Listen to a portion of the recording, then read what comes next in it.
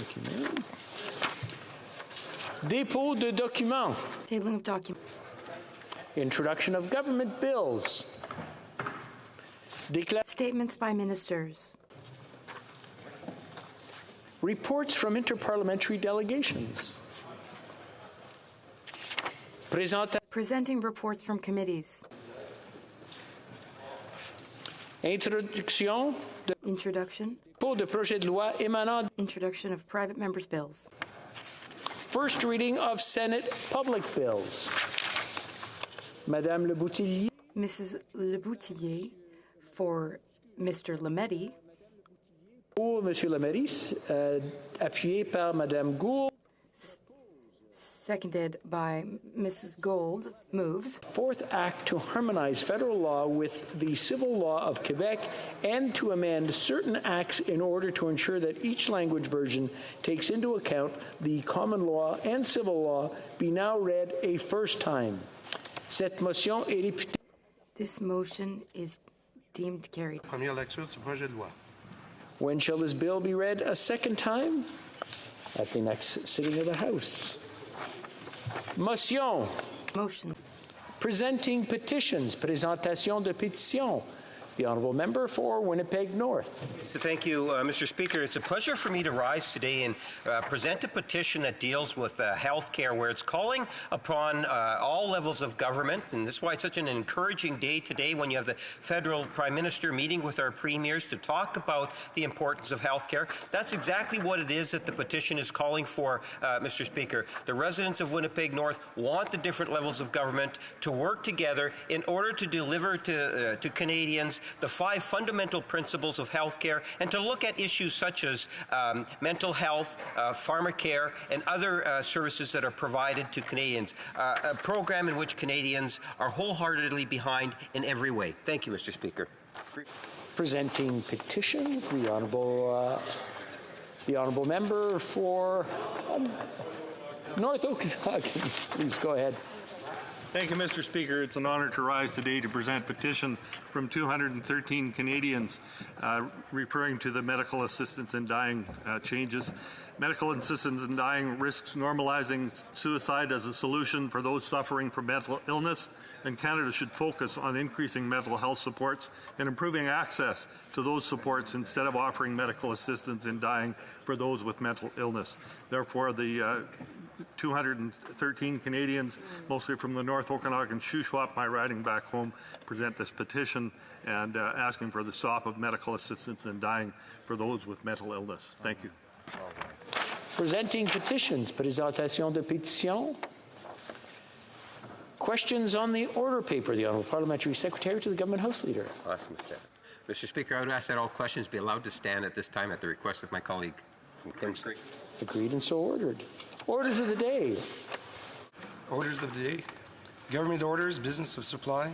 Consideration of an opposition motion on carbon tax standing in the name of Mr. Poilievre.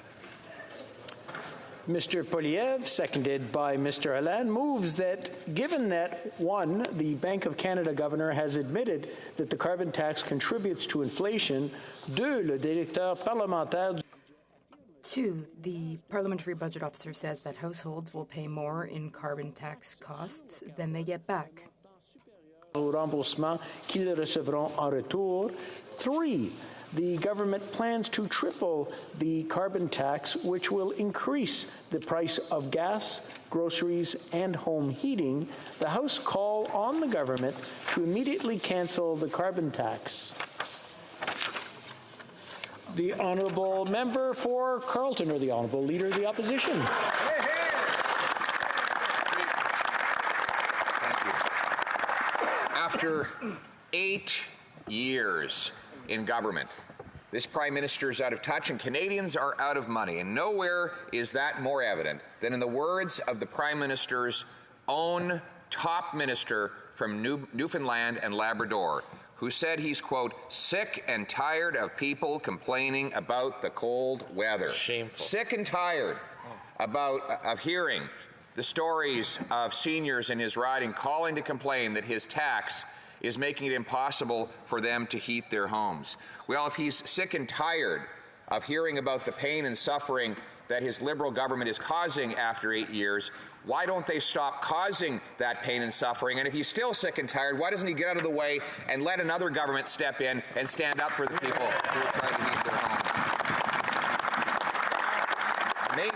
Maybe this out-of-touch Liberal minister needs to hear more, not less, of the stories of his own constituents. I'm reading an article from the government's own propaganda arm, the CBC, and I quote, "Diesel home heating fuels see significant price spike in unscheduled adjustment."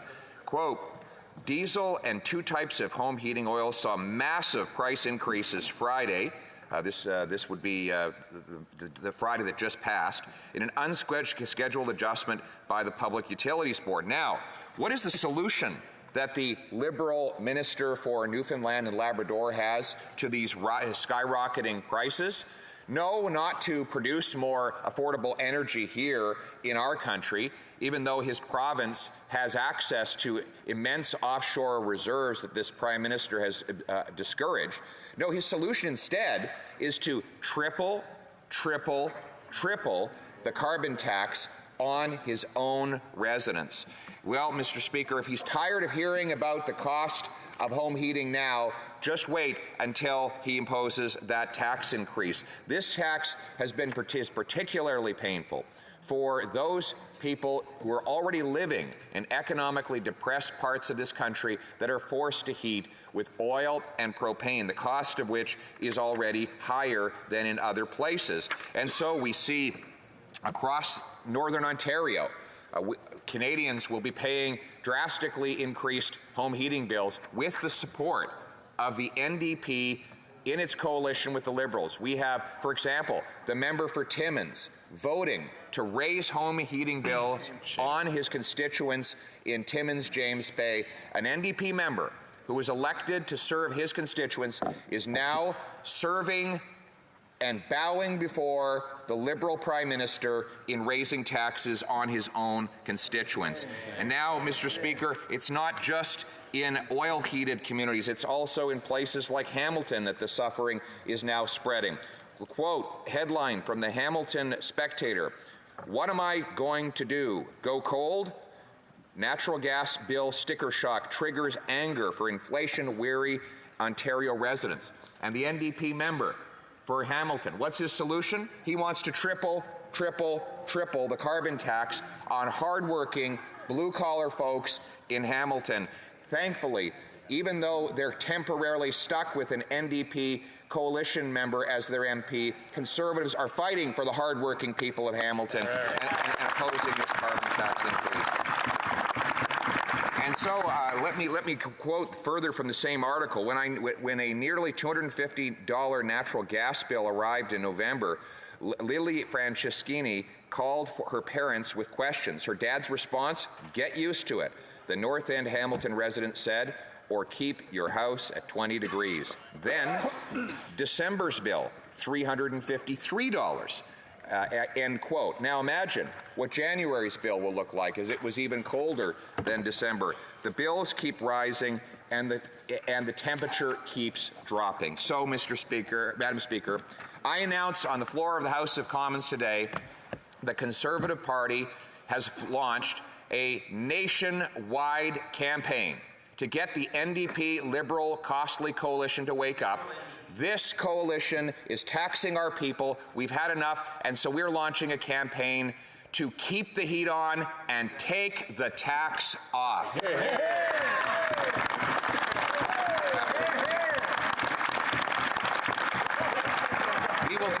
We will keep the heat on this costly coalition to take the tax off, not just so that heat becomes more affordable, but food. Remember, the carbon tax is actually a tax on the food that we eat. Why? Because when you tax our farmers who produce the food, and you tax the truckers who deliver the food, well, then you tax the food itself. Let me quote the data provided to me by a major mushroom farm just south of here, about a half an hour south of Parliament Hill.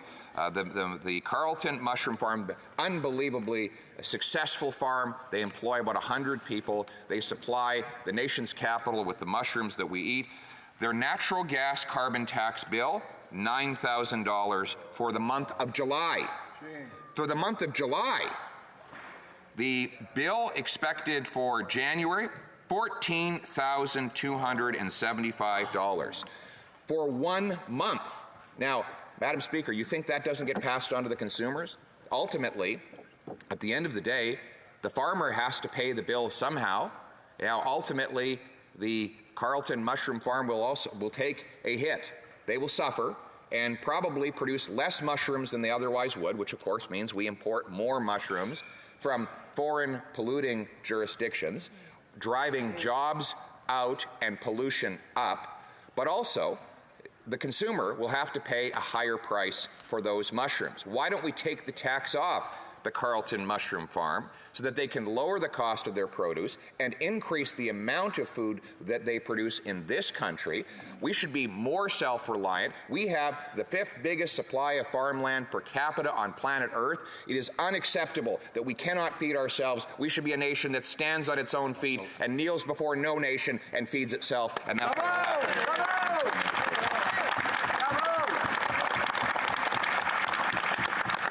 The pain and suffering is spreading across the land. We see, for example, the other day I was in the East End, Ottawa grocery store, and a cook walked up to me, and he said he's had to delay his retirement because after 8 years of this Prime Minister, inflation is at a 40-year high, and he cannot afford to retire on schedule. But the thing that really broke him up was that he can no longer buy the ingredients to cook at home that he uses at work.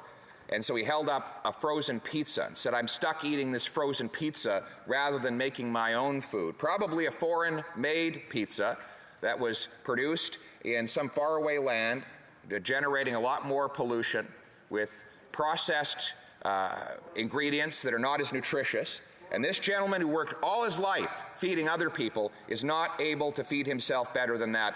That's because of the inflationary deficits and taxes that this government has imposed. Inflationary deficits and taxes that the honourable member for Calgary Forest Lawn, as my finance critic, has been fighting against, and that is why I'm so proud to be splitting my time with him, Madam Chair.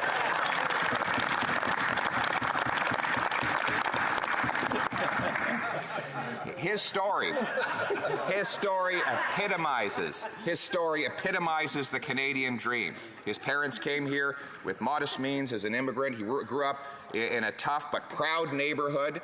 He went on to study finance, got a finance degree, and then went off and opened his own business, built homes to house our people, paid paychecks to other Canadians. You know what I'm so proud of?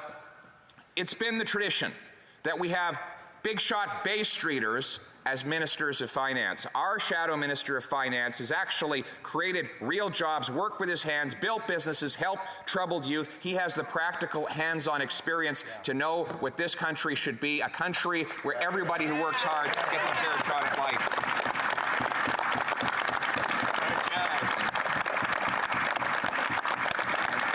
So when we get rid of the carbon tax, when we cancel the inflationary deficits, when we reform our tax and benefit system so that people bring home more of each dollar they earn, it is not just about mathematics. It is about restoring Canada's promise, a country where hard work pays off, where everybody gets out of the bed in the morning and contributes to their country, can make it better for themselves and their families. That is the country we're going to restore. Let's keep the heat on. Take the tax off. Now let's bring it home.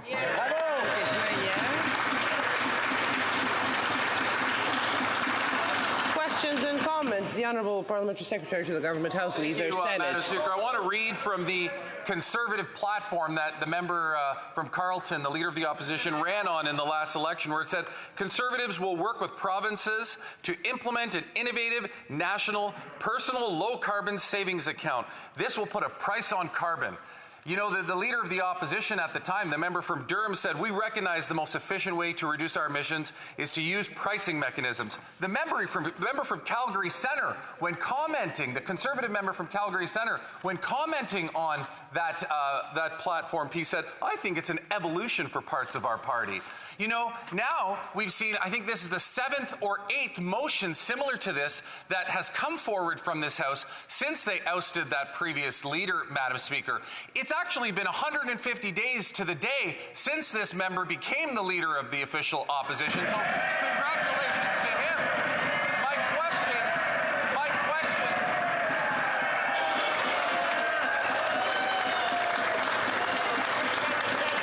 Can we allow the question to proceed? The Honourable Parliamentary Secretary. the only thing that outdid that applause, Madam Speaker, is when he said he was splitting his time with somebody else, which goes to show how trained the SEALs actually are. But in any event, Madam Speaker, my question to the member is, in 150 days, why has he not given a single idea to Canadians on what his plan would be for the... The Honourable Leader of the Opposition. Well, first of all, I want to thank the member for acknowledging the 150-day mark of my leadership. I'm just disappointed he didn't get me a nice present to honor me with the occasion. Maybe that question was the present, right? As he so often does, he lobs me these softballs across the way. You want some ideas, Madam Speaker? Here's some ideas. Why don't we use technology instead of taxes to fight climate change? Why don't we support our energy sector in pumping the carbon back in the ground through carbon capture and storage? Why don't we speed up nuclear power so that we can have more emissions-free electricity on our grid? Why don't we get out of the way of the people of Quebec and speed up the approval of future hydroelectric dams so that they can produce even more prodigious emissions-free electricity? There are some ideas that would actually protect our environment and our customers. Thank you. Questions and comments. The Honourable Member for Repentigny. Thank you, Madam Speaker. I noted that during opposition days, the Conservatives had 5 out of 8 days talking about the carbon tax. And every time, the Conservative solutions are always depriving the government of revenues. There are no real solutions that will make sure that household incomes will increase. Big companies, well, there's no solution for them to pay their fair share of taxes. There's no solution for them to lower their profit margins. So it's always the households that have to make the sacrifice. In this motion today, there's no measure to tackle the source of inflation, rather just help out big oil. Chef de l'opposition. The Honourable Leader of the Opposition. First, the member is wrong. She says that we've said nothing with respect to profits that are not justifiable for companies. Yesterday, we had a motion before the House to end profits that were not justifiable from McKinsey. We said no to those big Liberal government contracts to these companies when we had $1,500 contracts per hour. We are the ones who are tackling these subsidies to Liberal companies that benefit from Liberal gifts that are supported by the Bloc. We want to reduce taxes on the shoulders of everyday Canadians and not for big Liberal corporations. Honourable Member for Port Moody, Coquitlam.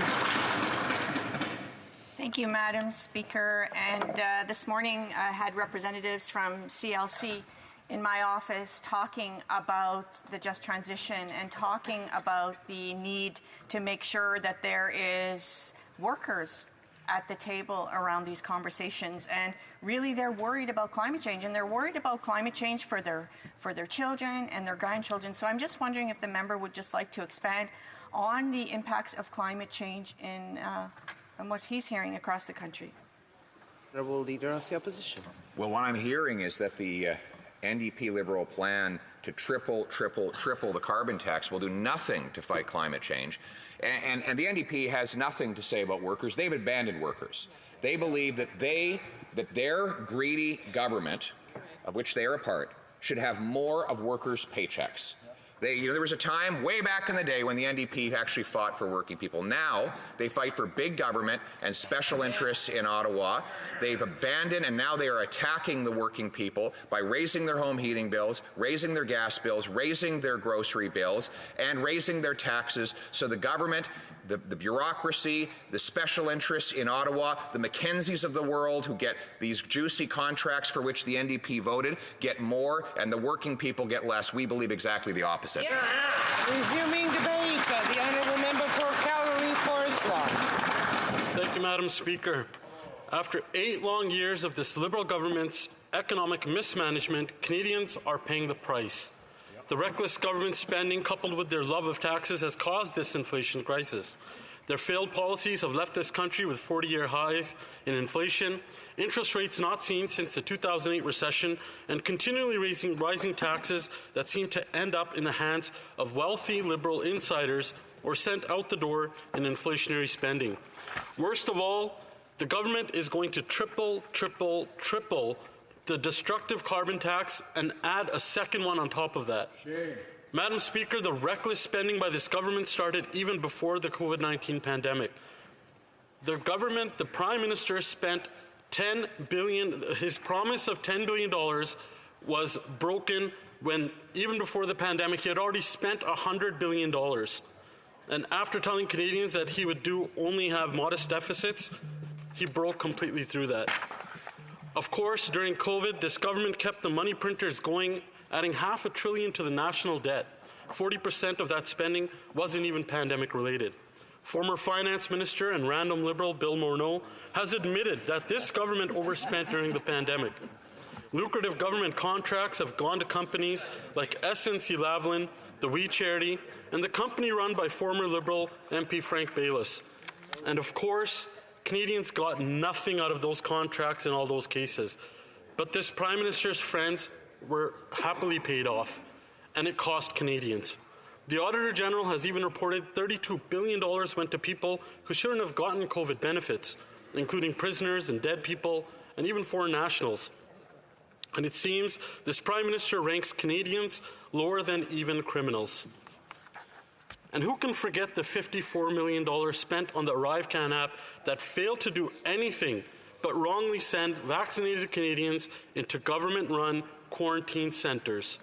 What's worse is these Liberals thought, why not add $15 billion a year in spending on contracts that go out to high-priced consultants who have personal connections to cabinet ministers and even the Prime Minister? And as the parliamentary budget officer once said, this is not keeping one's powder dry. Madam Speaker, the Bank of Canada's Governor, Tiff Macklem, has said that inflation is a homegrown issue. He admitted to the Finance Committee that this Liberal government's out-of-control spending drove up inflation that plagues Canadians today. He's even indicated that the 8 consecutive interest rate hikes were necessary because these Liberals can't help but spend. The former Bank of Canada Governor and future Liberal leadership candidate Mark Carney told senators that inflation is a domestic problem. And former Liberal Deputy Prime Minister and Finance Minister John Manley has said that the Liberal spending is working against the efforts of the Bank of Canada to control inflation. He added that Liberal spending is fueling inflation. Inflation has also been fueled by this Liberal government's adding tax increases after tax increases.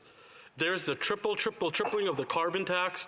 The new second carbon tax is coming this year, the payroll tax, and the undemocratic escalator tax on the drinks Canadians enjoy. When asked by Conservatives, the Bank of Canada Governor admitted that the failed carbon tax is driving up inflation. It's not hard to see why. While inflation caused by Liberal spending has made everything more expensive, the Liberals' carbon tax is punishing Canadians, businesses, and farmers for living their lives. Agriculture producers are dealing with higher prices for farm fuels, fertilizers needed to grow crops, and the feed they keep to keep livestock alive. We know that once tripled, the failed carbon tax will cost a typical farmer $150,000 a year. The agriculture industry could lose upwards of $50 million on fertilizer emission costs. And the price of natural gas will jump as the tripling carbon tax adds about 30 cents per litre. Businesses are taking on the higher costs of buying goods. paying for transportation, and paying for more refrigeration and storage. But if farmers and businesses want to survive in this Prime Minister's Canada, they have to raise their prices. At the end of the day, they still need to pay their employees, pay the rent, and pay for Liberal tax increases. When producers making the goods are forced to pay more, it costs more for businesses to buy, transport, and store goods. So it's not rocket science to see it costs Canadians more to pay for the gas, groceries, and home heating they need to survive in Canada. Madam Speaker, it is that cost of living that is the issue. 1 in 5 Canadians are out of money. They're skipping meals or accessing charity services just to meet their basic needs.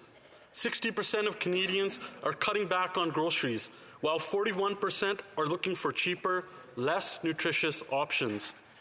The average rent for a 2-bedroom apartment across Canada's 10 big cities is over $2,000 a month compared to $1,171 a month in 2015. That's an almost 90% increase in rent. The average homeowner's mortgage payments have more than doubled since 2015, going from about $1,500 to more than $3,000 a month. Inflation on the interest on mortgages is up 18% year over year. It takes 60 to 70% of Canadians' paychecks to pay the mortgage, while inflation and the cost of living eat up the rest. And as we see skyrocketing home heating prices due to the Liberal government cancelling good, clean energy projects that could have been made here in Canada, we also see that the carbon tax takes up about 18 to 20% of everyday Canadians' home heating bill. When they triple the carbon tax, that will take anywhere from 40 to 60% of the bill alone just on carbon tax. 80% of variable rate mortgages have now hit the point where their mortgage payment is entirely just interest, and the bank has forced them to pay more to pay down the principal part of the mortgage. 45% of those homeowners on variable rate mortgage will have to sell their homes in 9 months. If you're living in one of the hot housing markets like in Ontario, you could lose 30% on the sale of your house if you bought it in the last 12 months. Madam Speaker, this carbon tax is a complete failure. It has failed to reach the Liberal emissions targets. In fact, Canada ranks 58th out of 63 countries in climate change performance. We rank lower than China and the US and just barely perform better than Russia. It is clear the Liberal carbon tax is not an environmental plan, it's a tax plan. If Canada is to succeed on the environment and in our economy, government needs to get out of the way and let businesses incentivize businesses and let them thrive. For decades, the private sector has been the innovators and developers of the technology that drives our economy forward. The right approach to addressing climate change is through technology and innovation, not tax. Yet, Liberals have crushed the entrepreneurial and innovative spirit and have even driven away investment. Since 2015, Canada has only seen a decline in investors wanting to bring their money to invest in our world-class businesses and industries, and because of uncertainty has caused this out-of-control Liberal spending, inflation, and taxation. We need to restore affordability and confidence to the Canadian economy. To do that, government is not and will not be the solution. Instead, it's time to fire the gatekeepers, cut the red tape, and end the punishing tax burden on Canadians. Canadian workers and businesses are ready to get this economy back on track, restore good paychecks for our workers, and reverse the damage caused by this Liberal government. On this side, we know that the only way out of this affordability crisis is to stop the crazy government spending and instead make more of what money buys. Affordable homes, affordable Canadian food, and affordable, responsibly sourced Canadian energy. At a time of crisis for Canadians, Conservatives and our Conservative leader are listening and ready to act. Canadians are ready too, but they need to get this government out of the way. It's time to end the inflationary spending spree, end the cushy Liberal contracts, and stop the tax increases. It's time to axe this failed carbon tax and let Canadians keep more in their pockets. Thank you, Madam Speaker. Questions and comments. The honourable member for Aurora Oak Ridges, Richmond Hill. Thank you, Madam Speaker. And I would like to ask a question about the price on pollution. We agree that the challenges facing Canadians right now are significant. And you have well explained the increases in prices over the last few months in fuel prices. I have, sorry, through the speaker, yes. And however, there has been no increase in the price on pollution in that period. So you're continually blaming it on this price on pollution, which is actually giving back more to most people than we are levying. So could you explain then why these prices have been going up over the last few months, even though there has been no increase in the price on pollution, and why you continue to blame? Before I give the floor to the Honourable Member for Calgary Forest Lawn, I just remind the Honourable Member that she should speak to the Chair. I haven't spoken anything. The Honourable Member for Calgary Forest Lawn. Madam Speaker, if you want to send a page over here, I can give the member a report by their own public budgeting officer that proves more Canadians don't get money back in their pockets. They actually get more taken out of their pockets. And the pain that she's talking about is caused by her government.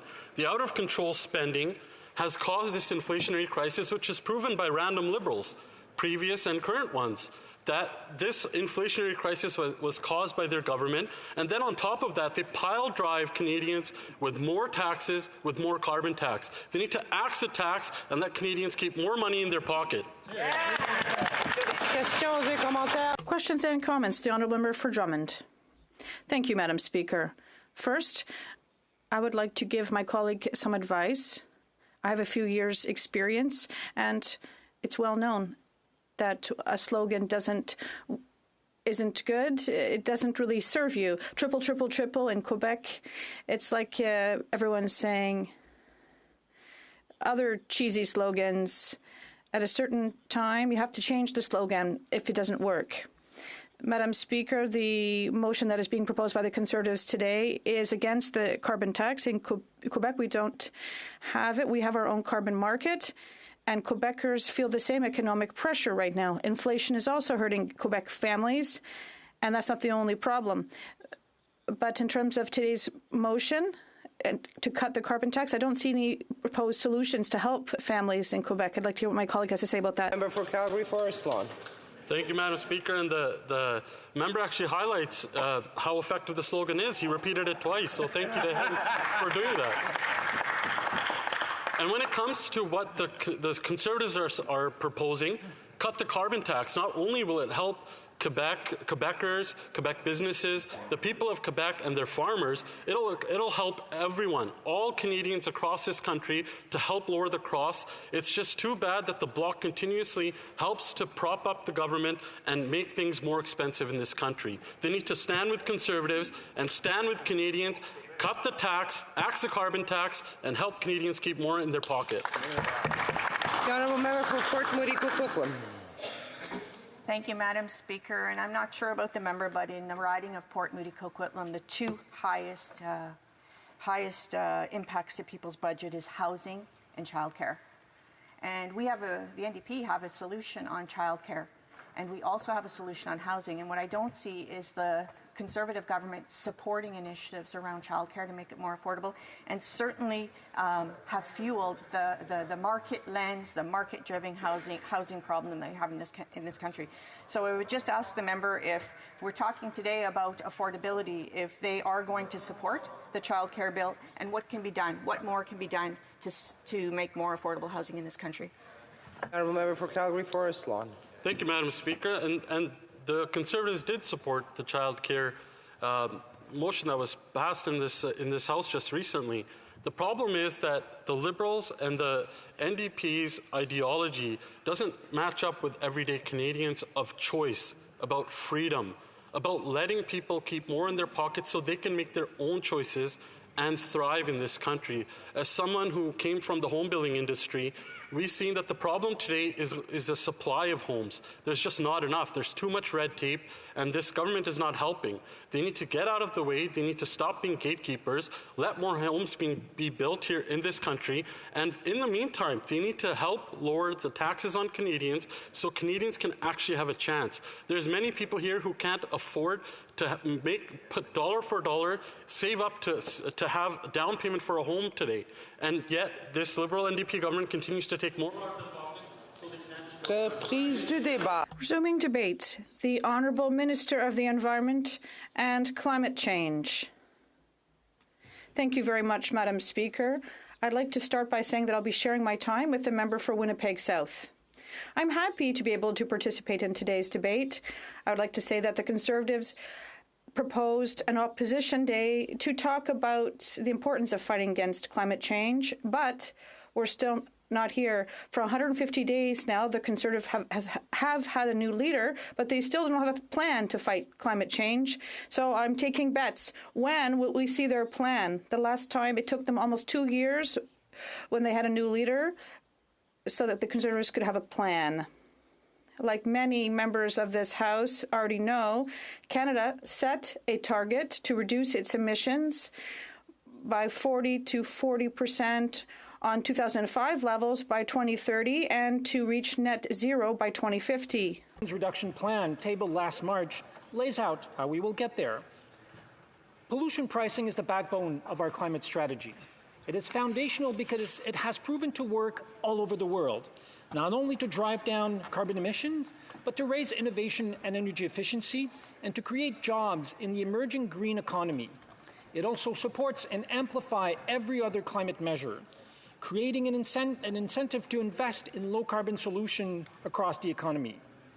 Conservatives used to know this. In fact, carbon pricing is the kind of market-based mechanism that earlier generation of fiscal conservative thinkers used to embrace. Gosh, many in the Conservative Party, including the leader of the opposition's own communication director, used to support carbon pricing. At least he did until he started working for the Conservative Party. Today's Conservatives are penny-wise, Madam Speaker, pound-foolish. They've been fighting climate action for years in Canada. Today, we face literally billions of dollars in cleanup and adaptation costs from extreme weather events that are stronger and more frequent because of climate change. The fact is, carbon pricing is central to our climate plan because it is the most efficient and lowest cost policy to reduce greenhouse gas pollution. And the cost of doing nothing is staggering. When we introduced carbon pricing in 2019, we were not only putting a price on pollution, we were putting in place the building blocks for the future we know we need for ourselves, for our kids and grandkids. Our approach has always been based on an ambitious but achievable set of standards. The federal baseline that gives provinces and territories the flexibility to implement their own carbon pricing systems. Setting the trajectory to 2030 provides certainty for Canadians and investors, and will be transformative in creating the incentive for the new technologies we need in industry and society. D'ailleurs, Madame la Présidente, nous venons tous... We have just come with an agreement to increase carbon pricing with the provinces and territories. With every province and every territory, we've negotiated carbon pricing that is more ambitious for the years to come. Press on this House just how foundational this price trajectory is to success of Canadians' low-carbon economy and the jobs that will come with it. Last fall at COP27 in Egypt, I spoke with Brian Vasso of Capital Power, one of Canada's largest private sector electricity producers.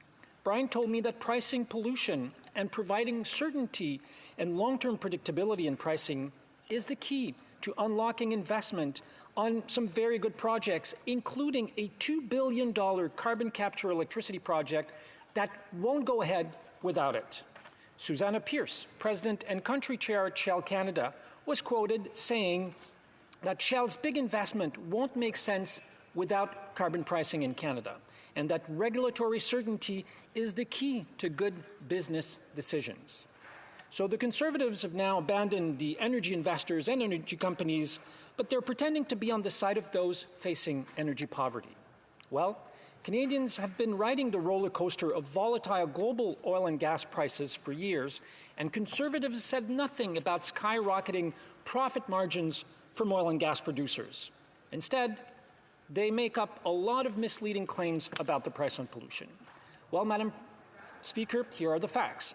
About 2/3 of the increase in what Canadians are paying at the pump is due to crude oil prices going up, largely because of Russia's brutal invasion of Ukraine. Another 25% of the price is the result of everything from provincial taxes to refining margins, which have increased by more than 110% in the last 2 years, Madam Speaker. That means, all told, 95% of the price of gas has nothing to do with the price on pollution. 95%, Madam Speaker. In fact, the price on pollution puts more money back in the pockets of Canadians, and it remains one of the best ways to fight climate change and keep our air clean. Stakeholders from across the country have told us that consistency and predictability are essential to unlocking investment in the low-carbon economy. We also know that businesses and industries are developing innovative technologies and approaches to reduce emissions. They need clear incentives and support to commercialize and put these technologies into practice. Carbon pricing creates these incentives without dictating a particular approach. It allows companies to decide how best to reduce their emissions. What's most galling is the lies of omission, the things left unsaid, like those quarterly climate action incentive payments that go directly to Canadians' household in backstop provinces every 3 months. For the first time, households in 3 Atlantic provinces will receive quarterly climate action incentive payments totaling hundreds of dollars a year, and the first rebate payment will come in July, the same month that the fuel charge will take effect for the first time, Madam Speaker. The vast majority of households will never be out of pocket, with lower and middle income families benefiting the most. Starting next July, a family of 4 in Nova Scotia will receive a climate action incentive payment of $248 every 3 months. In Prince Edward Island, it's $240 per quarter, and in Newfoundland and Labrador, it will be $328 every quarter. For an Ontario family of 4, the quarterly payment will be $244 starting in April. In Manitoba, next year's quarterly payment is $264 every quarter. In Saskatchewan, $340. And in Alberta, a family of 4 will receive $386 4 times a year, Madam Speaker. In total, 90% of fuel charges proceeds are returned directly to Canadian households through the climate action incentive payments. The rest will be returned to businesses, farmers, and Indigenous peoples through various federal and provincial programs. I would like to say 2 things about the affordability factor, because I know how concerned Canadians are about household budgets in these times of inflation. I hear every one of your concerns, and I share them. Rebate payments come directly to household every 3 months, and 8 out of 10 get more than they pay. Equally important is the hard fact: doing nothing on climate change will cost us far more. The Parliamentary Budget Office recently estimated the cost to the Canadian economy of $25 billion per year by 2025, Madam Speaker, if we go about business as usual. Eh bien, le statu quo n'est pas une option, Madame. Business as usual is not an option. Some will say that we can just go back and pretend that climate change isn't happening. Well, you'd probably have better luck buying cryptocurrency. Our goal is to keep life affordable while developing a clean economy with good jobs and safe communities. A stable, affordable and predictable price on pollution is an essential element. Thank you, Madam Speaker. Questions and comments? Questions et commentaires. The Honourable Member for New Brunswick Southwest. Thank you very much. Madam Speaker, this minister, as well as the Liberals, like to pretend that energy prices and gas prices in particular, it's like the weather. They're not responsible for it. They blame Russia. They blame everything else. But I'm going to give the minister an example and ask him to respond to it. My riding, New Brunswick Southwest, is next to the state of Maine. And almost every day, the price in gasoline is 50 cents different. It is cheaper in Maine than it is in New Brunswick. All the gasoline comes from the refinery in St. John, New Brunswick, so it's not that, like, the Americans are producing cheaper gas from another source. This difference is all tax, and every year that gap is growing because of the Liberal carbon tax. The minister needs to own up to it. The carbon tax is meant to make prices higher, and it's working. Madame la Ministre.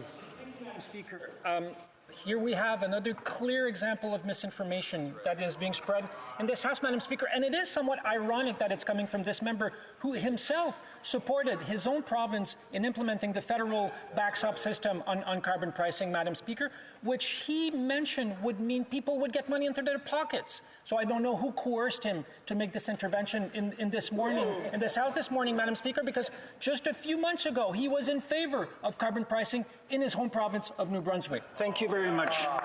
The Honourable Member for Repentigny. I didn't quite hear, Madam Speaker. Oh, thank you, Madam Speaker. I would like to thank the Minister for his speech.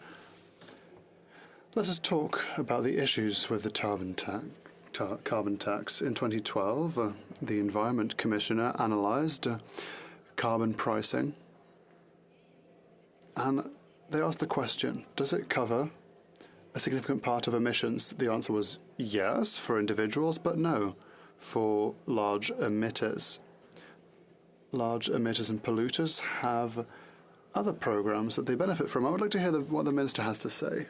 I would like to correct this part of the carbon tax. The Honourable Minister. Thank you, Madam Speaker. I would like to thank my colleague for her question and for her activism on the matter. I would like to remind her, however, that 10 years ago we were not in power. It wasn't our carbon pricing system that was being proposed. It was the Harbour government's proposal. One day they were for, one day they were against, the next day they were for again. And once again, we see the same old tune from the Conservatives. I'd like to remind the member that our carbon pricing system was commended by the IMF and other institutions as a model to follow in order to fight against climate change. If only 2/3 of the countries of this world were to adopt a similar system, the world would have met its Paris agreements. East. Madam Speaker, and I thank the Minister for his comments. Of course, we are under siege with the climate crisis. From British Columbia, we experience extreme weather, from fires to floods. Lives were lost and damages to the untold millions of dollars. What, of course, is needed is not the solution that the Conservatives are proposing to not address the climate crisis through carbon pricing. What we need, of course, is for the government to take on big oil. So the minister supposedly came from the environmental sector. Why is he not taking this on and imposing a windfall tax for big oil? They made a record profit last year of $147 billion. Why are we not taxing them to address the climate crisis? The Honourable Minister. Madam Speaker, I thank my honourable colleague for her question, and I can reassure her I do not supposedly come from the environmental sector, Madam Speaker. I am from the environmental sector. I have the arrest record to prove it. But we have put in place a number of measures to tackle the emissions of the oil and gas sector. In fact, our emission reduction plan that was presented last March is the first time in the history of this country where we have set trajectory for emission reduction for the oil and gas sector. We are working on a number of different elements of regulations to tackle the emission of the oil and gas sector. We have eliminated international fossil fuel subsidies just before Christmas, Madam Speaker, and we're working with the party of the member opposite on eliminating those subsidies in Canada. In the first half of this year, we will be doing this 2 years earlier than all of our G20 partners who've committed to eliminating those fossil fuel subsidies by 2025. Resuming debate, the Honourable Parliamentary Secretary to the Minister of Environment and Climate Change. Well, thank you, Madam Speaker, and indeed it is a privilege to rise today to participate in this important debate on carbon pricing. Climate change is one of the most pressing issues of our time, and carbon pricing is the backbone of our government's climate plan, as the Minister has just said. Madam Speaker, in recent years, climate change has had unprecedented effects on Canadians. Impacts from climate change are wide-ranging, affecting our homes, cost of living, infrastructure, health and safety, and economic activity in communities across Canada. The latest science warns that to avoid severe impacts of climate change, the most severe, greenhouse gas emissions must be reduced significantly and urgently to hold the global average temperature rise at 1.5 degrees. We know that farming in particular faces these impacts. As noted in the Canada's Changing Climate National Issues Report, agriculture is highly sensitive to climate and faces risks from extreme weather events. And the costs of these events can be enormous, Madam Speaker, in the billions of dollars. Climate change is already increasing the likelihood and severity of droughts in Canada, and we need to act now to reduce our emissions alongside our global partners and avoid even worse impacts. On March 29, 2022, Madam Speaker, our government released the 2030 Emissions Reduction Plan, outlining how Canada will meet our 2030 target of 40 to 45% below 2005 levels and the path to net zero emissions by 2050. The plan builds on a strong foundation, starting with Canada's first ever national climate plan in 2016, and then our strengthened plan released in 2020. Carbon pricing is central to these plans because it is the most efficient and lowest cost policy to reduce greenhouse gas emissions. Canadians and businesses understand that putting a price on carbon pollution spurs the development of new technologies and services that can help reduce their emissions cost effectively, from how they heat their homes to what kind of energy they use to do so. Our government has established a globally recognized pricing system that is encouraging decarbonization across the economy, Madam Speaker, while also putting money back in the pockets of the average Canadian household. Our approach is flexible. Any province or territory can design its own pricing system based on local needs, or they can choose the federal pollution pricing system. The federal government sets minimum national stringency standards, called the benchmark, that all systems must meet to ensure they are comparable and effective in reducing GHG emissions. If a province decides not to put a price on carbon pollution or proposes a system that does not meet these standards, the federal system applies. On November 22nd, 2022, our government announced the provinces in which the federal carbon pollution pricing system will apply for the 2023 to 2030 period, as well as the funds that will be returned to households in each province that has the federal fuel charge. Again, Madam Speaker, carbon pricing systems in Canada are designed to maintain competitiveness and position Canada as a leader in the global low-carbon economy. Businesses and industries are developing innovative technologies and approaches to reducing emissions. They need consistent, predictable policies and strong incentives and supports to put these technologies into practice. The multi-year carbon pricing regime established by our government creates those incentives without dictating any particular approach. It lets businesses decide how best to cut their emissions. Federal and provincial carbon pricing systems for industry are designed to ensure that there is a price incentive to reduce emissions, spur innovation, and encourage the adoption of clean technologies while maintaining Canadian industry competitiveness vis-à-vis global competitors. The federal approach to carbon pricing is designed to maintain the consistency demanded by industry and investors while prioritizing affordability for Canadians, including farmers. Most households in jurisdictions where the federal fuel charge applies end up with more money in their pockets than what they paid. When federal fuel charge proceeds are returned directly to these households, 8 out of 10 families actually get more money back through the climate action incentive payments than they faced in increased fuel costs. In 2023, for example, quarterly climate action incentive payments for a family of 4 will increase to $386 in Alberta, $264 in Manitoba, $340 in Saskatchewan, Madam Speaker. This is the prairie economy that I come from, and those payments will be made quarterly. Families in rural and small communities, Madam Speaker, are also eligible to receive an extra 10%. And I'd like to emphasize that farmers continue to have significant relief from carbon pollution pricing under the current federal approach. While farmers are key to reaching Canada's climate targets, Canadian farmers are not being required to face the challenge on their own. Indeed, emissions from livestock, which represent the majority of greenhouse gas emissions from agriculture, are not priced. There is also no carbon price on the gasoline and diesel used in tractors and other farm machinery, just as fishers do not pay the price on fuel for their vessels. Greenhouse operators also get 80% relief from the fuel charge on natural gas and propane used to heat their greenhouses. Recognizing that many farmers use natural gas and propane in their operations, our government has also established a refundable tax credit for farming businesses operating in provinces where the federal fuel charge system applies.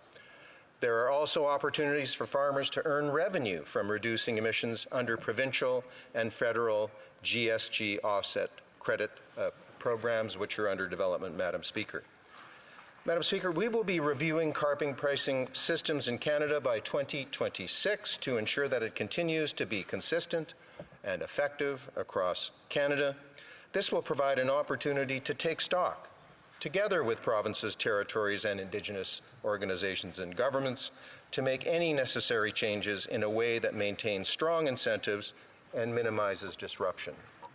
Agricultural producers are key partners in the fight against climate change and are already taking action to improve the sustainability of their operations. Our government is making other significant investments to support this. For example, Madam Speaker, we are investing $470 million in the Agricultural Climate Solutions On-Farm Action Fund to help farmers adopt sustainable practices such as cover crops, rotational grazing, and fertilizer management.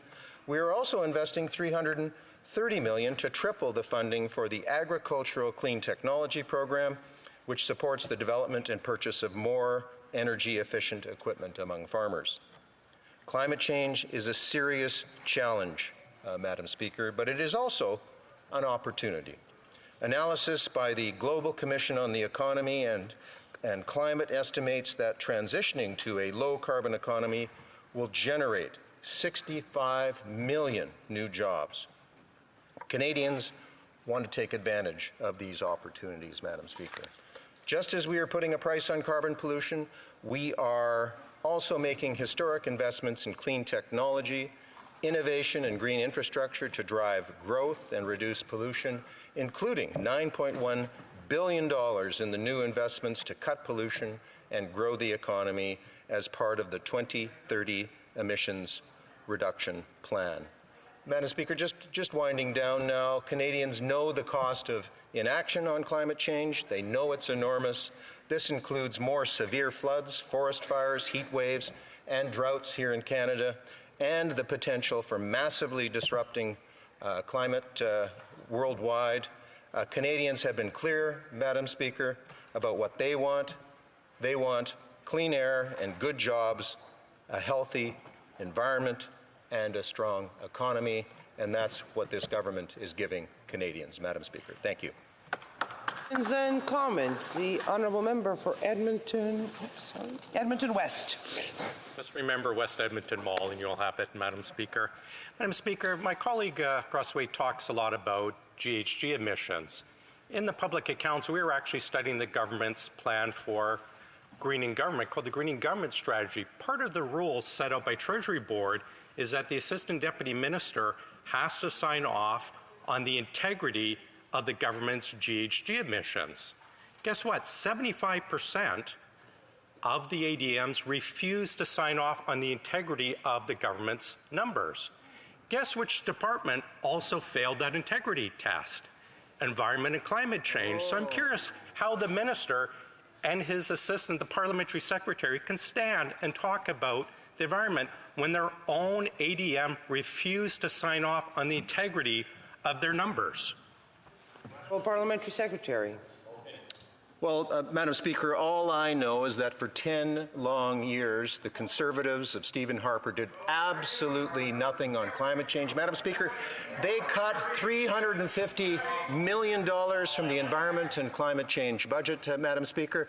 But we're investing in the economy of the future, Madam Speaker. $9.1 billion in our emissions reduction plan on top of the $100 billion we've already invested in climate change. We're making a difference, Madam Speaker. Our emissions going down, our economy is being built for the future, for our kids and grandkids. The Conservatives have no plan for climate change, no plan for affordability, and certainly no plan for building the economy of the future.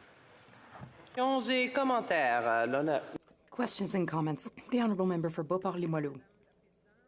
Thank you, Madam Speaker. Inflation is caused by over 20 factors, including labor shortages. Some McKinsey members suggested encouraging those 65 to 74 to return to work if they had already retired. Pensions are fixed incomes. Pensioners are, in fact, the most impacted by inflation. So here's my question.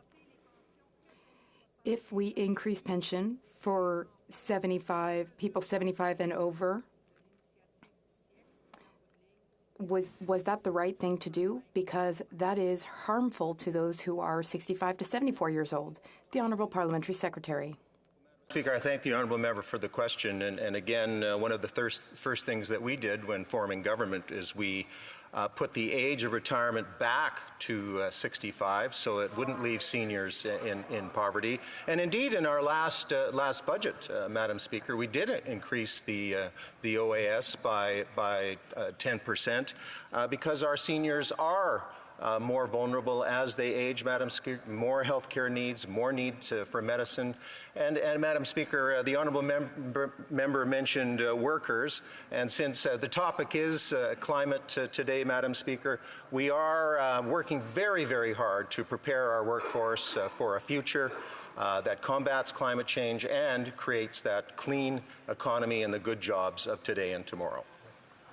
Questions and comments. The Honourable Member for Saanich-Gold-Highlands. Madam Speaker, to my honourable friend, the Parliamentary Secretary, he said in his speech that emissions are going down. I've seen no evidence of that. We had a dip during COVID, but the expectation is that our emissions will go up. We have, since 1990, the worst record in the G7. Our emissions continue to climb upwards more than any other country in the G7. At the same time, subsidies are increasing as things disguised as climate action. When the Liberals throw out the numbers for how much is spent on climate action, it includes carbon capture, utilization, and storage, which is a subsidy to the fossil fuel industry to produce more oil by getting what they couldn't otherwise reach, by shooting carbon dioxide down deep wells. We're seeing an increase in subsidies by wasting $21 billion. And a reminder, a billion is 1,000 million. It's not just a little bit more. $21 billion on the Trans Mountain Pipeline, which the honourable member will remember the Prime Minister promised in the 2015 election he would never approve. That's just the tip of the iceberg. The Honourable Parliamentary Secretary. Well, I want to thank the honourable member for her question and for her advocacy and for her friendship, Madam Speaker. Madam Speaker, we are turning the Queen Mary, as they say. The Conservative government of Stephen Harper did absolutely nothing on climate change for 10 long years. We're reversing that trend, Madam Speaker. We're investing billions of dollars in climate action and into the new economy. And Madam Speaker, we are eliminating fossil fuel subsidies. We've eliminated 6. We're on our way to eliminating 9. And we need to use every tool in the toolbox to reduce our emissions, Madam Speaker, including carbon capture. Resuming debate, the Honourable Member for Repentigny. Thank you, Madam Speaker. This motion before us today, the Bloc Québécois will not support it. That shouldn't come as a surprise. This motion, though, warrants being deconstructed, taken apart. I'd like to show you some aspects that, unsurprisingly, are not in the text of this motion. So before I tell you about the environmental concerns that in 2023 should always be at the forefront of our discussions, I would like to, in fact, call out the official opposition's approach. If you want to have conversations, have them in the lobby. Thank you. Honorable député. The honourable member. So I'd like to call out the colleague from Calgary Forest Lawns approach. I feel that using the Bank of Canada and the Office of the Parliamentary Budget Officer for this motion is misleading, and it's a manipulation tactic that I think should be called out. The motion says the Governor of the Bank of Canada has admitted that the carbon tax contributes to inflation. But you know, this inflationary trend we're experiencing is not caused by the carbon tax. The carbon tax is a necessary, essential measure which will change the behavior of everyone in Canadian society and help us move toward a net zero future. Canada has committed to reaching net zero by 2050. That is Canada's international commitment. Do I need to remind this House of that? Currently, the global economic climate is the perfect storm for the difficult economic cycle that we are living through. Oversimplifying inflation in this way is irresponsible, and Canadians deserve higher quality debate. Mr. Speaker, Madam Speaker, it is a truism to say that a tax will contribute to inflation. If we are justifying our positions, then we need to cite the set of factors and circumstances in the economy which contribute to inflation. But that's not what we're witnessing today. The official opposition seems to ignore all sectors of the global economy which have been upended by the pandemic and related domino effects of that. And I'll spare you the full list of factors which contribute to inflation, which include, of course, the war in Ukraine. Then there's point 2. The Parliamentary Budget Officer says that households will have to spend more than they get back for the carbon tax. That is sort of sloppy and misleading. The Conservatives knowingly garbled the PBO's analysis in order to make their point. The PBO's analysis is about net costs for households in 2030, the year the tax will reach $170. The PBO evaluates the tax implications, that is, the federal levy and GST, and also analyzes the economic implications, that is, decreased income as a result of the levy. Oh, and I forgot to say that I'll be sharing my time, Madam Speaker, with the member for Avignon-Lamitis-Matane-Matapédia. Next, when the PBO assesses the tax implications alone, then we can determine that the majority of households, especially in provinces, in backstop provinces, will receive more in rebate than what they pay in the carbon tax. And even when you consider the economic implications with the fiscal implications, the net costs will have a progressive impact. The tax will affect different households differently based on their spending on goods and services. Households with higher emissions and higher income households will pay more in carbon tax than lower income households. So it is supremely and manifestly false to claim that now, in 2023, households will pay more than they will get back in rebate. That will only be true in the 2030 fiscal year. The Conservative motion, what it seeks to do, first and foremost, is to cancel an essential action in Canada.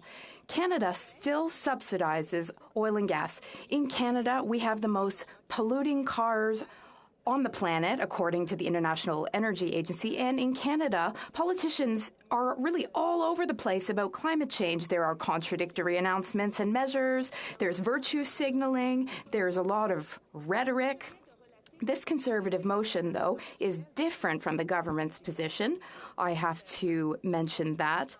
But let's talk about the reality of our situation. Climate change is real, and the Parliament has a duty of transparency toward voters, toward Canadians. Now, I'm no fool. I don't believe in miracles, but I do think it's important to publicly remind everyone of our responsibility, our duty to be transparent. The Conservatives just want to support the oil and gas industry. That's their true priority. above and beyond all else. And the Conservative Party's demagogic, populist approach is plain as day. The carbon tax wouldn't even harm major emitters because the government has exceptions set aside for them to cushion the blow, mitigation measures, so it wouldn't be too hard on them. Exxon, Imperial Oil, has $74 billion in profits, and the government doesn't want them to suffer too much, wants to cushion the blow for them. The Conservatives, in their desire to cancel the carbon tax, seek to help the oil and gas industry. And canceling the carbon tax would be the #1 best way to make sure that Canada continues harmful behaviors and harmful actions and doesn't address climate change. I feel that the Conservative Party doesn't want to do anything to help Canadians reduce their reliance and dependence on oil and gas. The Conservative Party doesn't want to support any public policy for energy efficiency. So I don't expect the Conservative Party to support any of the solutions put forward by the Bloc Québécois, which would have a direct impact to help with, for example, the Bloc Québécois suggests adjusting the old age pension, as well as building social and community housing to meet the needs on the ground. We also suggest improving the energy performance and efficiency of hundreds of thousands of commercial buildings and supporting policy for energy efficiency to decrease our dependence on oil and gas. We also want to tax record profits, even if it's just temporary. But I'd like to draw a link now, an example of cigarette manufacturers. The British Medical Journal did a mega study of 100 studies on tobacco. And that study was very helpful in decreasing cigarette use and tobacco use. So it was positive, and that's the type of thing that really helps people change their behaviors. This is an example of how we could change our behaviors when it comes to climate change.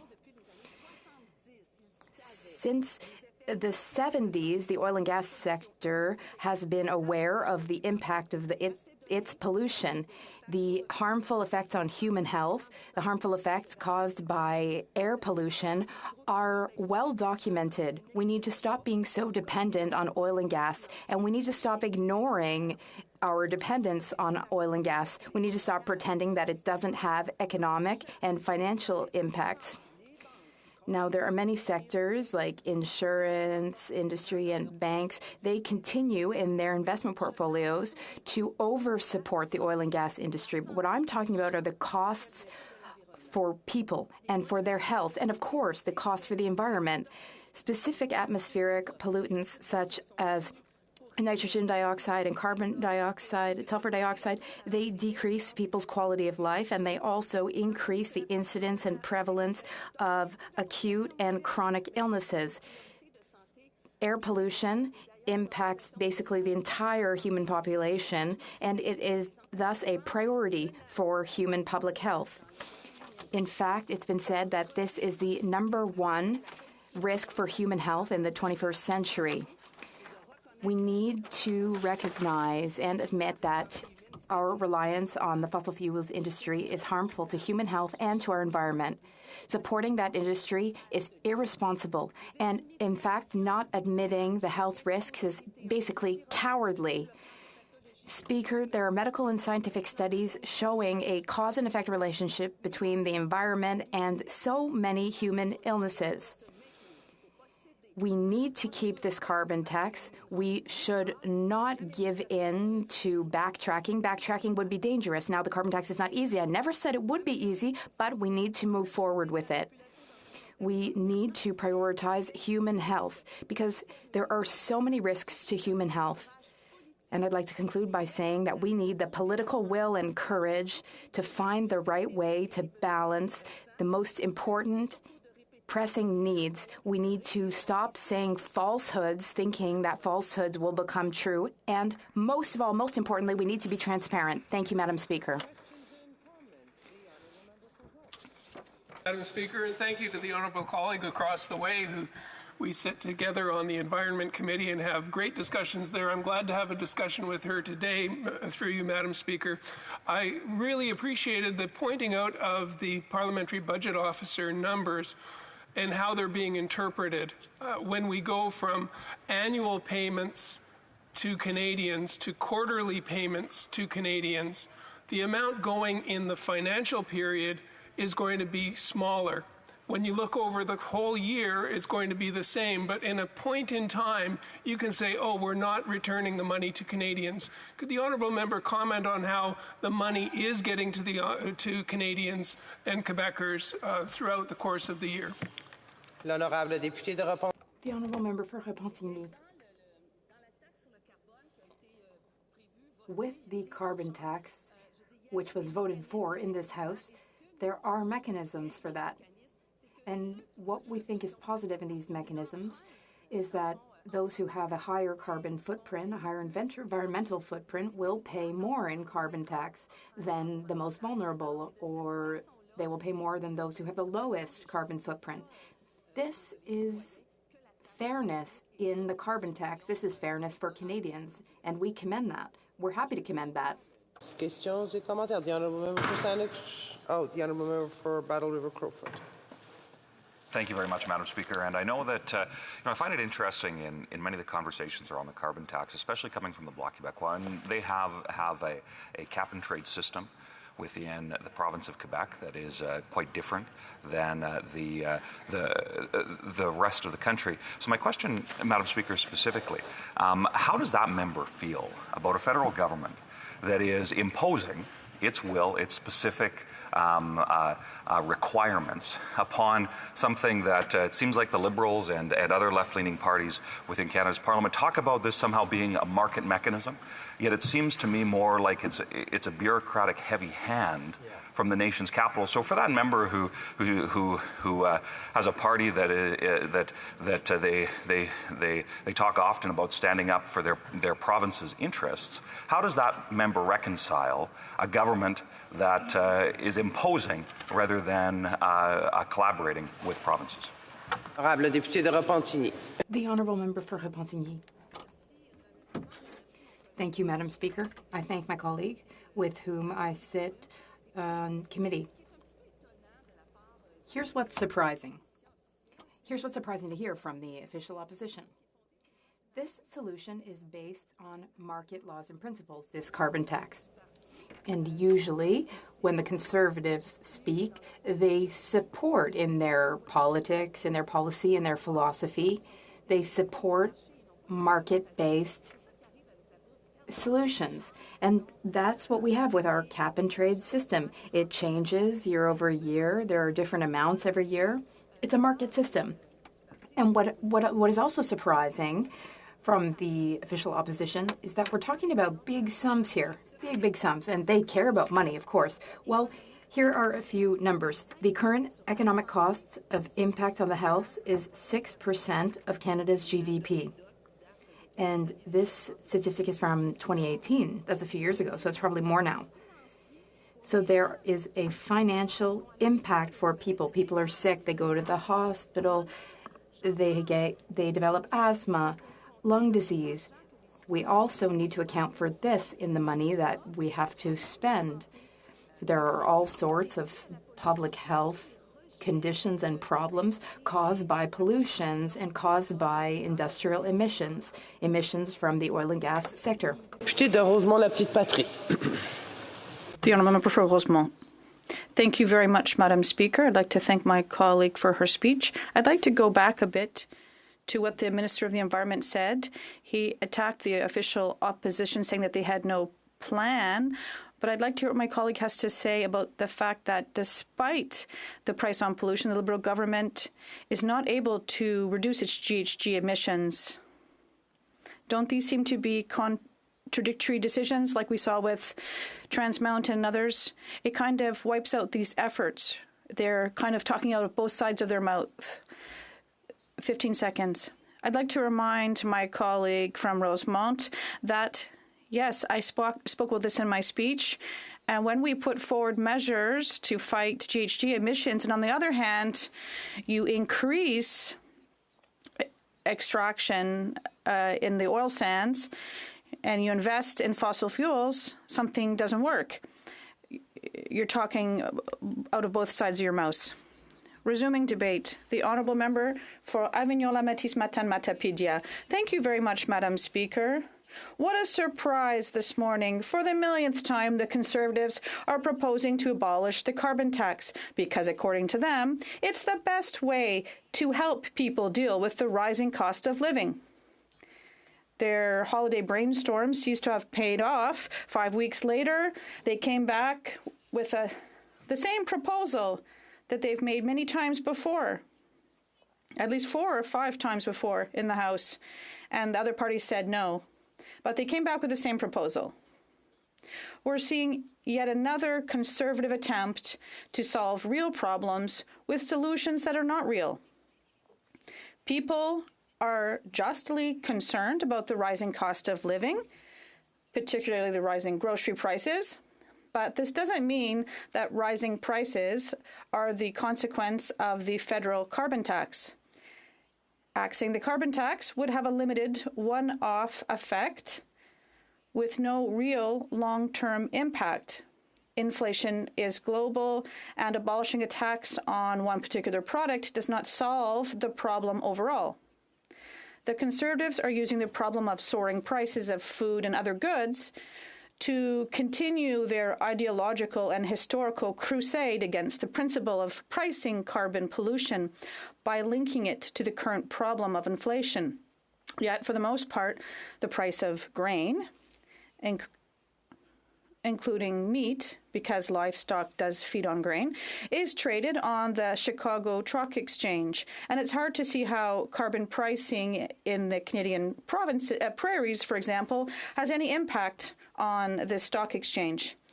Yet, of all the tools available to fight global warming, which today's Conservatives say they want to fight, pricing is probably the public policy approach that is the most compatible with their political philosophy. It is a market-based solution and not direct regulation.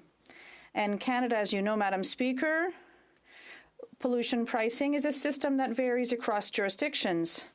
Provinces and territories either adopt a pricing system tailored to their needs, or they follow the federal system, which includes a levy on fossil fuels and a performance-based system for industries. Note that this federal pricing system does not even apply to Quebec. And I'd be curious to hear my Conservative colleagues explain how axing the carbon tax would allow Quebecers to save money, because I must admit I don't really understand that one. If, as the Conservative claim, the federal carbon tax was responsible for this rising costs, inflation would have been higher in provinces where it exists than where it doesn't, and that's not the case. The wording of the Conservative motion sounds serious. That's true. But when you look at it a little closer, you realize it's not necessarily the case, as happens all too often with Conservative motions. Point 2 states that the PBO says that households will have to pay more for the carbon tax than they will get back. And it only takes one reading of this document to understand that the Conservative motion misrepresents the results of the PBO's analysis of the federal carbon pricing. Contrary to what Conservatives say, the carbon tax is not currently causing a loss for 60% of households for 2031 at a price of $170 per ton. Moreover, the tax remains progressive because of the rebate. Lower-income families will actually receive a net gain. Currently, 80% of households receive more in compensation than they pay in carbon tax, including all low and modest-income households. And that's how it should be. Inflation has mainly affected the necessities of life in 2022. Housing up 8.7%, food up 9.8%, gas up 28%. Versus 5.3% of a general price increase without energy and food, which take up a disproportionate share of low-income households' expenditures. The problem with the carbon tax is more at the level of companies. SMEs are penalized while the largest emitters benefit from carbon carbon cost relief programs which are designed to encourage increased hydrocarbon production. The price of oil and gas, which has soared due to international tensions and the war in Ukraine, has been entirely captured by oil companies, which posted record profits in 2022. Exxon, Imperial Oil, made an unprecedented $58 billion US in profit, 74 billion Canadian, and this is unprecedented. But curiously, the Conservatives are not proposing to tax these excess profits or redistribute them to those who pay the highest price. Why not? It seems this could help the people cope with inflation. Why should we let oil companies make billions on the backs of poor people who are struggling to pay their housing, groceries, and electricity bills? Late August, UN Secretary General Antonio Guterres denounced the greed of big oil and gas companies, which are making outrageous profits on the backs of the poorest at a massive cost to the climate. The Conservatives propose instead to exempt them from paying the carbon tax in their motion today.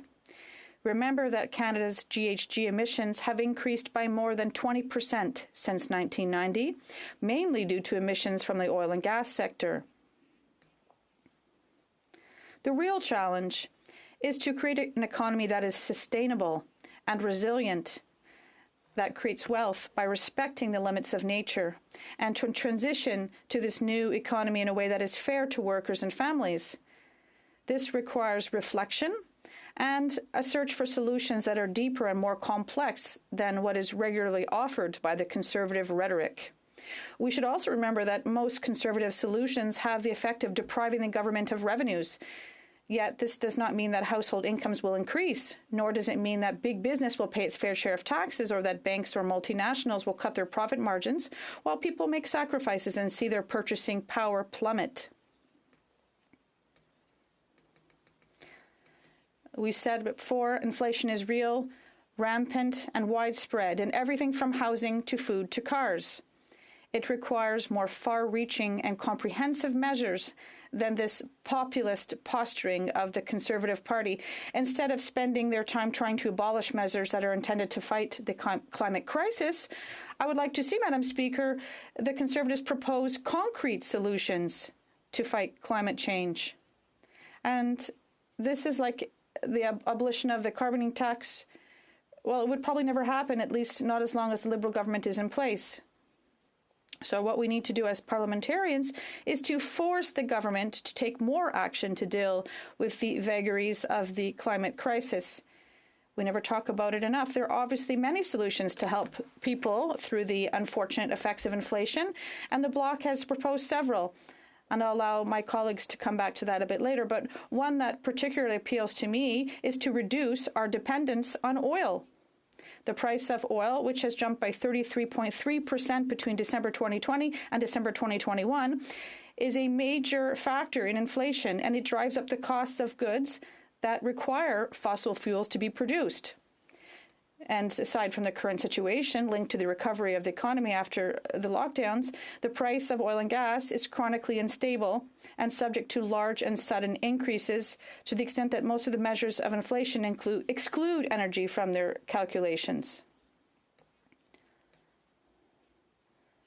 There's little that can be done to limit the price of oil and its fluctuations. We need to be less exposed to such variations by reducing our dependence on oil and gas and accelerating our transition to renewable energy. In concrete terms, we need to accelerate the energy transition to protect our economy from sudden rises in the price of fossil fuels, and this can be done in several ways. And I invite the Conservatives to choose their favorite method. We could move to electric transportation, energy-efficient renovations. We could support companies that want to switch from oil and gas to renewable energy, or simply redirect financial flows to green economic development. There are many options, and these would have a real impact on people's wallets. Another easy solution, and I think many parties of in this House would appreciate it, is to consider fairness and tax the ultra-rich, particularly companies that are making record profits. I think that this solution, which has been mentioned several times, could be the right one, and I would ask the Conservatives to come back with a better solution that will help our problem. Thank you. Questions and comments. The Honourable Member for Kings Heads. Thank you, Madam Speaker. I'd like to thank my honourable colleague for her remarks here today. I mean, her and I have had contrasting views in terms of the importance of Canadian oil and gas sector in terms of overall prosperity, including in her home province, where the revenues of that industry actually help contribute to a lot of the social good, not only in Quebec but in Nova Scotia. But my question to her is actually around Quebec's energy future. Certainly, estimates suggest that we have to double our electricity generation across the country. That would also be the case in Quebec as well, in terms of that energy future that she talks about. I'm curious on what her view is, Quebec specific, what she would like to see her province do in terms of generating and doubling electricity in her province, whether it's more hydroelectricity, whether or not she's open to the idea of nuclear energy, or where that might fit in terms of what her view is for Quebec so that they can position themselves as a province in the days ahead. The Honourable Member for Avignon-Lamatis-Matane-Matapédia. Thank you, Madam Speaker. My colleague's question is very interesting. It's the type of things that we decide at the National Assembly in Quebec, but what we're doing here, well, I would ask the federal government to take some inspiration from what we're doing in Quebec. We've been looking at green energy for quite some time and renewable energy. And obviously, like all other countries, we have to move towards this. But I think we can do better. When I hear my colleague talk about some profits helping people in other areas, well, we have to look at all of the harmful effects of climate change, the impact it has on people's health. And people will be paying a higher price in coming years, so we have to watch those type of comments. Questions and comments. Questions et commentaires. The Honourable Member for Workton Melville. Just this morning, I had a great meeting with the CLC and talked about the issues around just transition.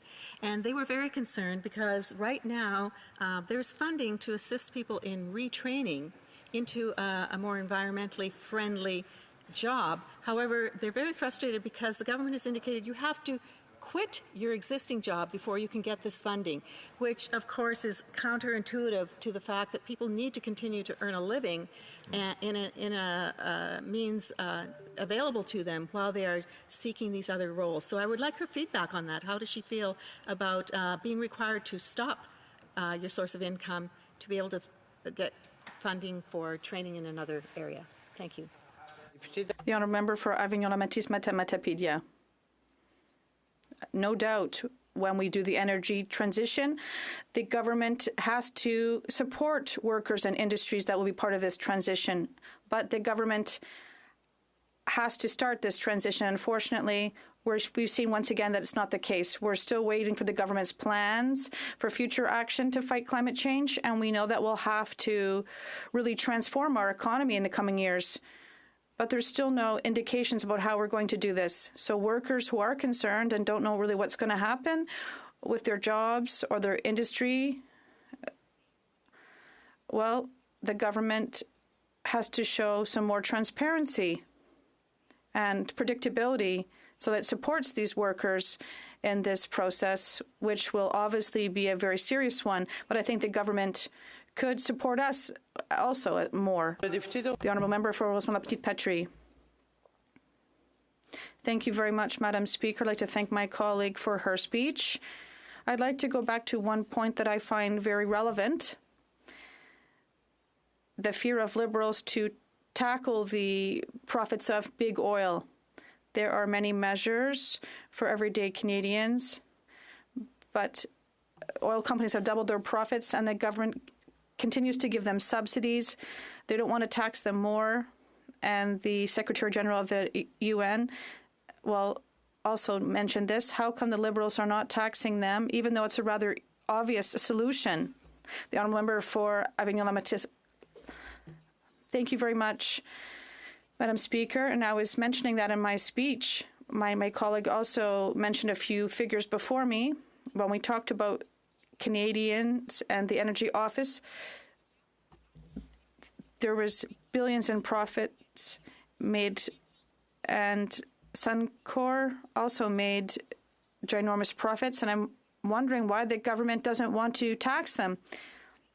What we saw in the past is the government is having a hard time making decisions that are tough. They don't want to go against industries that have enormous pressure on them. And they have a hard time making these decisions because they know no matter what they do, they'll have the support of the NDP. So how come they put themselves in such a tricky situation? They're happy with their agreement with the NDP that will save them in all their decisions, but that's my answer to my colleague's question. The honourable member for Esquimalt, Saanich-Stuk. Well, thank you very much, Madam Speaker. I'm really pleased to rise today to speak once again on the important topic of climate change. Unfortunately for the Conservatives, I think we've had 5 motions about the carbon tax, and not a single motion about climate change. 7? I stand corrected. 7 motions on the carbon tax, and not a single one actually talking about the problem of climate change. We know that even if we had stabilized climate change in 2015, the costs already would have taken $25 billion off GDP growth in Canada. So the economic costs of not acting on climate change are quite large. And really, if we can talk about economic costs all day long, then we need to talk about other direct costs like fires and floods. We need to talk about healthcare costs, increased lung problems, asthma problems. We need to talk about the results of fires in terms of smoke and water quality, for drinking water quality, as toxins are released into the atmosphere and end up in our drinking water. In all of those things, we also need to talk about the actual losses suffered by families and individuals. We had a huge heat dome in British Columbia and across Western Canada in 2021. And in the week from June 25th to July 1st of 2021, the BC Coroner's Office estimated there were 619 heat-related deaths. 619 families lost loved ones as a result of an event which the Columbia University School of Climate Studies studied very carefully and laid squarely at the feet of climate change. It said there are 2 factors that caused that heat dome. One was the disruption of the jet stream, and the other was the warming of oceans and the warming of the soil in Canada. And so instead of expecting something like a heat dome once every 100 or 200 years, now the climate school at Columbia University says we need to expect those kind of events once every 10 years. During that week, the village of Lytton set a new record for temperature in Canada, 49.6 degrees Celsius. And the next day, after setting that record, a wildfire swept through the town, killing 2 people and destroying the entire town of Lytton. More than 200 homes were lost. So we can talk about large numbers in climate change, but when we actually look at what happens to individuals, to families, and to communities, and what will happen increasingly often as climate change proceeds, it seems misdirected to spend all our time talking about a carbon tax. Misdirected for, I think, 2 very good reasons. One is, again, as I said, the larger impacts of climate change cost far more than any climate-related carbon tax. And I haven't even talked about things like the drop in agricultural yields that are coming up, the loss of fisheries that are coming up, all of these things that we see on the horizon as a result of climate change. But instead, Madam Speaker, I forgot to say at the beginning that I was splitting my time with the member for Vancouver East. As the member knows, I almost forgot to rise to speak altogether, so I apologize for that. So when we're talking about the Conservative motion today, the Conservatives continue to repeat and bring back their slogan, which I hesitate to repeat myself, that has something to do with something tripling. But in fact, we know that nothing is actually tripled. And in fact, we know that where families will face increasing costs directly through fires and heat-related costs, we know they'll also face it in terms of increased insurance premiums for their home insurance as insurance companies attempt to recover their losses from these climate disasters. But in fact, if we look at the increase in the carbon tax, which is designed to reduce our emissions and has been proven as one of the most effective ways to do so, on April 1st of this year, the tax will increase from $50 per ton to $65 per ton, and I don't see any system of math where that's a tripling. And when we look at the increase of the tax on per liter of gas, it goes from 11 cents a liter to 14 cents a liter. Again, there's no tripling there, but also that's way less than the inflated profits that the oil companies have been squeezing out of all of us during this climate crisis. So focusing on the carbon tax seems misdirected at best, especially when over half the households in Canada aren't affected for things like home heating by the carbon tax. So in British Columbia, we have a different scheme that operates in British Columbia. So taking the carbon tax off home heating wouldn't do anything to relieve costs for British Columbians or Quebecers who also have a different scheme. And in fact, we know, again, a little, I guess I'll call it politely, sleight of hand with figures. We know that right now, 8 out of 10 households get more back in their rebates than they pay in carbon tax. And the Conservatives like to cite a Parliamentary Budget Office report, which is talking about 2030 and talking about estimates of what might be happening 7 to 8 years from now. And so again, the tripling and the figures that are being used here are at best inaccurate. So what has the NDP said about things like home heating costs? And this time of inflation, that's certainly a great concern. When one of the times these motions came forward, I can't remember which, we asked the Conservatives to accept an amendment to their motion to support removing the GST of home heating for every household in Canada. And they refused.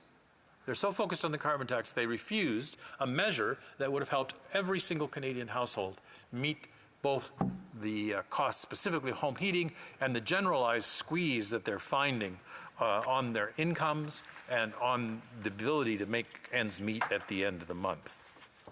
Now, in his opening speech on this motion today, the Leader of the Opposition talked about nuclear power, and I've heard some other members in this House, including some on the government side, talking about nuclear power as if it somehow provides some kind of solution to climate change. And that it would be a good way, the member for Carleton said, to combat emissions. Well, let's take a look at that backward-looking rear-view view of the world. Nuclear power is far too expensive and far too slow to provide any solutions to our emissions crisis at this time. We need to reduce emissions right now. And the average time to construct a new nuclear facility, the average planning time, is over 10 years. So from start to finish, 10 years. And we know when you factor in construction delays that the actual time for a new nuclear plant to come on line around the world now is about 15 years. That's way too late to address the climate crisis that we're in now. And if you look at the costs, let's say we'll ignore that and nuclear power were to go ahead. What does it cost to build nuclear power as opposed to renewables? And if you take the all-in costs right now, the best figures I could find for solar and wind power, including the cost of storage and the cost of the networks that you have to build, it's about $2,000 per kilowatt hour of production for renewables. And that's dropped 69% over the last decade. Technology is improving, and with economies of scale, the costs of renewables continue to drop each and every year. Over the past decade, nuclear costs, in contrast, rose 25%. In that same period, they increased by 25%, and there's no indication that those costs will drop anytime in the future. And so now, if we're talking about large-scale nuclear power projects, the costs are estimated at over $10,000 per kilowatt hour. That's 5 times the cost of renewables. That's 5 times as much energy you could produce for the same investment from renewables over nuclear. And of course, you could do it now instead of in 10 to 15 years.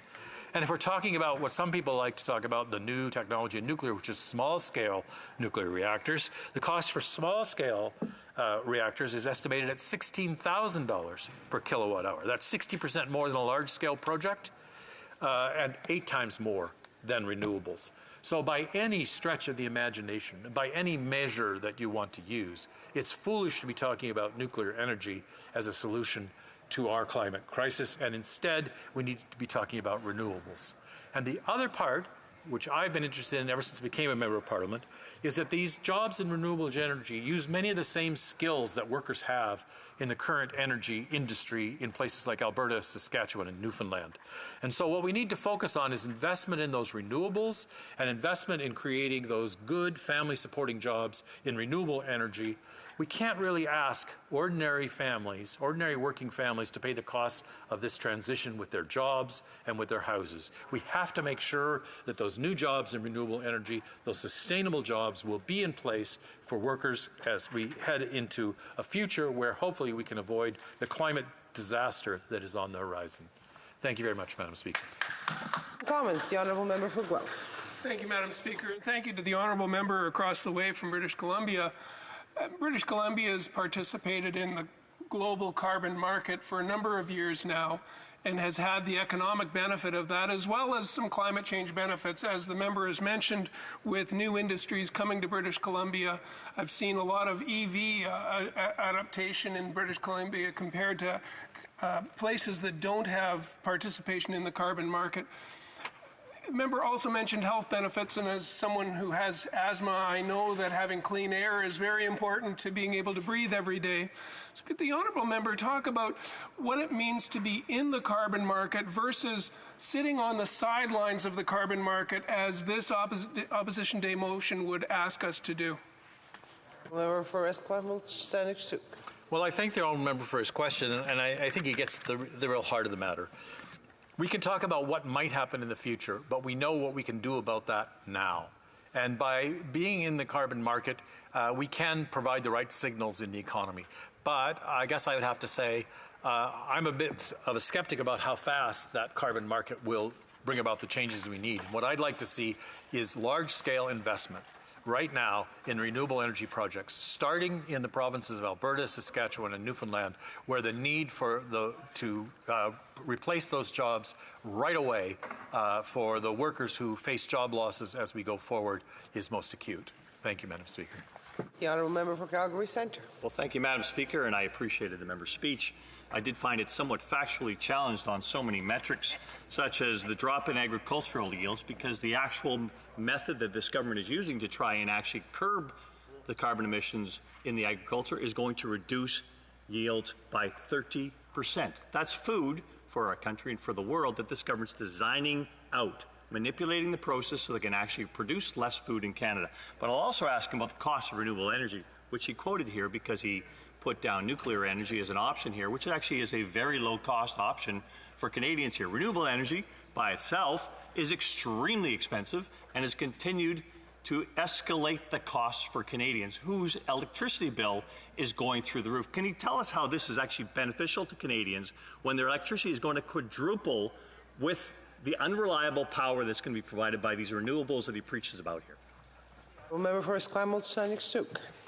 Well, again, Madam Speaker, my most charitable comment is that it's looking in the rearview mirror to say that renewables are extremely expensive and unreliable.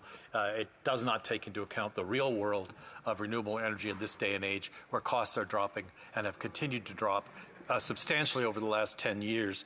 And we will see very soon that there are many economies around the world that will be shifting completely to renewable energy and away from fossil fuels, and Canada needs to get on that bandwagon.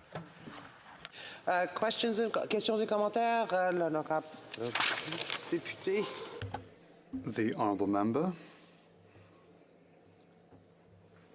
The Honourable Member for Terrebonne.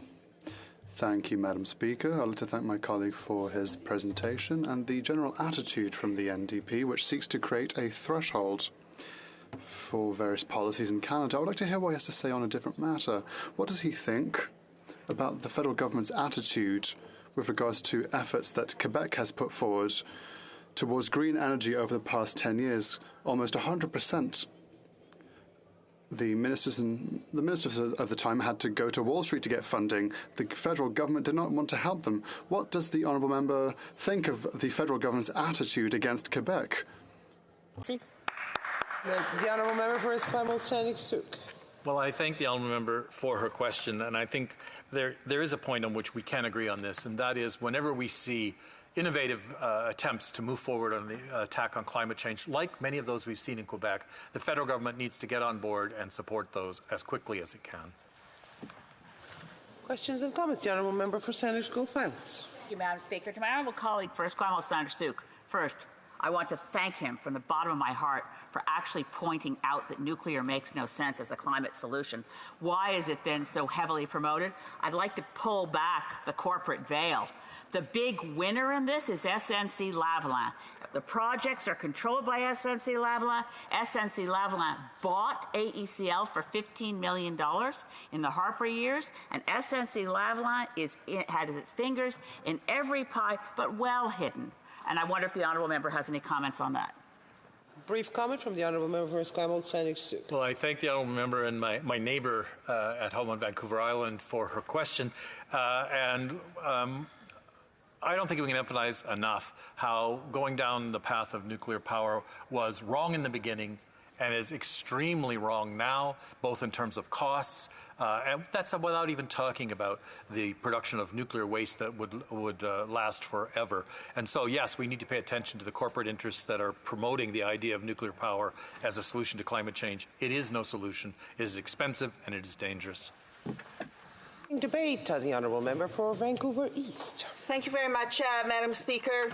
I'm happy to enter into this debate today, and there is no question that people are struggling to pay for the rising cost of living, on groceries, on housing, on energy, you name it, they are struggling, while billionaires and big corporations are getting richer more than ever.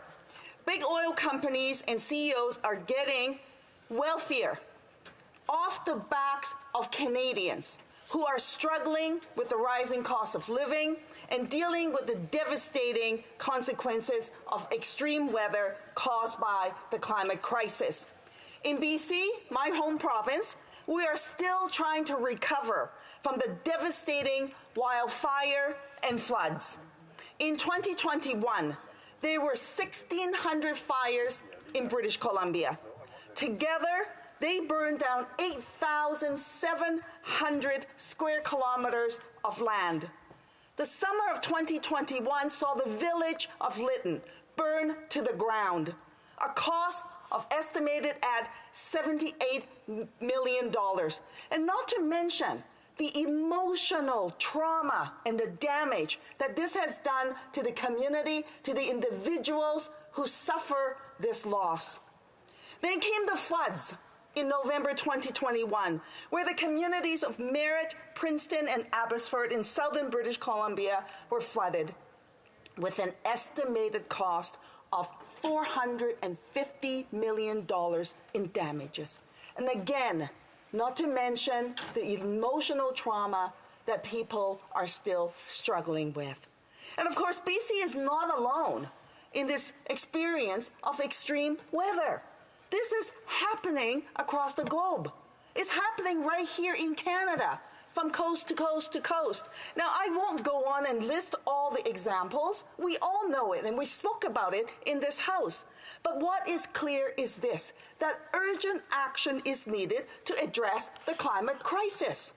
Now, the Conservatives are choosing to close their eyes, turn a blind eye to this reality. And to be clear, carbon pricing is revenue neutral. So all revenues are returned to the province or territory in which they are generated. Households receive 90% of revenues raised from the fuel chargeback through a direct rebate. And these rebates are paid back quarterly in my own home province in British Columbia. There's also an additional supplement available to people who live in small and rural communities. Now, the PBO has estimated that 8 out of 10 households will receive more back in rebates than they pay in fuel charges. The Conservatives claim that 60% of households incur a net loss is based on the PBO estimates of the economic impact of the federal carbon pricing in 2030. That's 7 years from now, just to be clear and to put that on the record. And those estimates incorporate a projected loss in economic efficiency from carbon pricing, but do not attempt to account for the economic and environmental costs of the climate crisis.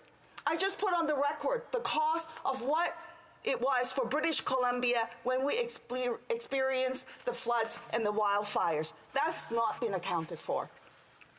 Looking at the direct fiscal impact only, the same PBO report found that, and I quote, for the vast majority of households in the backstop provinces, their rebates exceed their carbon costs.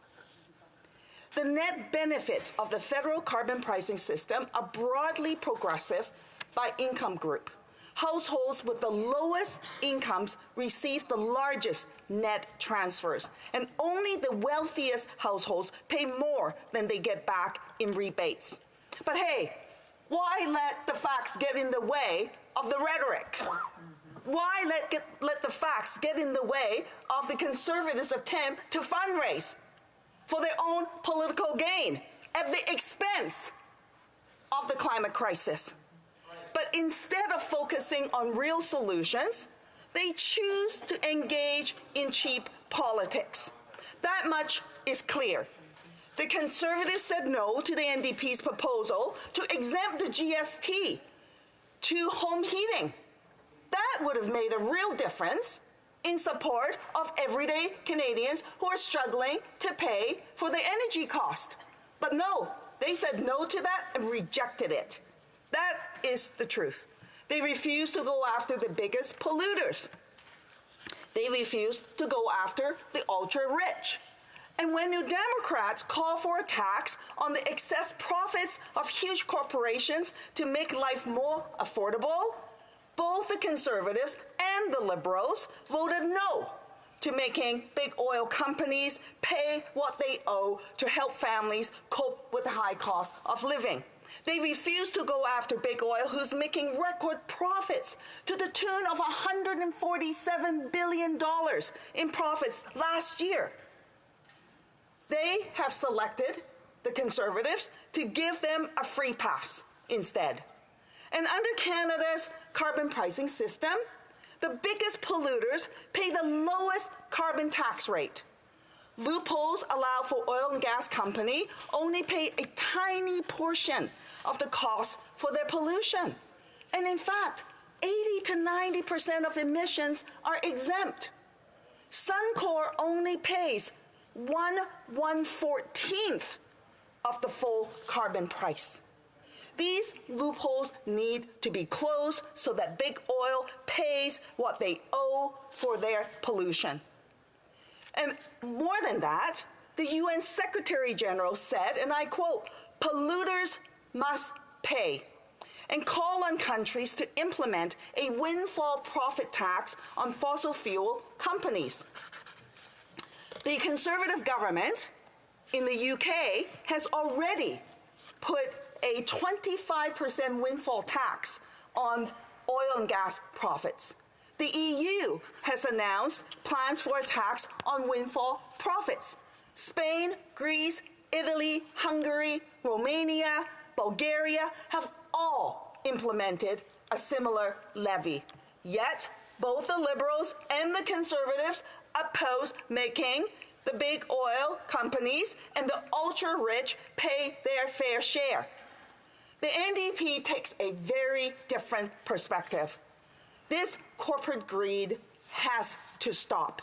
Families are struggling, and one way to make them help them to tackle the high cost of living is to put in a windfall tax on excess profits for the ultra wealthy. Both the Liberals and Conservatives need to step up and support the people across this country. They have voted against the NDP's motion on excess profit tax for the ultra-rich to help struggling families. It makes no sense. And the federal carbon pricing system, by the way, only applies to provinces and territories that do not put a price on pollution or do not meet the federal standards. So across the country, Quebec, to my colleagues, Nova Scotia, Newfoundland, Labrador, the Northwest Territories, British Columbia, and New Brunswick all have their own carbon pricing solutions that they have already put in place. So that means what the Conservatives are talking about with their rhetoric actually would not help those provinces and territories. The leader of the Conservatives claimed that he's there for the working people, and we've heard it today just in his speech. The working class. What do they want? They want the government, they want the Conservatives to support the fight against greedflation. They want that action. They want to see a windfall tax or excessive profiteering tax for the ultra-wealthy CEOs. They want real solutions and not just slogans. Divisive rhetoric and fear-mongering will not help the struggles that people face every day. And Mr. Speaker, I would be remiss if I don't point this out. The offensive comments that came from the leader of the Conservatives when he said and called my riding, and I quote, hell on earth. It is despicable that he will use that language to describe any riding in this country. Of course our community is struggling, and we are struggling, but you know what, Mr. Speaker? We have people in our community who's working every single day, putting their lives on the line to support the people in the community. And for the leader of the Conservatives to call my riding hell on earth is despicable, and he needs to apologize. Questions and comments? Question et commentaire. The honourable member for Moose Jaw, Lake Centre, Lanigan. Thank you, Mr. Speaker, and thank you to the member from Vancouver East for her intervention. Could the member please share her thoughts on the following? The Prime Minister has stated numerous times in this House that the government is putting a price on pollution. Actually, Mr. Speaker, the NDP Liberal government is actually putting a price on people, not on pollution. Why does this member punish the people of this nation with bad policy instead of supporting technology that would reduce emissions and actually make a difference? For Vancouver East. Well, first off, the member is wrong. There is no coalition government. The NDP is not part of the Liberals. We are there to support, in conjunction with a supply confidence agreement, but we don't sit in cabinet. We're not there at that table. If it was an NDP government, we will have different policies. That is to be sure. Now, on the issue around the climate crisis, I think the member did not hear what I said about the climate crisis. I invite him to come to British Columbia to see the aftermath of the fire and the floods of what's going on. They can continue to be climate deniers, or they can step up and actually make the wealthy pay and get the big oil and gas company pay their fair share so that we can really fight the climate crisis and support Canadians in their everyday struggles. Questions and comments? Question et commentaire. The honourable member, the honourable parliamentary secretary to the government House Leader. Thank you very much, Mr. Speaker. I certainly admire the member's passion for putting a price on pollution. You won't hear an objection from this side of the House that that is the only way to go. And I think, if I'm quoting her right, she said, quote, polluters must pay, end quote. Yet, I can't help but reflect on the fact, Mr. Speaker, that the NDP has been supportive and plans to vote in favor of Bill C-234, the act to amend the Greenhouse Gas Pollution Act, which specifically removes a price on pollution or the carbon tax from certain sectors. Can the member explain why, if she's such a huge fan of pricing pollution, she would vote in favor of Bill C-234?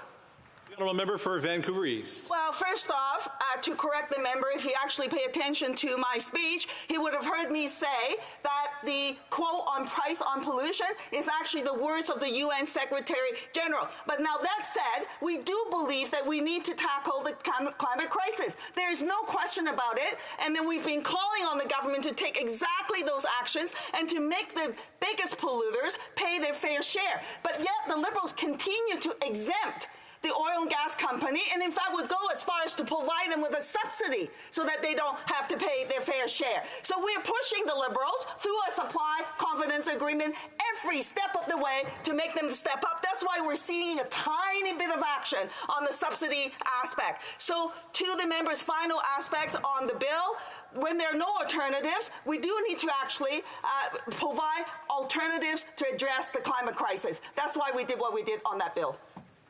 Questions and comments? Questions et commentaires. The Honourable Member for Saanich Gulf Islands. Thank you, Mr. Speaker. And I really want to thank my colleague from British Columbia for bringing us back to what happened in British Columbia in the summer of 2021. I don't think even colleagues who think they know about it really do, that over 619 people died in 4 days from a heat dome. In the same year, we had the atmospheric rivers, and I know the Honourable Member for Esquimalt Saanich spoke to this too, but the temperature record actually at its peak was in the backyard of my husband's family farm, where it hit 50 degrees Celsius. And my stepdaughter in her mid-30s nearly died, and we are still not preparing, we're still not understanding. And in the context of my friend from Vancouver East riding, people who are homeless were unable to get to cooling shelters because none were set up. People who were homeless were kept out of parks where they went for shade for fear they might set up encampments. Again, the equity issues, the intersectional issues of the climate crisis are ignored in pointless debates about a carbon tax, which is a necessary but completely insufficient way of addressing the climate emergency. Member for Vancouver East in about 30 seconds. Well, thank you very much, and I want to thank my colleague for her question, and she raises exactly the point on the impact and the real impact for people. In my riding, and particularly in the downtown east side, when you have a heat dome like that, people actually can die and suffocate. In those SROs that they're living in, there's basically no air circulating. That's why people took to the streets. If people want to solve that solution, we need a housing investment in addressing the housing crisis that truly will ensure that housing is a basic human right for all. Reprise du débat, continuing debate. The Honourable Member for Kelowna, Lake Country. Thank you, Mr. Speaker, and I will be splitting my time today with the member from Portneuf-Jacques-Cartier.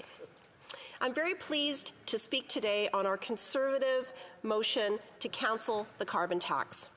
People will often say, yes, as the official opposition, your role is to question the government and hold them to account. But what would you do differently if you were in government? Today, our motion to immediately cancel the carbon tax is giving Canadians an actionable item to help address the 40-year high inflation that is hurting households, farmers, not-for-profits, and small businesses right now. And I hope that all members of this House will support this motion. Mr. Speaker, I look for every opportunity to bring the voices from my riding of Kelowna Lake Country to Ottawa. With the debate today on the Liberals' failed carbon tax, I would like to quote Bob from Kelowna Lake Country, who wrote to me recently.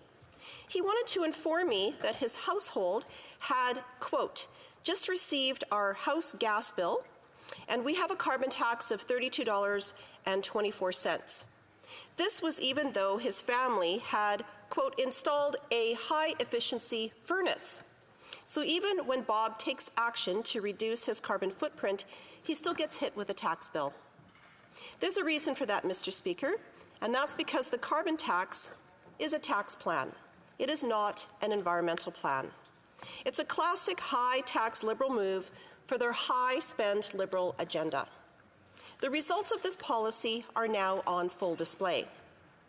For Canada's climate change goals, the Liberals have missed every target they set and left Canada as 58th out of 64 countries on climate performance, according to the new Climate Change Performance Index presented at COP27 last year.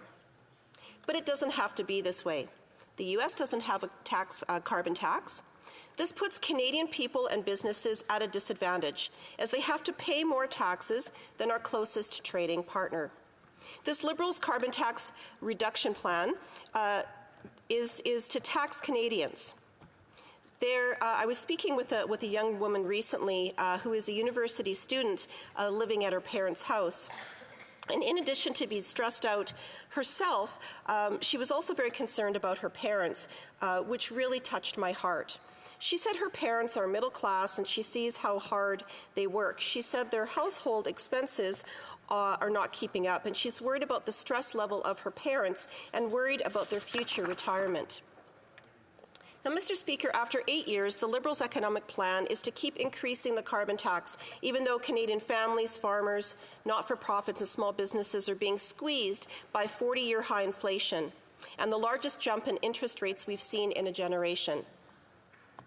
The Bank of Canada's Governor, Tiff Macklem, told Finance Committee members in a letter that by the Bank of Canada's own calculations, by its experts, that the carbon tax is contributing to the inflation crisis. According to Mr. Macklem, removing the carbon tax on gasoline, natural gas, and fuel oil would have reduced the level of inflation which Canadians are facing. Yet, instead of giving Canadians relief, instead of recognizing the generational inflation crisis our country is facing, instead of eliminating or even just pausing the carbon tax increases to provide some relief, the Liberals are once again planning to increase the tax on April 1st. This cruel April Fool's Day increase is not a joke to the single parents who have to fill up their car to take their kids between school appointments and extracurricular activities. The April Fool's Day tax increase is not a joke to the small business owner who is still holding over $100,000 in new debt due to government pandemic policies, and every month they find it harder to pay this debt back and pay their bills due to inflationary cost increases. This April Fool's Day tax increase is not a joke for the senior who sees their CPP OAS pensions shrink in comparison to rising inflation, making them question whether they can afford their heating bill next month. Richard from my riding wrote to me recently saying, quote, "We got our first OAS check of 2023. It went up $2 per month. That means we can buy half a grapefruit once a month. How do the Liberal NDP figure that is helping seniors? When you factor inflation in, we have lost money. So there goes our half grapefruit," unquote. Conservatives have brought forth the heartbreaking stories of many Canadians to Parliament, to Liberal ministers who shamefully brush aside and who have continued to double down on harmful policies, which are squeezing our middle class. This Conservative motion today is calling on the government to give people a break and immediately cancel the carbon tax. The Liberals shrug off that Canadians shouldn't worry about the carbon tax hike and that it's not a big deal because they will be getting money back in rebates. But the reality is, despite what the Liberals claim, most Canadians will be paying more in carbon tax than what they will receive back. In provinces where the Liberal government has forced the carbon tax directly onto residents, the Parliamentary Budget Officer, a nonpartisan office, has calculated that most households will see a net loss in their income as a result of this tax. In a province like mine of BC, which collects the carbon tax and leaves it up to the provincial government to determine if they give any back to its people, the federal government still imposes the amount that has to be charged. By 2030, according to the Parliamentary Budget Officer, some households will be paying thousands more into the carbon tax than what they will receive in rebates. From the Parliamentary Budget Officer to the Bank of Canada to regular Canadians, it's very clear. This carbon tax is hurting Canadians who are already struggling with a generational cost of living crisis, a housing crisis, an economic slowdown, and now further tax increases. Mr. Speaker, for residents in my community, an increase in the carbon tax means paying more for basic essentials, from farm to table. And I want to talk about how the carbon tax affects farmers. 45% of the land in Colonial Lake Country is agriculture. And farmers across BC and Canada are being hit by the carbon tax, and this is affecting our food security. Farmers know what the carbon tax does to their product. It raises the costs they pay to grow, package, and ship. This is multiplied if their agricultural product is turned into a value-added product, where the costs are again added at each stage due to the carbon tax for production and distribution. Ultimately, these businesses make less, and some costs get passed on to consumers. Thus, the cycle of ongoing inflationary increases the Liberals are creating exists with this carbon tax. One of Canada's top agricultural experts, Dr. Sylvain Charlebois from Dalhousie University, told the Agriculture Committee that continuing with the carbon tax won't just worsen this cost chain, it will collapse it. too many farmers across Canada are at risk of their farms falling apart altogether. I shouldn't have to explain the domino effect that this will cause on our grocery bills. We've already seen a surge of food bank usage. The Central Okanagan Food Bank reported a yearly increase of 30%, similar numbers that have been reported right across the country. A family knows what the carbon tax does. It means a freezer less full, a fridge less stocked, and a cupboard emptier. A restaurateur knows what the carbon tax does. It means higher costs on all of their ingredients. In my opinion, the Liberals have a clear choice to make today, as do all members in this House. They can continue with their activist inflationary agenda of increasing carbon taxes, which has proven not to work, as the Liberals have not met any of their greenhouse gas emission goals. Or they can acknowledge that after 8 years of Liberal policies, they are causing inflation to be as high as it is, and they need to reverse course on their inflationary policies that are crushing Canadians' pocketbooks and spirit. Now, there is hope. A Conservative government will put people first. Thank you, Mr. Speaker. Questions and comments? Question commentaire, the Honourable Parliamentary Secretary to the Government House Leader. Thank you, Mr. Speaker. Just a very simple question. If the member is so opposed to a price on pollution, why did she run on it in the last election? The member for Kelowna Lake Country. Thank you, Mr. Speaker. I appreciate the question. I don't believe that was specific wording that I would have used. But what I will say is that, when we were looking at the last SNAP election that was in 2021, that was triggered by this government, I do want to say as well that at that time we had ash falling from the sky in my community. It was really out of touch with the government calling an election at that time. And, since then, we've seen record high inflation. We have 1.5 million people a month going to a food bank. We have a 40-year high inflation. It is not a good state. And so this is not the time that we should be increasing any taxes on Canadians, including the carbon tax. Questions et commentaires. Questions and comments. L'honorable député de... The Honourable Member for Repentigny. Thank you, Mr. Speaker. The colleague spoke a lot about food, agriculture, in the context of money, but I would like to talk to her about health. Some data. Pollution is expensive. 2.7 million days, according to Health Canada, of asthma symptoms, 35 million days of acute respiratory symptoms. That's data from 2016, and these numbers are on the rise, and these are days which translate into lost productivity, missed work days. It also makes it such that people have to spend a lot on healthcare and pharmacies. As for kidney disease, 10.7 million a year is the cost of kidney disease and liver disease from fine particles, pollution particles. So how does the colleague feel about that data? The Honourable Member for Kelowna Lake Country. Speaker, and I thank the member for her question. I can appreciate everything that the member said, but all of that has absolutely nothing to do with the carbon tax. The carbon tax just is a tax. It does not reduce emissions. And so, adding this tax just makes the cost of everything go up. And so they're really not related at all. The carbon tax just makes the price of people's heating their homes go up. The carbon tax makes the price of everything that's transported across this country go up, a lot of which is food, a lot of which is essentials. And so what we're talking about today is inflation. We're talking about the cost of everything going up because of the carbon tax. The Honourable Member for Cypress Hills Grasslands. Well, thank you very much, Mr. Speaker, and I really appreciated my colleague's speech.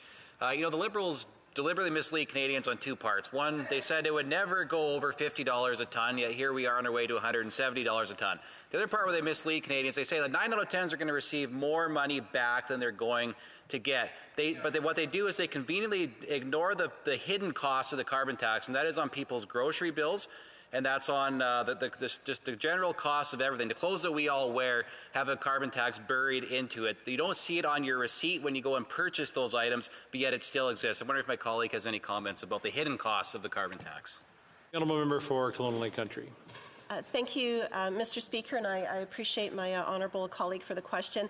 Well, a couple of things. First of all, I mean, we have to remember that this is a government that, when they got elected in 2015, said they were just going to have a little teeny tiny deficit. And so, you know, this is this government. They're not exactly known for keeping their promises.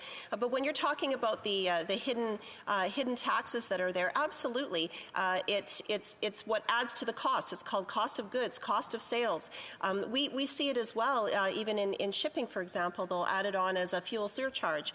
And really a big part of that is it's taxes. I remember hearing from one of my constituents before, well, many of them actually before Christmas, but one of them was really relevant where he was shipping a very small container of Christmas baking, and the fuel surcharge, all of the taxes were actually more expensive than the cost to ship the baking to his relative.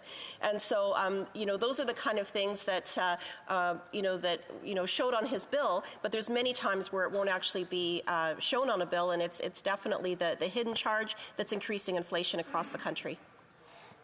Reprise du débat. Resuming debate, the honourable member for Portneuf, Jacques Cartier. Thank you, Mr. Speaker. I'd like to thank my colleague from Kelowna Lake Country for her very passionate speech. I think she was able to show that it's not relevant to have a carbon tax increase, and that's what we're asking today, is to eliminate it. Mr. Speaker, today we've said it, and we've said it several times, the Conservatives are repeating their message with respect to our opposition motions. Mr. Speaker, what's behind this? It's because on the Conservative side, we want to work for Canadians. In terms of the economy, Mr. Speaker, we are in what I would call a fragile situation at the dawn of a crisis, and all indicators point that it will be to the fact that it'll be worse in coming months. So our Conservative conscience means that we are beseeching the government to give some oxygen to Canadians. And what is strange is that we are being criticized for doubling down on this request. And I think it's our duty as parliamentarians, and in terms of our Conservative values, we will always do that. So I'd like to note that my colleague from Calgary Forest Lawn tabled a motion today. It is clear. It's not because they're being stubborn or negatively focused on something. Mr. Speaker, we have to just look at the situation in front of us. The first point in today's opposition motion is that the Bank of Canada governor has admitted that the carbon tax contributes to inflation. This is not a partisan point or a Liberal or a Bloc statement. It's the governor of the Bank of Canada that has said this. And we have to take this information more seriously because it is obvious and impartial. And I would add, Mr. Speaker, in the second point, it says, so it's not just the governor of the Bank of Canada that strengthens our request, but also the parliamentary budget officer says that households will have to spend more in carbon tax costs than they get back. Because what the Liberals are saying, there's no issue here. We are taxing people, but then we give it back to people and put it back in their pockets. But the PBO has said, yes, they get it back, but it doesn't equal what they're being taxed. So once again, they're taking money away from Canadian taxpayers. And third point of our motion, Mr. Speaker, states that the government plans to triple the carbon tax, which will increase the price of gas, groceries, and home heating. That is a reality, Mr. Speaker. Let's just look at Canadians. And I hope that all members here in this chamber will meet with their citizens, because in my riding of Portneuf, Jacques Cartier, people tell me everything costs more. And if we were aware of this and sensitive to it, we would do like many other countries. We would cancel all increases in taxes. I think that would be a legitimate move given the situation. But now on the Liberal side, they don't seem to be aware of that. Mr. Speaker, with respect to the carbon tax, you have to be clear. The Liberals have been in power for 8 years, and they think it's the best way to reduce GHG emissions, and it's their magic bullet. Or the easy solution, rather. They pocket the money, the extra money,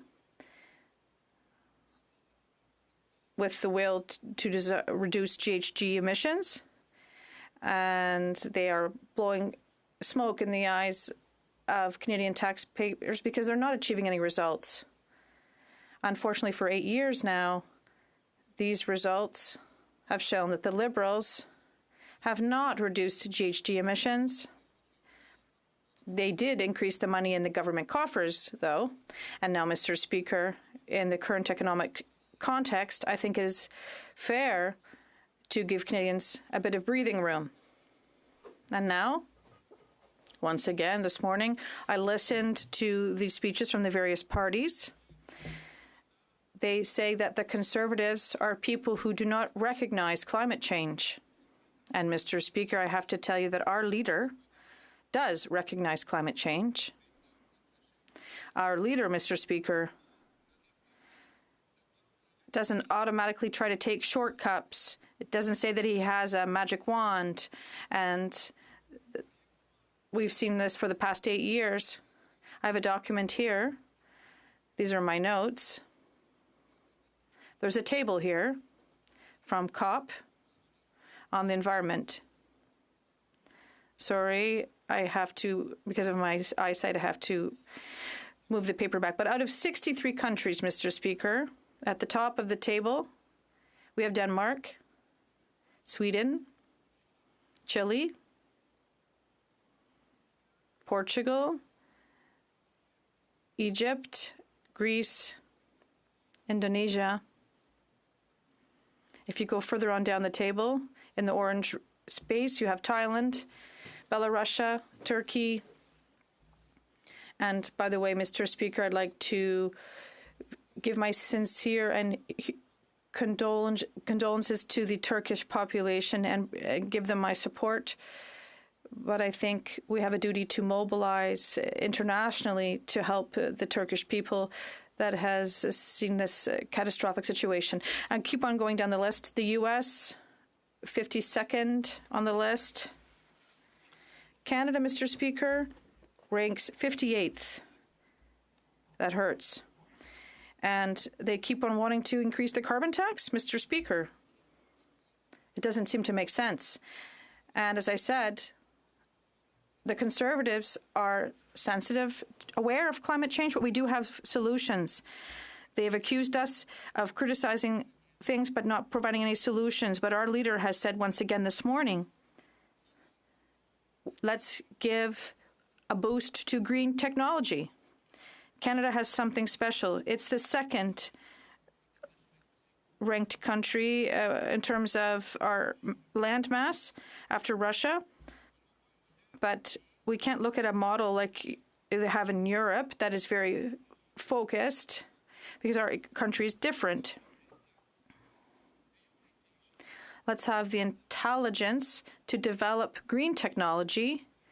And then, Mr. Speaker, we could have some economic leverage because money is behind this war, but we need to be able to actually raise the money through prosperity and not just by taxing people. So why don't we invest in green technology that we develop here in Canada with our talent and knowledge? And then, Mr. Speaker, what we'll be able to do is to export. Canada is a leader in green tech, clean tech. Mr. Speaker, this morning on CBC Radio Canada's website, the Minister of the Environment for Canada focused on Quebec's caribou. And Mr. Speaker, he should be tackling the GHG emissions by finding other ways rather than increasing the carbon tax, and he should let provinces take care of their own territory. Quebec has the best with a track record in terms of GHG reductions rather than over Canada. The Liberals have been in power for 8 years, and they have never reduced GHG emissions. And in conclusion, I have 1 minute left. I would say that the Minister of Quebec mentioned this morning in response to the Minister of the Environment of Canada that he thought that the agreement that he had with Ottawa last August would allow for reductions, and it's hard for them to follow the file in federally, just like other files like Mackenzie, official languages, etc. Mr. Speaker, I don't know if there's a pilot in the aircraft on the other side. They're criticizing us, but we are working for taxpayers in Canada, and we're going to continue to do so. Thank you, Mr. Speaker. Questions and comments. The Honourable Parliamentary Secretary to the Government House Leader. Mr. Speaker, and I'm wondering if the member could explain to the 80% of constituents in Winnipeg North why it is the Conservative Party is saying that it wants to get rid of the price on pollution or the carbon tax, when in fact 80% of the people that I represent get more money back than they actually pay into it. In other words, the conservative government would take money out of the pockets of 80% of the residents of Winnipeg North. How would he justify that sort of an action, Mr. Speaker? The Honourable Member for Jacques-Cartier. Mr. Speaker, I'd like to thank my colleague. It's always a pleasure to hear him rise, and in the House, he is very interesting and dynamic.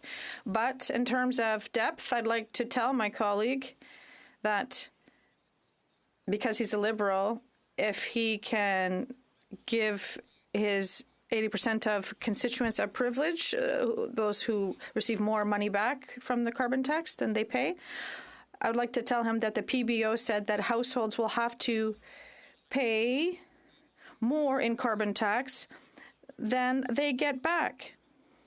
I'm not the one saying that, Mr. Speaker. People in my riding are paying these costs. They have no privileges because I'm in the opposition. Is it a privilege that we give to Liberal ridings? I'm wondering, Mr. Speaker, because I don't understand what my colleague has said. Thank you. Questions and comments. The Honourable Member for Beauport-Limoilou. Thank you, Mr. Speaker. I read the PBO's report, and it says that the carbon system is neutral with respect to the government revenues, and those generated in the system go back to the provinces, and households will receive 80% of revenues in the form of a federal refund that is direct. And the 2010 report esteems that households will get back more than they will pay. So I'm directly reading the report from the PBO here, and I'm wondering where my honourable colleague found the figures that he mentioned and the bracket of households that won't receive the same amount. How much do they earn? The Honourable Member for Portneuf-Jacques-Cartier. Thank you, Mr. Speaker. I'd like to thank my colleague from Beauport-Limoilou, who I share some files with. So thank you very much for her question. Mr. Speaker, we're really getting bogged down in the details here. It's really important to focus the debate on the fact that the carbon tax is abusive. And in terms of Winnipeg North, it's 80%.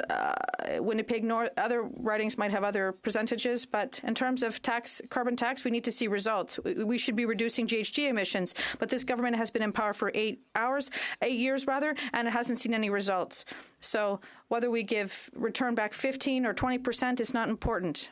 But these are examples I have given to my colleague because he mentioned this.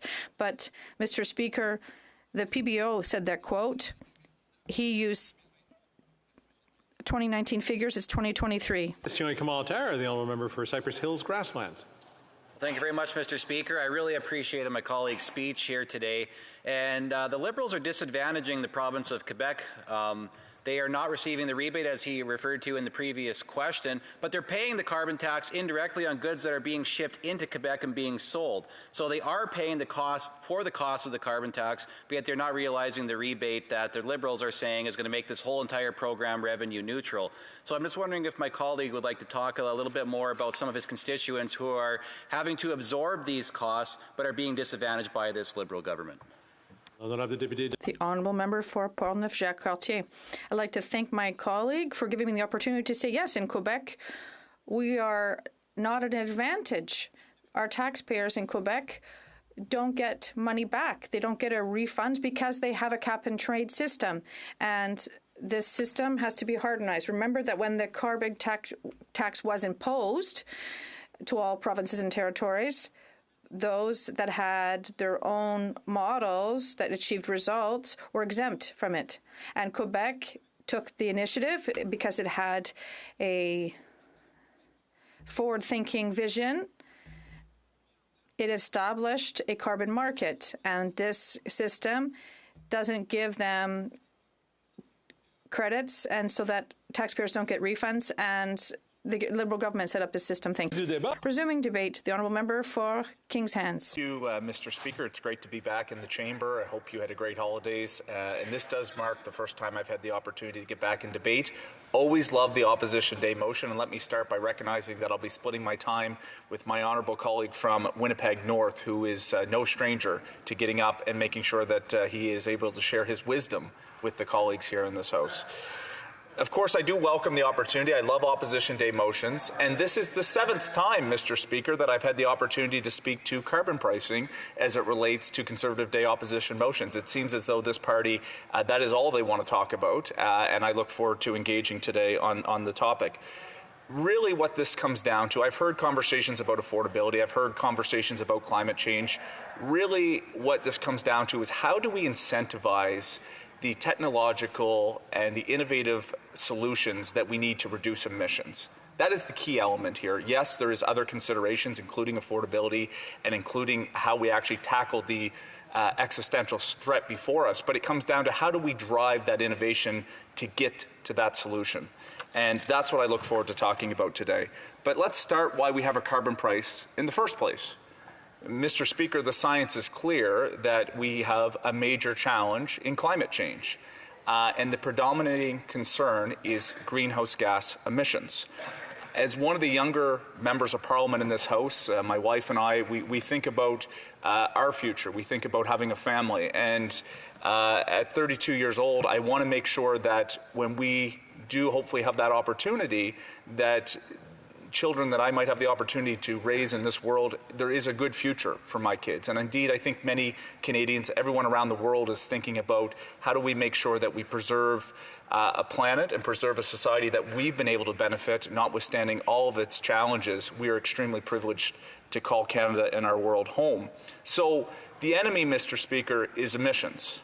And it's not a particular industry. And it's a point that I do want to raise as part of this debate, because sometimes I hear in this House certain industry is bad, certain industry, there's challenges, we can't be supporting this industry anymore.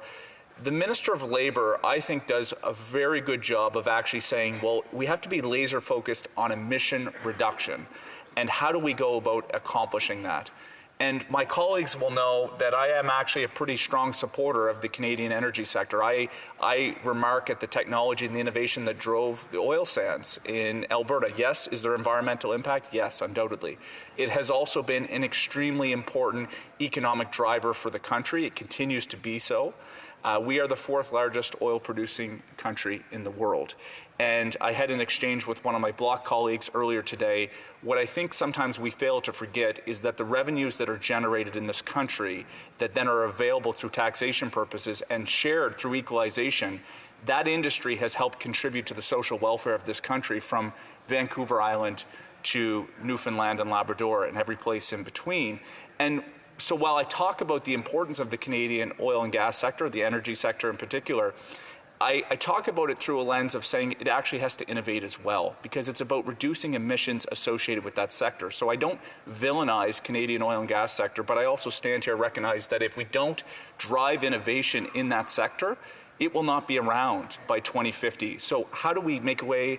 How do we focus on the technology? How do we focus on the solutions to make sure that Canada can continue to be competitive in the global marketplace, but also tackling the existential threat around climate change and reducing emissions, again, that being the enemy. So I don't see those things as mutually exclusive. Some members in this House would say, I'm trying to have it both ways, but look, isn't that the Liberal approach? We are pragmatic individuals that try to find solutions to be able to get to shared and mutual outcomes.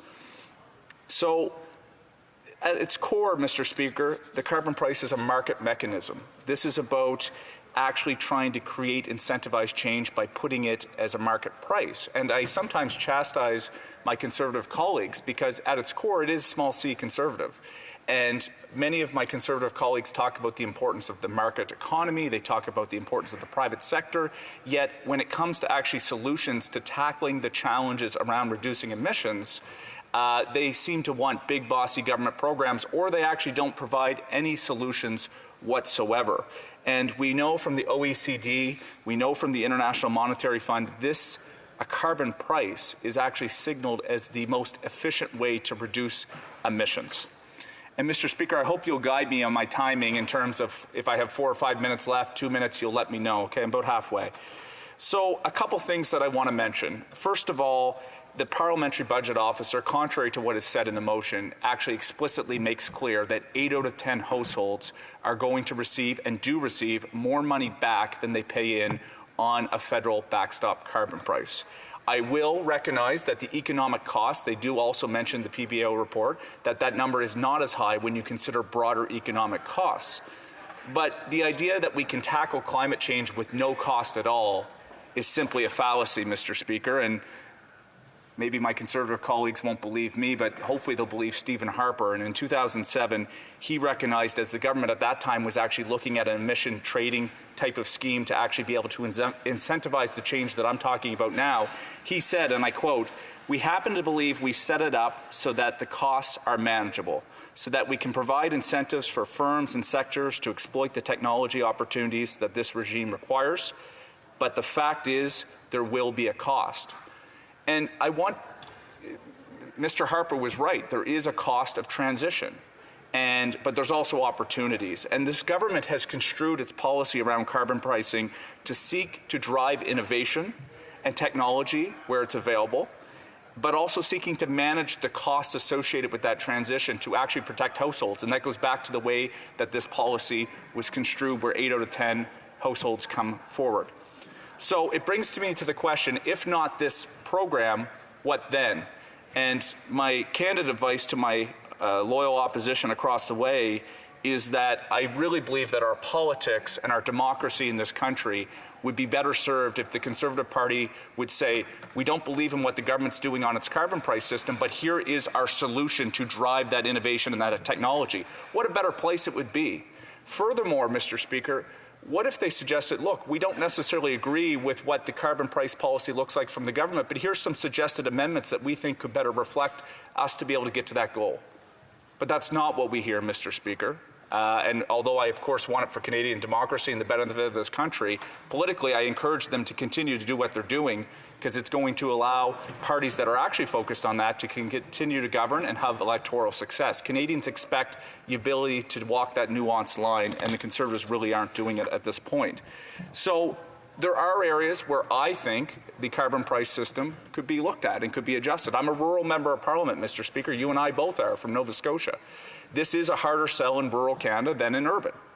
There is a 10% top-up. I recognize that that is something actually really important. I would encourage, and I think that there's an opportunity to look at, is 10% an adequate enough amount to make up for the difference of some of the lived realities between rural constituents and urban? That doesn't mean I'm against carbon pricing. That means that I would actually like to see if we could look at amendments. We never hear about any opportunity to actually mend and work within the system on the federal side. I also worry about the definition of rural. So, for example, my understanding is the way it's calculated right now is on a census metropolitan area.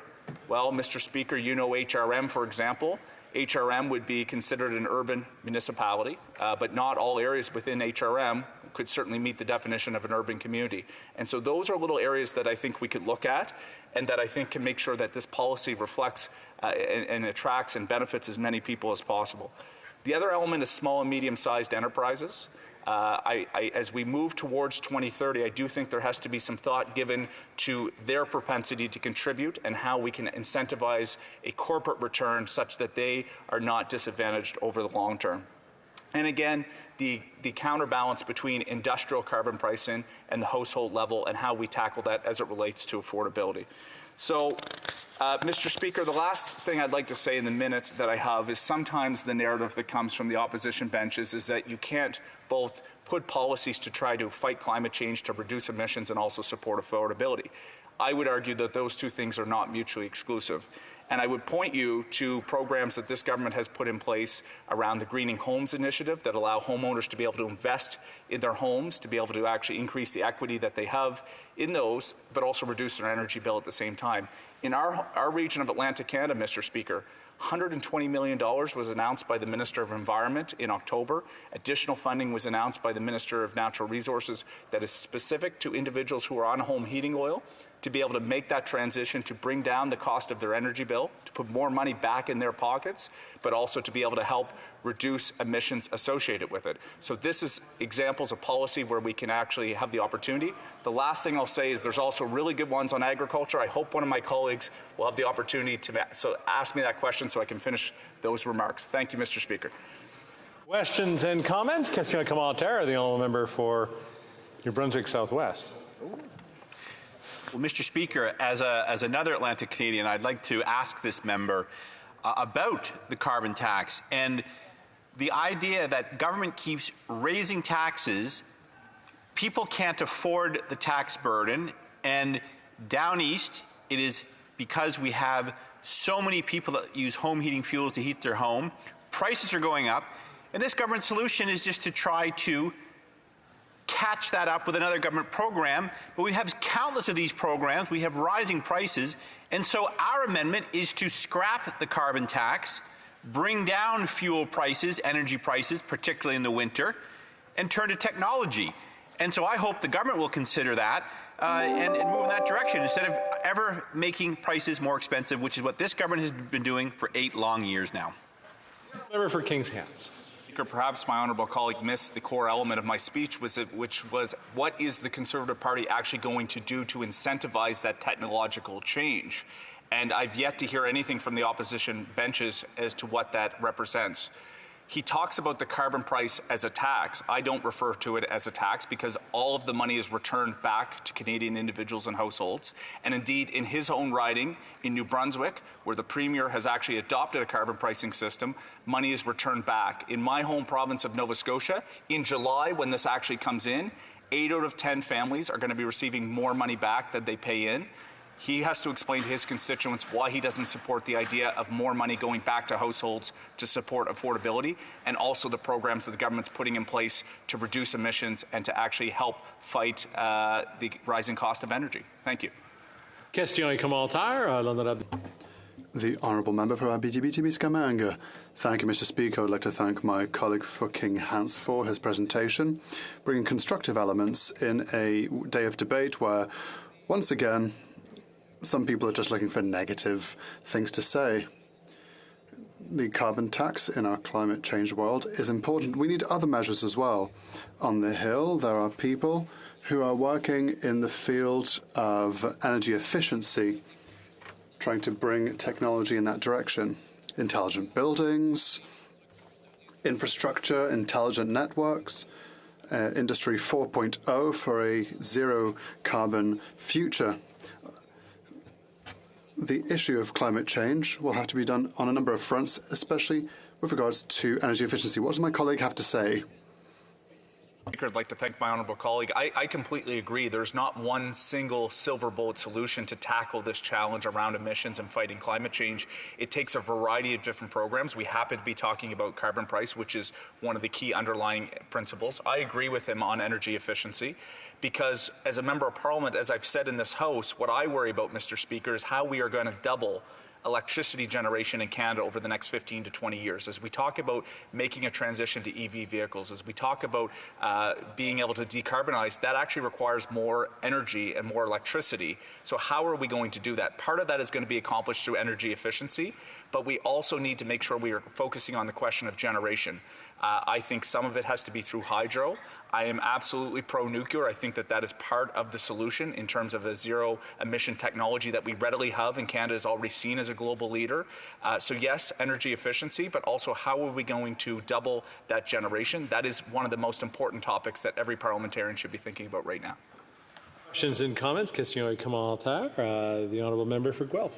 Thank you, Mr. Speaker, and thank you to the honourable member from Kings Hants, who's also the chair of the Agriculture Committee. He mentioned there were some benefits that we didn't address in his speech around agriculture. Maybe he could comment on that. And I know in terms of fertilizer use is one of the areas that we're focusing on is more efficient use of fertilizer with the 4 Rs and reducing emissions from fertilizer. Maybe he has some other examples that we're working on. Honourable member for Kings Hants. Thank you, Mr. Speaker. I'd like to thank my honourable colleague from Guelph. Although he is more of an urban area, of course, agriculture is so prevalent in his riding as it is in mine in Kings Hants. A couple of the programs I never had the chance to talk about, Mr. Speaker, were the On-Farm Climate Action Program and also the Clean Agriculture Technology Program. These are government initiatives that are helping to invest in the agriculture community. It's actually driving their competitiveness and reducing emissions at the same time. So it goes back to that theory of suggesting maybe from the opposition benches that those two things are mutually exclusive. I'm of the view that we can walk the line between making sure that agriculture businesses and farms are competitive while also reducing emissions. We need to be there to work to incentivize that technology and in some cases help make that investment possible. Thank you. Reprise du débat, continuing debate to the Honourable Parliamentary Secretary to the Government House Leader. Yes, thank you, Mr. Speaker. And, you know, over the last number of years, what we have seen is a government that has brought forward legislative measures and budgetary measures to ensure that we have a healthier middle class, that we continue to create jobs, that we have an economy that works for all of us, Mr. Speaker, no matter what region of the country we're talking about. You know, when I think in terms of issues, I go to the residents of Winnipeg North, and I listen to what they actually have to say. We hear a lot about inflation. So I'm glad the motion that we have before us deals at least in part with the issue of inflation. We also hear a lot of concern in regards to the environment. And once again, we have a motion, this very same motion, the second part of it deals with the environment. So I'd like to spend the next 9 or 10 minutes talking about both of those issues. I'd like to be able to demonstrate contrast between the Conservative Party of Canada and what it is that the Government of Canada has actually been doing. On the issue of inflation, you have to take into perspective what's happening around the world. Canada, compared to other countries, whether it's the United States, Germany, Europe, all European countries, the United Kingdom, our inflation rate is actually less. But we understand that we just don't sit back and say, look at what's happening around the world and we don't need to do anything because our inflation rate is less. Rather, we have come up with a number of programs and thoughts to help Canadians through inflation as much as possible, Mr. Speaker. Let me give you a few of the examples that are very tangible.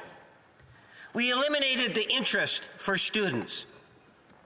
We doubled the goods and services in the short term for 6 months, Mr. Speaker, the credit.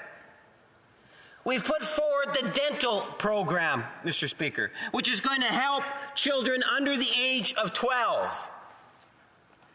We brought in rental support the Canada Workers Benefit, Mr. Speaker. These are the types of programs that we're bringing in to support Canadians on inflation. How does that contrast to the leadership of the Conservative Party of Canada? I have now heard this is the second real tangible idea that the Conservative Party is talking about. They want to get rid of the price on pollution. They've made that very clear. That's the second one. What was the first one, Mr. Speaker? Should come to no surprise, it's the cryptocurrency flash. Remember the idea that the leader of the Conservative Party, not that long ago, said the way you fight inflation is you invest in cryptocurrency. That's the message. That was one of the first policy stands going out, Mr. Speaker, in regards to fighting inflation. And I've said before inside the House, can you imagine those that would have followed that stupid idea, Mr. Speaker? And they would have lost life savings if they would have invested their savings into it, Mr. Speaker. But seriously, that is the first economic inflation-fighting policy I heard from the Conservative Party. Now, we've heard them talk about this triple. I think you should pay some sort of a dividends to Tim Hortons for the double-double, Mr. Speaker. You know, at the end of the day, it's all about misinformation. Yep. Their second policy on fighting inflation, Mr. Speaker, is to spread false information. In fact, the leader of the Conservative Party proclaimed it today. They're going to get rid of the carbon pricing or price on pollution or carbon tax, Mr. Speaker. They were going to get rid of it. Well, it wasn't that long ago that there was 338 candidates, including the member that had made the statement that he's going to get rid of it, that campaigned at the doors in their policy platform. 338 Conservative candidates said that they believed in a price on pollution, Mr. Speaker. Oh, how things have flip-flopped once again. And the Conservative Party, in their spreading of misinformation, they're actually going to pay advertising. I think it kicked in today, coincidentally, with this particular motion, Mr. Speaker. What they're telling Canadians is that they're going to save them money by cutting the tax, cutting the price on pollution. Well, as you hear one member say, woo, another member saying, hear, hear. Well, Mr. Speaker, I can tell you that that's the misinformation that they are spreading. You know, in Winnipeg North, like every other constituency or most other constituents, the PBO, which is the Public Budget Officer, Mr. Speaker, Parliamentary Budget Officer, indicated, independent, made it very clear, 8 out of 10 households are going to get a net benefit. You know, in Manitoba, the household's going to get, a household of fours, over $800 a year in quarterly payments, Mr. Speaker. If you cancel or get rid of the price on pollution, that rebate's gone too. And that rebate is more than 80% of my constituents are actually paying, Mr. Speaker. But they're going to try to mislead not only the residents of Winnipeg North, but all the provinces where the price on pollution is put in as a backstop to protect our environment, Mr. Speaker. They're going to try to give the impression that the price on pollution is going to put more money in their pockets. Balderdash. Mr. Speaker, that's just not true. And they know that. But you know, it's one thing to stand in the House for them to spread misinformation and even to go into the communities and some of these town halls possibly that they're having, but now they're going to be paying advertising. They've actually bought advertising spots to spread false facts, Mr. Speaker. Mr. Speaker, I would suggest to you that the Conservative Party currently, I think it's now, I'm told, this will depress a lot of people. I think it's 150 days of the current leadership. It took one of the former leaders over 400 days. The current House leader used to be the leader. It took him over 400 days to come up with a plan on the environment. And his plan incorporated a price on pollution, Mr. Speaker. And now he's the deputy House leader. The leader that followed him, Mr. Speaker, actually made the commitment in which every one of them campaigned on, saying that there would be a price on pollution. How long is it going to take for the Conservative Party? How many more days, Mr. Speaker, is it going to take for the Conservative Party to be more transparent and honest with Canadians as to what their plan is with regards to the environment? Is their only line, bumper sticker going to be, we're going to cut and get rid of the price on pollution, as other jurisdictions around the world are incorporating what Canada has put into place, where 80% of Canadians are actually benefiting by it, and we're dealing with the environment at the same time, Mr. Speaker? There's a huge vacuum that is there that needs to be filled. We're waiting, and we will continue to wait, I suspect. How long is it going to be before the Conservatives start telling the truth as to what it is that they're going to be doing, Mr. Speaker, in terms of their environmental plan? All we know is they misled Canadians in the last federal election. All 338 of them, Mr. Speaker. That's right. And we are going to be reminding Canadians that at one point the Conservative Party in different leaderships supported the price on pollution, and at the end of the day, they have taken a flip-flop that's to the disadvantage of our environment, and it's going to hurt Canadians, Mr. Speaker. Here, here. Thank you. Questions and comments? Question commentaire. The honourable member for Costa Bay Central Notre Dame. Thank you, Mr. Speaker. And I heard my honourable colleague start off his speech talking about Bitcoin. Well, I'd like to remind him, Mr. Speaker, that Bitcoin has increased in value by 37% in the last month. Just to let him know that. And he's such a stalwart, Mr. Speaker, such a stalwart member of the carbon tax cult. But if he looked deep inside himself and reflect, he'd have to question some of his beliefs. The Governor of the Bank of Canada says carbon tax is intrinsically inflationary.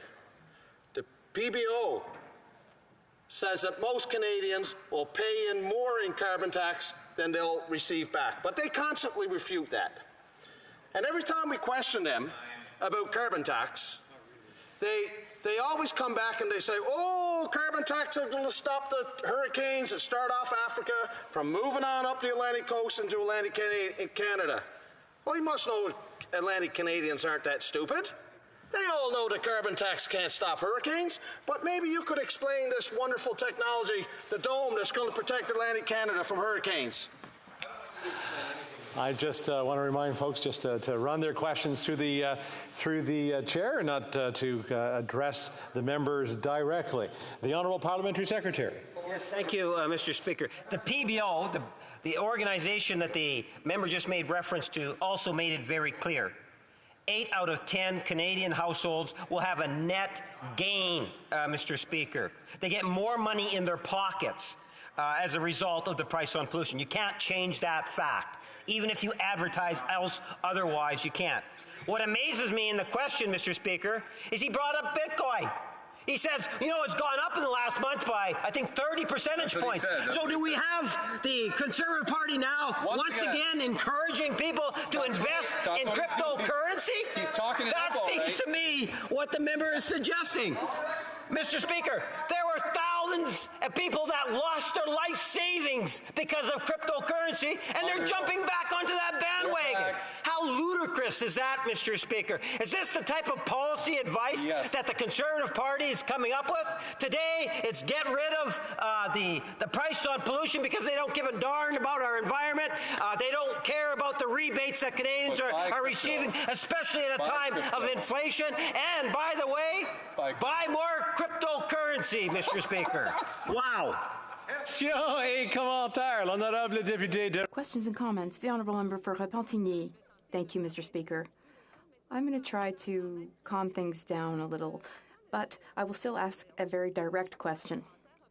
The parliamentary secretary, when he was speaking, he said that it's not just the carbon tax that's going to decrease greenhouse gas emissions, and we, of course, agree with that. But Canada's statistics currently are not very good. When it comes to renewable energy, Canada ranks 54th out of 61 countries, so we have some improvements to make. Now, when it comes to greenhouse gas emissions, Canada ranks 56th out of 61 countries, and for subsidizing fossil fuels, we're number 2 of all G20 countries, so we really have some work to do. So I'd like to hear my colleague on other solutions, other ways to decrease GHG emissions. Winnipeg North. Well, Mr. Speaker, I appreciate the question, and there is no doubt that what's important is not only does the government of Canada have to take initiatives, and we've seen many of those initiatives in terms of budgetary and legislative measures. I can make reference to the net zero legislation as an example, but we also need to work along with other provinces, as we did in regards to, let's say, the province of British Columbia. We worked with the NDP government and came up with the LNG project, and no doubt that from many environmentalists, that puts a little bit more pressure on the government at a different end. But I think in good part, it's working with the different jurisdictions and doing the best we can to try to decrease emissions. And at times, there are some developments that do need to advance. But when we do that it's doing it in an environment that's sound, it's working with Indigenous communities, it's working with the different provinces as much as we can. Now, here's where I remind folks is that the quicker we ask questions, the quicker we answer them, the more people that get to participate in the debate as it goes on. And being that we are out of time on this one, we'll move on to the next speaker. Reprise du débat, l'honorable député de... Resuming debates, the Honourable Member for Thornhill. The Liberals in this debate, all day long, they keep saying that Canadians have never had it so good, and they seem exacerbated as, again, we fight against their punishing carbon tax. Here's the thing, Mr. Speaker, we're going to keep fighting against the carbon tax. We're going to keep fighting the tax so Canadians can keep their heat on, they can drive to work, they can afford nutritious food, and we will never apologize for that. You've heard today some version of what they call an environmental plan, but make no mistake, the Liberals gave us an environmental plan. Well, they gave us a tax plan, and it was disguised as an environmental plan, and it's been directly cited for the higher prices. In fact, their tax is working so well that we've already seen it raised 3 times. And we're still no closer to meeting any sort of environmental goal. In fact, Canada is the only G7 country, and if we want to play the facts game, that have raised fuel taxes during a period of record high inflation, and that should tell you everything that you need to know about where we are in this. We are in the depths of winter, and home heating costs in some cases are up 100%. Heating your home in Canada is not a luxury. I don't know why we have to say it, but it is a necessity in this country, and all you have to do is go outside for 30 minutes. And there is no denying that the government and their NDP coalition partners who vote with them every single time, although they get up in this House and scream at them that nothing is going right and then continue to support the government into making prices higher for families. They do that. They make this necessity more expensive with a plan to triple the tax, no matter what they say outside of this place. No matter what motion they bring forward, they are the ones who support this government in making things more expensive for every single Canadian. It's a plan that disproportionately punishes people in areas that have no choice but to rely on heating oil rather than heat source and other heat sources made more expensive by the carbon tax. It's a plan that disproportionately punishes families, including parents who are struggling to feed their kids, who are struggling to get to work, who are struggling to drive their kids to activities and school. Mr. Speaker, I know that they don't like to hear it. and they certainly don't want to talk about it. And we'd be here for an eternity if they had to admit it. But for more Canadians, things have never been so bad. And a little humility and an admission of responsibility would go a long way for the people across the aisle. These Liberals laugh and they say the stories that we tell in this House, well, they aren't real. They must not speak to the same people that we speak to. They must not listen to the same people that we listen to. They must not go to the places where we go. And if they did, they know these stories are very real. They are painfully real for millions of Canadians, and they are growing in number. And the most out-of-touch thing that anybody can do serving others in this place is to bury their heads in the sand and pretend like everything is fine, because it is not. It is far from it. Here in Canada, the Liberals have given us the highest inflation in 40 years, some of the highest interest rates in the G7, the highest in a generation, and the highest home prices ever. And now add on top of that a carbon tax, and we'll continue to speak against that tax in this House until we have the opportunity as a government to remove it. If the government was at all in touch with the economic reality, they'd know that you cannot tax your way to prosperity. You can't do that. It doesn't work. It never has. On our energy sectors, on our farmers, by the way, somebody who will speak with farmers is the honourable member from Foothills, in which I will be splitting my time with. On everything that we eat, on everything that we buy, on everything that we use, the Liberals have imposed a tax, and it started at $30 a tonne. And then it went to $40 a tonne, and now it's at $50 a tonne. And they promised Canadians before the last election that it would never go up. And never is a really long time, but it did. Because we should have known better. We should have known that 30 was going to be 40, it was going to be 50, and now it's 170. And that might not mean a lot in terms of on tonnage, but it makes everything that you buy, that you eat, that you use, where you go, more expensive. It has an effect right throughout the economy. They will tell you that Canadians get back more than they pay.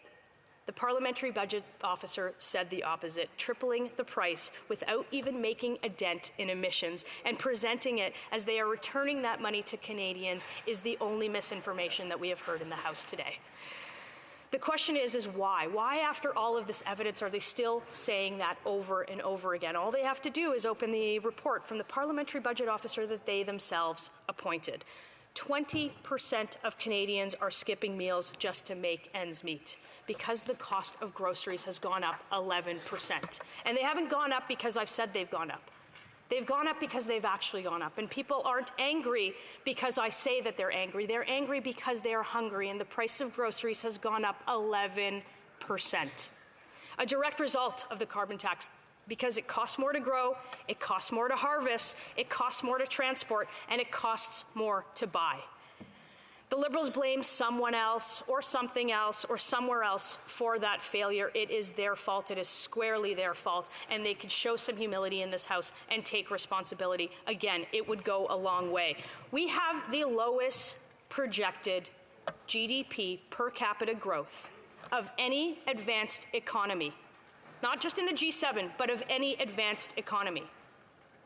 And the time right now to add taxes to the mix, well, that's not right now. It's actually never when it comes to this tax that doesn't work. 2 years ago, the Leader of the Opposition, when he sat here as the Member of Parliament, warned that if a government unchecked, unrestrained, out-of-control spending, that would lead to higher inflation and higher interest rates. The cost of government would drive up the cost of living, and that's exactly what we've seen happen. The Liberals told us that the only way to save ourselves on the environmental front is a tax. A carbon tax is the only way. And yet again, that doesn't match with reality. But it turns out once again that our trust was misplaced in a Liberal government that said they wouldn't raise a carbon tax, who have now raised a carbon tax and are about to triple it. Triple, triple, triple. Almost. All you need to do is verify the claim or just look around. Do we not have the highest inflation in 40 years? Do we not have the highest interest rates in the generation? Is home ownership not out of reach for Canadians? Are people not paying more for the cost of energy to heat their homes, to drive their cars, to buy their food? We know the answers, and it seems that the Liberals know it too. We bring this up every single day in the House, and we quote testimony from experts, testimony from their own parliamentary budget officer, which they appointed. We bring stories of the people that are hurting in this country that they laugh off or that they call fake. This is the response from government. Another program, another inflationary spending measure, a plan to triple the carbon tax, more platitudes, empty words, a few Instagram posts, and then they all pat themselves on the back and clap for each other. The Liberals can talk about the billions that they've spent, and they can talk about it all they want, I should say. But that comes from the taxpayer, and never has so much money been spent to bring so few results to so few people in this country, and that's a fact. And the more of the same ideas that got us here in the first place just aren't good enough, and we have a different approach. And instead of giving more power to the government, instead of the central planning that we see from them, let's give more power to Canadians and let them spend more of their own money. Let's put that money back into their pockets and help them live with dignity, help them survive, help them pay to heat their homes and to drive their cars and to buy nutritious food for their families. Instead of raising taxes, leave workers with more money in their pockets because they know how to spend their wages.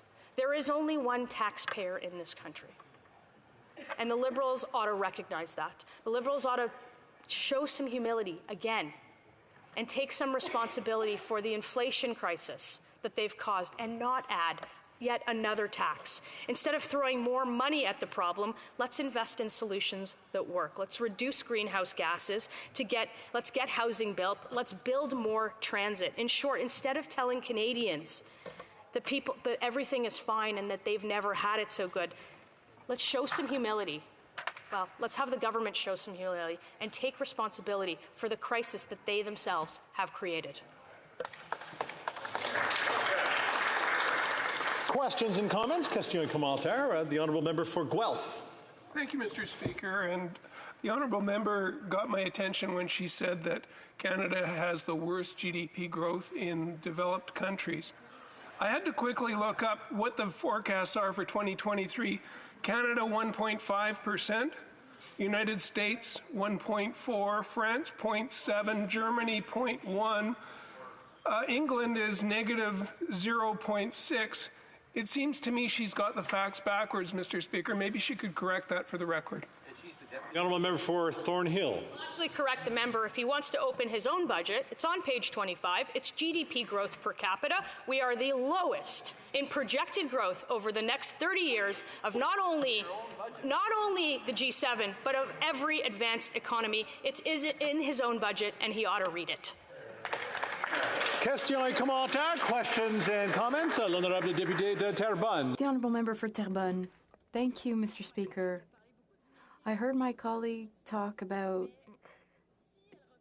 humbly and talk about being humble, but first part of my question, if she acknowledges that climate change is real and that we didn't take action for years under the Conservative government or under the 8 or so years of Liberal government, does she also acknowledge and admit that the first step to being humble is to recognize one's mistakes and then to fix them? Thank you, Mr. Speaker. The Honourable Member for Thornhill. I would agree with the member if this was actually an environment plan, but it is a tax plan. It hasn't reduced any emissions. It hasn't hit any targets that the government itself has ever set. So if we want to talk about an environmental plan, I'm happy to do that with the member, but a carbon tax isn't it. Question et commentaire. Questions and comments. The Honourable Member for Port Moody Coquitlam. Thank you, Mr. Speaker, and I appreciate the speech from the member today. And I just wanted to talk about some of the items that are top of the list of budget expenses in my riding of Port Moody Coquitlam, and that's housing and childcare, Mr. Speaker. So I wanted to talk specifically about housing. I know today we're having a conversation about carbon tax and that really relief on any carbon tax is going to affect very few people, but relief on affordable housing is something that is huge. So I wonder if the member wouldn't mind just sharing some of the solutions that the Conservatives were brought to the table to fight the affordable housing crisis, or the lack of, because we desperately need more affordable housing in this country. The Honourable Member for Thornhill. The member opposite raises a very important issue, which frankly has a lot to do with the economic crisis that we are in. And the member opposite, or my honourable colleague, should recognize that there are still 30-year-olds living in their parents' basement. We have a supply-side solution, and we've got a plan to incentivize those who build housing to build more housing, something which the government has done none of. Questions and comments? Question commentaire. The honourable member for Red Deer Lacombe. Thank you, Speaker. I want to just ask my colleague here. I received a call from a constituent this week, a woman in her mid-40s. Her gas bill was over $300 for the first time ever. She lives alone in her house. She says that if her power bill is equivalent, that she will not be able to afford her bills for the first time ever. She's never had a better paying job in her life, and her final thought to me was, I would have been better off staying with my abusive husband in that relationship because at least he paid the bills, because I cannot afford to live on my own anymore. And I'm wondering if my colleague has any thoughts about how this affects, how the carbon tax disproportionately affects women and people that are vulnerable in our society. Great question. The honourable member for Thornhill. Like my honourable colleague, we hear stories of this when we go home from our own ridings, and I think that this affects particularly disproportionately those in vulnerable situations or in, frankly, tragic situations, as he's brought up, those in rural communities, and it affects, frankly, the middle class. I've asked also from constituents in my riding to send over their energy bills because I couldn't believe that what I was seeing. They use less and they pay more. And we can fix a part of that today by voting for this motion. Reprise du débat, continuing debate. The honourable member for Foothills. Thank you very much, Mr. Speaker. And I am proud to rise and speak to our opposition motion today because certainly the carbon tax is asking all Canadians to pay more. It's asking seniors to pay more, young people to pay more, small business owners to pay more, and certainly farmers to pay more. And Mr. Speaker, I can tell you farmers have paid more. In fact, according to Stats Canada, the 2022 crop year was the most expensive in Canadian history.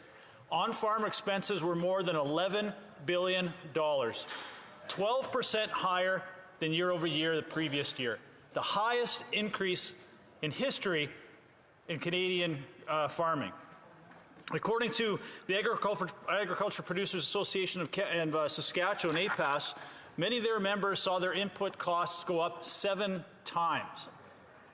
And much of that can be attributed to the Liberal NDP Carbon Tax Coalition and their carbon tax. Mary Robinson, the chair of the Canadian Federation of Agriculture and a potato farmer from PEI, was at Agriculture Committee yesterday, and she said this year's crop year could even be more expensive than what we saw previously. Farm families cannot afford this. This jeopardizes their ability to remain economically viable. Farmers can't afford fertilizer, they can't afford the fuel, they can't afford feed, they can't afford to actually put crops in the ground. And as a result of that, we are seeing many family farms throw up their hands and walk away. Farmers just simply can't be sustainable when they are selling at a loss. We are no longer competitive on the global market. These should be red flags and alarm bells for the current Liberal government. This should be forcing the Liberals to change course. But in fact, Mr. Speaker, the Liberals aren't changing course.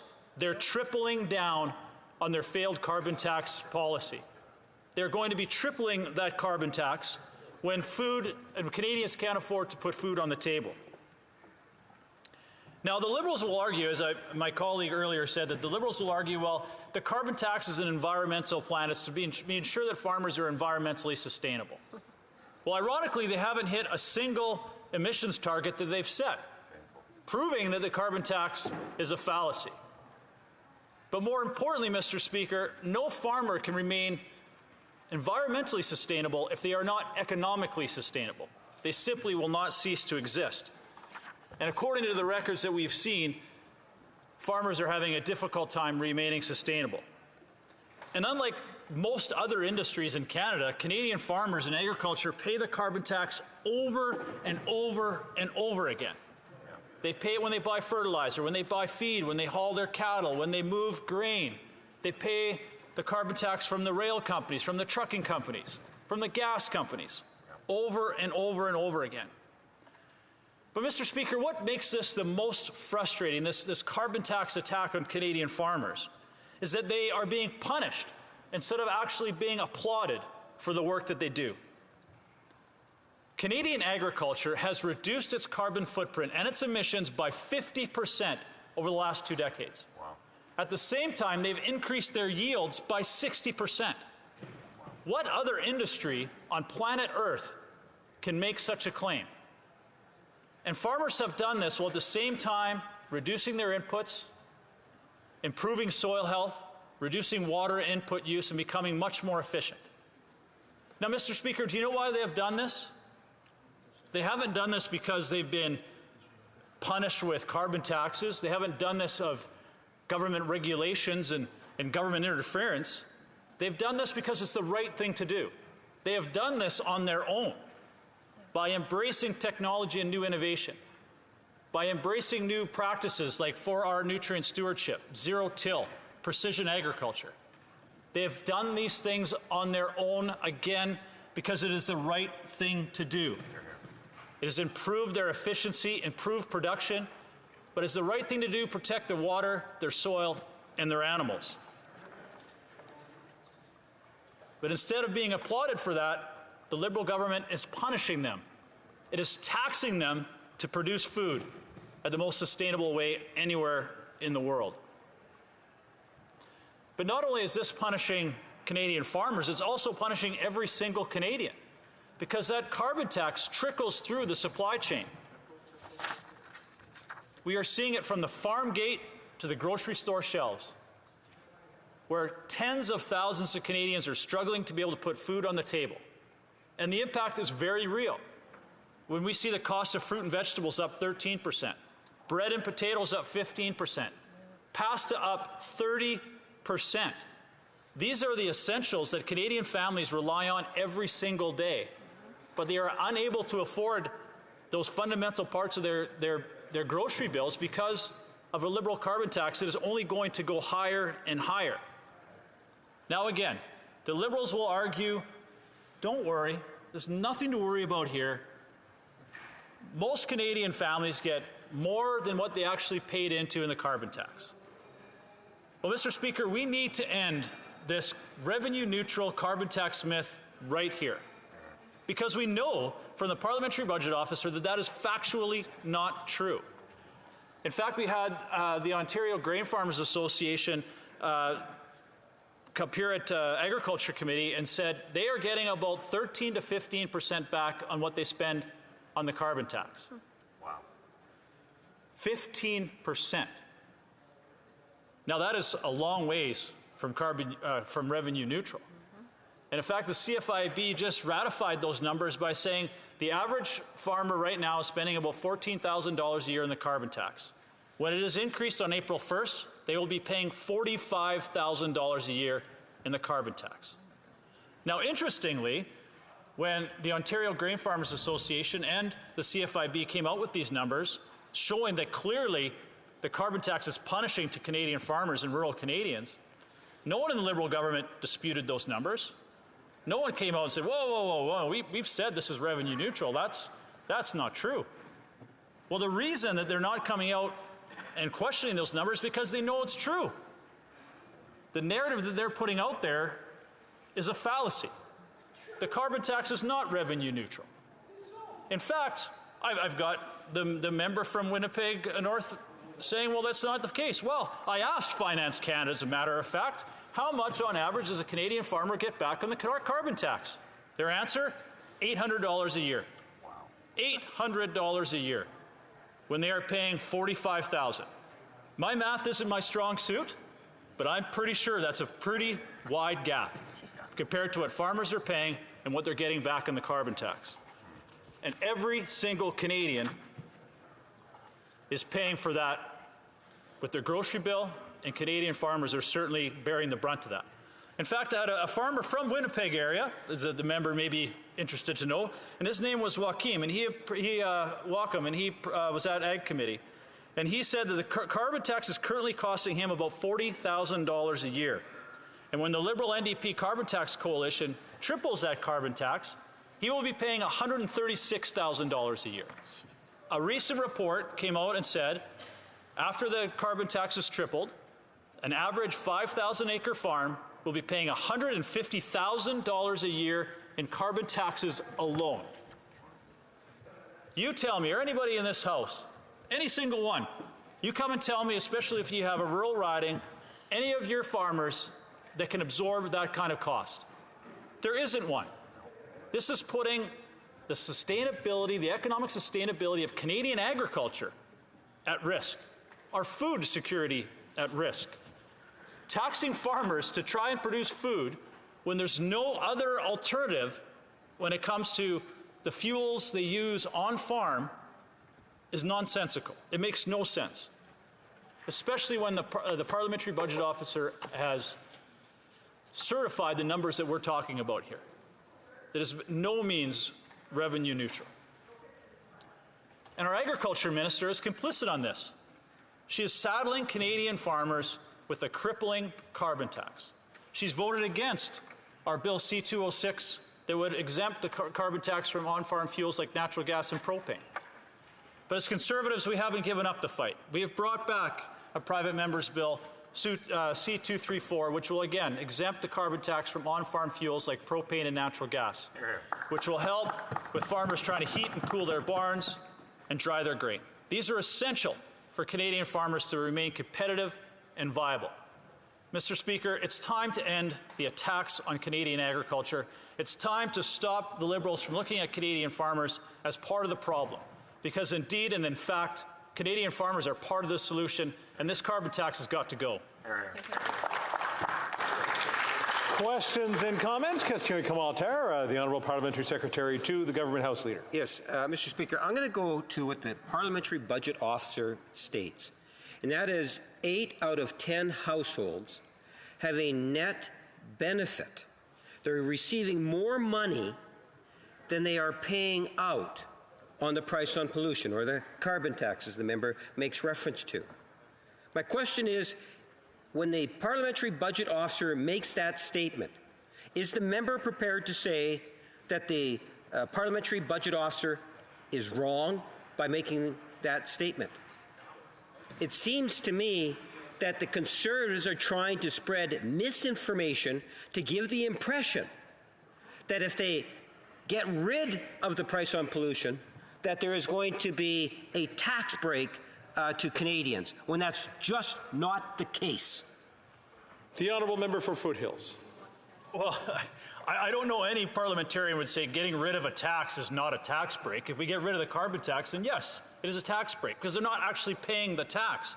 But the numbers from Finance Canada that I quoted, their own numbers from their own government department, said the average Canadian farmer gets back about $800 a year, when they are paying $45,000 a year on average. Now, I can show the member bills from my constituents that are as high as $30,000 a month from a poultry operation just from heating their barns. Wow. So that's the average. These are his own numbers from his own government that clearly shows that the carbon tax is disproportionately punishing on rural Canadians and Canadian farmers. If he wants to argue that, he should go talk to his own officials. Questions and comments. The Honourable Member for Abitibi-Témiscamingue. Thank you very much, Mr. Speaker. I'd like to thank my colleague for his speech.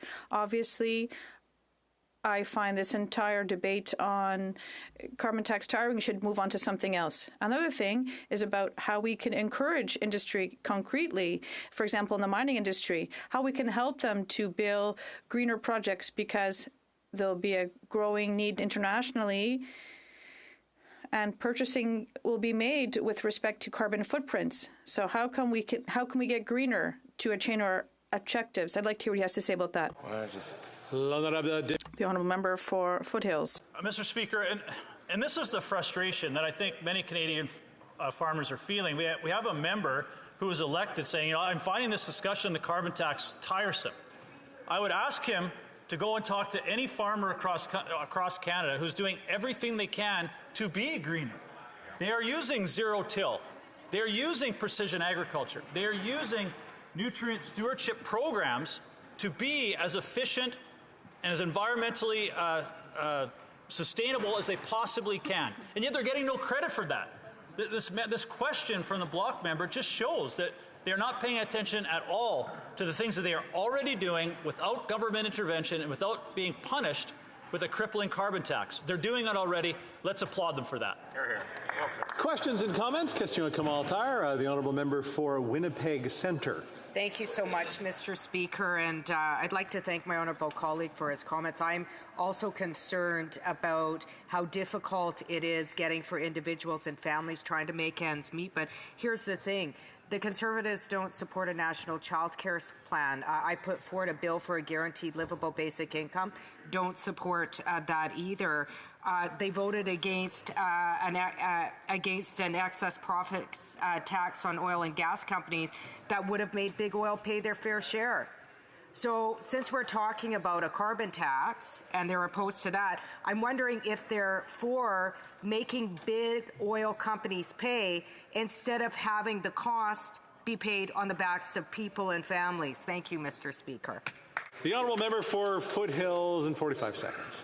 Thanks, Mr. Speaker. And certainly, I would believe as Conservatives, we would want everyone to pay their fair share when it comes to their taxes. But again, it just shows how no one wants to talk about this important issue. She's talking about cost of living and child care.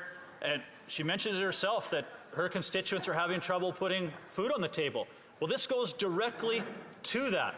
The carbon tax trickles down to the entire supply chain. When we are saying food inflation at a 40-year high, one of the key contributors to that is the Liberal carbon tax. Yep. You get rid of the carbon tax, grocery prices will start to come down. Yep.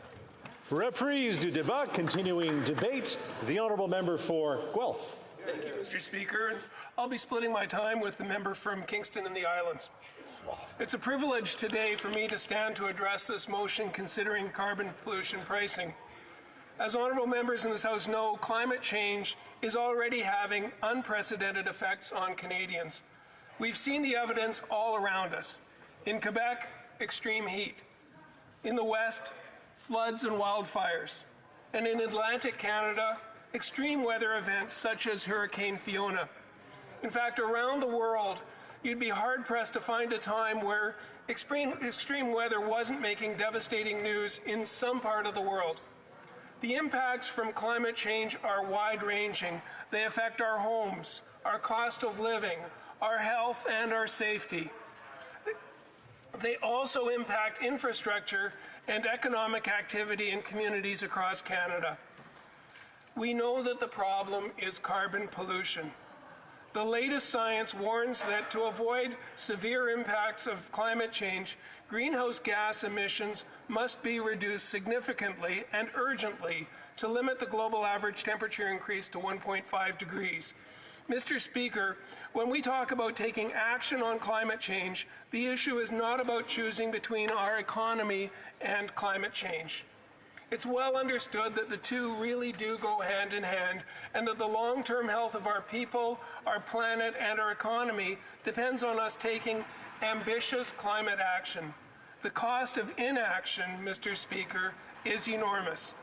As emphasized in a recent report from the Intergovernmental Panel on Climate Change, the cost includes more severe floods, forest fires, heat waves, and droughts that cause environmental and economic damage.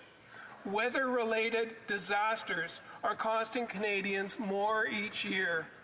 It's rising from tens of millions to billions of dollars annually in Canada alone. And there's the benefits of action, Mr. Speaker. I encourage the members to look at the exponential market growth for clean technology all around the world. In fact, last year, global clean technology activity was anticipated to exceed $2.5 trillion. Mr. Speaker, it's no secret that we've had an extremely challenging couple of years. First, we've had COVID-19, and then geopolitical and humanitarian crisis, and now economies are struggling to adjust to the post-pandemic world. It's not an easy time. Yet climate change is the crisis that will persist if we continue to not take action.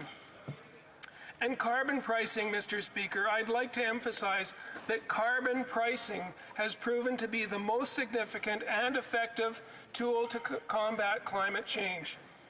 Mr. Speaker, in April 2021, the Government of Canada responded to the latest science by submitting a strengthened national emissions target of 40 to 45% below 2005 levels by 2030, in addition to its goal of achieving net zero emissions by 2050. And in March 2022, we released the 2030 Emissions Reduction Plan, outlining how Canada will meet our 2030 targets. The plan builds on a strong foundation, starting with Canada's first ever National Climate Change Plan in 2016, and then our strengthened plan released in 2020. The plan shows that we can build a cleaner economy while making people's daily lives better. Carbon pricing is central to all these plans. So why? Because it is widely recognized as the most efficient means to reduce carbon emissions and drive innovation and energy efficiency. It creates demand for low carbon technology, goods and services. As the cost of polluting activities increases, individuals and businesses seek out cleaner alternatives. Mr. Speaker, we've heard from stakeholders across the country. They've told us that consistency and predictability is key to unlocking investments in the low-carbon economy. Mr. Speaker, we've heard from businesses and from industries. They've shown us that they're developing innovative technologies and approaches to reduce emissions. They've asked for clear incentives and supports to put those technologies into practice, including runway time for capital investments to show returns. Carbon pricing creates those incentives without dictating any particular approach.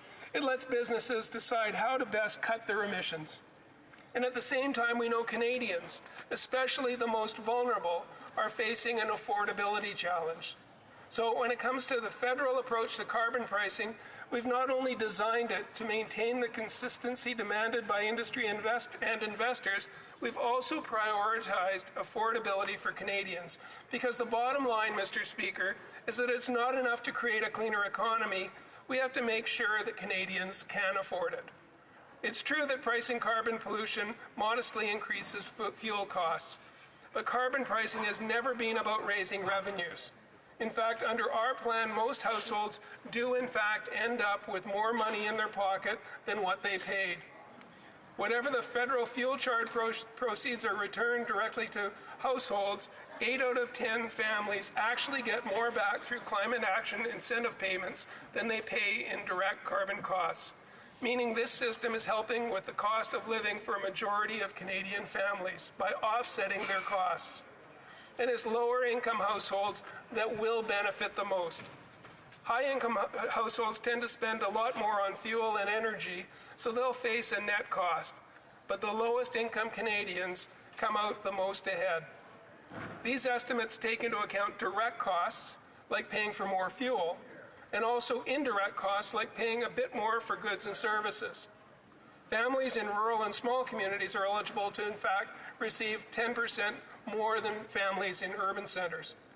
Households can use these funds however they want, but they can use them to absorb the extra 2 cents per liter on gasoline if they choose.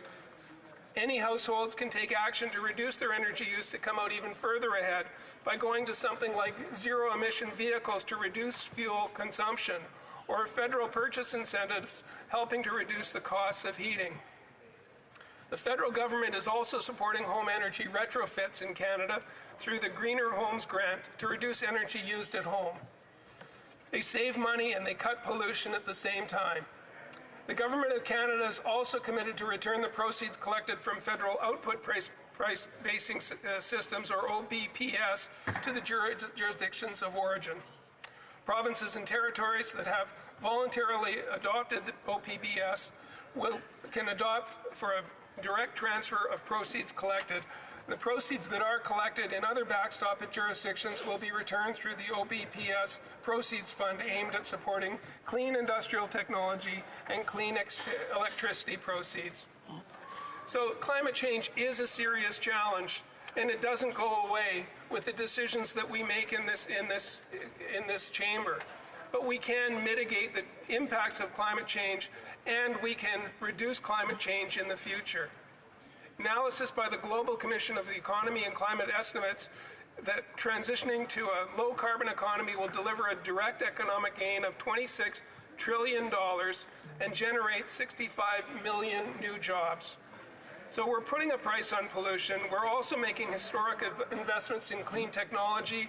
We're investing in green infrastructure. We're driving growth, creating jobs, and including $9.1 billion in new investments to cut pollution and grow the economy as part of the 2030 emissions reduction plan. Canadians have been clear about what they want: clean air and good jobs, a healthy environment, and a strong economy. Our approach assures that Canadians are well placed to benefit from the opportunities created by the global transition that's underway, and I'm happy to say that our climate plan is working. Evidence confirms that putting a price on carbon pollution works. It spurs clean growth, supports jobs, and cuts pollution causing climate change. Pricing carbon pollution and returning the proceeds to Canadian families and businesses is an effective and affordable way to combat climate change while supporting the sustainability of Canadian communities. Canada's established itself as a champion of carbon pricing, and now with international recognition as a leader and an innovator on carbon pricing. And significantly driving the force behind our success is that the Government of Canada cares about the well-being of our economy, our environment, and all Canadians today and for many tomorrows, and will continue to put them first. Thank you, Mr. Speaker. Questions and comments? Question commentaire. The honourable member for Dufferin-Caledon. Thank you, Mr. Speaker. I listened to my friend's speech and all Liberal members' speeches where they talk about how the PBO says that more Canadians get money back. So there was a report that said that, but are any of the members of the government side aware of the second PBO report, which is the distributional analysis of federal carbon pricing? And in that report, on pages 18 to 20, I know it's 20 pages, it's a lot to read, but it's exceptionally clear. Most Canadians actually do not get more money back. So it's like you get 80% on the midterm and then fail the final and say, well, wait, I got 80% in the course. Have they read the second report, and will they finally acknowledge that when you factor in all the costs throughout the economy, most Canadians lose on the carbon tax? Great question. Great question. As well. Mr. Speaker, and the honourable member across the way is trying to make the argument that doing nothing is the best option. And what we've seen, Mr. Speaker, through successive Conservative governments is that doing nothing isn't the best option. In fact, 8 out of 10 Canadians benefit from the system that we've put in place, and the environment benefits at the same time. So doing nothing is not the option here, Mr. Speaker. Question commentaire, l'honorable. The honourable member for Abitibi-Témiscamingue. Thank you, Mr. Speaker. This morning I took part in a meeting with unionists of Quebec, and they talked to us about a number of things, some things that we could highlight. For example, anti-scab laws, better health transfers, and investing in a just and fair transition. Can the MP let us know what measures should be implemented to make sure that we have an effective green transition whilst creating good jobs and protecting these good jobs sustainably? Thank you, Mr. Speaker. Doug Guelph. Thank you, Mr. Speaker, and thank you to the honourable member from Abitibi-Témiscamingue for his interventions now as well as previous interventions where he's focusing on the industrial opportunity that we have as a country, and in his riding, creating green aluminum that is then used in electronic vehicles, and the supply chain opportunities that we have by the policies that we're putting forward. So absolutely he's correct that we have to transition into these new jobs to get ahead of them so that those jobs aren't happening in other countries. They're happening here in Quebec and in Canada. Questions and comments? Question commentaire. The honourable member for Winnipeg Centre. Yes, thank you so much, Mr. Speaker. And in my last question to the Conservatives, I called out their failure to tax the big oil companies. But then again, Mr. Speaker, they share that with the current Liberal government. I'm wondering why the Liberal government continues to let big oil off the hook while families are struggling. Why, instead of making big oil and gas pay, why are they making families and individuals pay what big corporations and big companies owe? The Honourable Member for Guelph. Thank you, Mr. Speaker, and to the Honourable Member from Winnipeg Centre. What we are working on is the transition for businesses, and that includes transitioning from the rebates that we've been offering to oil and gas and accelerating those by 2 years so that we can move faster, so that we can attract more international investment into Canadian industry, including oil and gas, which still is a very important industry for Canada that we can't lose. We have to transition the jobs and transition the economy, and we have to provide greener opportunities within that industry. Reprise du débat, continuing debate. The Honourable Parliamentary Secretary to the Government House Leader. Thank you very much, Mr. Speaker. Another day, another wasted Conservative opposition motion. I will note, Mr. Speaker, that this is the 7th time within the last year that Conservatives have brought forward a motion that is either a carbon copy of this or something very similar to this. I guess the Conservatives just won't take no for an answer from the rest of the House that continually votes against this. And you know, and the reason why I find that to be so amazing, Mr. Speaker, is that every single Conservative sitting in this room right now, every single Conservative elected to the House of Commons in the last election, every single Conservative candidate who ran in the election in 2021 ran on pricing pollution. They all ran on it. It was the key. It took the former leader of the opposition, I think it was something like 500 days or something, to come up with a plan on the environment, and all that he did was literally just copy what we have, although he tweaked it a little bit and made it more like an Air Miles program where you got reward points and you could get environmentally friendly products. That was their plan. That's what they ran on. They all ran on pricing pollution. I hate to say it to you, Mr. Speaker, so did you. Everybody, all ran on pricing pollution. Order. I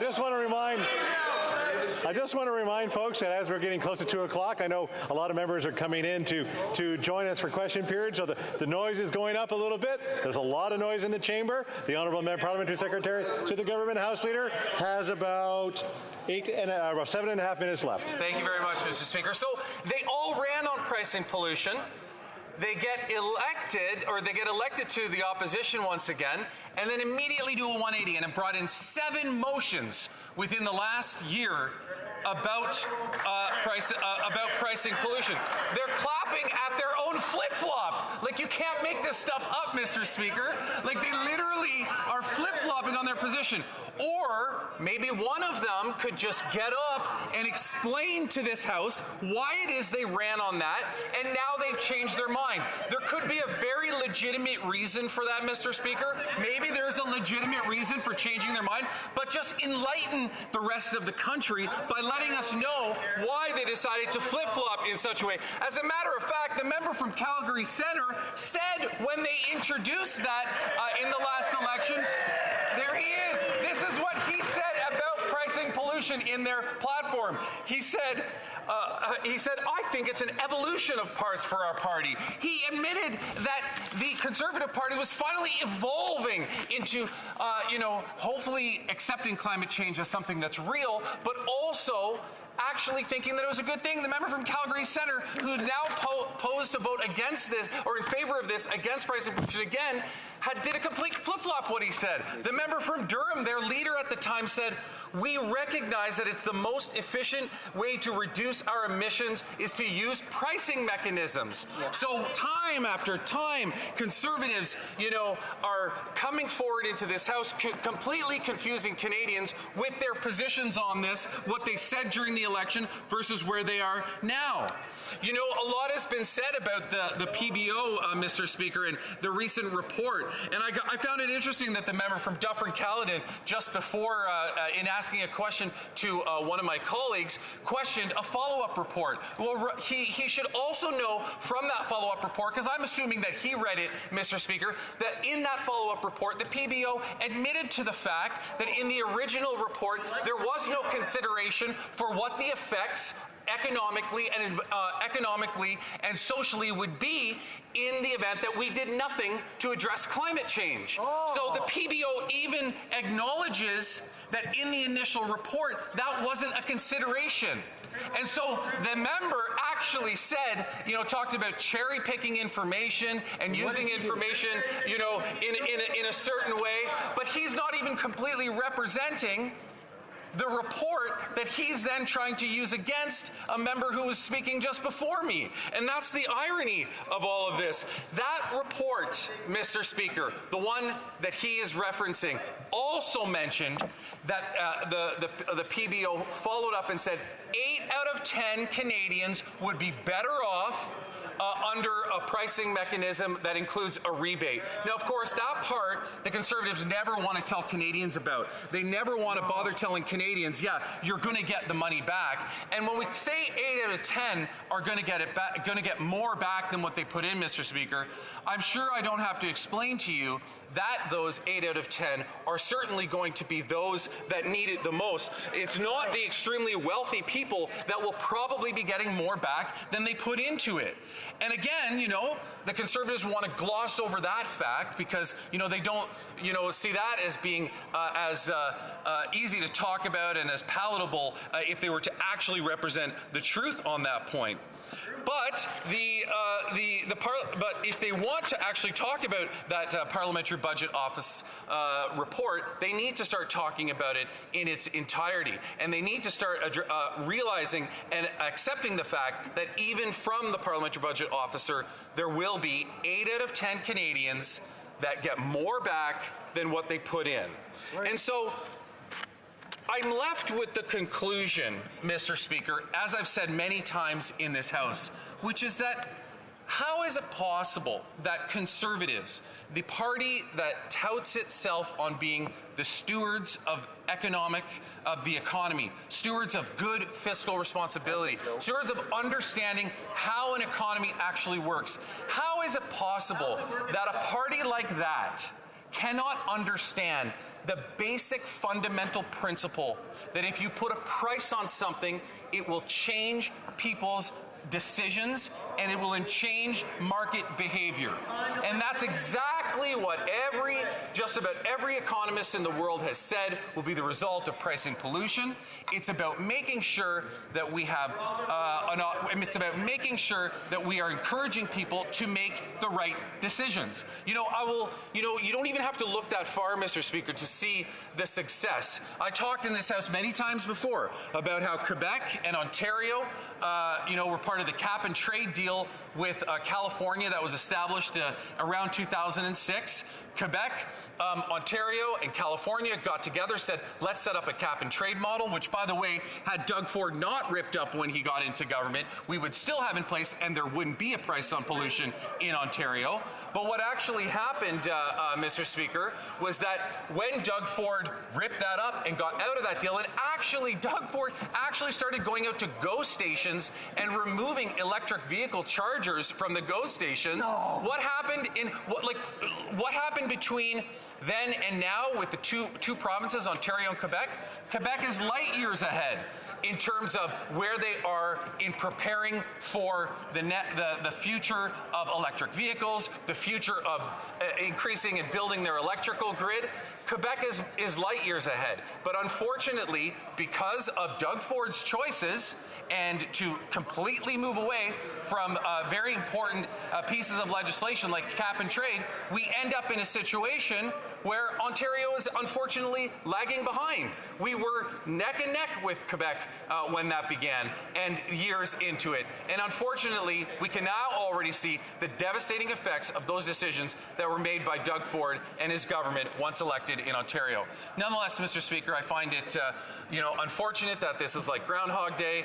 Once again, here we are with the Conservatives with the exact same motion. We're all saying the exact same thing. We all know exactly how everybody's going to vote. This is going to end up just like it did the other 6 times. But hopefully, at some point, the message will get through to the Conservatives that this is a piece of policy that the majority of Canadians are in favor, and we will continue to use. And that's all the time we have for that right now. The member will have a minute and a half left in speech, and of course questions and comments afterwards.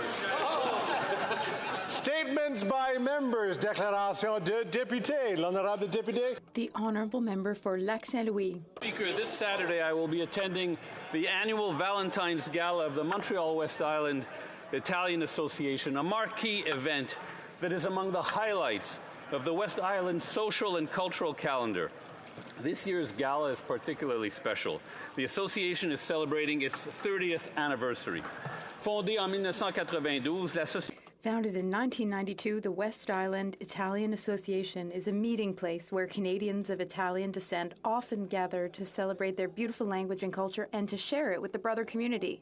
To Egidio Vincelli, now in his 16th year as president of the association, as well as to past presidents Marino Di Scepola, Famidia Nani, Rocco La Giorgia, and Victor Romani.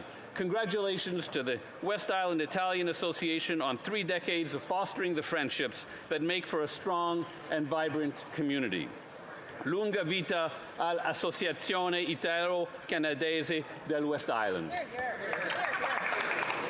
The honourable member for Medicine Hat, Carson Warner. Thank you, Mr. Speaker. Liberal changes to bail in 2018 were naive, ideological, and just plain wrong. Police and courts are now required to ensure offenders are released at the earliest opportunity rather than be detained. Canadians are paying the price, in some cases with their lives. Violent crimes and gang-related homicides are way up, and that's the Liberal record. In the last 40 days alone, Mr. Speaker, an OPP constable was killed near Hamilton.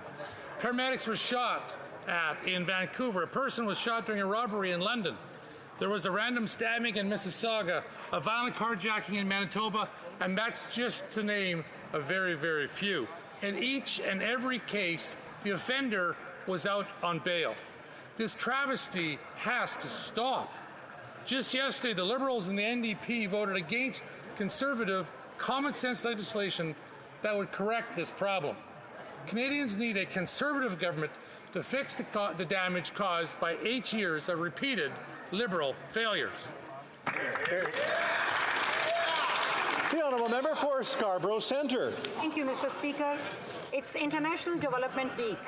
Last month, I had the opportunity to travel with IDRF to Pakistan, which is still reeling from the devastation caused by major flooding last summer, to see how they and other Canadian aid organizations are helping on the ground. The impact is still being felt by millions of people, and there will be an ongoing need for international support for many years to come.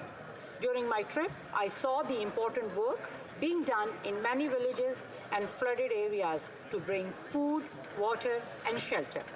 I also saw schools being created so that the displaced children can continue their education, and a midwifery program that is giving women a profession and skills to earn an ongoing income.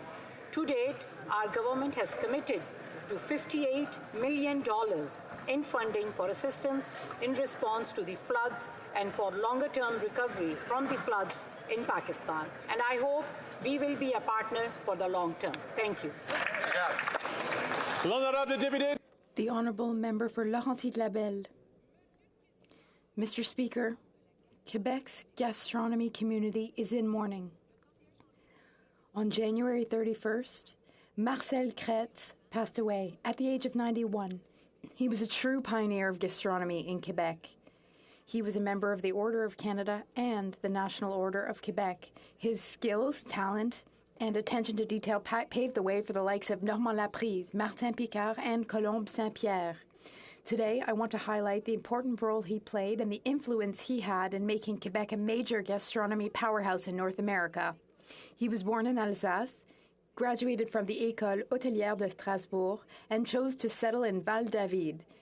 Marcel Kretz, for 30 years, was the head chef at La Sapinière, which was the first Relais et Chateau luxury brand hotel in Canada. He was also one of the founders of the École Hôtelière des Laurentides. Thank you to Marcel Kretz. Thank you for making us so proud of our region. To the family and friends of Marcel Kretz, the Bloc Québécois offers our deepest condolences. The Honourable Member for Glengarry Prescott Russell. February 10th is World Pulse Day. It's an opportunity to thank the farmers, traders, and processors who work hard to provide our country with the highest quality pulses. Every day, our farmers wake up with a passion to provide us with delicious and nutritious beans, lentils, and chickpeas. These world-class products are made here at home with care, safety, and in an environmental-friendly manner. When shipped abroad, they are a showcase of the high-quality agriculture products that come from Canada. Les légumineuses sont un... Pulses are an important part of our diet and a pillar of our economy. The pulse industry is an important economic driver in rural municipalities and contributes to the vibrant use of our lands. We're proud not only of the caliber of our pulse industry, but also of its environmental performance. We are a world leader in pulse production, and that's thanks to the hard work of our farmers, retailers, and processors. Happy Pulses Day. Thank you.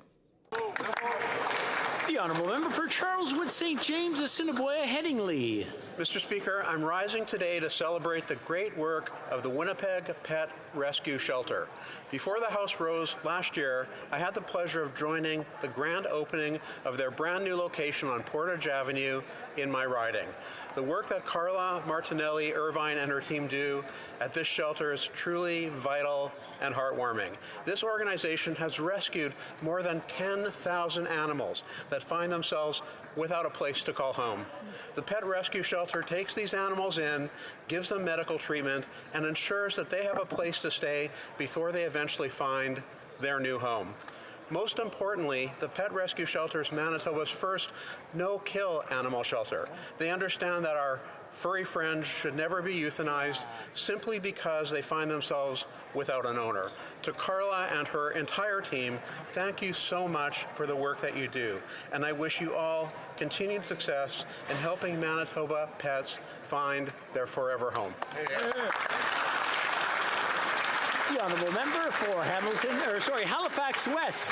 Mr. Speaker, watching the news unfold, my heart aches for the people of Turkey and Syria. Devastating earthquakes have claimed the lives of over 7,000 people thus far. Thousands of buildings were downed in the first quake, and families are searching for their loved ones and trying to access medical care.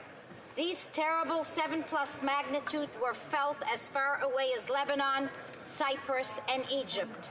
The impact in northwestern Syria, where many are already displaced, living in camps, has been tragic. This week is International Development Week, and now more than ever, the people of this region need our support. I'm grateful to groups that are already stepping up to collect donations for the victims, including the Turkish Society of Nova Scotia. Now is the time for us to give whatever we are able to. My thoughts and prayers are with the Syrian and Turkish friends and my constituents in Halifax West. Canada and Canadians will be there for you in this difficult time. Merci. Wonderful job. The Honourable Member for Vaughan Woodbridge. Thank you, Mr. Speaker. Vaughan residents are amongst the most entrepreneurial and generous in the country. It is an honor to be their voice and the voice of thousands of hardworking families in the city of Vaughan who are dedicated to building strong communities and creating a better future for their children. For 7 years, the government has stood side by side with Vaughan families to put more money in their pockets and make life more affordable. We introduced the Canada Child Benefit and now implemented a transformational early learning and childcare program that is bringing $10 a day daycare closer to reality every day. To fight climate change, we put a price on pollution and created the Climate Action Incentive. We also introduced the Canada Dental Benefit and are working to strengthen our public health care system. Mr. Speaker, these are real, tangible, and long-lasting measures that help Vaughan families. Our government is laser-focused on making life more affordable for Canadians by fostering inclusive economic growth that set Vaughan families and families from coast to coast to coast up for success. Thank you, Mr. Speaker. Wonderful. The honourable member for Calgary, Forest Lawn. Mr. Speaker, after 8 years of this Liberal Prime Minister, inflation is at a 40-year high. After 8 years of this... Seems to have been some confusion. The honourable member for Calgary, Forest Lawn. After 8 years of this Liberal Prime Minister, inflation is at a 40-year high. After 8 years of this Liberal Prime Minister, the average family is paying $16,000 a year on groceries. After 8 years of this Liberal Prime Minister, 1 in 5 Canadians are skipping meals, accessing a charity service just to meet their basic needs, and out of money. After 8 years of this Liberal Prime Minister, rent and mortgages have doubled. After 8 years of this Liberal Prime Minister, his insiders' friends make off with billions of tax dollars while Canadians face an affordability crisis. Mr. Speaker, after 8 long years of this Liberal Prime Minister, Canadians are out of money and this Liberal government is out of touch. It's time to rein in the spending, fire the gatekeepers, and put out this inflationary fire. It's time to get these Liberals out of the way so Conservatives, led by the member from Carleton, can clean up this mess and ensure Canadians can keep the heat on by taking the carbon tax off. The honourable member for Willowdale. Mr. Speaker, we have all been horrified to learn of the devastation and suffering caused by 2 powerful earthquakes that occurred in southeastern Turkey and northern Syria. As we witness the images emerging from the region, I know I speak on behalf of every member of this House when I say that we are truly shaken by the scale of the devastation and that we stand united in expressing our heartfelt condolences to all those who have lost their loved ones and in offering our support to all Turks and Syrians during this difficult period.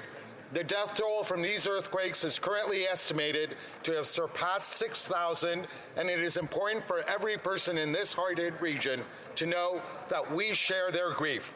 Canada is monitoring and fully supports efforts currently underway by UN agencies in the region, as well as the critical efforts of other humanitarian agencies on the ground. I would encourage members of this House to meet with constituents from the Turkish and Syrian communities in their ridings to ensure that we fully support their efforts and demands to alleviate the pain and the suffering that has occurred. Thank you, Mr. Speaker. The honourable member for Hastings, Lennox and Addington. After 8 years, Canada has lost respect and credibility abroad, being dismissed and disregarded on the international stage. After 8 years, our armed forces are facing a recruitment crisis that will take years to overcome. After 8 years, our troops are still operating without the basic equipment they need to keep our country strong, safe, and secure. After 8 years, Mr. Speaker, violent crime in Canada has risen by 32%. After 8 years of spend, and complete debt mismanagement, this government now wants to pile it on vulnerable Canadians by imposing a carbon tax. A tax plan, Mr. Speaker, is not an environmental plan. Enough is enough. Canadians are in a crisis mode and looking for disciplined, principled leadership. Canada's Conservatives will keep the heat on and take the tax off. The honourable member for Regina, Mouvan. After 8 years, do Canadians feel like they're better off? After 8 years, do Canadians think the NDP Liberal costly coalition will look after them? And after 8 years, do Canadians believe that the Liberals have done what they promised to do? The answer is no, no, no. That's what 67% of Canadians feel, that after 8 long years of this Liberal government, everything in Canada is broken. Who can blame them? Time and time again, Canadians see rich, connected Liberals getting big government contracts while hard-working Canadians just get hit with more and more tax increases. This government wants to triple the tax on gas, groceries, and home heatings. After 8 years, Canadians want change. They see in our leader and his United Conservative team a group that will turn hurt into hope. They see a change coming, Mr. Speaker. And Mr. Speaker, a Conservative government will keep the heat on and take the tax off.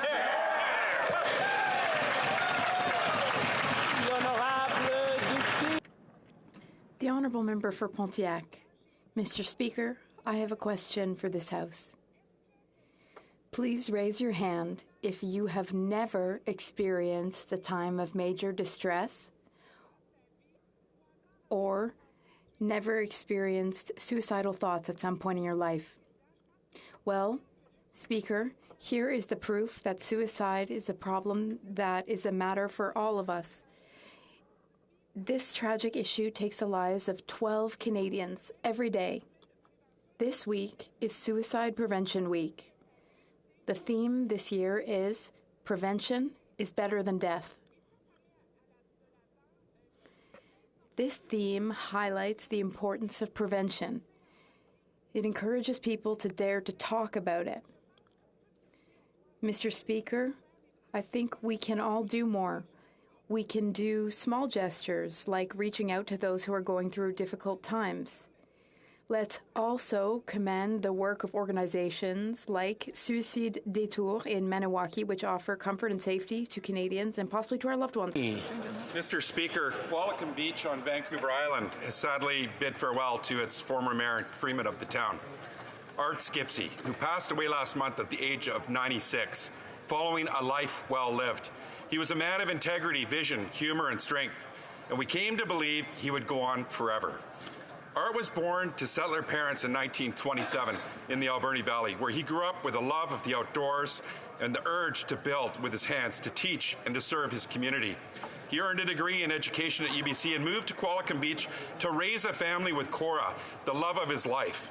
They barged a house from Vancouver when a suitable home was hard to find. And in 1975, he served 2 terms as alderman and then as mayor from 1977 until 1990. His voluntary contributions to the community are too many to mention. Suffice to say, many thought of Art as Mr. Qualicum Beach. We'll miss you, Art. Rest in peace.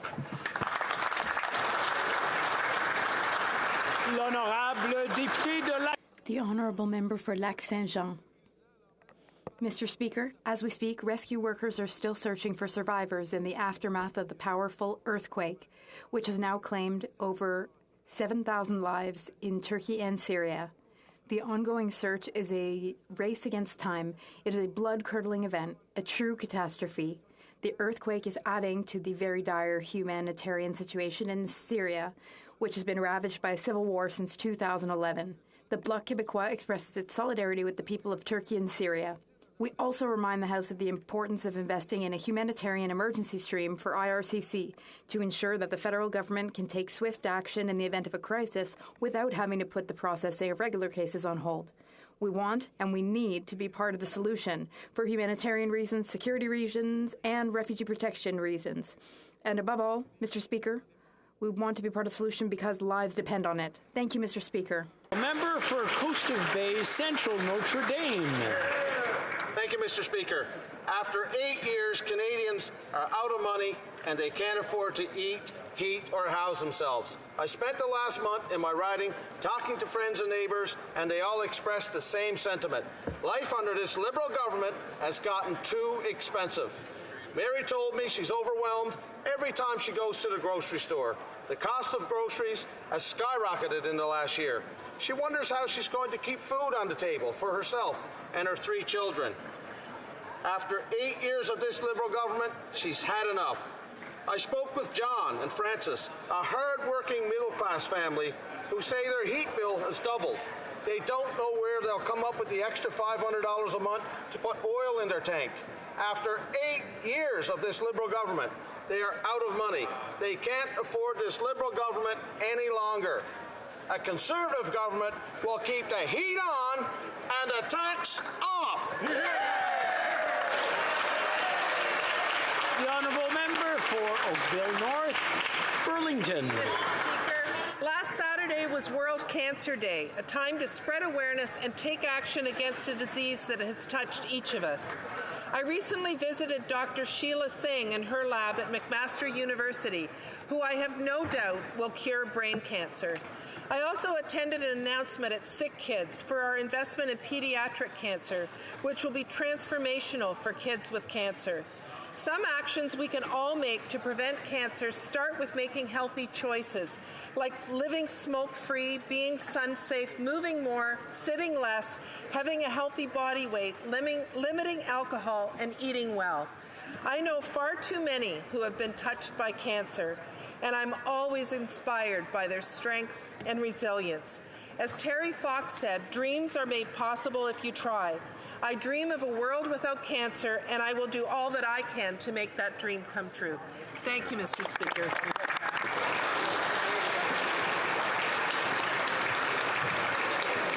Oral questions, question orale, the Honourable Leader of the Opposition.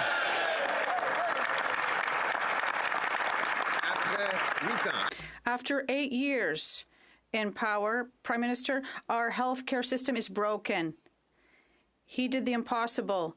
He was able to double our national debt by adding more inflationary debt than any other prime minister in our combined history without improving our healthcare system. In fact, it's worse than ever today. The prime minister even confessed that the system isn't up to our expectations. So will he finally take responsibility so that we can solve the issues that he has caused? The Honourable Minister of Tourism. Let's remind the member of the facts. During the pandemic, we gave the provinces $72 million extra to the $46 million that was set aside for provinces. And also, Mr. Speaker, the Prime Minister and the provincial premiers are sitting down together to talk about how they're going to build a lasting healthcare systems for the next 10 years. That's how our Confederation works. It's a good day for Canada. The Honourable Leader of the Opposition. 8 years. 8 years of this Prime Minister. Healthcare in Canada is broken.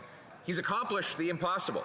He managed to double our national debt, adding more debt than all prior Prime Ministers combined, without improving healthcare. In fact, by his own admission, it is worse.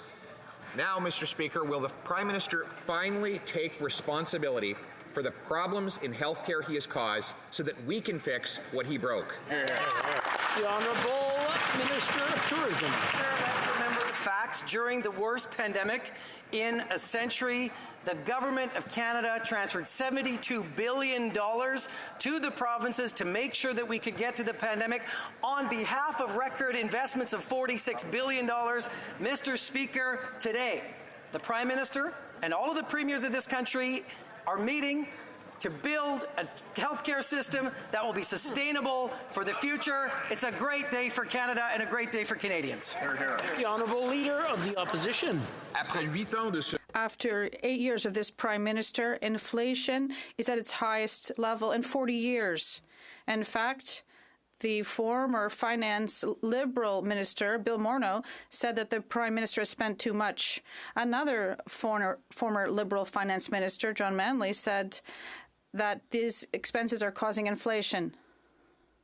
The current Governor of the Bank of Canada has said that the government spending is causing domestic inflation, and Mark Carney, the future Liberal leader, agrees with this. Can the Prime Minister accept the responsibility for the inflation he has caused so we can fix what he broke? The Honourable Minister of Innovation.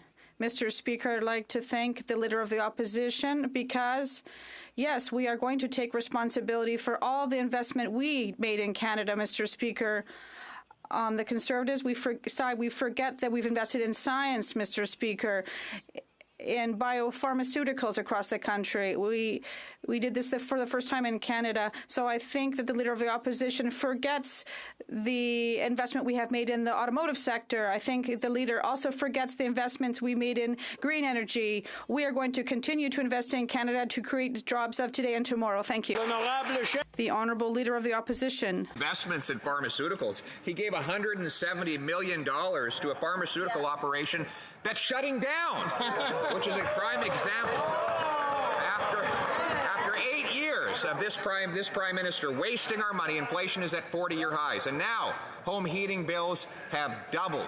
Seniors wonder how they're going to keep the heat on because this tax is going to be tripled and tripled under the NDP Liberal coalition. Will the Prime Minister finally take responsibility for the misery he's put on household heating bills, and will he accept that we're going to keep the heat on to take the tax off? The Honourable Minister. Mr. Speaker, at the time we invested was to protect the health and safety of Canadians. At the time, Mr. Speaker, everyone in the country, and Canadians watching today, just watch this guy again. Everyone in this country understand that at the time we needed to invest in all families of vaccines. Today, Mr. Speaker, we're in solution mode. We want to protect the jobs of Medicago. We want to protect, obviously, the manufacturing facility and VIP. Mr. Speaker, Canadians know something out of the COVID. We have their back. We will continue to invest in the Canadian economy, Mr. Speaker. The Honourable Leader of the Opposition.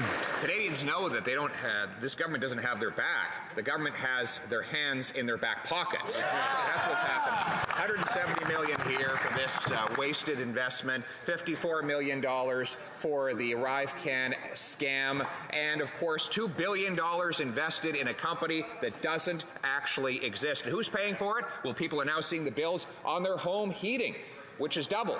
Higher gas prices. And of course, when you tax our farmers with a carbon tax and our truckers, they have to raise the price of the food that comes to our grocery stores. Will they finally back down from this crazy carbon tax scheme? Because we're going to keep the heat on until they take the tax off. The Honourable Minister for Families. Coming from the Leader of the Opposition, but we don't hear a lot of solutions. On this side of the House, we're actually focused on making sure that Canadians have the support that they need. Whether that was at the height of the pandemic when we made sure that Canadians could stay afloat, and guess what, Mr. Speaker, that's what the Leader of the Opposition is against, or whether it is now when we are reducing childcare fees by 50% across this country, and the Conservatives voted against funding childcare, Mr. Speaker, or whether it's the Canada Child Benefits helping 9 out of 10 Canadian families. Mr. Speaker, we're there for them. Conservatives just aren't there for Canadians. Thank you, Mr. Speaker. The Honourable Member from La Prairie. Mr. Speaker, the Prime Minister divides people. We saw it with his advisor against Islamophobia. He wanted to divide Quebecers and Canadians by supporting, once again, Quebec bashing. We see it again at the Official Languages Committee, where he sends his West Island MPs to bat against the protection of French. He wants to divide Quebecers by misinforming about the Charter of the French language. Mr. Speaker, the role of a Prime Minister is not to divide people. Is his government going to call to order these federal members who are saying false things and tell them that this is enough? The Honourable Minister of Canadian Heritage. Mr. Speaker, the Bloc was born to divide. That's their main objective. And here we're talking about a bill that will allow workers to work in French, and they're voting against it. A piece of legislation that will guarantee services in French, they're against it. More for French in Quebec and outside, they're going to vote against it. So when we talk about French and defending it, the Bloc are talking about out of both sides of their mouth. The Honourable Member. The dispute is within his Quebec caucus and not at the Bloc. La Bresse said this morning the smoke and mirrors used by some of his colleagues is shameful. Montreal does not have a monopoly on language policy in Canada. Disinformation has no place in this debate.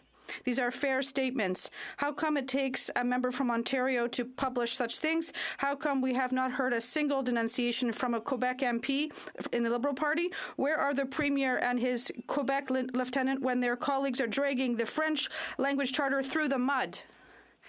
The Honourable Minister of Official Languages. Mr. Speaker.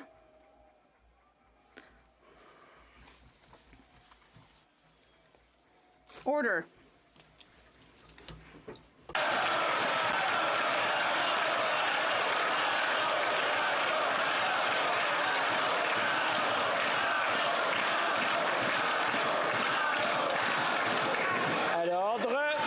Order. The Honourable Minister. Mr. Speaker, we are the first government to recognize the French fact across the country, including in Quebec. We take our responsibility and have tabled a bill that has teeth to make sure that we do our fair share to protect French across our country, including in Quebec. Mr. Speaker, our government wants to do its fair share, and I hope that we will see a bill adopted as quickly as possible. Thank you. Vancouver Kingsway. Today's Health Summit, Canadians need this Prime Minister to champion public health care and stand against private for-profit delivery. Yeah, right. Privatization is not innovation. Yeah. It drains workers from our public system, costs more, and allows queue jumping for the rich. It will make the crisis worse. Yes. Real innovation is better support for health professionals, shorter wait times in our hospitals, and access to care based on need. Will this Prime Minister assure Canadians that additional public dollars will go to public health care? Yes. The Honourable Parliamentary Secretary to the Minister of Health. Thank you very much, Madam Speaker. Our health system is experiencing significant challenges, and it's important that we work together to find the best solutions going forward. And that's why today the Prime Minister and the Minister of Health is sitting down with the premiers and the ministers of health from across this country. And our government remains ready to work with provinces and territories to further discuss priorities, actions, and results to improve the health services that Canadians rely on. That includes reducing backlogs and supporting our healthcare workers, enhancing access to family health services, improving mental health and substance use services, helping Canadians age with dignity, closer to home, and using health data and digital health more effectively. We'll always be there to support our universal public health care system. Thank you, Madam Minister. Well, member for Elmwood Transcona. I didn't hear a word about standing up to privatization. I hope the minister is going to be able to do better after today's talks. When this Prime Minister was looking for votes, he said he would do everything to defend our public health care system. And now he's calling the tactic of privatizing our health care system innovation. Just the opposite. Let's be clear, privatization does not add workers to our public health care system. It removes them. Investment is needed to address this crisis by hiring more health care workers. Will the Prime Minister be clear today that the federal health funding cannot be used to privatize our health care system? The Honourable Parliamentary Secretary. Perhaps my colleague didn't hear me when I said we'll always stand up for our fundamental public universal health care. I'll say it again, we'll always stand up for our public universal health care. Et en français, Monsieur le Président. And in French, Mr. Speaker, our government is working with the provinces and territories to discuss priorities and results with respect to health care so we can enhance our health care system for all Canadians, particularly by reducing the backlog, improving access to family services, improving services with respect to mental health and substance abuse, and more. For Calgary, Forrest Lawn. After 8 years with this Liberal Prime Minister, Canadians are suffering more than ever. His out-of-control spending fueled 40-year high in inflation. Rents have doubled, home heating has doubled, and even food inflation has gone up. He pile-drove Canadians further by taking more off their paychecks, and was going to take even more and cause even more suffering when he triples his failed carbon tax scam. Will the Prime Minister show some humility and take the tax off so Canadians can keep the heat on? The Honourable Minister of the Environment. Thank you, Mr. Speaker. Conservative politicians are making a lot of misleading claims about the price on pollution. The facts are that 70% of gas price increase is due to crude oil prices going up, largely because of Russia's brutal invasion of Ukraine. And another 25% of the price is the result of provincial taxes and refining margins. Provincial taxes, they cut it in. Not the federal one. Now, we started off fairly well, and now it seems to be going, well, it's not doing well. I'm just going to ask everyone to listen to the questions and listen to the responses so that we can all hear together. The Honourable Minister, from the top, please. Thank you, Mr. Speaker. Conservative politicians are making a lot of misleading claims about the price on pollution. The facts are that about 70% of gas price increase is due to crude oil prices going up, largely because of Russia's brutal invasion of Ukraine, and another 25% of the price is a result of provincial taxes and refining margins that have gone up by 113% in the last 2 years, Mr. Speaker. That means 95% of the gas price has nothing to do with the price on pollution. Mr. Speaker, the price on pollution puts more money back in 8 out of 10 Canadians in their pockets, and it remains one of the best ways to fight climate change. Well, member for Calgary, for Swan. Maybe they should start taxing the hot air coming out of that minister's mouth.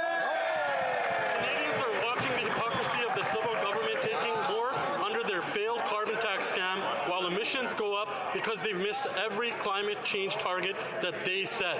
Liberal inflation is driving up food prices, and this failed carbon tax is contributing to 1 in 5 Canadians skipping meals. Will they finally show some humility and take off the tax so Canadians can keep the heat on?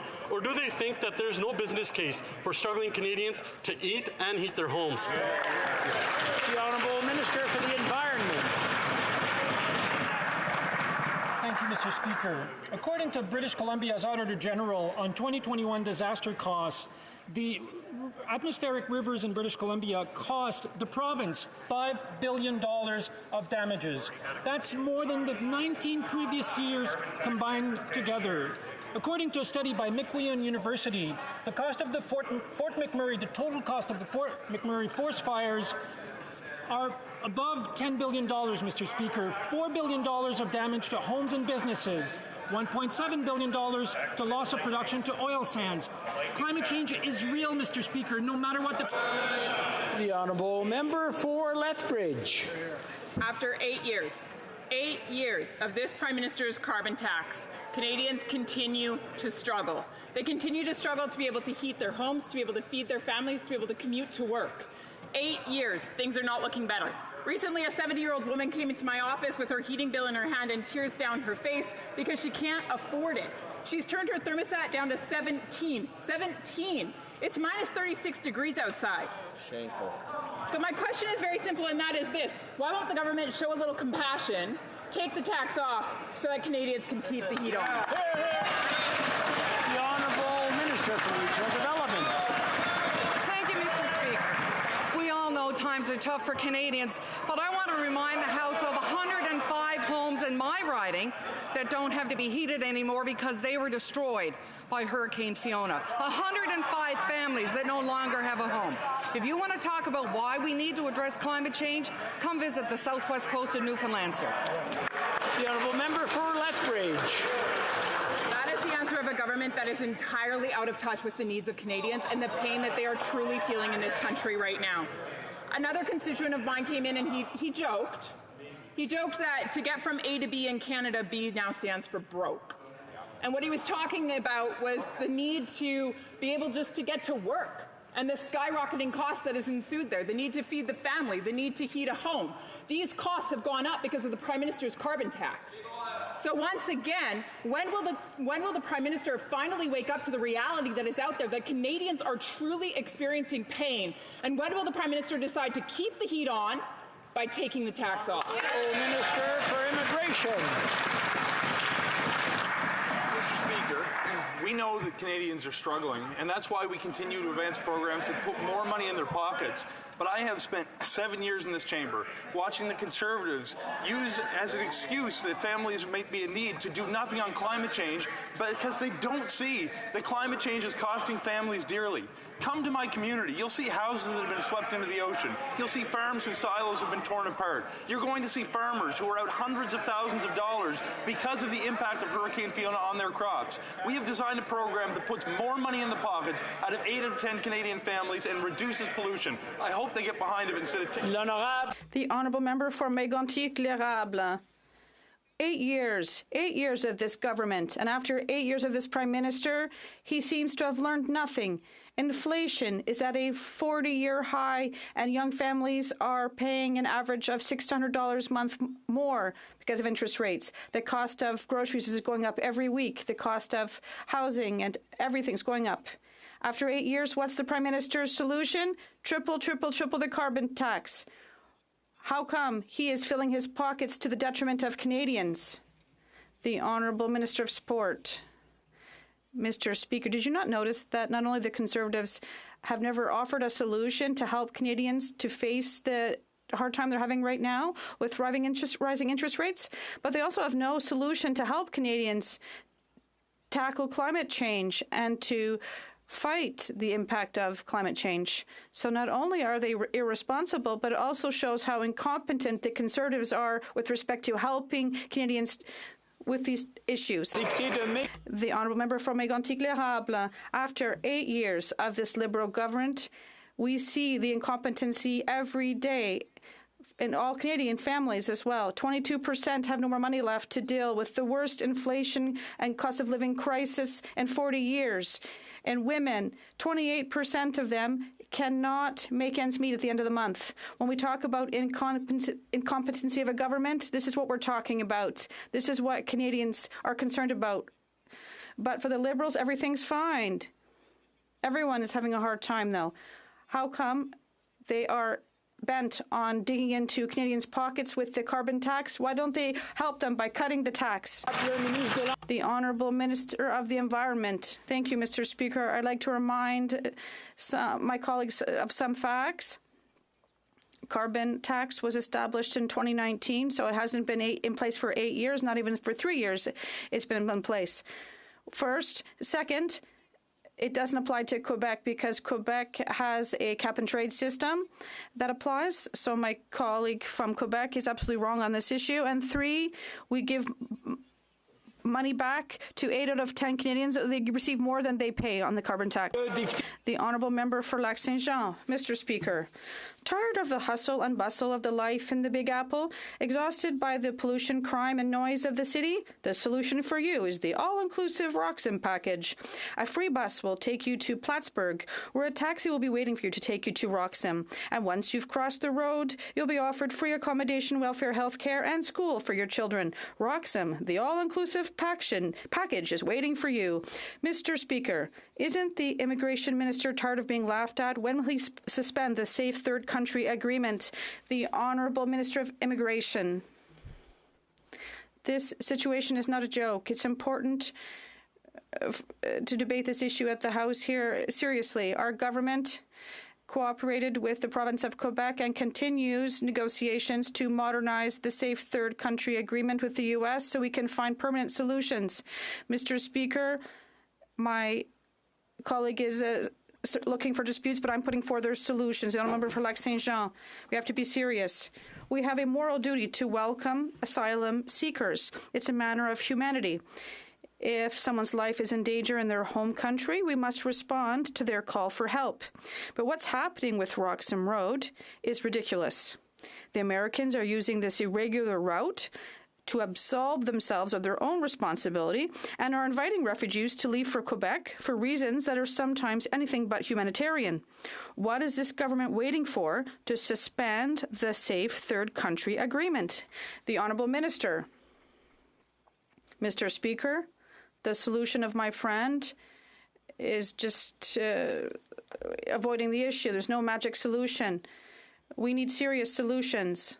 I've had a meeting with my counterpart in Quebec last week to discuss solutions and the role for the federal government to support Quebec. At the same time, our government continues its efforts to modernize the agreement with the U.S. Mr. Speaker, we're going to continue to treat it seriously, no matter how big a joke the Bloc seems to think it may be. The Honourable Member for Lac-Saint-Jean. Mr. Speaker, the Minister of Immigration doesn't think it's a serious thing, but it's also a tragedy. La Presse revealed this morning that dozens of children are crossing alone in Roxham. Children as young as 10 years old are unaccompanied. This is not a joke. The government has known this for years. In 2018, they even added a team to deal with these children, minors who are crossing the road in the forest in winter, risking their lives. It's absolutely irresponsible. What will have to happen for this government to find a safe way to receive asylum seekers, including these children? The Honourable Minister of Canadian Heritage. Mr. Speaker, my colleague is right in terms of what he said, but it begs question about his first question. I know my colleague from the Bloc, I have a great deal of respect for him. I know he's serious in all of this, but it's no time to joke. It's no time to joke. When he said his first question, we know there are children crossing the road alone. We're talking about men and women and children that are leaving their country under very difficult conditions, and it's no time to joke. We're talking about migrants who are suffering, and we're going to be there to support. Brent. Mr. Speaker, after 8 years of this Prime Minister, Canadians are living in fear. Under his watch, violent crime up 32%, gang-related homicides up 92%, and in Toronto last year, 50% of all shooting deaths were committed by those already on bail. However, just yesterday, the Liberals voted against our Conservative motion to fix the bail system that they destroyed. When will this Prime Minister admit that his flawed bail policies are jeopardizing the safety of all Canadians? The Honourable Minister of Justice. Canadians deserve to feel safe, and they deserve to be safe. The laws on bail are clear, Mr. Speaker. If somebody poses a threat to public safety, they should not be out on bail. Mr. Speaker, I've undertaken with the provinces and territories to look at what we can do at the federal level with respect to bail. Our priority, Mr. Speaker, remains keeping Canadians safe, and we will move with the provinces together, not just on changing the law, but also administering the bail system in a better way. Well, member for Kamloops, Thompson, Caribou. The laws on bail are clear. I think the minister meant to say the laws on bail clearly aren't working. Mr. Speaker, while this minister was in the classroom, I was in the courtroom running bail hearings. I looked victims in the eye who were victimized by people who were on bail. The reality is that violent crime is up 32%. Thugs and gangsters with guns are running wild on our streets. When will this minister, after 8 years of Liberal inaction, end catch and release? The Honourable Minister. Mr. Speaker, I acknowledge the Honourable Member's previous service, but I would suggest he go back to the classroom. Mr. Speaker,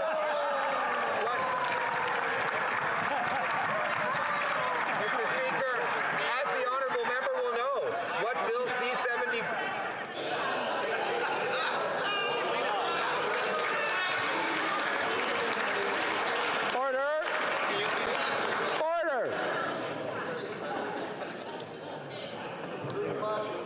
I'm not sure how much sugar was in everyone's lunch today, but I think there was an overdose. I just want everybody to take a deep breath and calm down. The Honourable Minister, please continue. Mr. Speaker, as the Honourable Member will surely know from his experience, what Bill C-75 did was codify Supreme Court of Canada jurisprudence. It tightened bail provisions by adding a reverse onus for intimate partner violence. There was already a reverse onus on prohibited weapons. Mr. Speaker, notwithstanding that, we are willing to work with the provinces to see if there are additional measures that we can take, and certainly we will help the provinces in the administration of the bail system. Member for Kamloops, Thompson, Caribou. Mr. Speaker, I don't know that I can imagine a comment more out of touch than that which the Liberal minister just said. I'll remind the minister that, like him, I also taught at a law school, and unlike him, I don't have to go back to school to see people on the streets who are victimized, to see the statistics of gangland homicides, to see police officers on our streets being killed by people who are on bail. So, will this minister stay out of touch, or will he end catch and release to keep victims safe after 8 years of failed Liberal policies?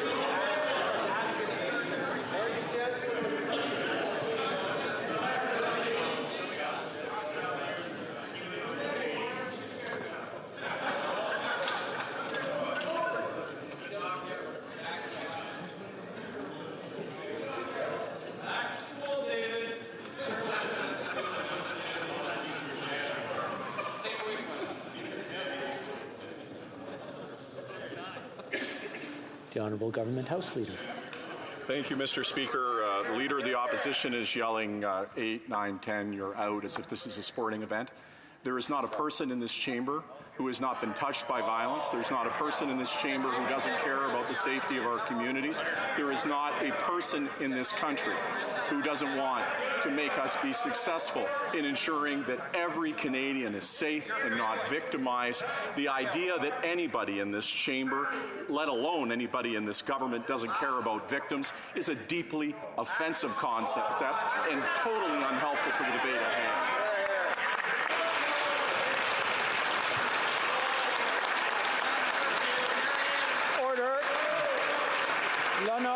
The Honourable Member for Charlesbourg, Haut-Saint-Charles. Mr. Speaker, after 8 years of this Prime Minister, we no longer recognize Canada, and for good reason. Referring to Bill C-5, Joseph Fessal at the Journal de Montréal said, crazy fanatics have taken over our asylum system. One example, a 31-year-old woman who was convicted of repeatedly beating her 11-year-old stepson, depriving him of food and care, was sentenced to 15 months in the comfort of her own home. Why does the Prime Minister always defend criminals rather than helping women and victims? The Honourable Minister of Justice. Mr. Speaker, no other government in the history of Canada has spent the amount of resources we have to help victims. Mr. Speaker, severe crimes deserve severe consequences. That is the spirit behind our amendments to the Criminal Code. Mr. Speaker, we are in full support of our victims. We are revising our system that it'll be more so that it's more flexible and more supportive for victims, and we are going to succeed. Edmonton Strathcona. Mr. Speaker, the devastation we've seen in Turkey and Syria is horrific. This earthquake comes after nearly 12 years of war and total suffering in Syria. Children are still being pulled from the rubble. It is heartbreaking. Survivors will require an incredible amount of assistance urgently. The government's announcement this morning is a good start, but the scale of this crisis will require more. The Humanitarian Coalition has launched a joint appeal, as has the Red Cross, and I'm certain that Canadians will contribute generously. Will the government commit to a matching fund to amplify the generosity of Canadians? The Honourable Minister for International Development.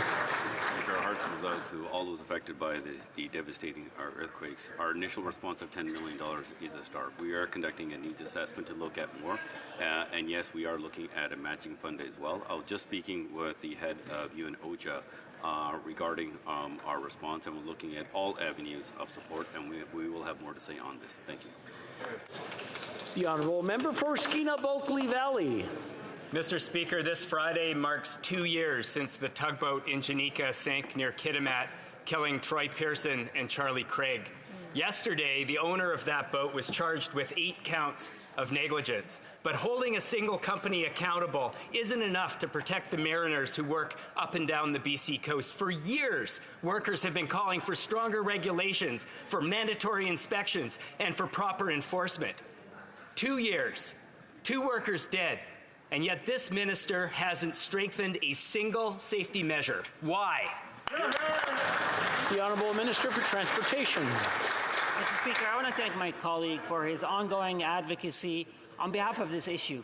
He and I have talked about it on numerous occasions, and I want to keep reassuring him that Transport Canada is working with him and other stakeholders on identifying other opportunities for improving our regulations. Safety is paramount, Mr. Speaker. There's an ongoing review of these regulations. But, Mr. Speaker, we are committed to having the highest level of safety in Canada. Thank you very much. The Honourable Member for Mississauga, Streetsville. Thank you, Mr. Speaker. Our government has supported Canadian workers with significant investments to defend and expand their rights, implementing legislation such as 10 days of paid sick leave for employees under federal jurisdiction, and soon a ban on replacement workers. Unlike the Conservatives, who have relentlessly attacked unions, their members, and Canadian workers through their years in government, we protect Canadians' rights by repealing their anti-worker laws and putting the interests of Canadians first in everything we do. Can the Minister of Labour update this House on what last week's ratification of the Convention on the Prevention of Harassment and Violence in the Workplace means for Canadian workers and their right to a safe and respectful workplace? Honourable Minister of Labour. Thank you, Mr. Speaker, and I want to thank the member for Mississauga-Streetsville for her question. She is a hard worker. We want to end workplace violence and harassment here in Canada and around the world. That is the aim of the International Labour Organization Convention 190, and I am proud to say that last week that convention was ratified by Canada. We believe in the workers of this country. We stand up for the workers of this country. We put into force paid sick leave. We're introducing legislation to ban replacement workers, and in fact, one of the first things we did was repeal two of the most anti-worker, union-bashing bills this country has ever seen, both Conservative bills. I am proud to say that this government is leading the fight for workers around the world. The honourable member for Edmonton Mill Woods. Mr. Speaker, after 8 years of this Liberal government, Canadians are struggling to afford the most basic necessities. Groceries to feed their families, to pay their rent and mortgages, and of course to heat their homes to stay warm this summer. Mandeep Kaur in my riding says that she has to get a second job just to pay the bills. And now the Prime Minister is going to make everything even more expensive by tripling the carbon tax. Mr. Speaker, on this side of the House, we're going to stand and fight for Canadians like Mandeep Kaur. We will ensure that they will turn off the carbon tax so they can continue to heat their homes. The Honourable Minister. Mr. Speaker, let's talk about the Conservative record on taxes. Our government cut taxes on middle-class Canadians twice. The Conservatives voted against. We cut taxes on the hardest working class Canadians 3 times, and the Conservatives voted against. We reduced taxes on small businesses, Mr. Speaker, and true to form, the Conservatives voted against. Mr. Speaker, the record in this House on who supports Canadians with reducing taxes is clear. It's us. They keep opposing. We keep delivering. Member for Edmonton Mill Woods. Mr. Speaker, the problem is that instead of standing up for Canadians, they continue to defend their failed policies. The fact is that the carbon tax, through the carbon tax, they have not met any environmental standard or target that they set themselves. The Bank of Canada governor admitted that the carbon tax, the Prime Minister's carbon tax, actually contributed to the inflation crisis that we're in right now. And the Parliamentary Budget Officer says that households will pay more in carbon tax than they will get back in rebates. The Liberals continue to push these failed policies on with the carbon tax that doesn't even work. Will they fight with us, Mr. Speaker? We're going to continue to fight until they turn off that carbon tax so Canadians can. The Honourable Minister of the Environment. Mr. Speaker, I guess the question many Canadians are wrestling with is which Conservative should they believe? The Conservative who, during the last election campaign, said they believe in climate change, and they believe in climate change so much that they would put in place a price on pollution, or the Conservatives today who say they don't believe in either climate change or doing anything about it, let alone putting a price on pollution, Mr. Speaker. That is the question that many Canadians are struggling with. Honourable Member for Cumberland Colchester. Mr. Speaker, after 8 years of this Liberal government, Canadians can no longer afford to eat and heat and house themselves. Take, for example, Phyllis, who lives just outside of Spring Hill, Nova Scotia. She turns the heat on in her trailer in the morning. She spends most of her day, Mr. Speaker, in bed with her clothes on to stay warm, and she gives herself a little bit of heat in the evening before turning in for the night. Conservatives will continue to keep the heat on and take the tax off. When will this Liberal government stop blaming everyone else, take some responsibility, and axe the destructive carbon tax? The Honourable Minister of Immigration. The honourable member represents communities that are very much similar in kind to the ones that are in my backyard. And the reality is the policies that we've introduced over the last 7 years in government are making a meaningful difference. Look at the Canada Child Benefit, which puts more money in the pockets of 9 out of 10 Canadian families. We changed that program so we stopped sending checks to millionaires like the Conservatives had. Look at the middle-class tax cut. We raised taxes on the wealthiest 1% and cut them for the middle class. We increased the guaranteed income supplement. We continue to improve the Canada Pension Plan. Every step of the way, we are focused on low and middle-income families to better support them. Every step of the way, the Conservatives vote against it, and I'm happy to take that message to the polls next time. Member for Cumberland Colchester. Well, Mr. Speaker, it's absolutely fascinating because my office receives hundreds of emails and phone calls and letters outlining the extreme difficulties that they're having with their finances because of this Liberal government's terrible carbon tax and the terrible inflationist policies, the worst in 40 years. And even the Premier of Nova Scotia, Mr. Speaker, Tim Houston, has put forward a comprehensive plan to reduce emissions and actually save Nova Scotians money, where this minister lives. How can he vote against such craziness? This makes no sense, Mr. Speaker. When will the Liberal government allow Canadians to keep the heat on and axe the tax? The Honourable Minister for Families. Mr. Speaker, it baffles this House that the Conservatives continue to undermine the fact that climate change is real. It baffles this House and, in fact, all Canadians. Absolutely. The Conservatives continue to vote against measures that are actually supporting Canadians, Mr. Speaker. Time and time again, when we have put forward measures that are helping low and middle income Canadians, what have the Conservatives done? They have voted against it. Not only do they have no plan, but they obstruct and they deny and they deflect and they make it harder for Canadians to get the supports that they need. We're going to be there, Conservative. L'honorable député. The Honourable Member for Thérèse de Blainville. Mr. Speaker, hundreds of Canadian Labour Congress workers are up on the Hill today. In amongst them, there are the steel workers and the ocean towing workers. From Sorel Tracy, they are here because the federal government supports the use of scabs in their labour dispute. Even today, Quebec workers are being replaced by scabs, paid 3 times their salary because the federal government is living 50 years in the past. The minister has done his consultations. He no longer has any excuse for inaction. Will he immediately introduce anti-scab legislation? The Honourable Minister for Labour. Mr. Speaker, in my mandate letter, I'm committed to limiting recourse to replacement workers. We've started consultations with representatives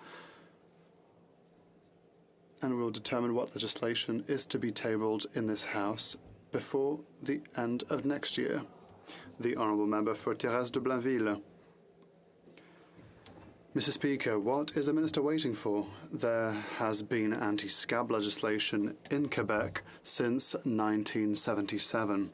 This government is 50 years late. It consults, it thinks, and it shovels from the front. Now, the result, even today, the labour dispute at ocean towing is dragging on because of the use of scabs. There are real workers with real needs who are here today because of the minister's inaction. That is hurting their families and their right to negotiation. What is he waiting for to introduce anti-scab legislation? The Honourable Minister for Labour. Thank you, Mr. Speaker. Mr. Speaker. Workers will be one of the most significant progress that we have seen for workers in this country. It is something that unions and labor leaders have been asking for years. We on this side of the House will make sure that we get it right. Far from inaction, we have just finished consultations, thorough consultations with employers and with labor unions. And on this side of the House, on such an important piece of legislation that labor has been asking for decades, we will get it right. Thank you. The Honourable Member for Calgary-Midnapore. After 8 years of this Liberal government, business is skyrocketing at the high-priced consulting firm McKinsey & Company. This government has given McKinsey & Company over $100 million in contracts, including $1.4 million from the Canada Infrastructure Bank, an organization that is chock full of former McKinsey strategists. So why is this government so hell-bent on giving $100 million to close Liberal insider friends while average Canadians are just struggling to get by? Great question. The Honourable Member for Public Works. Thank you so much, Mr. Speaker. And as I explained to the Government Operations Committee yesterday, there has been absolutely no political interference in the award of contracts to McKinsey. We are, of course, looking very carefully to ensure that all processes and rules and policies have been followed by the department, by PSPC, and I know that my colleague, the President of the Treasury Board, will also be examining the policies in that department as well. Thank you, Mr. Speaker. Honourable Member for Sherwood Park, Fort Saskatchewan. So in other words, the government's approach to the Liberal McKinsey scandal is to ask this minister to investigate herself. But we found out yesterday at the Government Operations Committee that she lacks a basic understanding of the record and experience of this company, including their relationship with Purdue Pharma.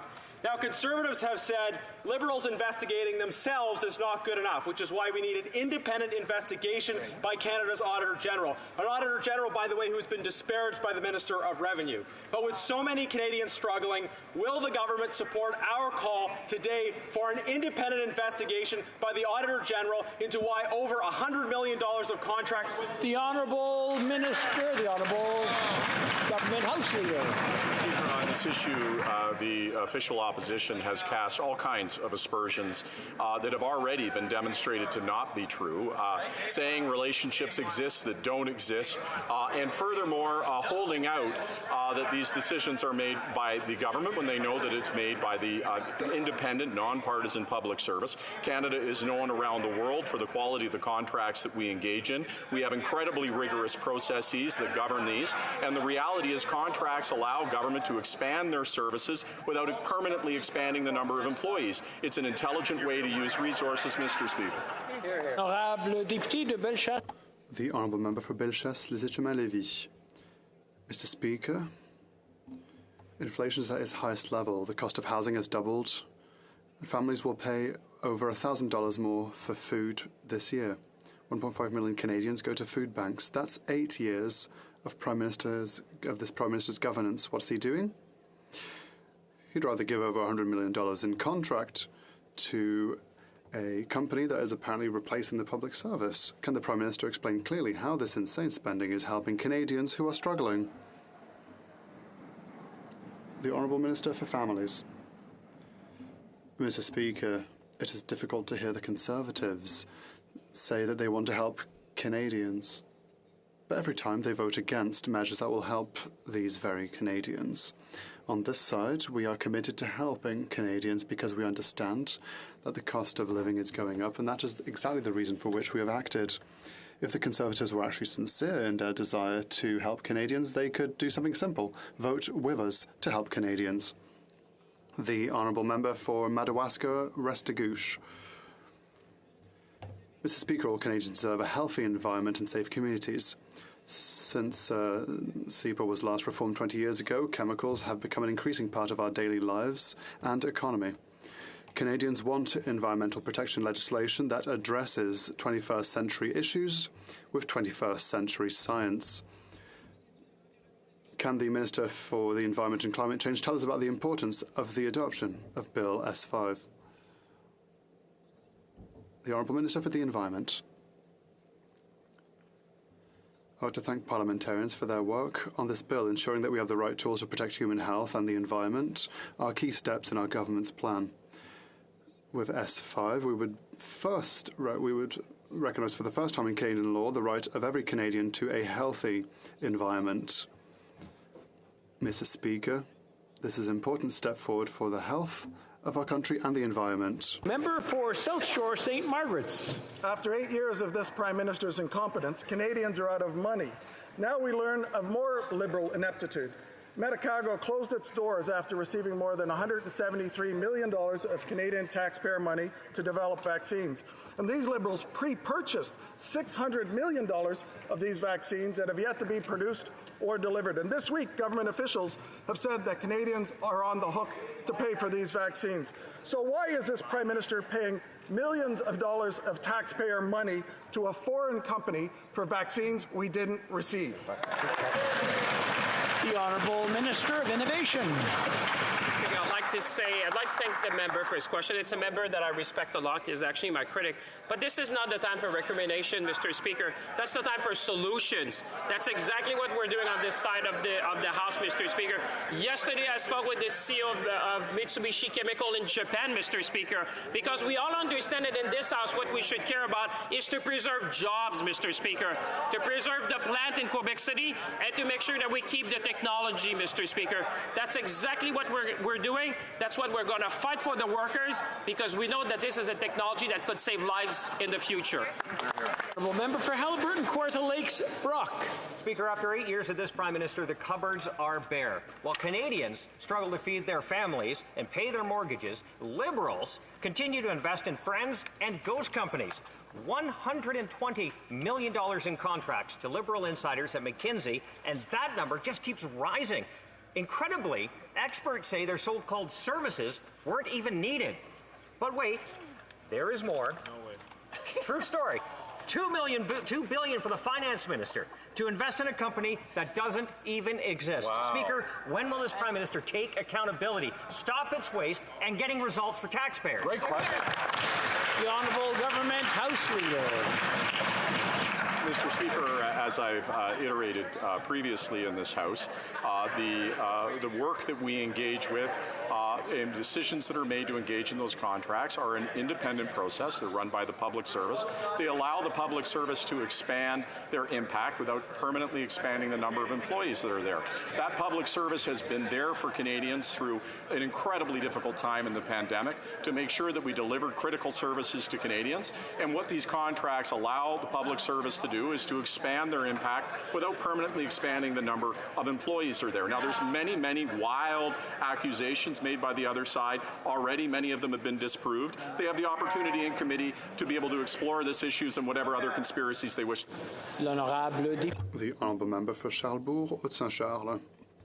Mr. Speaker, we've been trying to get this Prime Minister to understand since 2017 that he needs to renegotiate the Safe Third Country Agreement with the United States to resolve the situation at Roxham Road. But instead of taking this situation seriously, he lets it fester. And now we learn that New York City is offering free bus tickets to migrants heading north to seek asylum in Canada, Roxham Road.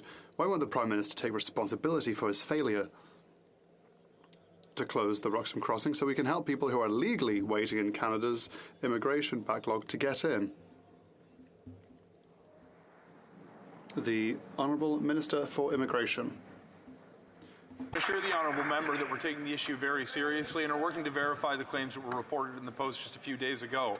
The reality is the long-term solution is being negotiated with the United States through the modernization of the Safe Third Country Agreement, and we're working very closely with our provincial counterparts in the meantime to ensure that as they work to support some of the vulnerable people who've made their way into communities, that their basic needs are being met.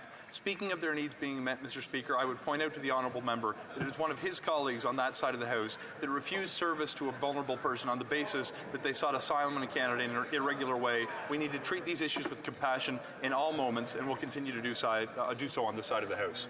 The Honourable Member for Coquitlam, Port Coquitlam. Mr. Speaker, since yesterday we've had such devastating news from Syria and Turkey.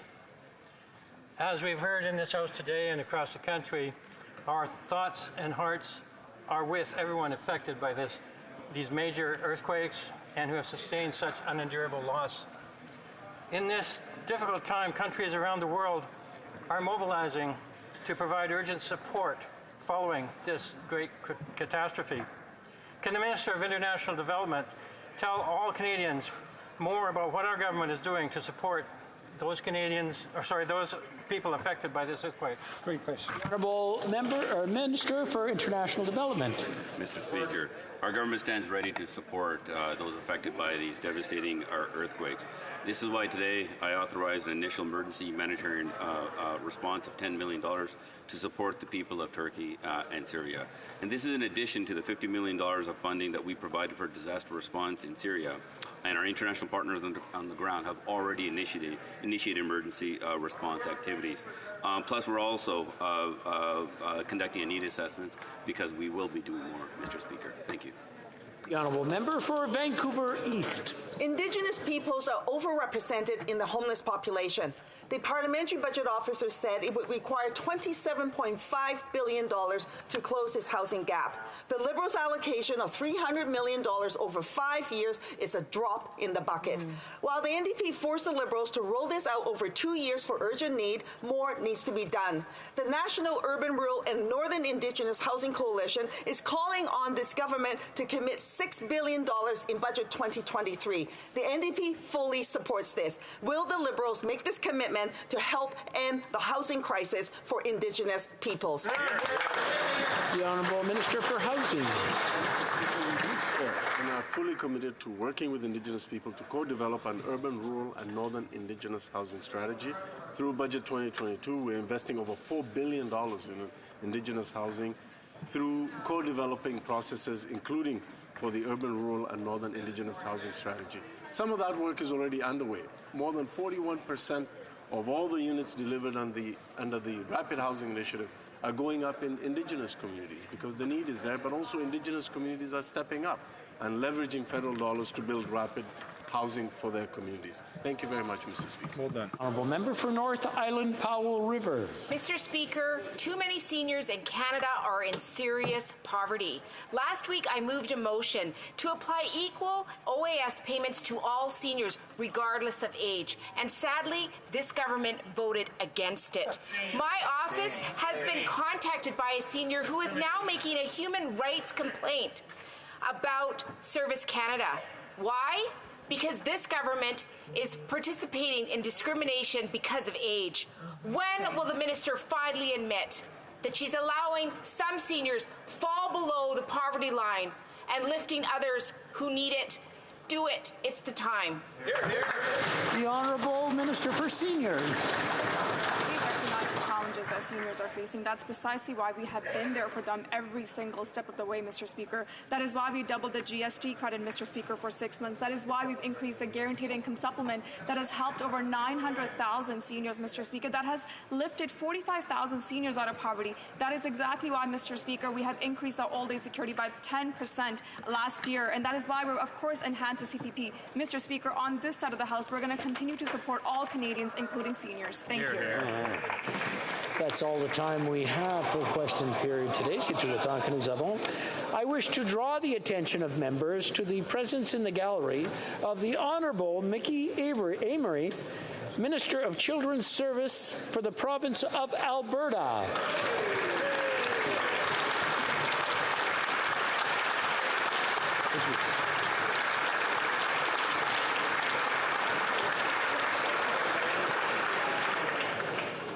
It being 3:15, pursuant to order made on Thursday, June 23rd, 2022, the House will now proceed to the taking of the deferred recording division on the motion to concur in the fifth report of the Standing Committee on Government Operations and Estimates.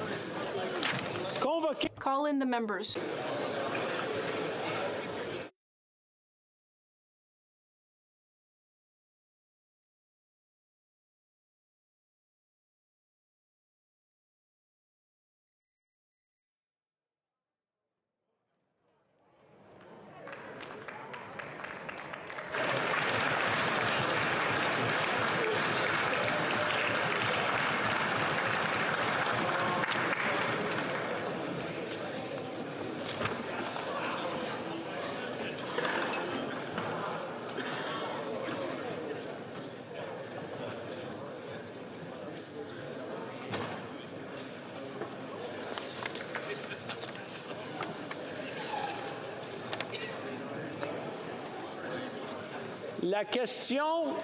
The question is as follows. Seconded by Monsieur Paulus, moved that the fifth report of the Standing Committee on Government Operations and Estimates, presented on Tuesday, January 31st, 2023, be concurred in.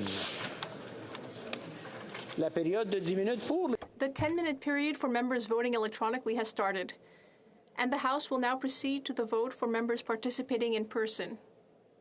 All those in favor of the motion will please rise. Mr. Holland. Mr. Holland. Mr. Macaulay-Cardigan. Mr. Macaulay-Cardigan. Mr. Blair. Mr. Blair. Mr. O'Regan. Mr. O'Regan. Monsieur Boissonneau. Monsieur Boissonneau. Monsieur Champagne. Monsieur Champagne. Miss Annan. Ms. Annan. Monsieur Guilbeault.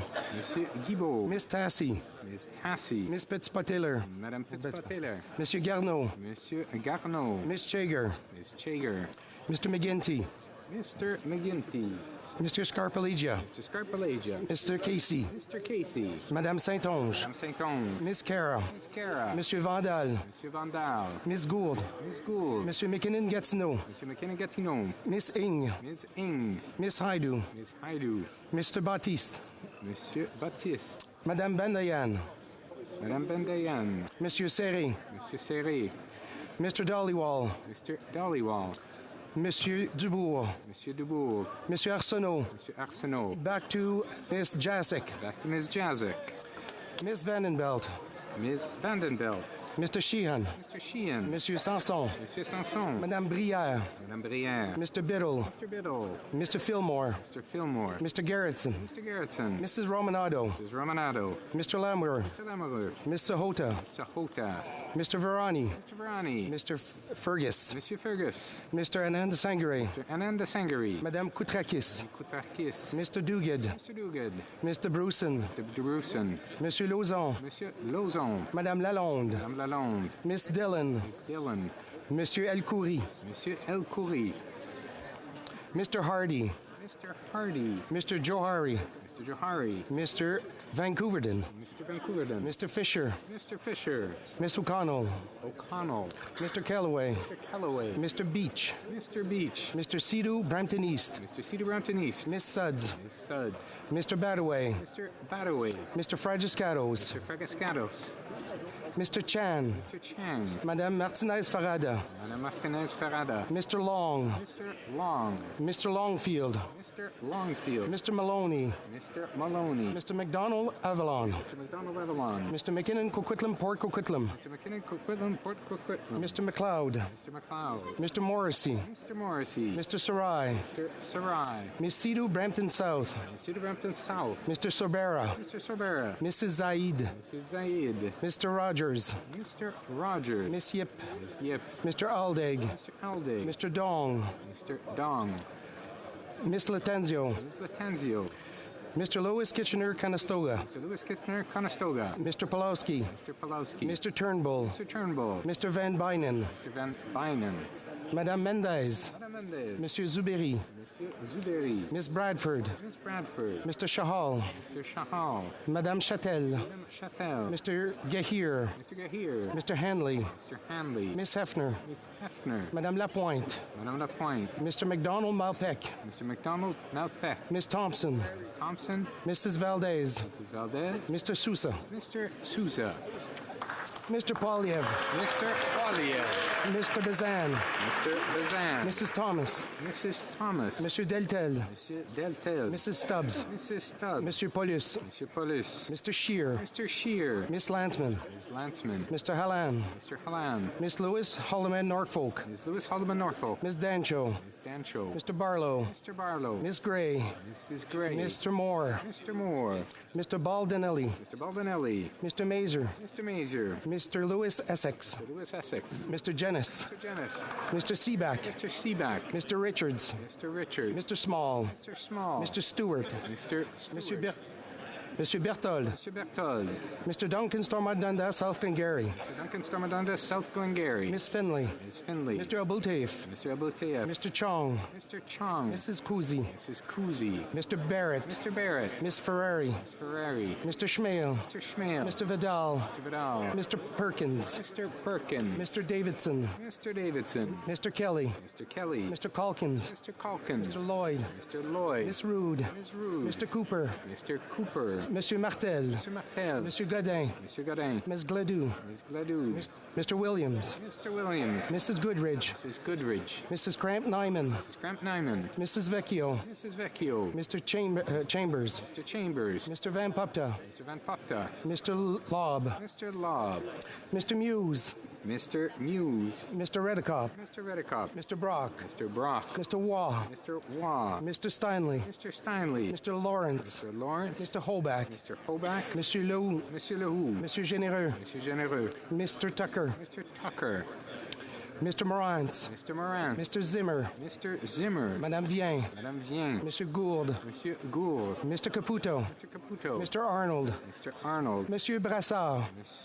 Mr. Brassard. Mr. Williamson. Mr. Williamson. Mr. McGuire. Mr. McGuire. Ms. Rempel Gardner. Ms. Rempel Gardner. Mr. Cram. Mr. Cram. Mrs. Wagenthal. Mrs. Wagenthal. Mr. Dreschen. Mr. Dreschen. Mr. Couric. Mr. Couric. Mr. Nader. Mr. Nader. Mr. Tolney. Mr. Tolney. Mr. Allison. Mr. Allison. Mr. Carey. Mr. Carey. Mr. McLean. Mr. McLean. Mrs. Gallant. Mrs. Gallant. Mr. Shipley. Mr. Shipley. Mr. Reed. Mr. Reed. Mr. Patzer. Mr. Patzer. Mr. Macaulay, Edmonton West. Mr. Macaulay, Edmonton West. Mr. Falk, Provencher. Mr. Falk, Provencher. Mr. Lake. Mr. Lake. Monsieur d'Entremont. Monsieur d'Entremont. Mr. Morrison. Mr. Morrison. Mr. Dowdle. Mr. Dowdle. Mr. Dalton. Mr. Dalton. Mr. Bragdon. Mr. Bragdon. Mr. Epp. Mr. Epp. Mr. Motts. Mr. Motts. Mr. Weber. Mr. Weber. Mr. Soroka. Mr. Soroka. Mr. Vierson. Mr. Vierson. Mr. Ruff. Mr. Ruff. Mr. Fast. Mr. Fast. Monsieur Terrien. Monsieur Terrien. Monsieur Simard. Monsieur Simard. Monsieur Bergeron. Monsieur Bergeron. Monsieur Garon. Monsieur Garon. Madame Gill. Madame Gill. Madame de Bellefeuille. Madame de Bellefeuille. Madame Michaud. Madame Michaud. Monsieur Brunel Duceppe. Monsieur Brunel Duceppe. Monsieur Villemur. Monsieur Villemur. Monsieur Thériault. Monsieur Thériault. Madame Larouche. Madame Larouche. Monsieur Barcelot-Duval. Monsieur Barcelot-Duval. Monsieur Plamondon. Monsieur Plamondon. Madame Vignola. Madame Vignola. Monsieur Lemire. Monsieur Lemire. Madame Saint-Clair-Desgagnés. Madame Saint-Clair-Desgagnés. Monsieur Trudel. Monsieur Trudel. Madame Desbiens. Madame Desbiens. Madame Bérubé. Madame Bérubé. Monsieur Desilets. Monsieur Desilets. Miss Blaney. Ms. Blaney. Miss Kwan. Ms. Kwan. Mr. Garrison. Mr. Garrison. Miss Idlout. Idlout. Mr. Cannings. Mr. Cannings. Mr. Johns. Mr. Johns. Mr. McGregor. Mr. McGregor. Mr. Green. Mr. Green. Mr. Backrack. Mr. Backrack. Madame Hughes. Madame Hughes. Miss Cirillo. Miss Cirillo. Miss McPherson. Ms. McPherson. Mr. Angus. Mr. Angus. Mr. Davies. Mr. Davies. Miss Matheson. Miss Matheson. Mr. Desjardins. Mr. Desjardins. Mr. Blakey. Mr. Blakey. Miss May, Saanich Gulf Islands. Miss May, Saanich Gulf Islands. Mr. Morris. Mr. Morris. All those opposed to the motion will please rise.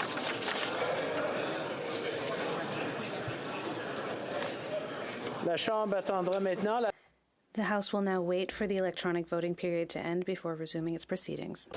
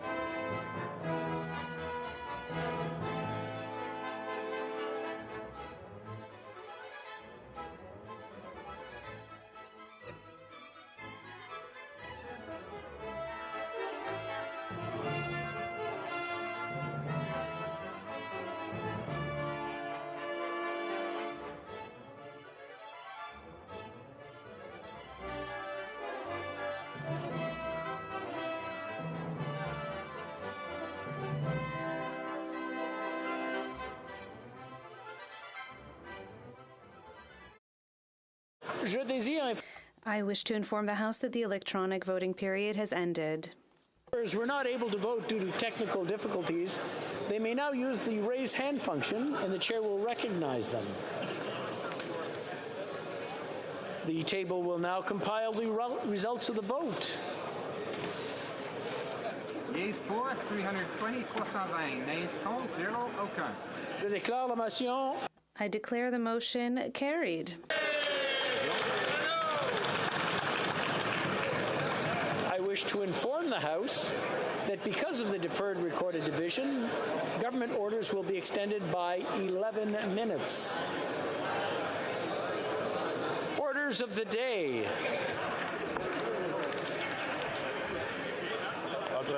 Ordre du jour, ordre éminent du gouvernement, travaux des subsides. Resuming consideration of a motion in the name of M. Poliev on the subject of carbon tax.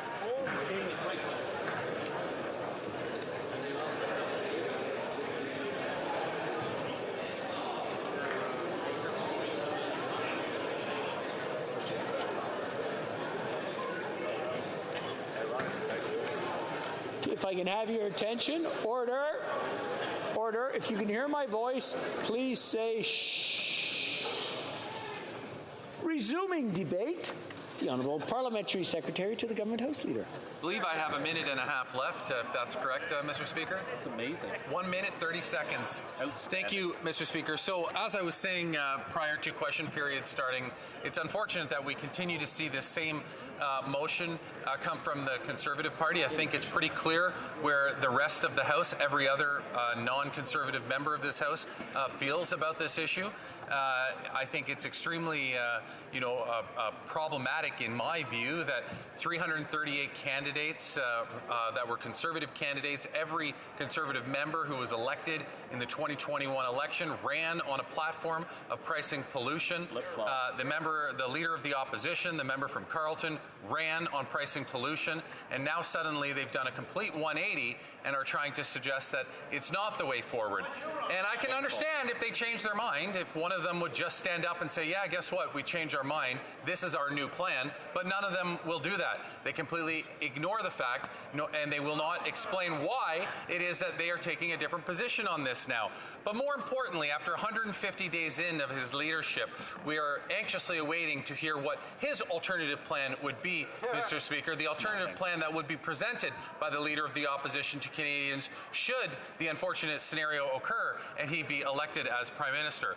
So in any event, Mr. Speaker, I hope that we will finally see the end of these frivolous motions that keep coming forward by Conservatives. We are now on the 7th one. Hopefully next time they have an opposition day, they will find something more, something that better contributes to genuine solutions and compromise of making the lives of Canadians better. Thank you, Mr. Speaker. Questions and comments? Questions et commentaires. The Honourable Member for Dufferin-Caledon.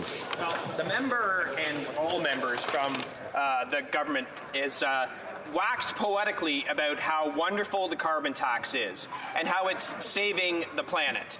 So, if it's so effective and so fantastic, why has this government never met a single emissions reduction target, despite bringing in the carbon tax?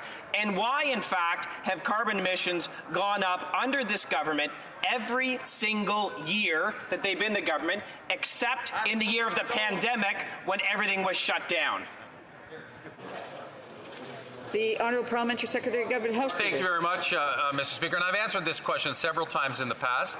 When this member was asking a question prior to question period, he specifically brought up the PBO's report, and I indicated, I referenced his question on that later on about the fact that if you're looking for just one element of how something will impact an economy and society without considering all the other variables that are inputted into it, you can draw pretty much any conclusion that you want. So when we look at things holistically, I can either take the anecdotal comments from the Conservative Party about pricing pollution, or I can listen to the 99% of economists throughout the globe who say that putting a price on something will change and incentivize behavior and habits in the marketplace. So forgive me, Madam Speaker, if I don't listen to the Conservatives' rhetoric on this, and I'd rather listen to the experts on it.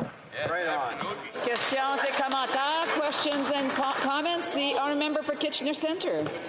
Thank you, Madam Speaker. I want to start by noting that the member for Kingston and the Islands was the only member of the governing party who supported an opposition motion calling for the end of subsidies to the oil and gas sector just a few months ago here, including this false climate solution called so-called carbon capture and storage. And so his voice on this is one of the most credible in this House. I wonder if he can share more about the importance of ending all subsidies to the oil and gas sector. The Honourable Parliamentary Secretary of the Government House Leader. Well, I certainly appreciate the compliment from the member from Kitchener. But, you know, I will say, Madam Speaker, in my opinion, my own personal opinion, because we do have the luxury of being able to voice our individual opinions on this side of the House, I personally don't support subsidizing the fossil fuel industry. I don't think it's a thing that governments throughout Canada or developed countries throughout the world should be participating in. I think that there's more than enough to go around in terms of profit for the fossil fuel industries, and personally I don't support it. I exercise that belief through the vote that he referenced, but I also respect the fact that other people have different opinions on it, and I'll just continue to both internally and externally voice my opinions and my concerns on various different issues. Questions and comments. The honourable member for New Brunswick Southwest. Thank you, Madam Speaker. This member likes to talk about promises made and broken promises, of which there have been numerous on the Liberal side. But one that I keep referencing and hearing about was the Liberal promise never, cross our hearts, hope to die, increase the carbon tax beyond $50 a ton. And every single Liberal ran on that promise. And today, Liberals have voted to increase that carbon tax to $170 a ton. Why the double talk, Madam Speaker? Parliamentary Secretary of the Government House Leader. Thank you, Madam Speaker. I hope that the member will appreciate the fact that I will directly answer his question. I won't try to avoid answering it like every time I ask a question about Conservatives changing their position on their platform. At the time, I thought that was the right solution. Now, I don't. I realize that pricing something actually does impact choice in the marketplace, and I've changed my mind on it. So, do you see how easy that was, Madam Speaker, through you to the member? When you change your mind on something, like they clearly did since the last election, it's okay to get up and talk about it and explain to people that you once had one position on something and now I have a different position on something. So I would encourage the Conservatives to recognize my ability to be able to do that, and I would encourage them to do the same thing as it relates to their platform commitment in the last election to put a price on pollution. They're not allowed. Resuming debate, the honourable member for Dufferin-Caledon. Well, thank you, Madam Speaker. So, if you want to talk about some numbers, let's start with this number, 415%. So, the Orangeville Food Bank, which is in my riding of Dufferin-Caledon, they've just put out information saying that the number of seniors accessing the food bank in Orangeville has gone up 415%. That is the result of 8 years of this Liberal government. 415% increase in seniors who have to go to the food bank. And they will say to us, stop talking about how expensive things are. Stop talking about how difficult things are for Canadians. Everything is great. Well, Madam Speaker, everything is not great after 8 years of this Liberal government. 45% of Canadians are within $200 of not being able to make ends meet. That's another inconvenient number for this government, but that is also the result of 8 years of this Liberal government. So then we get to the question of, why are we here? Why are so many seniors having to go to the food bank? Why are so many households within $200 of not being able to make ends meet? Well, that's because life has gotten so much more expensive under this Liberal government. And why has that happened? Well, let's today just look at one thing. Let's talk about the carbon tax. So the carbon tax is the mother of tax because it's on everything. And we've heard today many Conservative members talk about the effect that the carbon tax has on agriculture. My riding is a proud agricultural producer. It is the #1 driver of economic activity. And guess what?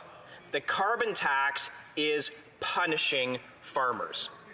Now, this government will say erroneously 8 out of 10 Canadians will do better get more money back from the carbon tax than they pay in. I'll deal with that a little bit later in this speech because it's quite frankly not true. But in the context of farming and agriculture, there are farmers who get carbon tax bills for drying grain and doing other things on the farm that add up to somewhere in the neighborhood of $30,000 to $40,000 per year. What's their rebate? $800. So they are not getting more money back than they pay into the carbon tax. Farmers from coast to coast to coast are being absolutely crushed by the Liberal carbon tax. You could say, well, so what? That's their problem. But let's think about what that actually means. So when a carbon tax is put on an agricultural producer of $40,000, they have to pass on the cost of that. They can't just absorb it and go bankrupt. So what does that mean? That means when families go to the grocery store, everything is more expensive, and it's a lot more expensive. So maybe when 415% increase in seniors going to the food bank, there actually might be a connection. Food's getting so much more expensive because of the carbon tax, seniors go to a food bank. 45% of Canadians are within $200 of not being able to make ends meet. Why is that?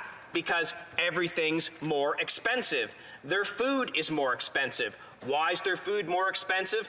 Because they're paying this gigantic carbon tax. And it doesn't end there, though, Madam Speaker. Yes, the producers are paying the carbon tax, but then the carbon tax is also going to be on the vehicles that get driven. I also neglected to say I'm splitting my time with the member for Louis St. Laurent. So when you are taking that crop from the farm to where it's going to be ultimately consumed by truck, that is going to be subject to a carbon tax.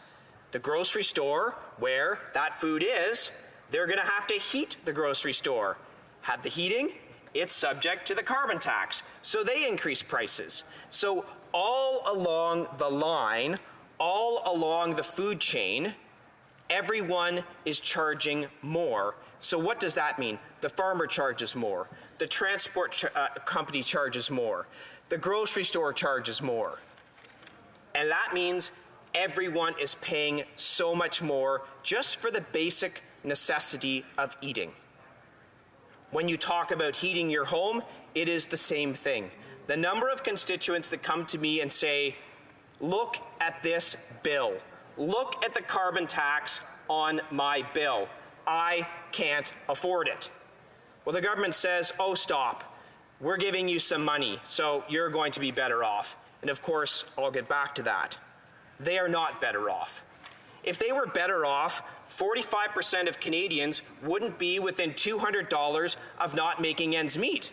If the carbon tax is so wonderful as they say, and it pours so much money back into the pockets of Canadians, why do we have statistics like this? The rhetoric actually does not meet with reality. So then let's talk about the effect of the carbon tax on trade. I'll go back to agricultural products. Canada is a proud exporting nation. Over 60% of our GDP is from exports. Agriculture is a huge part of that. When we make our farmers incur $30,000, $40,000 in carbon tax, guess what? Their agricultural products are more expensive. It's harder for them to access foreign markets. What does that mean? There's less profits that come back to Canadian farmers. They then can't invest in new machinery, new equipment, everything else. The carbon tax is a tax on life. The carbon tax is a tax that is making life unaffordable for Canadians across the entire economic spectrum. Only a Liberal government would say, we're going to take dollars through the carbon tax and give you back dimes, and you should be grateful. You're better off. That's the message that they say to Canadians every single day. You should be so lucky. And if the carbon tax was actually doing something, you might be able to justify the senior who's going to the food bank, or the family that's got their thermostat down to 17 degrees in the winter. You could say it's actually doing something. But guess what? It's actually not. Every year of this Liberal government, carbon emissions have gone up. Well, they'll say, no, they went down in 2020. Yes, they did. The pandemic, when the economy was shut down. Emissions did go down. And if that's their plan, they should be honest with Canadians. If they want emissions to go down 9% and they are therefore going to have the economy contract by 5%, if that's their plan, just stand up and let Canadians know so they can decide how they want to vote in the next election. So it's causing enormous pain in this country. It's causing inflation. Even the Bank of Canada has admitted that the carbon tax is inflationary. And we have an inflation problem in this country. But they will keep saying, you're against the carbon tax, you don't care about the environment, you don't care about climate change. Well, actually, they're the ones that don't seem to care, because the carbon tax is doing nothing to reduce Canadian carbon emissions. So on that very simple formula, does it reduce emissions? The answer is unequivocally no, it does not. It's an absolute failure. So let's turn to the final piece of the puzzle. They will say 8 out of 10 Canadians are better off. They get more money as a result of the carbon tax than what they pay into it. And you know what? There was a report that said that. There was. But then the PBO did another report. They did a report called a distributional analysis of federal carbon pricing. And that report showed, when you factor in the effects of the carbon tax across the entire economy, which I was just talking about, how it makes everything more expensive, it leads to unemployment, most Canadian families lose. So it's like saying, Madam Speaker, I've got an A in science because I got an A on the midterm and got an F on the final. That's effectively what they're saying. The first report is irrelevant because the PBO dug deeper. And I know it's hard. I mean, it's 20 pages, so they might not have the intestinal fortitude to read it. Pages 18 to 20 make it abundantly clear. The carbon tax is hurting Canadians. Why won't they scrap it? Here, here. Questions and comments? The Honourable Parliamentary Secretary, the Government House Leader. Yes, thank you. Madam Speaker, you know, one of the first governments in North America to implement the principles of a price on pollution was, in fact, the Alberta, many years ago, decades ago. You had individuals like Stephen Harper that supports the principles of a price on pollution. You have 338 Conservative candidates in the last federal election that campaigned on the principles of a price on pollution. A new, brand new, shiny leader that's losing his shine awfully quick takes ownership of the Conservative Party, and they've taken a major twist that's turned into a flip-flop. Why and how does the Conservative Party today justify the principles of a price on pollution when every other administration throughout the world seems to be adopting it? I'm sure he'll answer it this time. The Honourable Member for Dufferin-Caledon. This carbon tax is punitive. That's why we want to scrap it. If you live in a rural area, you heat your home with propane, you drive long distances to work, you are getting absolutely demolished by the carbon tax. And they'll wax on and say, so what, right? The carbon tax is designed to hurt rural Canadians, and it does.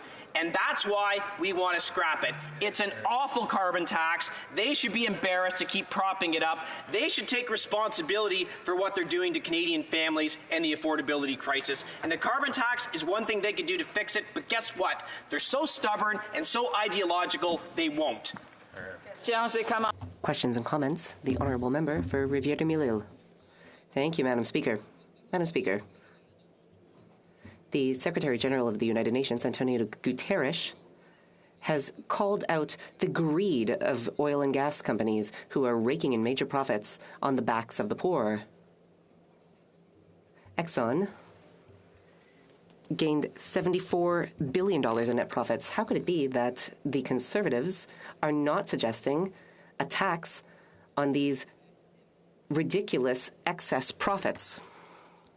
Well, I mean, Madam Speaker, the member seems to not understand that oil and gas companies in this country pay enormous amounts of taxes. Yep. In fact, they do, and they fund the social programs and other things across this country. Yep. If the member is saying when they have a good year, we should tax them more, so what is he saying? So in a bad year, should the government pay those companies some money? That's how the system works. They have a good year, they pay a lot of taxes. They have a bad year, they don't. That's how it works. If he doesn't like it, maybe you should come up with a better system. Questions and comments? The Honourable Member for Nunavut.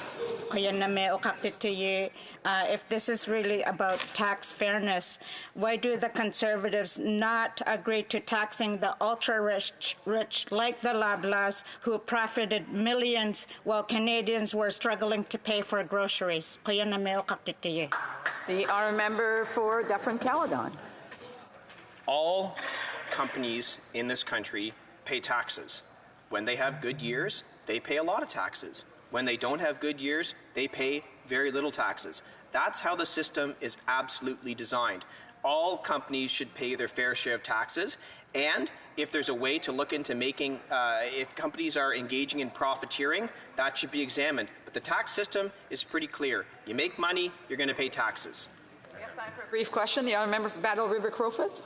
Thank you very much, Madam Speaker. I have an invoice in front of me from an aerial applicator for agricultural spraying services, which of course is good for the environment because it reduces compaction on the soil, allowing for higher yields. And on this bill, it's $84,000. $7,000 of that, Madam Speaker, is the carbon tax.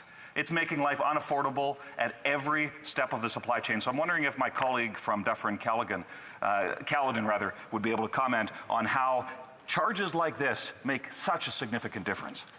Remember Dufferin-Caledon? It's exactly right. Those are exactly the kind of charges. They're the same charges that farmers in my riding pay for drying grain. I mean, maybe the Liberal members don't understand that you have to dry grain, but you do. And you pay enormous carbon taxes as a result of doing that. And what happens then? The price of grain goes up. Whatever crop was being used there, the price of that crop is going to go up. The carbon tax makes everything more expensive. And farmers do not get more money back than they pay in. The result? Higher prices at the grocery store, families going to food banks, families within $200 of not being able to make ends meet. They should really give Canadians a break and cut the carbon tax. Resuming debate, the Honourable Member for Louis Saint Laurent. Thank you, Madam Speaker. Very happy to take part in this important debate surrounding environmental and fiscal issues.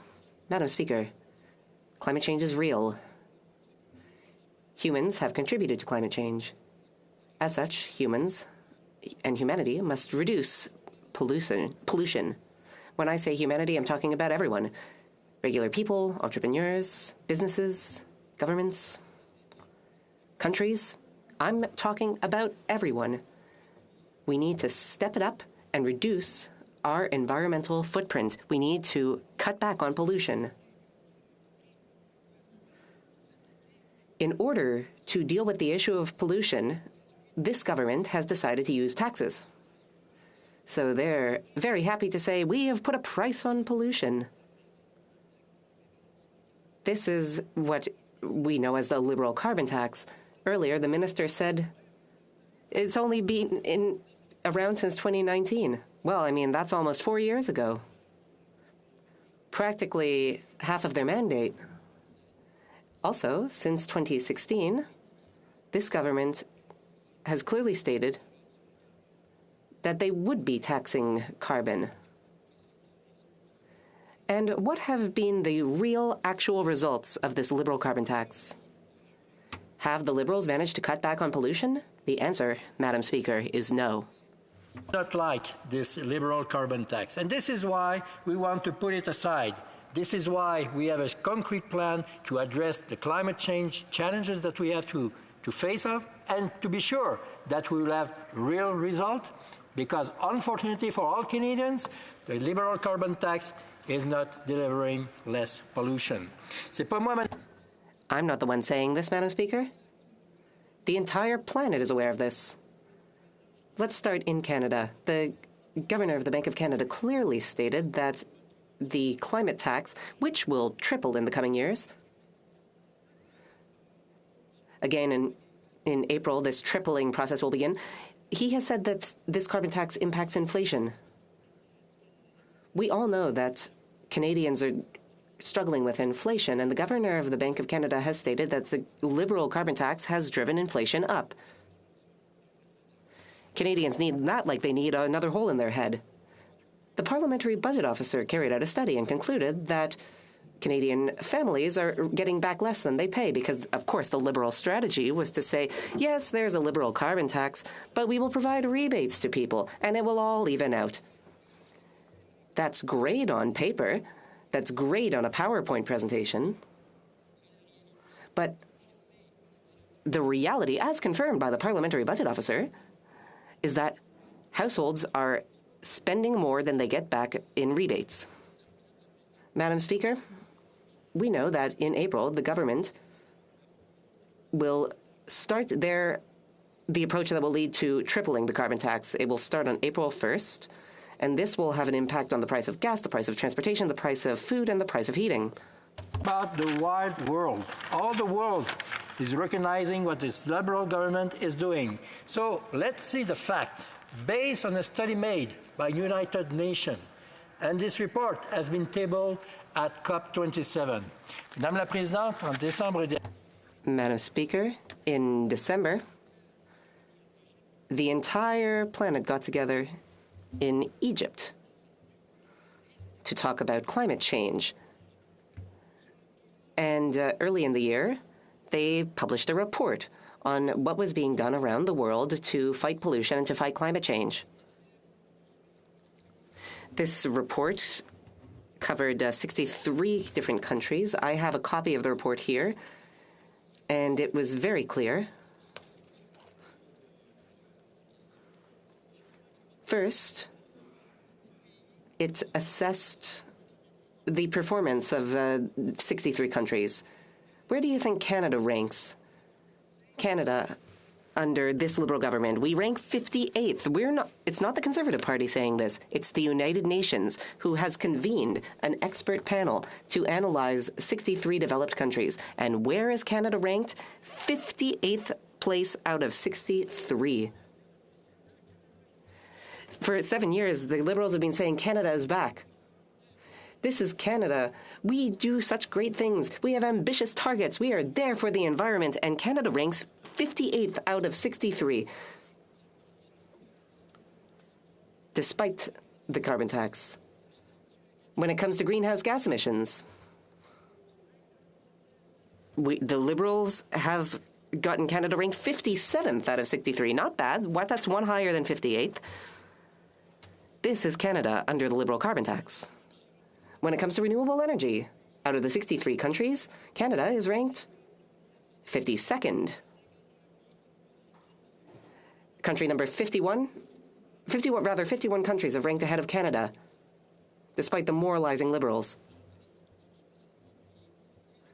And in other categories, these finger-wagging Liberals have had us ranked last.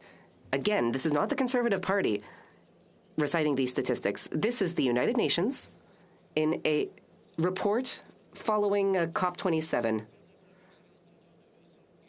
These moralizing Liberals, which have created the carbon tax, have us ranked 58th out of 63.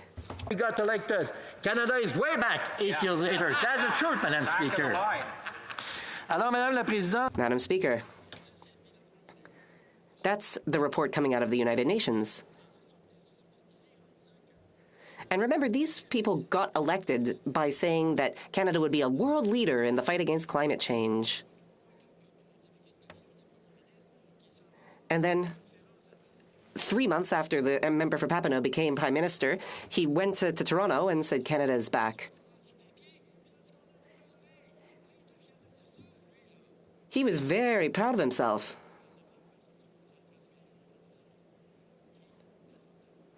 But he was so arrogant.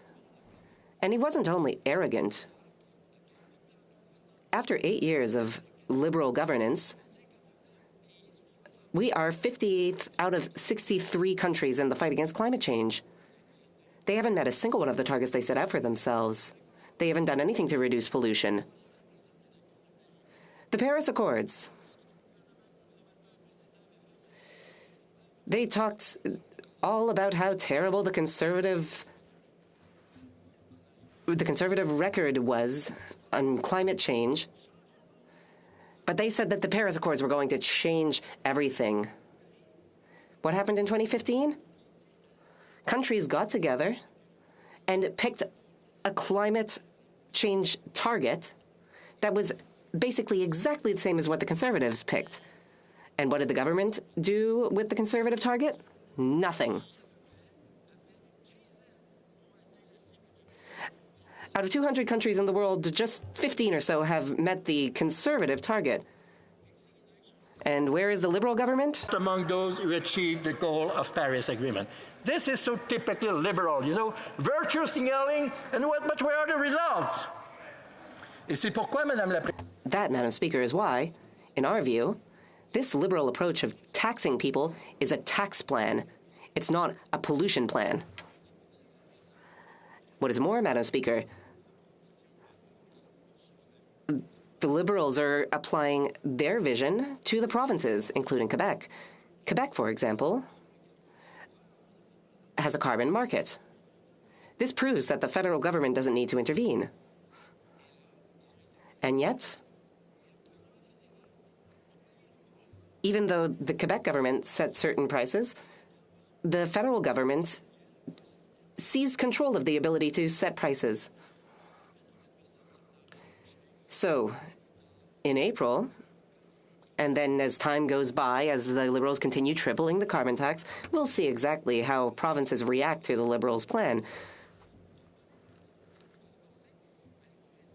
As they hike up their taxes, I'm sure provinces will start to get upset.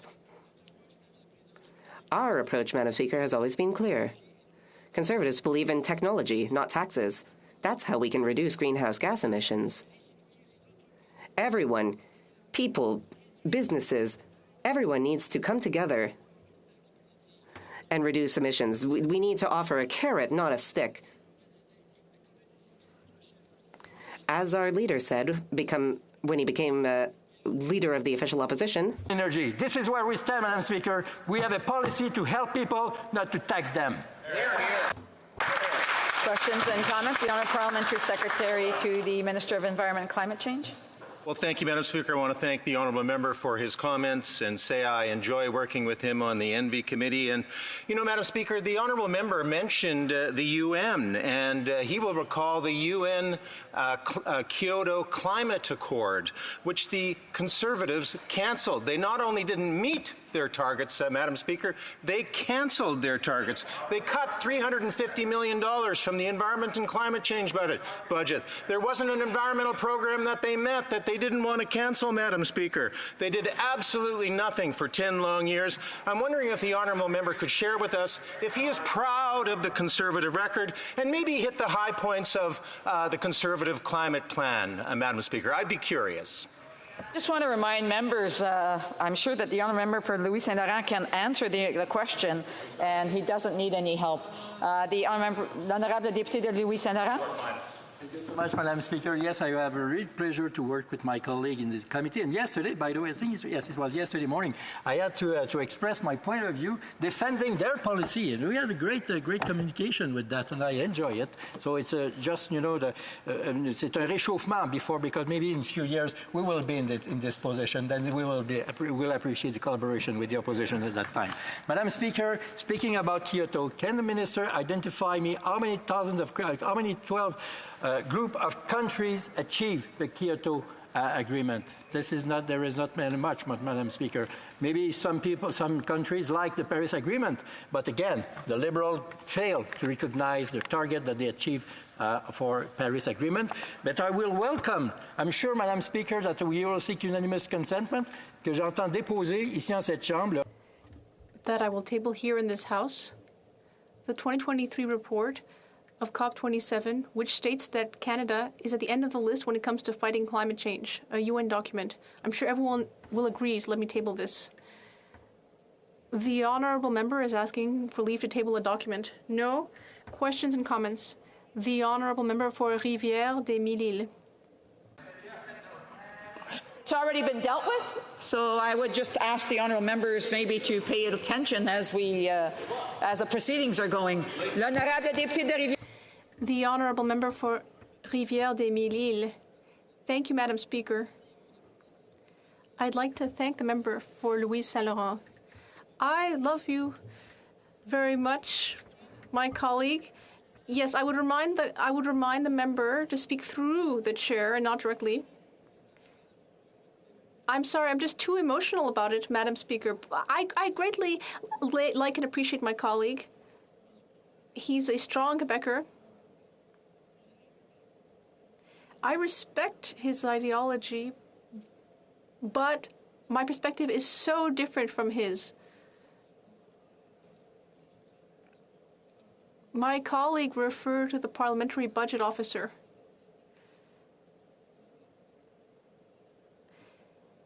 Currently, 80% of households are receiving more in compensation than they're paying as part of the carbon tax. That's what the report says. That includes low-income households, as well as medium-income households. Thank you, Madam Speaker. Thank you, Madam Speaker. I also greatly respect my colleague.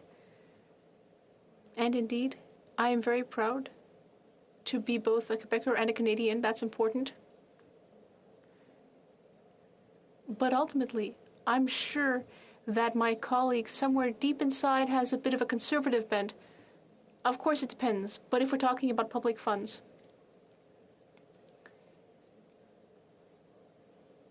Now, my colleague has raised something important. Our institutions have to evaluate the impact of different policies. Sometimes the impact is good, sometimes it's bad. Now, I'm not talking about Quebec because, of course, Quebec has its own carbon trading system, which just shows that provinces can have some autonomy on this. We saw that with the National Assembly of Quebec in 2013, 2014, I think, or maybe it was in 2011 under Premier Jean Charest. Quebec created its own program, but the federal government decided to step in and interfere and impose its own system. Everywhere that there's the liberal carbon tax, the PBO stated that 60% of people did not receive as much as what they were paying out with this liberal carbon tax. The Honourable Member for Edmonton Griesbach. Madam Speaker, I want to thank the Honourable colleague for what I think is a really important moment for Conservatives. And I hope they're listening because they're acknowledging the fact that climate change is real. That's a good place to start. And in this place, I seek consensus, I hope, on issues that are affecting everyday Canadians. And one of them is the environment. The other is cost of living. There seems to be a red herring when we're talking about the carbon tax because we can, in fact, do both. We can ensure that we do good by Canadians by making sure we put a price on carbon and returning some of that to Canadians who need it most. But it's not a silver bullet. And I agree with the member that this government is failing our environment. It is failing hands down. It's not a silver bullet, and they're treating it like such. On the other hand, we have the cost of living crisis. And New Democrats, we fought. In this House, we tabled an amendment to make sure that we would get taxes on the excess profits and tax windfall taxes of corporations. Why did the member vote against it? Réponse, l'honorable député de Louis Saint-Laurent. Madame la Présidente, il est important que chaque Well, Madam Speaker, it's very important that each business pays its fair share, and we will continue to strongly attack those who are refusing to pay their fair share using tax evasion methods that are unacceptable. Reprise de débat, l'honorable député de Lac-Saint-Louis. The Honourable Member for Lac-Saint-Louis. Say at the outset that I'll be splitting my time with the member for St. Catharines. Now, Canadians are hurting. I think that's obvious. We see it every day on the news. We hear about it in this House.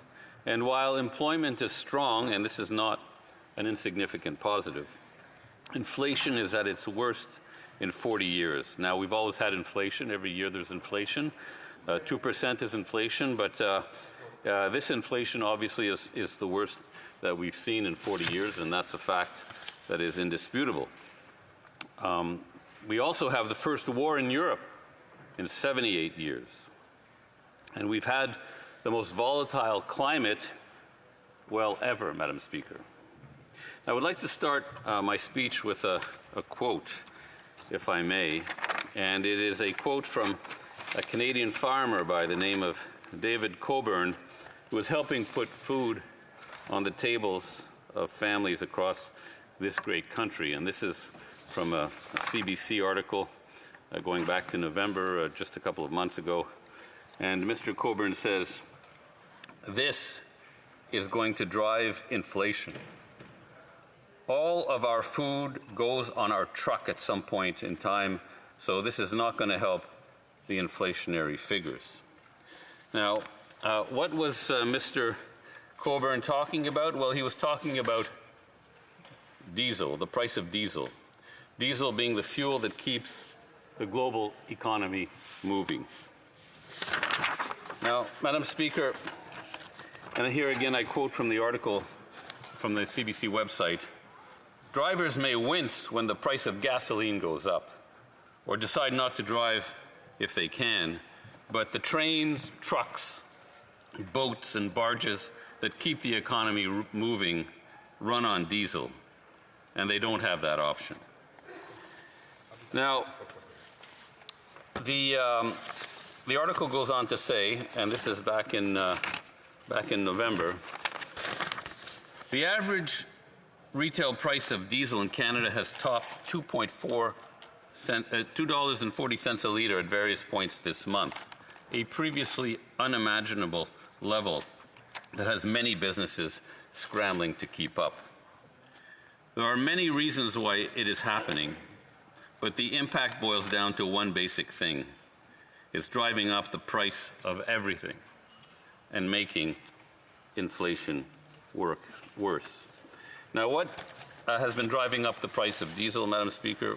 Well, we know that shutdowns of refineries for maintenance have an impact on the price of supply and the price of diesel in a market that's driven by demand and supply. For example, the Irving Oil Refinery in St. John saw a shutdown for maintenance recently in the fall, taking 300,000 barrels a day of supply off the market. Now, refinery shutdowns for maintenance happen all the time, but when they happen in a very tight market, then you can see very wide swings in the price of diesel and in the price of gasoline, because barrels that might otherwise be available to meet local needs are just not there. And in this case, in November, in New Brunswick, and therefore in Canada, barrels that might otherwise be available to meet local needs were being diverted to the other side of the ocean. And again, I quote from the article, which is quoting a gentleman by the name of Patrick Dehaan, a Chicago-based analyst with a website called Gas Buddy. And I quote, "Europe is trying to move away from Russian oil products like diesel fuel, and as a result of that, much of the product that could be imported into the northeast or eastern coast of Canada, as well as the northeastern U.S., is being pulled over there," he said. So Europe essentially was building stockpiles for the winter ahead.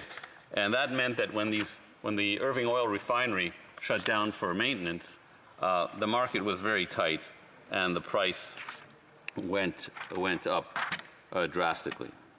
Another factor that has increased demand for energy, for oil and gas, is the rebound in travel, in airplane travel. And here I'll quote another analyst, Paul Posco, an analyst with a firm called Calibrate, spelled with a K. He says, and I quote the article, "Air travel getting back to pre-COVID levels isn't helping either." And here's a direct quote from Mr. Posco. "Diesel, kerosene, or jet fuel, they're basically all the exact same part of the barrel. They're all what's known as the distillate barrel." So we have lots of factors that are contributing or have been contributing to the very high price of diesel.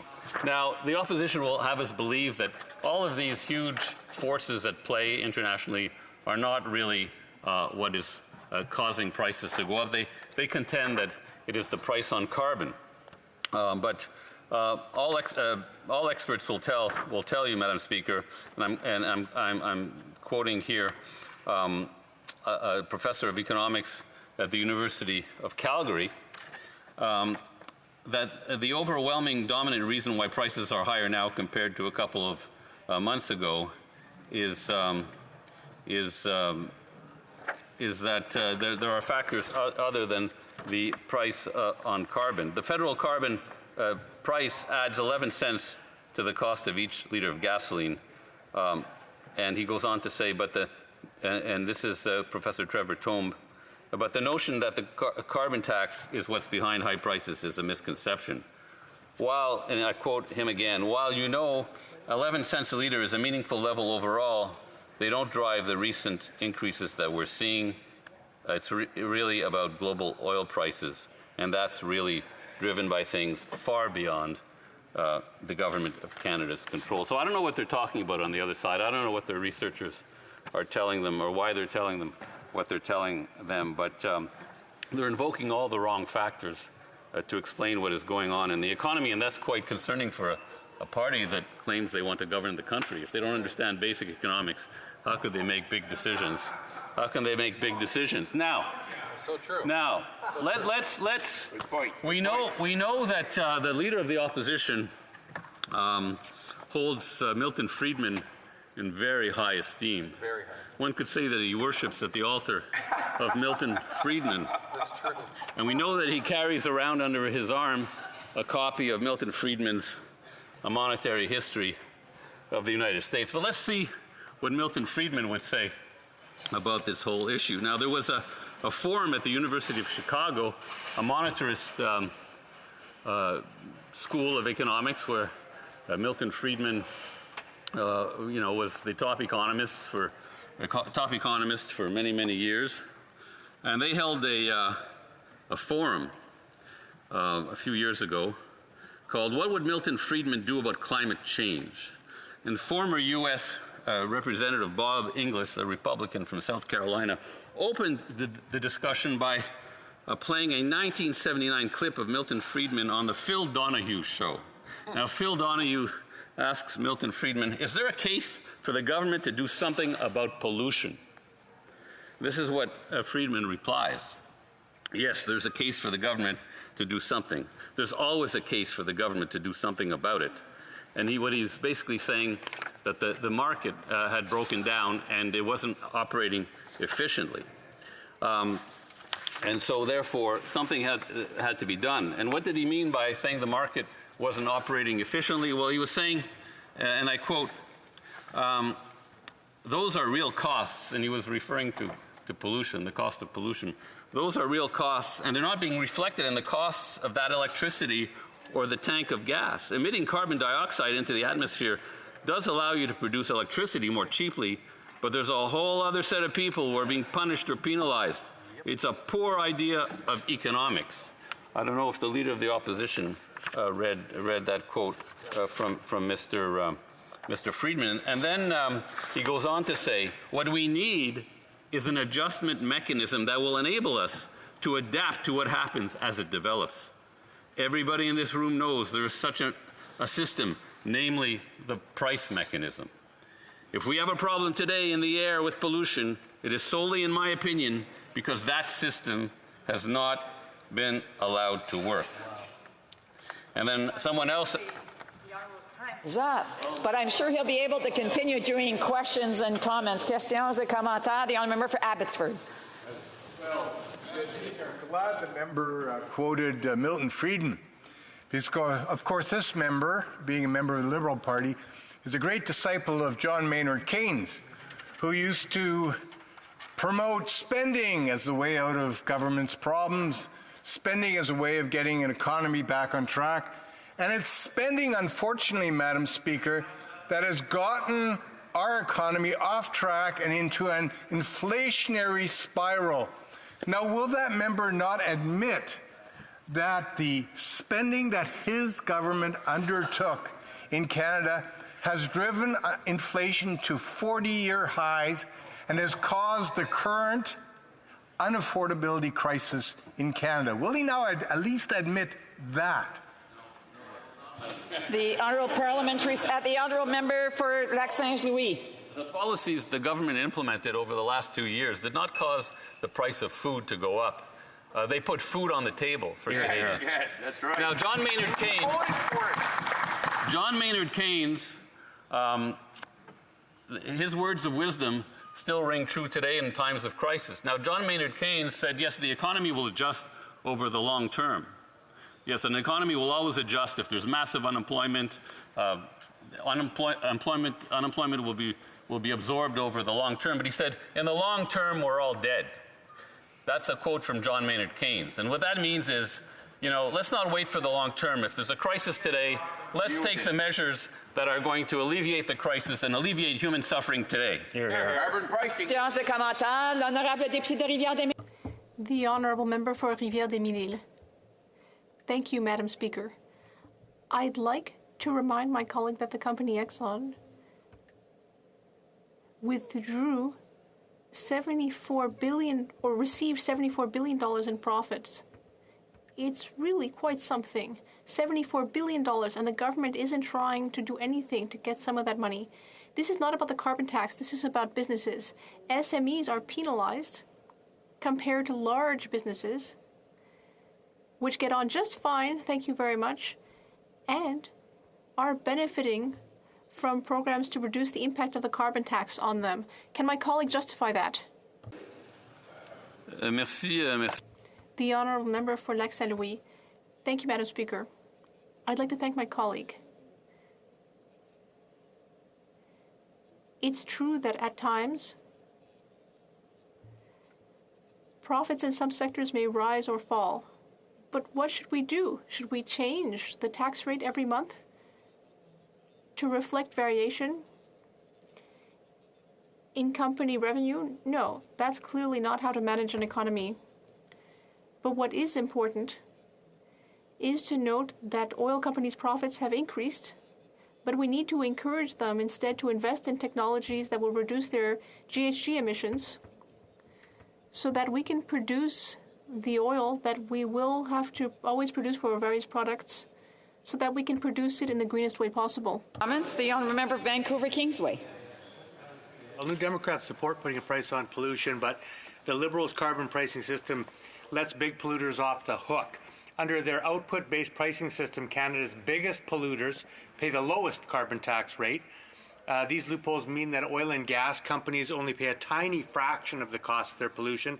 80 to 90% of their emissions are exempt. For instance, Suncor only pays about 1/14 of the full carbon price. And, we on this side think that loopholes need to be closed so that the oil and gas sector pays what they owe. To my honourable colleague, does he not agree that these loopholes need to be closed so that the oil and gas industry are paying their fair share? And does he think it's also time for hard caps to be introduced on the oil and gas sector so that we can make sure that we meet the carbon emission targets that we've committed to internationally? The Honourable Member for Lac-Saint-Louis, 45 secondes pour répondre. Well, thank you. I thank my honourable colleague for the thoughtful question. I read just yesterday that Canada is the only oil-producing nation that is bringing in a cap system on methane, which is a very, very, very powerful greenhouse gas, 30 times more powerful and damaging than carbon dioxide. So we are at the forefront. We are putting a cap, and we're looking at doing so on methane. It's a challenge because we need the technology to have the technology available that can really pinpoint where the methane is being released, and that is through satellite technology and so forth. And there's still a lot of work to do in that area. Pursuant to Article 38, it's my duty to inform the House that the questions will be raised tonight at the time of adjournment as follows. The Honourable Member for Sandwich Gulf Islands, Climate Change, and the Honourable Member for Vancouver, Immigration, Refugees and Citizenship. Reprise de débat. Resuming debate. Secretary to the Minister of Canadian Heritage. Here. Thank you, Madam Speaker. And it's interesting we're debating this motion on February 7th. I think it would be more interesting if we debated this motion on February 2nd, which is Groundhog Day, because we're at it again and again and again from the Conservative Party, who deny climate change and its impacts. It will come as no surprise to the members opposite that our government and the members on this side will not support the motion. And I want to tell you why, Madam Speaker. It's a signature policy for members of the Liberal Party. We ran on it in the last federal election, not too long ago. Not too long ago. We were given a clear mandate by Canadians to implement price on pollution across the country, something we've been consistent on since 2015, something that the other parties in this House have been consistent on as well. It's a bedrock principle, a price on pollution, for cutting greenhouse gases that are causing climate change and incentivizing a switch to cleaner ways of doing business. Over the past many years, Canadians have seen the Conservative Party sorely confused about this, or sorely confused, Madam Speaker. The last Conservative leader embraced the principle. While we disagreed with the specifics of his policy proposal, he understood that in order to be taken seriously by Canadians, he needed to come forward with a plan to address climate change so that him and his party could be taken seriously. They voted on it. They ran on it. They voted on it. They ran on it. Every member, every Conservative member in this House ran on it, including the honourable member for Carleton, who's the leader of the opposition. Over the years, Conservatives across Canada have voiced their support for a robust pricing system in Canada. It makes sense. Price something that's bad. Price pollution. It's a market-based policy. I can understand if they prefer a heavy regulatory approach. I don't know why the members don't get up and say, we want to regulate this. We don't want a market-based solution. We want to regulate this policy. That'd be surprising coming from the Conservative Party, but that's the alternative. And they're silent on that. They haven't thought it through. Carbon pricing works by putting a cost on the one thing we don't want. That's pollution. I hope we can agree on that. I'm not sure that we can, but I would hope we'd agree we don't want pollution by adding value to the things we do want. Clean air, affordable clean energy, and well-paying jobs. It adheres to basic Conservative principles about policy making. It's a policy that any Conservative who wants to be taken seriously on environmental action should embrace, and for a brief time they did. Now let's look across the pond to another Conservative party in the United Kingdom. Recently, at COP27, UN Conference on Climate Change in Egypt, we rolled out a challenge to countries around the world to put a price on pollution.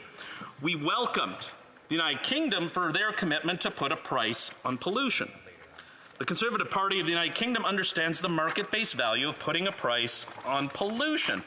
And it's interesting to see the members cosplay on Margaret Thatcher on the other side of the House on everything except the one thing she spoke out often about, which was the dangers of carbon dioxide, years and years before many people were raising the alarm bells on. Indeed, worldwide, since Canada launched our pollution pricing challenge in 2020, we have gone to about 20% of greenhouse gases generated across the globe covered by a pricing system. That is because it's recognized as the most cost-effective and efficient system to support the climate action outcomes we need. On this side of the aisle, and on part of the other side, there's only one opposition party opposed to this now. They have flip-flopped. We're proud of the system in place in every province and territory across the country. The matter was already taken to the Supreme Court by Conservative premiers, and the ruling of the Supreme Court on the pricing pollution system, their decision says, quote, "The evidence reflects a consensus both in Canada and internationally that carbon pricing is integral to reducing GHG emissions," end quote.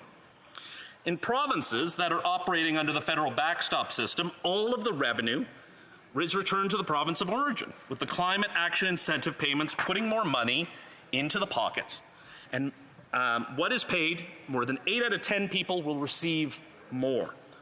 Let me repeat that. All revenues are returned to the province of origin. This is not a revenue-generating scheme for the Government of Canada.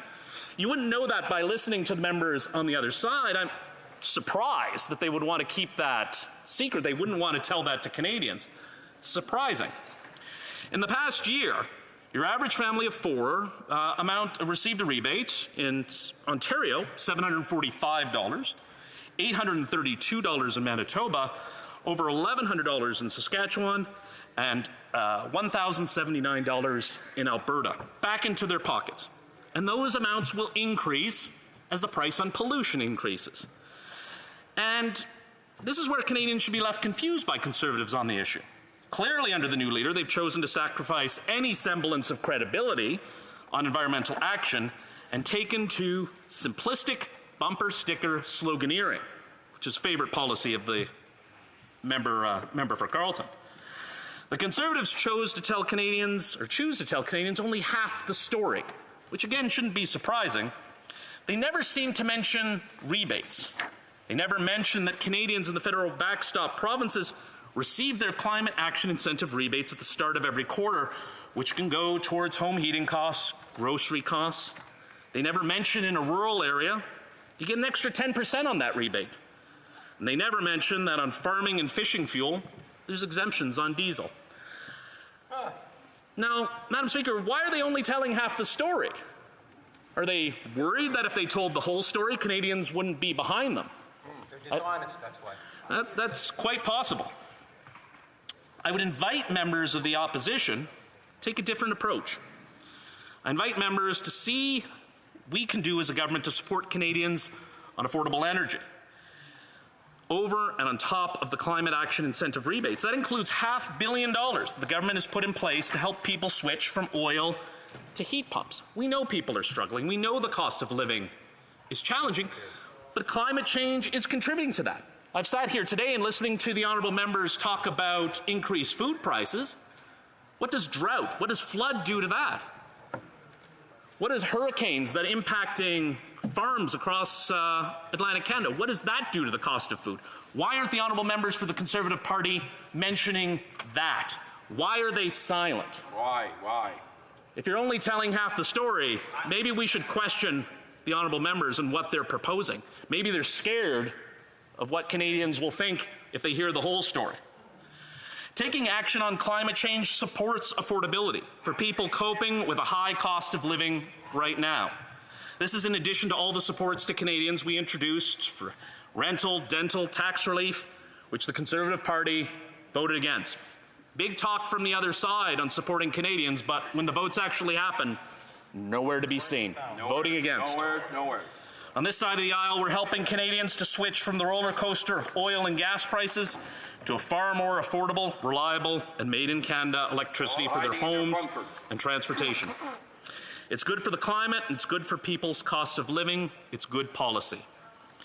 But, Madam Speaker, what this debate really boils down to is whether the party opposite believes in climate change. No, they don't. Because I'm not sure they do. They don't. We never hear from the Leader of the Opposition utter the words. He stood in the House today and for 10 minutes on a debate about pricing pollution did not mention climate change. Didn't mention climate change. An existential threat to this country and the people living in it, and the Leader of the Opposition is silent. His members are silent. They don't believe in it. They don't believe in the science behind it. It's absolutely shameful. Even though just a few months earlier, every single one of them ran on. I just want to remind the honourable member for Costa Bay Central Notre Dame that he will have an opportunity to ask a question when it's the appropriate time, should he decide to want to do so. It's not appropriate for him to be yelling across the way while the honourable member is doing his speech. So I want to remind all members that and I want to remind the Honourable Parliamentary Secretary while I'm speaking that he shouldn't be trying to speak across the way either. The Honourable Parliamentary Secretary to the Minister of Canadian Heritage. Thank you very much, Madam Speaker. I think the honourable member from Newfoundland is upset because he's witnessed the devastation of climate change in his home province and he remains silent. He remains silent when his constituents are suffering. He remains silent, and it's shameful, Madam Speaker. It's shameful. Him and his entire party need to step up, because what we will see if we make pollution free is more pollution. Stronger storms, higher temperature, more droughts, more flooding, more atmospheric rivers, more fires, more floods, and it's costing Canadians billions of dollars. billions of dollars. Each one of these storms. We used to say these are 100-year storms, but they're happening every year. And the members of the Conservative Party can act like ostriches and stick their heads in the sand, Madam Speaker, but on this side of the House, we believe in the science, we believe in climate change, and we're going to move forward on environmental action for Canadians. We're going to get it done. Questions and comments? The honourable member for Coast of Bay Central Notre Dame. Madam Speaker, thank you. And I just heard my honourable colleague reference the atmospheric rivers, and I wonder if he'd be able to let the House know if we could dam those atmospheric rivers and make hydropower. That'd be a wonderful thing, I think, to get some emissions down. One thing that we always hear from ministers in this Liberal government, when we question them about the carbon tax, is they always try to shame us into thinking that carbon tax is going to stop storms that start in Africa from reaching Atlantic Canada.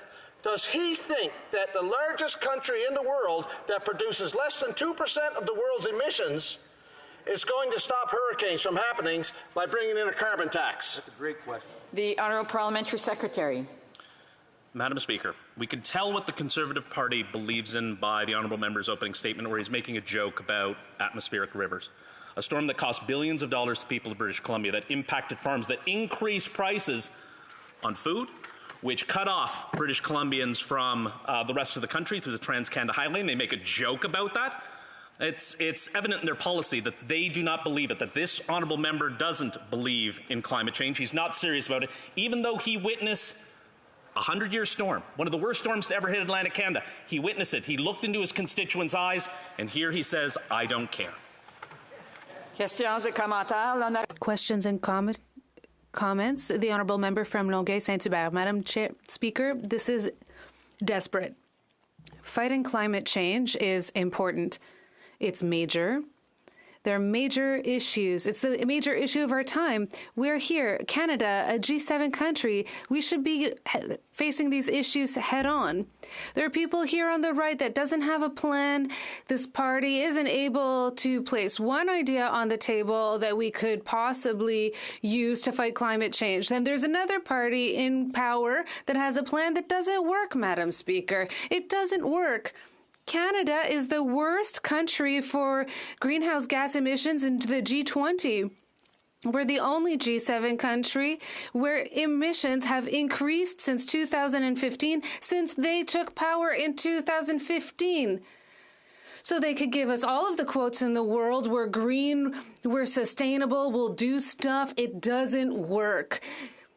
The planet is burning, and here in Canada, we don't have a plan to face it. The Honourable Parliamentary Secretary. Madam Speaker, I first just want to comment on the interesting fact that when the Leader of the Opposition gave his speech, said almost everything in English, and for some reason didn't say any of it in French. Maybe there's a message he's hiding from the people of Quebec. But ultimately, Madam Speaker, there's no government in this world that has done more on climate change in the last 7 years than our government. It's a $100 billion plan to address climate change, which includes a price on pollution. We are working with provinces, we are working with municipalities, we are serious on this issue, and Canadians believed us because they put us here for the third time in a row. Questions and comments? The honourable member for Nunavut. A brief question.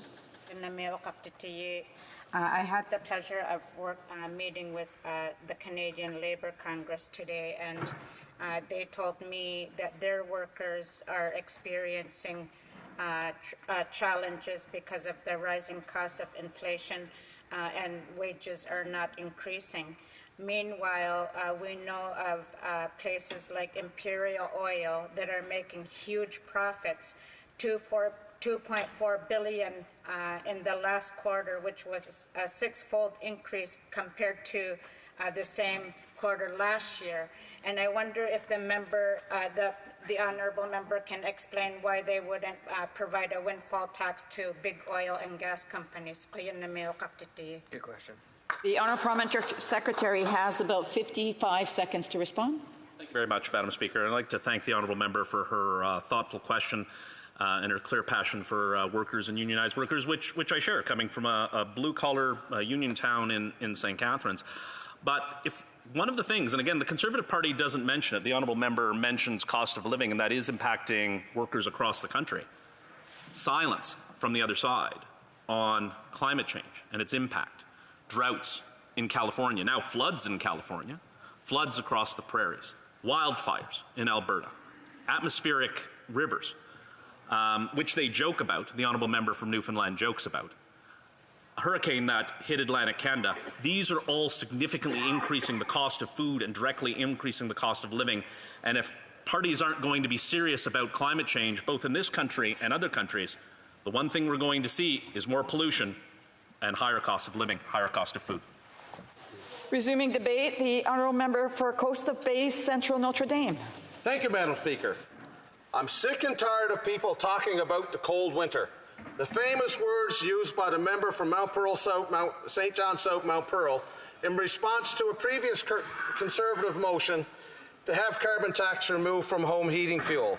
So here I stand again on behalf of the great people of Coast of Bay, Central Notre Dame, and in fact all of the people of Newfoundland and Labrador and Atlantic Canada to proudly support yet another Conservative motion to axe the carbon tax. The cult-like Liberal plan to triple the carbon tax on Canadians is a recipe for disaster. Yet, my fellow Newfoundland and Labrador MPs that sit on the other side of this House continue to push that agenda. Everyone knows that the carbon tax is intrinsically inflationary. Carbon tax drives up the price that consumers pay for things produced and delivered using fuel. That includes, well, everything. According to the chair of the Atlantic Canadian Premiers, energy poverty in Atlantic Canada is nearly 40%, the highest in the country. Newfoundland and Labrador's Liberal Premier, Andrew Furey, begged the Prime Minister not to put carbon tax on home heating fuel. It will drive up heating costs by over 20% when it kicks in on July 1st. Premier Furey, a close friend of the Prime Minister, said in early September that ending the current carbon tax exemption on heating fuel would place, and I quote, undue economic burdens on the people of this province.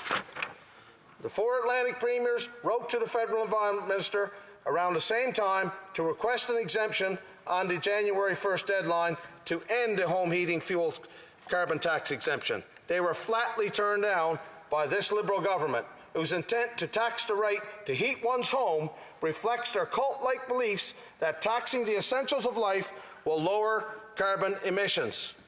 Their NDP coalition partners are partial to the same cult-like beliefs. When questioned about this in question period, Liberal ministers try to shame us into thinking that somehow a Canadian carbon tax will magically shield us from hurricanes that start off the coast of Africa. Atlantic Canadians don't buy it. The Liberal carbon tax is thus far a complete failure. And since this government took office in 2015, our emissions have increased, along with carbon tax, with the exception of 2020, where it dropped. Probably because the Prime Minister and his World Economic Forum buddies parked their private jets.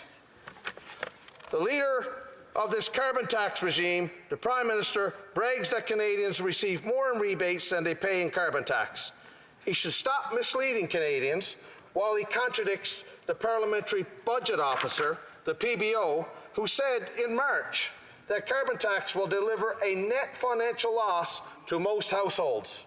The Prime Minister should listen to experts like the PBO, but what can you expect from a guy who said the budget will balance itself? The failure of carbon pricing in Canada is in a stark contrast to the success that Americans have had in reducing their emissions. They didn't bend to climate activists, but instead used technology and did things like converting coal plants to natural gas. The people of my province don't have the option of converting to natural gas, so they'll have to continue for the most part with diesel heating fuel. But I'll say more about natural gas a little later on. So when implemented, the carbon tax combined with HST on heating fuel will be more than 14 cents per litre. And according to Premier Furey, this constitutes a 20% increase on the cost to heat a home. This is with carbon tax pricing at just $50 per tonne. Madam Speaker, this is set to rise to $170 per tonne by 2030. That will drive up the carbon tax on that same litre of fuel to about 55 cents per litre with the HST included. This is nothing short of a disaster created by this Liberal government whose least concern is the real lives of Atlantic Canadians. A complete slap in the face to the very people who put so much faith in them, since 2015. And I hear it from nervous constituents all the time. Constituents already stretched to the breaking point by out-of-control inflation. Winter is here. Atlantic Canadians are choosing between food on the table or a warm home. And recently, the Environment Minister bragged about his new program to switch homeowners from heating with fuel to heating by heat pumps, a plan that can help at best 3% of homeowners. So where does this leave people like Corey from Gander? Last year, Corey spent $4,000 on oil to heat his home. The Liberal carbon tax will add $700 to his annual heating bill.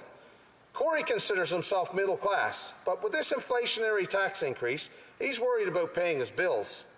And Felicia from Pikes Arm told me that she spent $6,000 in only 10 months last year to heat her home. The carbon tax on just 10 months of fuel will cost Felicia over $1,000 extra if the Prime Minister doesn't back down on his tax hiking plan.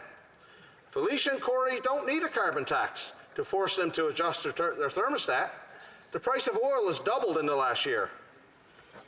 So the people of Atlantic Canada can't take more of this inflationary tax pressure on their lives. Real people with real bills to pay are really fed up. They are much more intelligent than the Prime Minister and his climate change cult make them out to be.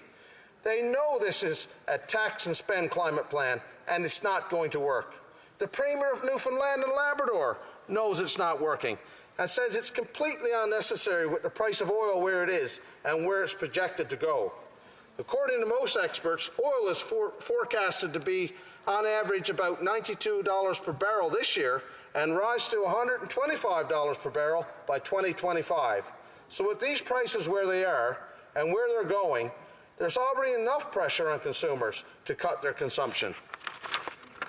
And according to the CBC, who by the look of it are abandoning their carbon tax love affair, Nova Scotians alone will pay $1 billion extra on home heating fuel by 2030. Madam Speaker, that's quite the tax grab. Can you just imagine? $1 billion. And no guarantee that a tangible ton of carbon emission reduction will take place. The one thing that is guaranteed is that money in people's jeans will be reduced by this inflationary tax pressure. And if the Prime Minister was serious about cutting emissions, he would be supporting countries around the world like Germany and push to supply them with natural gas. But what did he say when the German Chancellor came begging? He said there's no economic case for shipping natural gas from Newfoundland and Labrador to Europe. The island of Newfoundland is 4,000 kilometers from Europe. Meanwhile, in the U.S., LNG plants all through Texas are shipping liquefied natural gas to a value of $1 billion a day to Europe. The Gulf of Mexico is twice as far from Europe as Newfoundland is. Argentina, in a partnership with Petronas, is building a $10 billion LNG facility to export natural gas. But the only place further from Europe than Argentina is the South Pole. But our wise Prime Minister says that the island of Newfoundland is too far from Europe to make economic sense to take on such a project. And meanwhile, Germany has had to convert to its natural gas plants back to burning coal, which double the emissions that they produce. So instead of helping our allies harvesting the trillions of cubic feet of natural gas on the Grand Banks and boosting the prosperity of Newfoundlanders and Labradorians, this Liberal government promotes air pollution in Europe and energy poverty in Atlantic Canada.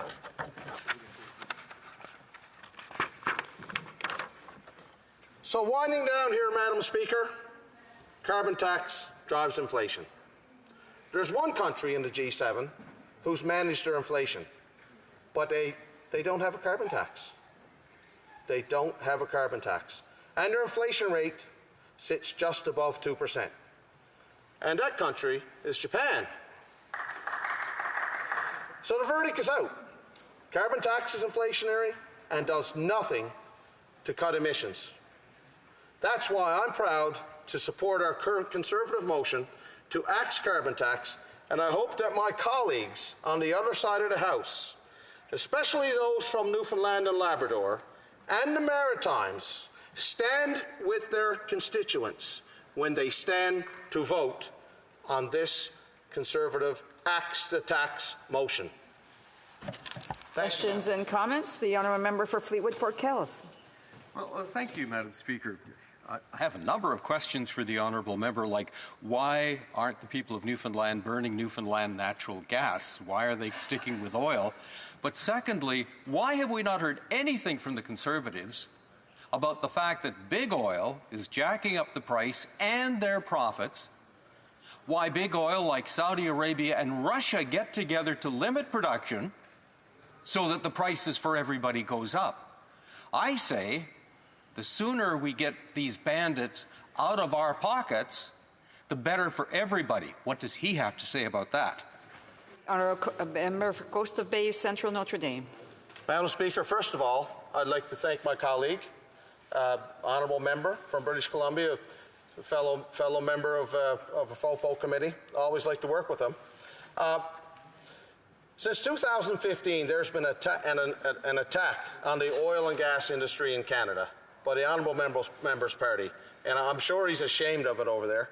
That you know, we have the oil and the gas to produce here that can bring down inflation. We need to produce more of what money buys, including oil, and that would take on these dictators all over the world. We compete with them in their own market, and that's how we bring them to their knees, and we help our own people at the same time. Thank you. Questions and comments? The honourable member for Beauport, Côte-de-Pourpre, Ile d'Orléans, Charlevoix. Thank you, Madam Speaker. I'd like to thank my colleague for his passionate speech. As we know, he's a passionate person. We're all members of the Fisheries and Oceans Committee together. So I greatly appreciate working with him. I understand where my colleague is coming from. He's upset about the carbon tax. He seems obsessed with it, really. I was wondering if he could say a few words about the Baie du Nord project. While the poor get poorer, big oil, which is already rich, has gotten even wealthier during the pandemic. So I'd like to hear what he has to say about Baie du Nord. Central Notre Dame. Thank you, Madam Speaker, and I'd like to thank my honourable colleague, and I appreciate her question. And even though Newfoundland and Labrador right now is not a half province, we're still paying, we're paying into the equalization formula here. So Baie du Nord is going to produce the cleanest oil in the world, and it's going to allow Newfoundland and Labrador to put some equalization payments into Quebec so that they can help their poor. It's a great privilege for a small province like Newfoundland and Labrador with a population of just over 500,000 to be able to produce our oil and get royalties from it and be prosperous while we reduce dollars for dictators and we help the people of Quebec enjoy some of the royalties that we get from our oil. Questions and comments? The honourable member. Madam Speaker, in the last election, the Conservatives had a plan that they claimed fought climate change.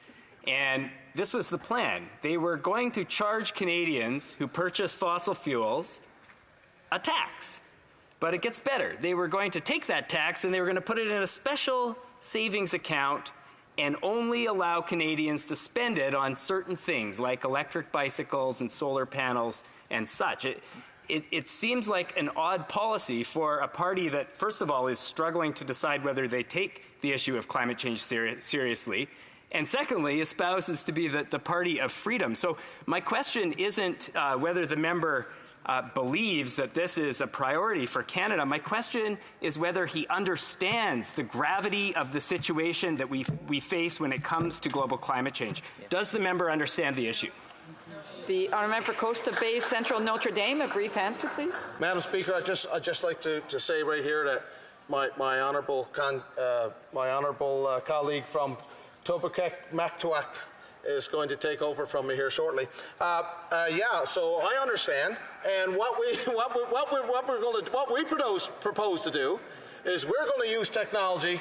We're going to capture the carbon, re-inject it, and we're going to.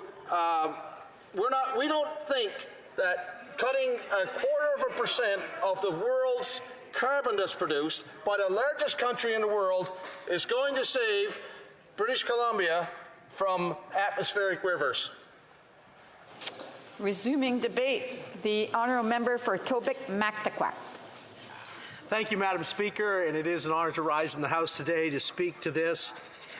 There's an ancient saying that has been with us and has withstood the test of time and has been tested time and time again and found to be true, and that is, leaders should follow this advice, is that we should all be quick to listen and slow to speak. Oftentimes, it would seem in this House we maybe put the reverse in action, and we're quick to speak and slow to listen, but Canadians are speaking.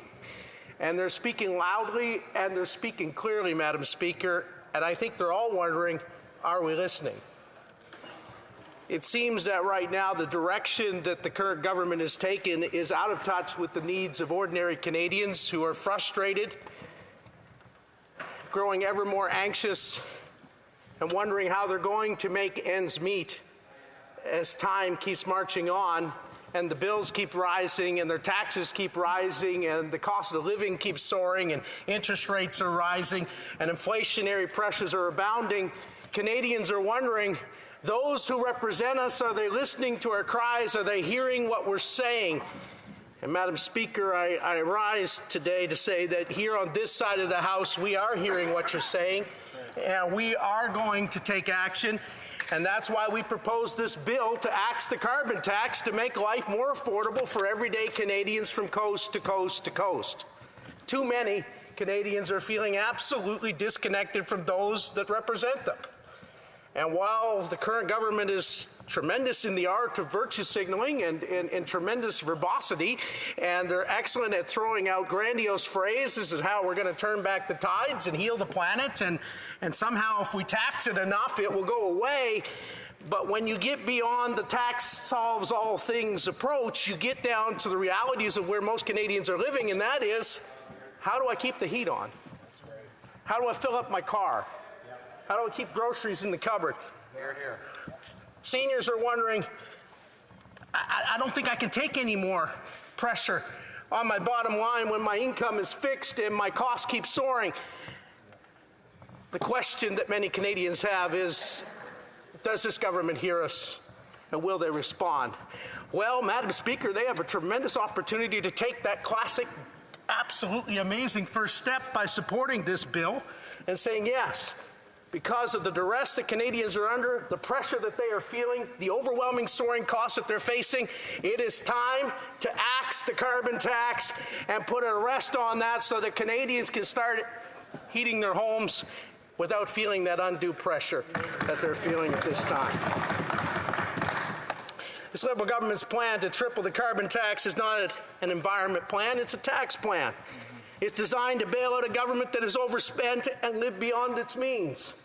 And yet, Madam Speaker, they send the grandiose phrase that we're going to stop hurricanes and we're going to cause all kinds of wonderful things to happen if we only pay more taxes. It's not reality. It's in fact a very expensive virtue signal. What Canadians need to know is who's listening to our practical needs in this time of economic crisis for our households. When grocery bills are going up, gas is going up, and home heating is going up, and yet we get up and talk about, well, we're going to increase the tax so that we feel better on the inside about what's happening internationally. I think Canadians want practical solutions. They want a government that responds to their needs, and right now they're in need, and they need a government that responds to that needs, and we're here to make sure that their voices are heard and represented, and that's why we brought forward this motion in response to their cry. The reality is that this plan to triple the carbon tax will only increase the cost of gas, the cost of groceries, and home heating for citizens all across the nation. The rural Canadians are disproportionately affected by these taxes. I represent an area that is filled with small towns rural communities where they have to drive to work. They have to drive to get their kids to sports. It's not a matter of luxury. They can't jump on a transit. There is no transit. They have to drive in order to live and function. Our producers in my area, the farmers in my area, and believe you me, I hear from them. The input costs are soaring. And then people are wondering why grocery bills are going up. It's not the farmer's fault. No, it's overtaxation and the burdens and cumbersome regulation that has bogged down the best of Canadian society. I think what I hear from the farmers in my region, the producers in my region, the harvesters across the region is, let the farmers farm. Let the producers produce. Let the growers grow. Let us get back to work so that we can do what we love to do and stop being on our backs.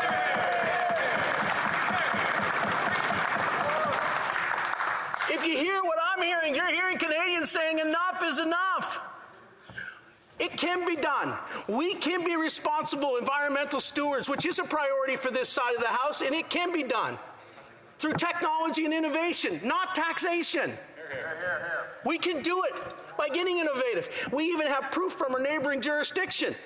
While we were virtue signaling and signing accords all over the place, our carbon emissions were going up, and we ranked 57 out of 60 nations in tackling climate change emissions. Yet, the jurisdiction closest to us cut their greenhouse gas emissions while expanding their energy sector. Amazing. How did that happen? They were transitioning from coal to natural gas, utilizing that. And Canada has an abundance of those types of supply, and we have nuclear innovation, and we have all kinds of hydroelectric power, some amazing innovations. We can be pro-environment and pro-sustainable planet and develop our resources under the best environmental regulations and regimes on the planet. It's a good news story. Let's stand up for Canadian energy, stand up for Canadian resources. Instead of punishing those who produce our wealth, let's help them up. They're not looking for a handout, but my land, what they're looking for is someone to say, this government understands what we're doing, and we can pull the country out of the economic malaise if we enable our private sector to do what it does best, innovate, produce, and get to work.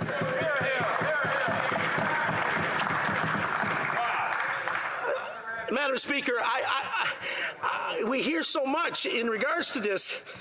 And I'll tell you, the carbon tax has got to be probably the most extremely expensive and ineffective virtue signal for environmentalism in the history of the planet.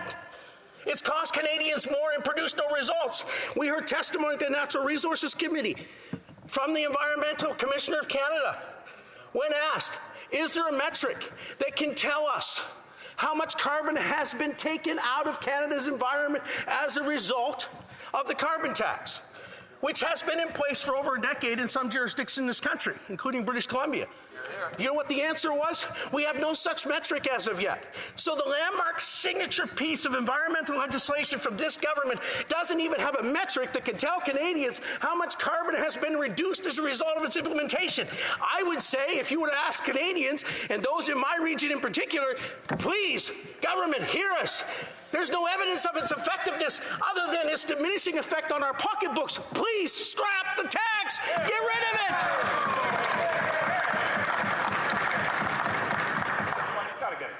Our country has the 5th largest supply of farmland, and we continue everything to hinder these individuals from doing what they do. We never give them credit for the carbon sequestration that's in our agricultural lands. We don't give our energy producers the credit that they're doing for innovating and becoming cleaner all the time. We never talk about the amazing stuff that's happening in Saskatchewan as it relates to carbon sequestration and carbon capture. We have an amazing story to tell, but instead we say, here's another tax, and oh, by the way, we're going to triple it. That's the last thing Canadians want to hear. It's not effective. But I'll tell you what would be effective, Madam Speaker, is if a government responded to the cries of Canadians from coast to coast who are hurting and their pocketbooks are dwindling and say, we hear you, opposition. That's a good idea. We're honest enough to admit this approach isn't working, so we'll scrap the tax with you and give Canadians a break. That would be amazing news and a tremendous sign of unity in this House. I fully expect that you'll be voting for us acts of the tax. It would be an amazing accomplishment for all Canadians, and I'm sure they would cheer it. It would have a great effect. And so I just ask again that you would reflect on this expression, and I got to wind down and conclude. I'm getting excited, Madam Speaker, pardon me, but it's an area of passion. There's an old saying in leadership circles that says, many are those who curse the wind,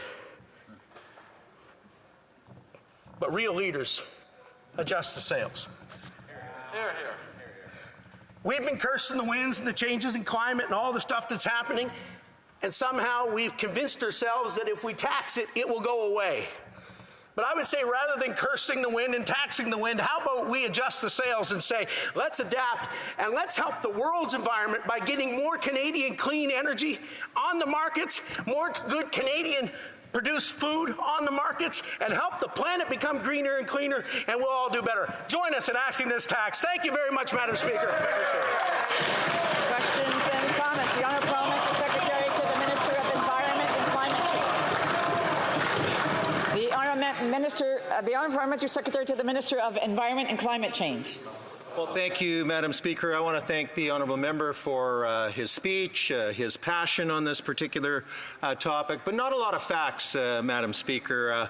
I wonder if the honourable member knows that the last year's price on pollution went up by 2.2 cents. 95% of the increase in the cost of gas was because of inflation caused by international events, as the honourable member knows, and various margins in the various provinces, and that 8 out of 10 families get more money back than they pay at the pump, Mr. Speaker. But if the honourable member heard the cries of affordability of Canadians, why did that side of the House vote against rental support, dental support, the Canada Child Benefit that has lifted 400,000 people out of poverty, Mr. Speaker, voted against seniors, who he talks about, Madam Speaker. We increased the OAS by 10%. He voted against it, Mr. Speaker. Why doesn't the honourable member adjust his sails?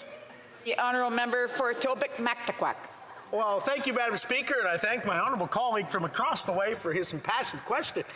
But one thing's for sure, in all the time that I've been in office in the region that I represent, I've never had one citizen come by my door, knock on my door, or call me or send me an email and say, please, Mr. Bragdon, please, Member of Parliament, whatever you do, raise our taxes so we can feel better about the environment. I have never had one of them say, if you only raise or double or triple or quadruple the carbon tax, I'll feel so much better. But I have had numerous constituents reach out to my office, and some in tears say, I ran into them at the grocery store this week, say, I don't know how I can afford to keep going with prices soaring the way they are. They love for me to go back this weekend and say, Mr.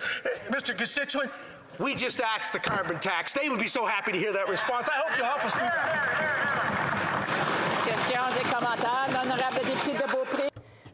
The honourable member for, I'm sorry, I had remembered it earlier, but let me see. Beauport, Côte-de-Beaupré, Île d'Orléans, Charlevoix. Thank you very much, Madam Speaker. Well, we've seen quite the performance from our neighbouring party. I was in the artistic world for a long time, so I greatly appreciated the performance of my colleague and his fellow party members. However, a performance is ultimately superficial. What I want to hear is how my colleague thinks we can actually do something to control the harm caused by storms, how to control the increase in disease caused by pollution. How can we do that if not by reducing emissions, or rather, how can we do that by abolishing the carbon tax? Even if there are reductions, will that really be enough to compensate? Merci, Madam President, et merci à mon collègue de Québec. I'd like to thank my Quebec colleague for that question. Simply say this, the answer is very clear. It's in technology and in innovation. And I believe Canadians have the best environmental practices for extraction of energy and utilization of energy, as well as for farm production and growing our food anywhere in the world and in comparable jurisdictions. We've got a great news story, and the more we can replace dictator oil and the more we can replace oils from regimes that don't have near the environmental regulations that Canada does, the bigger the favor we're doing for the world's environment. We have time for a brief question. The honourable member for Nanaimo Ladysmith. Thank you, Madam Speaker, and thank you to the member for his very passionate speech. We agree on one thing, and that is that people are most definitely struggling right now, and I can be on board with us identifying and moving forward with practical solutions like the member was speaking of. And I'm wondering if the member could explain why it is that when we only have certain provinces that would benefit from this motion, why he would not support us removing GST from all home heating so that we can look at, as he says, cutting a break for those who are struggling most. Answer from the member for Tobic-Mactaquac. This removal of the tax would benefit all Canadians from coast to coast to coast, because every Canadian is affected by the carbon tax. And every time they go to the grocery store, the sticker shock that they're seeing on those grocery shelves is in part as a result of the carbon tax, because everything that's trucked and shipped and hauled is affected by the carbon tax in every province, in every jurisdiction in this country. We need to do this measure and cut the tax so people can keep the heat on in their homes. Thank you. Reprise de débat. L'honorable député de Longueuil-Saint-Hubert. The honourable member for Longueuil-Saint-Hubert. Well, thank you, Madam Speaker.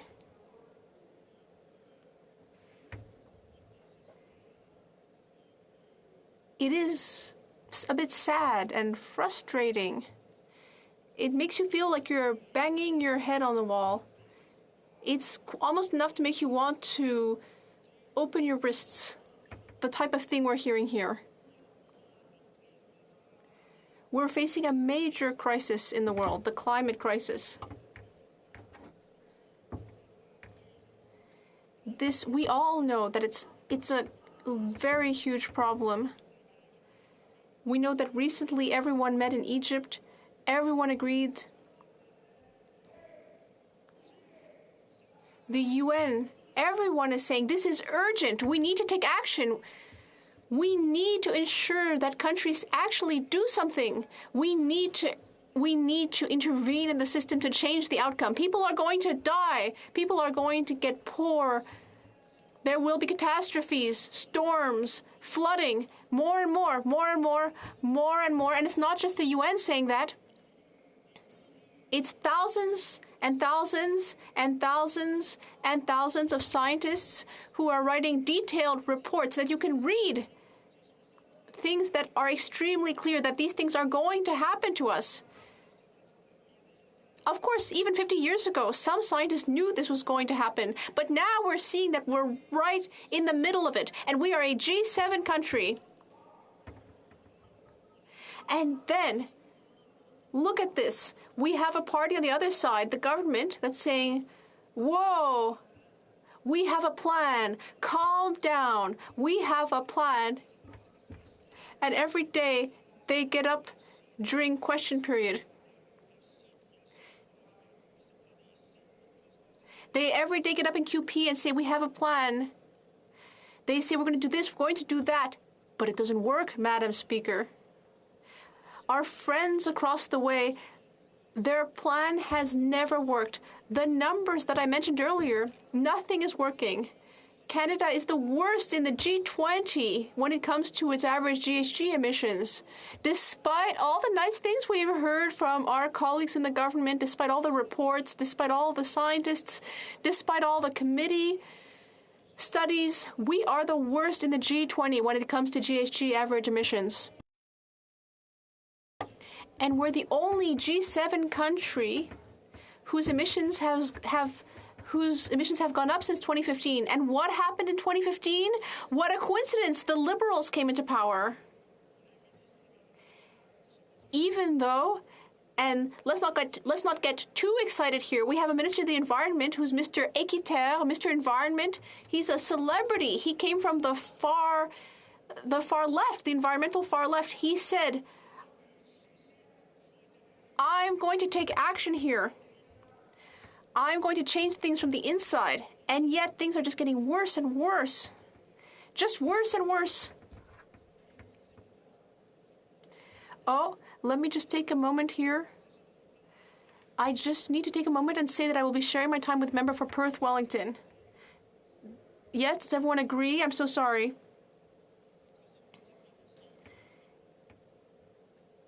Yes, I'm so sorry. Donc, on ne donne pas.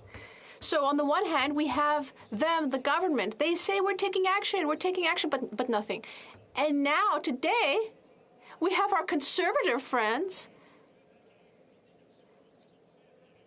So on the one hand, the Liberals say they're going to do something, and yet we're not getting anywhere. And then the Conservatives say we're going to do even less. They say, let's scrap everything. Let's do nothing. Let's never respond to the crisis. I never got a clear answer to the question that I keep asking. I keep asking my Conservative friends the same question.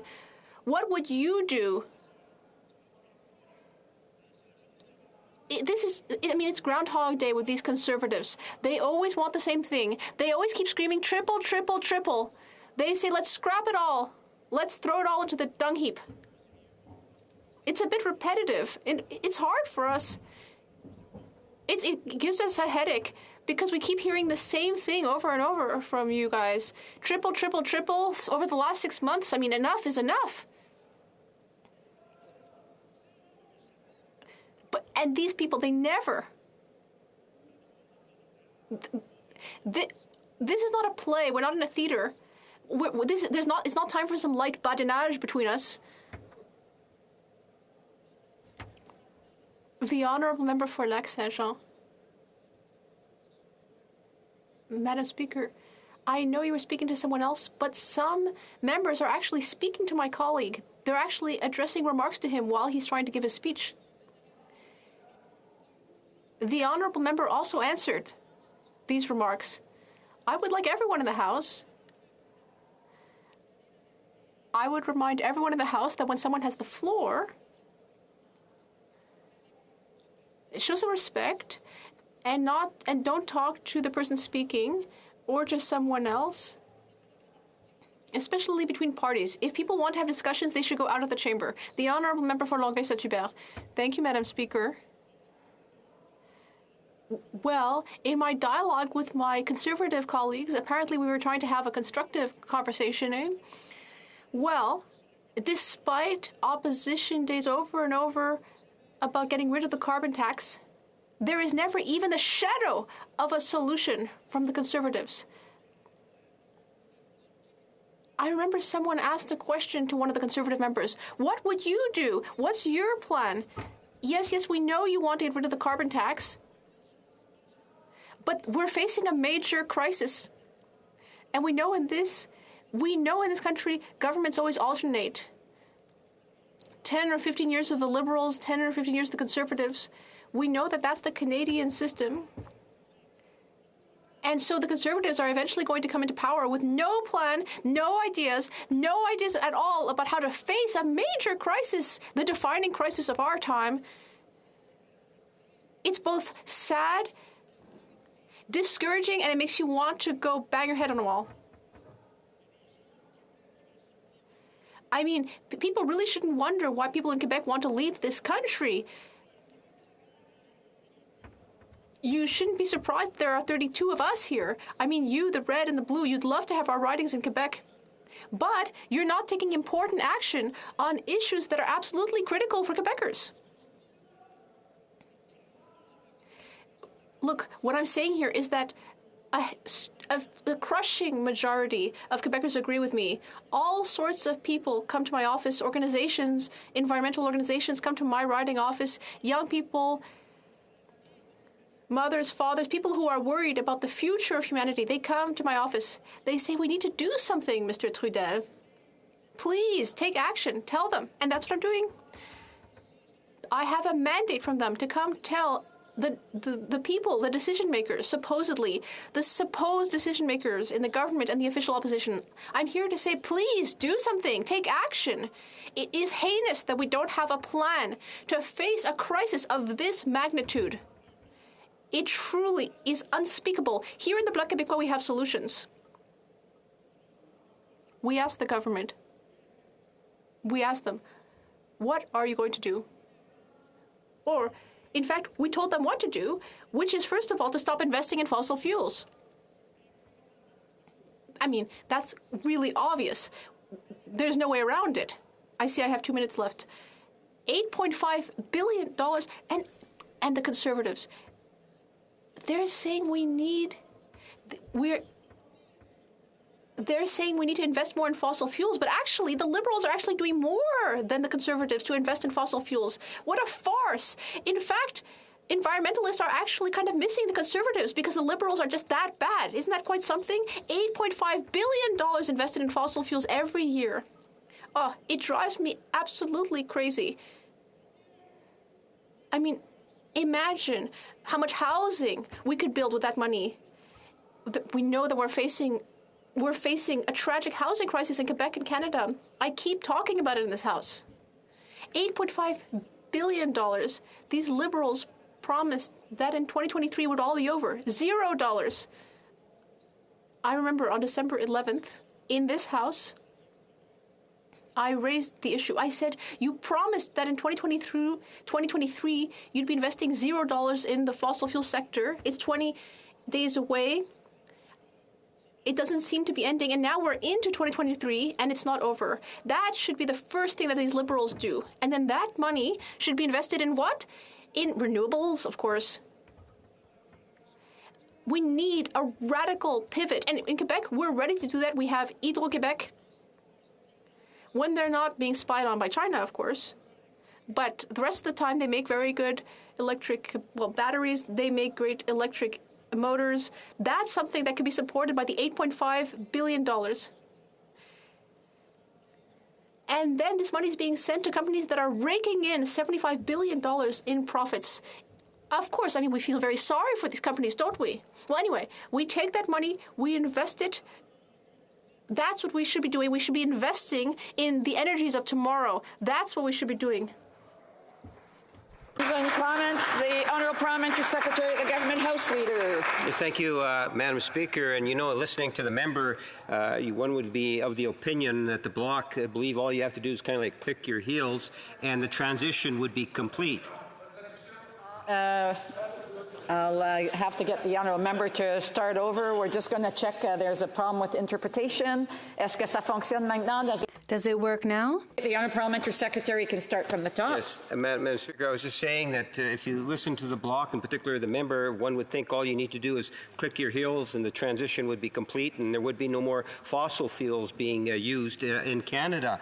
I think there needs to recognize that there is a transition period, and yes, there have been some investments. We work very closely, for example, with the NDP provincial government in British Columbia on the LNG. But Mr. Speaker, what I would suggest, or Madam Speaker, what I would suggest is that it is about the principles on a price on pollution. As governments around the world have recognized the true value of that, and it appears that the Conservative Party today have made it very clear that they oppose that principle, and I'm wondering if he could provide his thoughts in terms of the principle of the price on pollution and the benefits to society. The Honourable Member for Longueuil-Saint-Hubert. The carbon taxing is great, but it has to be increased much more radically than it is now. The UN has suggested that the tax be at $200 now, and now we've heard that we'd be at about $170 per ton until 2030. It's too late. It's not the 11th hour, it's the 12th hour past. My colleague is reminding me of the colleagues on the blue side of the room, and you know what? It's too late for this. Comments, the Honourable Member for Vancouver Kingsway. Well, at a time when the planet has to be reducing our carbon emissions, oil companies are making record profits. Canadian oil and gas companies are forecasted to make a record-breaking $147 billion in 2022 alone. I want to just read a short quote from UN Secretary General Antonio Guterres. He said, "The fossil fuel industry is feasting on subsidies and windfall profits while household budgets shrink and our planet burns. We need to hold the industry and its enablers to account. I call on all developed economies to tax the windfall profits of fossil fuel companies." The New Democrats believe we should be doing that. I wonder if my honourable colleague agrees. The Honourable Member for Longueuil-Saint-Hubert. I completely agree. I agree. I said it in my speech. I'm not an expert to say how much we should be taxing, but this is indecent. These industries are making so much money, so much profit on what's going on in the world right now. And we have to take that money and invest it for our children. Our children, it's the future of the planet that's at stake. This is indecent. We need to invest these funds in our future. Coast of Bay, Central Notre Dame. Madam Speaker, my riding is one of the strongest mining regions in Atlantic Canada. I've got a copper mine very, very close to where I grew up. Right now, they're struggling to stay open because of carbon tax.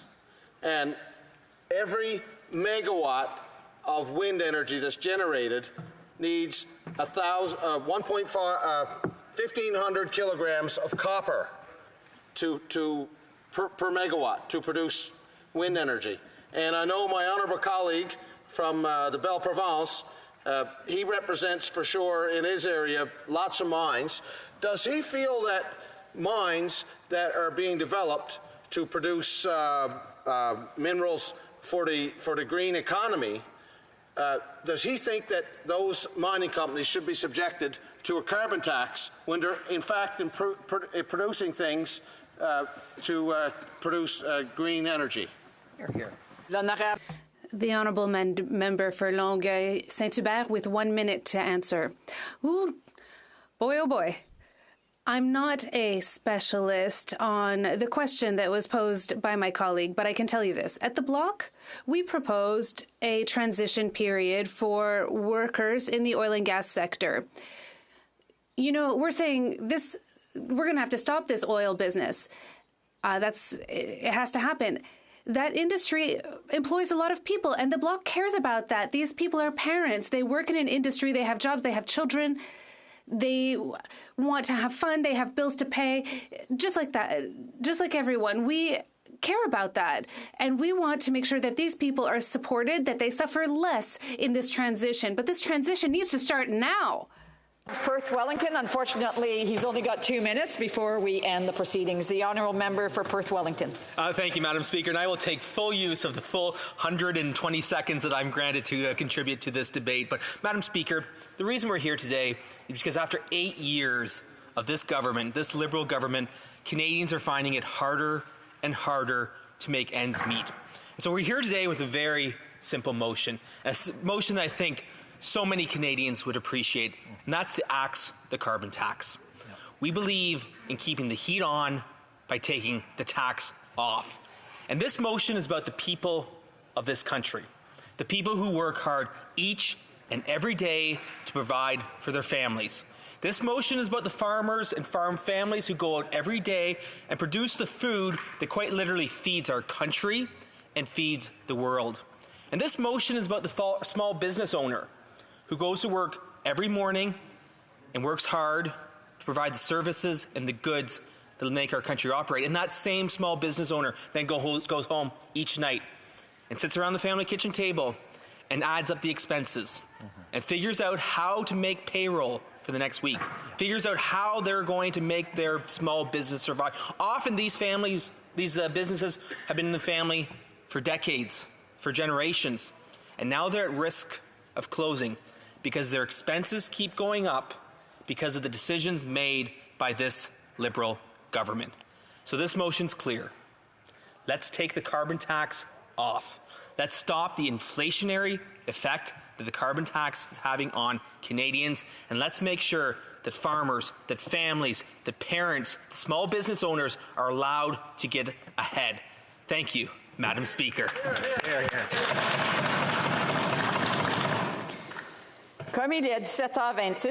As it is 5:26, it is my duty to interrupt the deliberations to put the question necessary to dispose of the business of supply. Seconded by Mr. Halan, move that given that shall I dispense? No. The Bank of Canada Governor has admitted that the carbon tax contributes to inflation. I, the Parliamentary Budget Officer, says that households will pay more in carbon tax costs than they get back.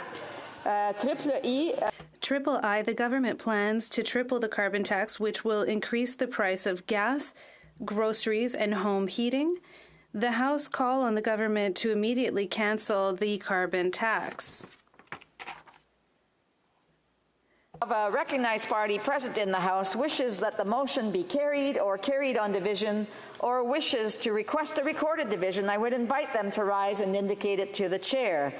The honourable member for Perth Wellington. Thank you, Madam Speaker. We request a recorded division. Conformément à l'ordre adopté le jeudi.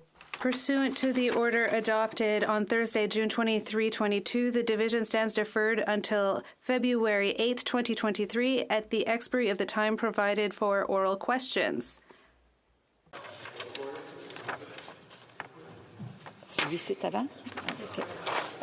The Honourable Parliamentary Secretary to the Government House Leader has a point of order. Madam Speaker, I suspect if you were to canvass the House, you'd find unanimous consent to call at 5:30 at this time so we could begin private members' hour. 5:41. The Honourable Parliamentary Secretary meant 5:41? Okay. Does the Honourable Parliamentary Secretary have unanimous consent to see the clock to 5:41? Agreed? Agreed and so ordered. It's now 5:41. Accordingly, the House will now proceed to the consideration of private members' business as listed on today's order paper. Orders of the day. Ordre du jour. Ordre du jour, affaires émanantes des députés. Reprise. Resuming debate on second reading of Bill C-282, an act to amend the Department of Foreign Affairs Trade and Development Act, Supply Management, being now as proposed by Mr. Theriault. Resume debate. Resuming debate. The honourable member for Hamilton East, Stony Creek. Thanks, Madam Speaker. I appreciate the opportunity that the member from Montcalm has provided for me to reaffirm the government's support for Canada's supply management system and for this bill. We know that our dairy, poultry, and egg producers want to keep the system strong and sustainable well into the future, and so do we. Canada's supply management system is a model of stability. It provides a fair price for farmers, stability for processors, and high-quality products for consumers, and has done so for over 50 years. Supply management is a pillar of rural prosperity. It sustains farming families and rural communities. Madam Speaker, the great contribution of supply-managed sectors to our economy is undeniable. In 2021, the dairy, poultry, and egg sectors generated almost $13 billion in farm gate sales and accounted for over 100,000 direct jobs in production and processing activities. In this context, supply-managed sectors have played a significant role in making Canada's agriculture and agri-food industry a leader in sustainable food production and processing with high economic growth potential. For these reasons, the government has consistently reaffirmed its unwavering support for Canada's supply management system, including in the context of international trade agreements. Mr. Speaker, during the negotiations of the new NAFTA, the Canada-US-Mexico agreement, CUSMA, Canada faced significant pressure to dismantle the supply management system, and I cannot, Mr. Speaker, stress enough how hard we had to resist. However, we succeeded, and all three pillars of the supply management system remain firmly in place: production controls, pricing mechanisms, and import controls. Looking into the future, we'll continue to preserve, protect, and defend all three pillars of Canada's supply management system. For this reason, in line with the spirit of the bill, the government has publicly committed that we will not, I stress not, provide any new market access for supply-managed products in future trade agreements. This policy has been clearly and publicly stated by the Prime Minister and the Minister of Agriculture and Agri-Food. Bill C-282 makes this commitment even stronger. We have made this commitment, and we will keep it. In fact, we demonstrated this most recently during the negotiation of the Canada-United Kingdom Trade Continuity Agreement, which did not include any new access for cheese or other supply-managed products. Furthermore, Mr. Speaker, the government believes that ensuring greater involvement of the public, stakeholders, and parliamentarians in Canada's trade agenda strengthens the defence and promotion of our broader economic interests, including supply-managed sectors, increased transparency in the conduct of trade negotiations, and have enhanced reporting obligations to Parliament for new trade agreements. In November 2020, we updated the policy on the tabling of treaties in Parliament to provide additional opportunities for members of Parliament to review the objectives and economic merits of new trade agreements. And furthermore, Mr. Speaker, In 2018, this government committed to fully and fairly compensate producers and processors of supply-managed commodities, including dairy, poultry, and egg farmers impacted by recent trade agreements. Further, Mr. Speaker, our government will continue to preserve, protect, and defend our supply management system in the context of any challenge by our trading partners. Mr. Speaker, we are confident that Canada, we are fully compliant in the implementation of our trade obligations, and we will vigorously defend our interests. To close, let me reiterate the government's unequivocal commitment to maintain supply management as a pillar of strong and sustainable rural prosperity into the future. Bill C-282 is aligned with our commitment, and for this reason, we support it. The government is fully committed to defending the integrity of supply management while also continuing to pursue the ambitious trade agenda on which economic recovery depends. Thank you, Mr. Speaker.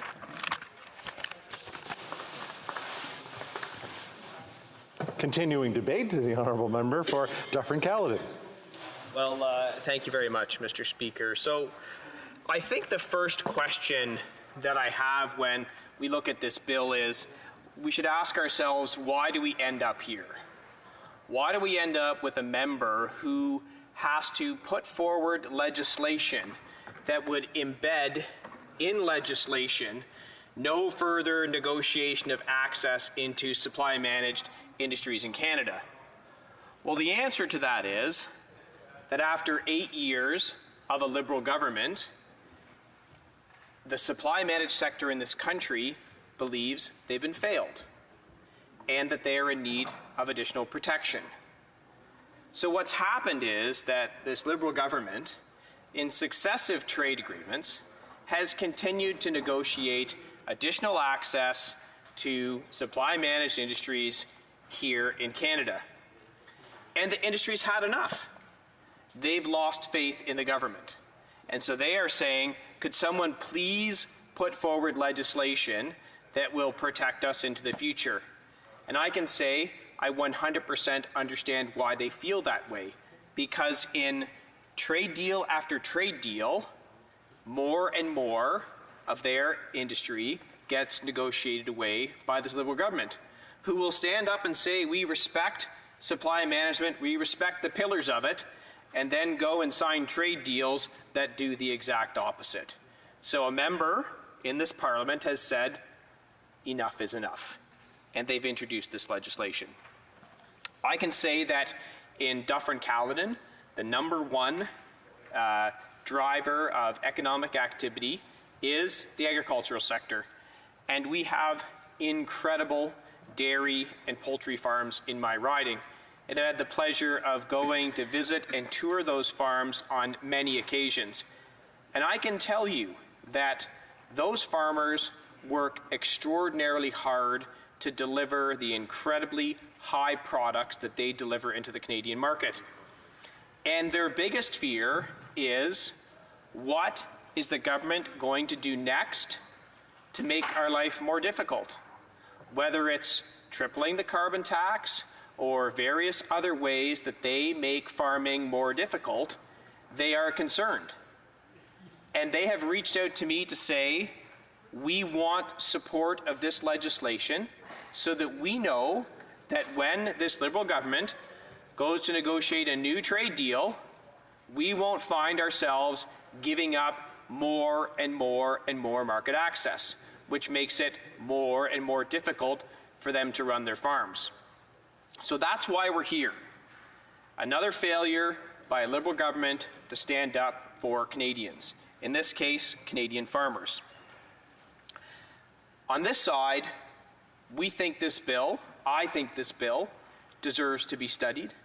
I think this bill should go to committee so that we can hear what are the implications of actually enacting something like this in statute. And I know there are some in the agricultural sector who will say that we're not thrilled with this. So I think we should hear from everyone. Let's hear what they all have to say to decide whether or not this is something that, as a Parliament, we should put forward.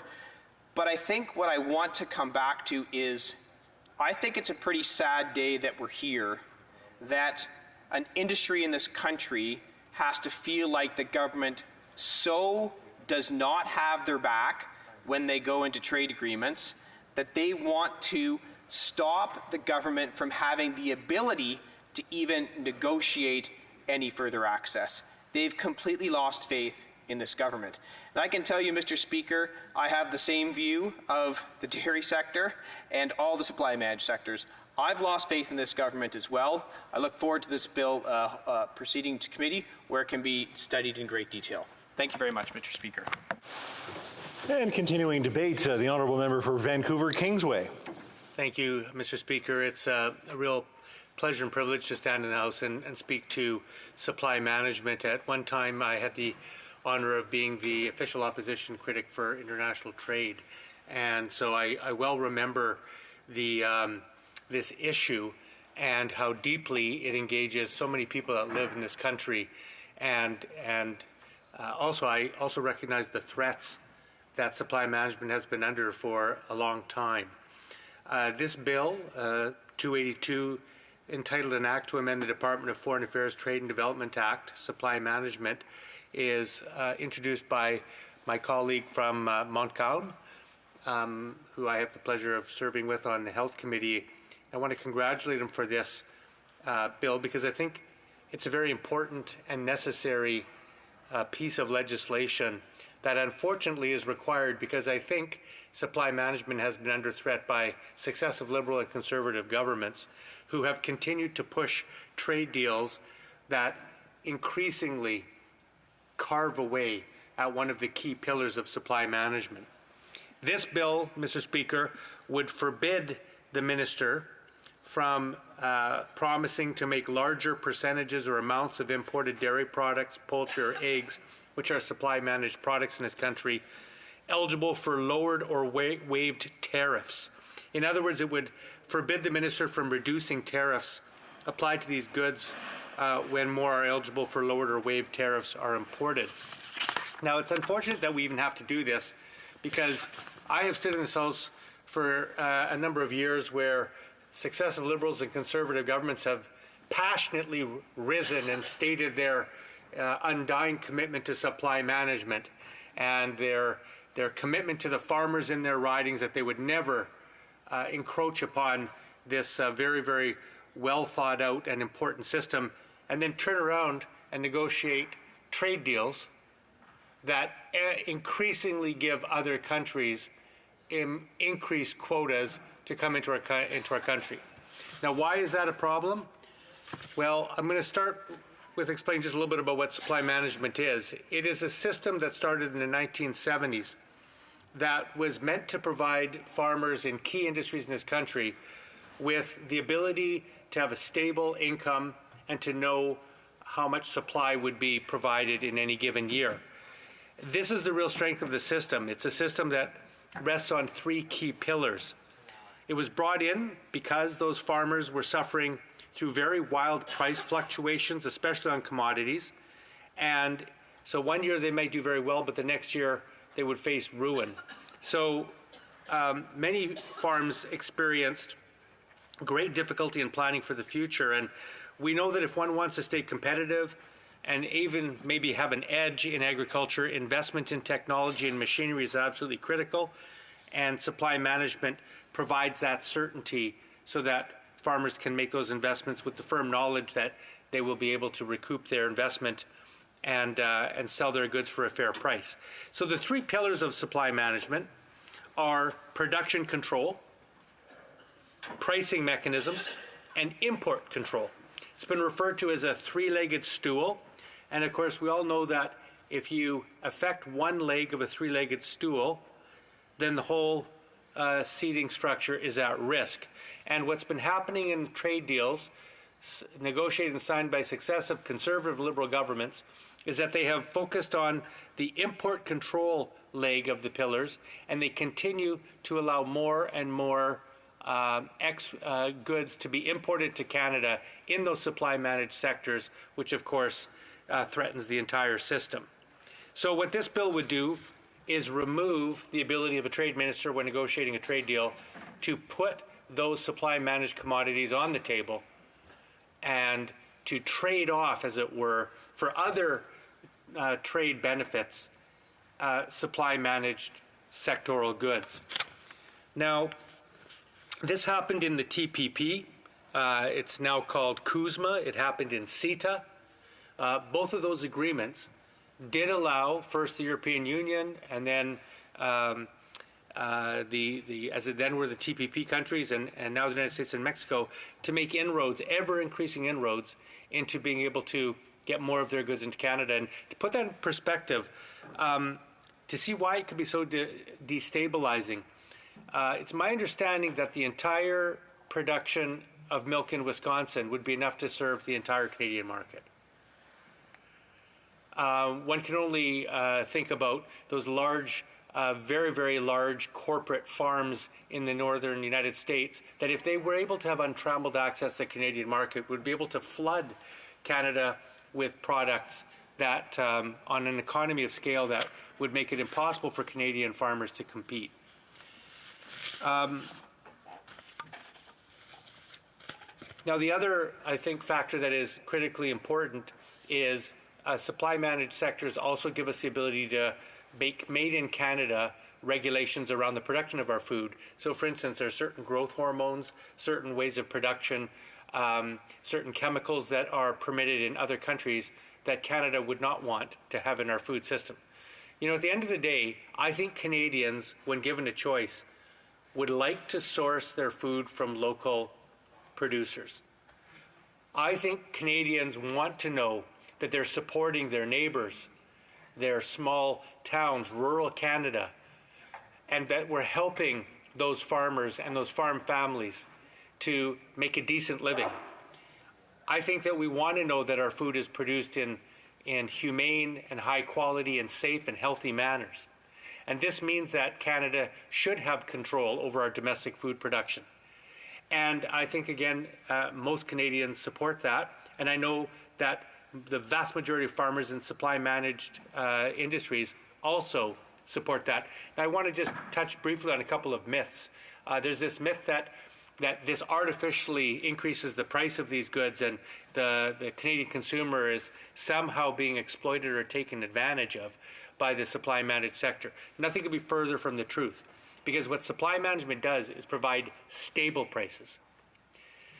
I know right now in this country we have a crisis in the price of food, but in regular times, generally when someone goes to the store to buy a liter of milk or a dozen eggs, over the last 20, 30, 40 years, they know that they're going to be faced with a stable price. In non-supply managed countries, you may have extraordinarily cheap eggs and milk one year, and then if there's bad production in the next year, if they're hit with bad weather, or if there's blight or disease, then what happens is the prices of those goods skyrocket. And so what supply management does do for consumers in this country is it provides a stable source of high-quality supply-managed goods, poultry, eggs, milk, at stable prices. And that ensures that everybody has access to these excellent products at all times. So I know that I speak for my New Democrat colleagues when I say that we are firm, committed, and passionate believers in the supply managed sector. We know it's a system that works well for rural Canada, works well for farmers, works well for consumers. To use the old metaphor, if it ain't broke, don't fix it. And we also know that the forces that are constantly wanting to cut this away are not forces that care about Canadian farmers or small town communities or rural Canada or consumers in Canada. Rather, they represent large agribusiness, usually multinational agribusiness, or right-wing economic ideologues who are just pursuing a free market frenzy philosophy without any regard for the actual impact that this will have on our community and our country. So we're very proud to support this bill to committee. We look forward to listening to the evidence and testimony. I want to again congratulate my colleague from Montcalm for this excellent bill.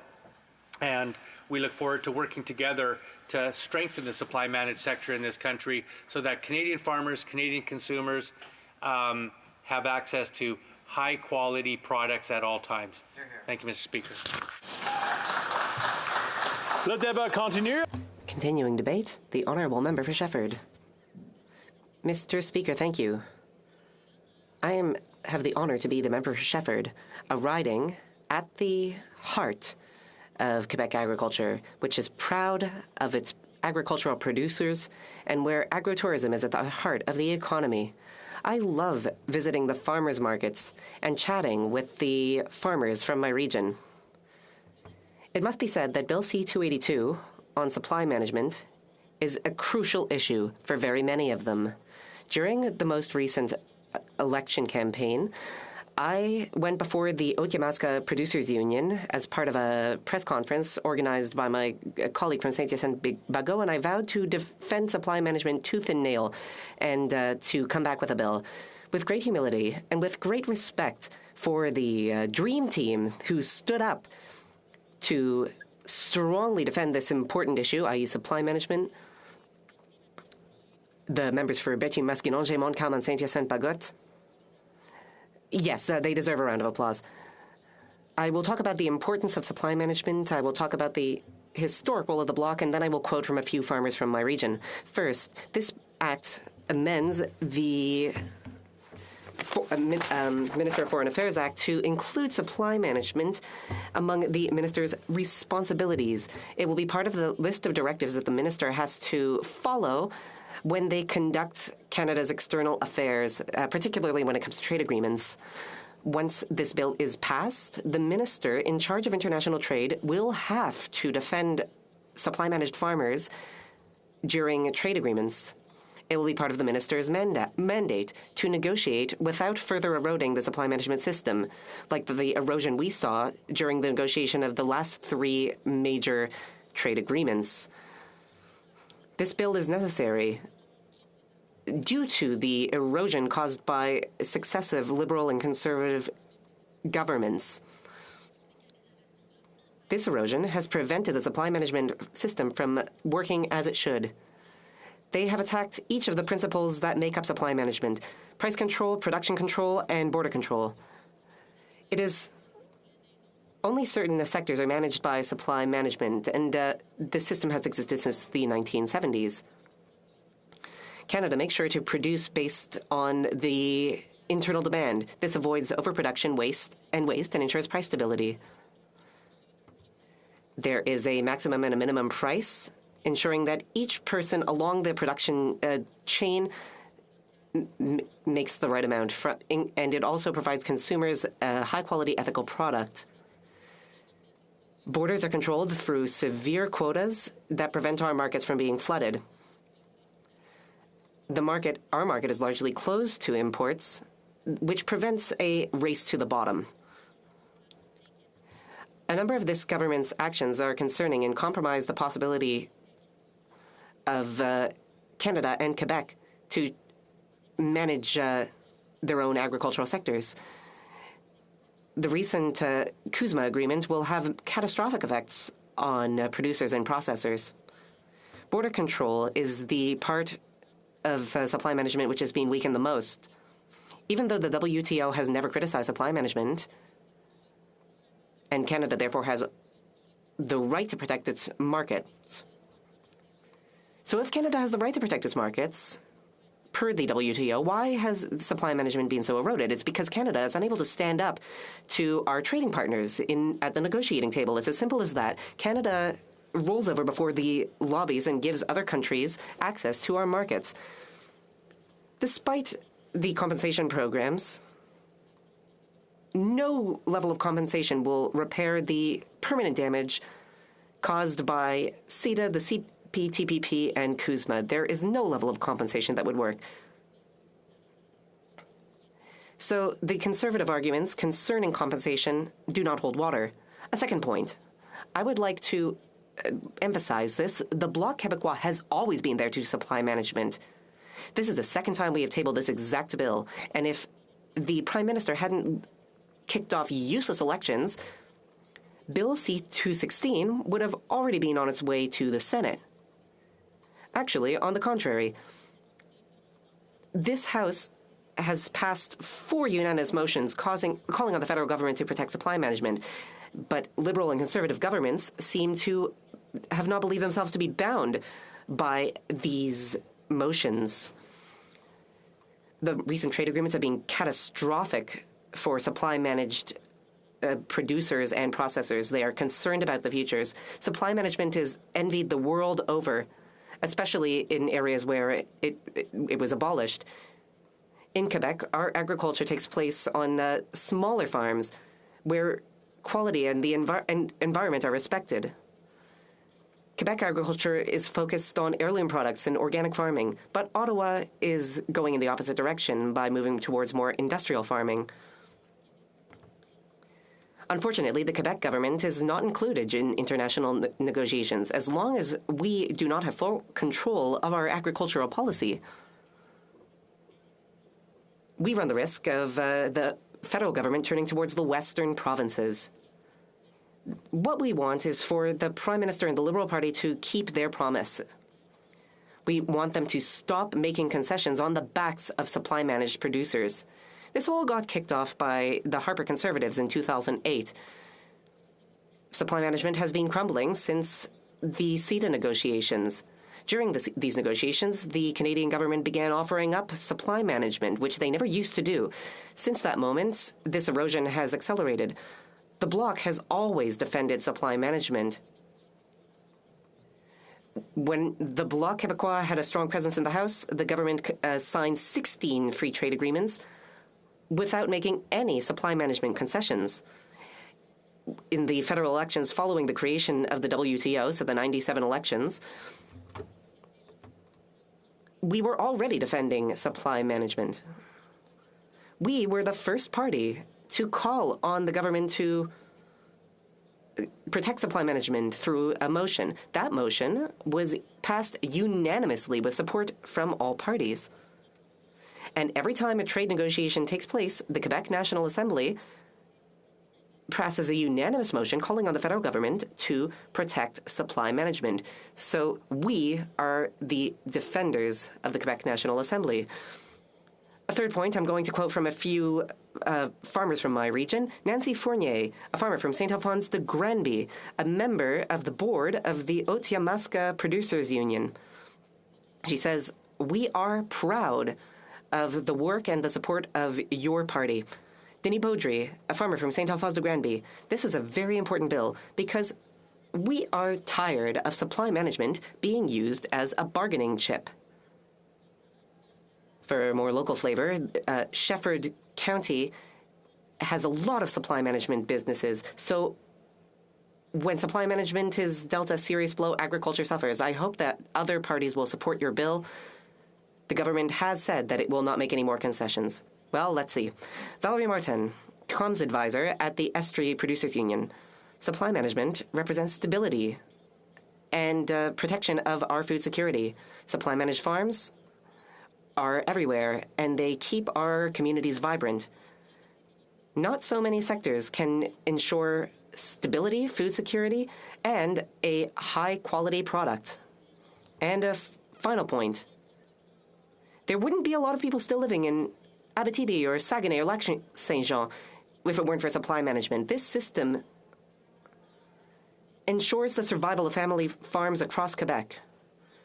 To conclude, if there's one sector that is important to Quebec, it is agriculture. Sales are $9.1 billion, made by 42,000 farmers across 29,000 farms. Quebec agriculture is important, and it is essential, and it is vital. Unfortunately, farmers are dealing with a very difficult time period, and we are at a crossroads. Canada will have to decide whether to liberalize markets or protect its markets by promoting human-scale agriculture. Canada needs serious agricultural policies which will help farmers do what they do best, produce high-quality food for consumers. Consumers are getting more and more demanding. Farmers are being asked to produce a variety of high-quality, well-priced products while also protecting the environment and managing land use. But as crazy as it seems, despite a lack of support, farmers are actually able to do all of this despite the pandemic and labor shortages and the disastrous effects of trade agreements and the war in Ukraine and inflation. Let us do what producers are calling on us to do. Let us set aside partisanship and vote in favor of C-282. Let's act. Continuing debate? No? So, with the right of reply, the honourable member from Montcalm. Mr. Speaker, in the bloc, we believe in teamwork. We believe in protecting and promoting supply management. And the result of tomorrow's vote goes far beyond just me, the member from Montcalm. I am a defender of supply management, and I have been since I set foot in this House in 2015. And I am the sponsor of Bill C-282. As such, I would be remiss if I did not mention my colleague and friend, the member for Berthier-Masquinongé. For my colleague, protecting supply management has become a real obsession. She will not be satisfied just by until C-282 is passed. But to pass C-282, we will need the skills and determination of our colleague from Saint-Hyacinthe-Bagotte, because if C-282 is passed in tomorrow's vote, it will be sent to the International Trade Committee, where this member sits, and the bill will be studied. I would also be remiss if I did not mention the unconditional support of the entire Bloc Québécois caucus. They have rallied not just behind me, but they have rallied behind supply-managed producers. Towards the end of this second reading debate, I learned that the member for Cowichan, Malahat, Langford, and his colleagues would be supporting the bill. Last year, the Minister of Agriculture did a press conference and noted that the Liberal Party would be supporting C-282 at all steps of the legislative process. At all steps. As for the Conservatives, I still have some doubts. But we should take nothing for granted. Even though C-282 is practically identical to C-216, and C-216 did get a majority of votes before the useless election, I have carried out a tour of agricultural regions in Quebec alongside my colleagues, the members for Berthier-Masquinongé and Saint-Hyacinthe-Bagotte. During our travels, we encountered an agricultural world which more than ever is politically engaged and which is determined to defend and promote supply management. We also met people who care about the advantages of this agricultural model, because supply management proved itself, especially during the pandemic, when it comes to food security and autonomy.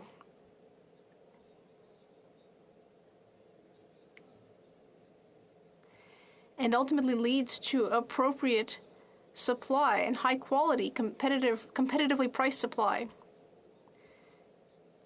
It's important to bring producers closer to where consumers are buying their products.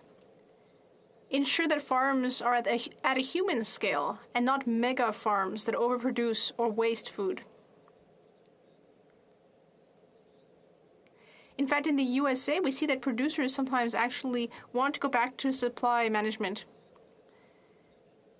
because right now we're seeing that there's not much quality. And consumers see the positive effect of supply management on sustainable agriculture and the rural economy. Producers need to not be threatened every time there's a new trade agreement. They need predictability. They need to be able to ensure that new people will come work in the field. They need to be able to preserve quality standards. We need to act. Every country protects essential sectors of its economy. Before we start negotiating trade agreements, well, every country looks to protect some sectors. For example, in the U.S. with cotton and sugar. After various unanimously adopted motions in this House by conservative and liberal governments, despite that, these promises were not respected. 3 times that happened. But it's never too late to do the right thing, as my mother would say. We need legislation to heal the wounds here. If we really want to respect those who are working hard to feed us, we need to take action and vote for C-282.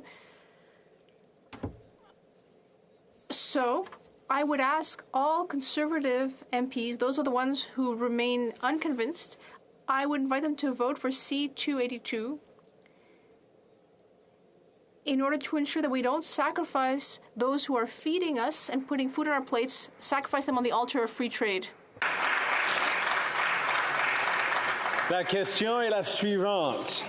The question is as follows. Mr. Thériault, seconded by Mr. Perron, moved that Bill C-282, an act to amend the Department of Foreign Affairs, Trade and Development Act, Supply Management, be now read a second time and referred to the Standing Committee on International Trade.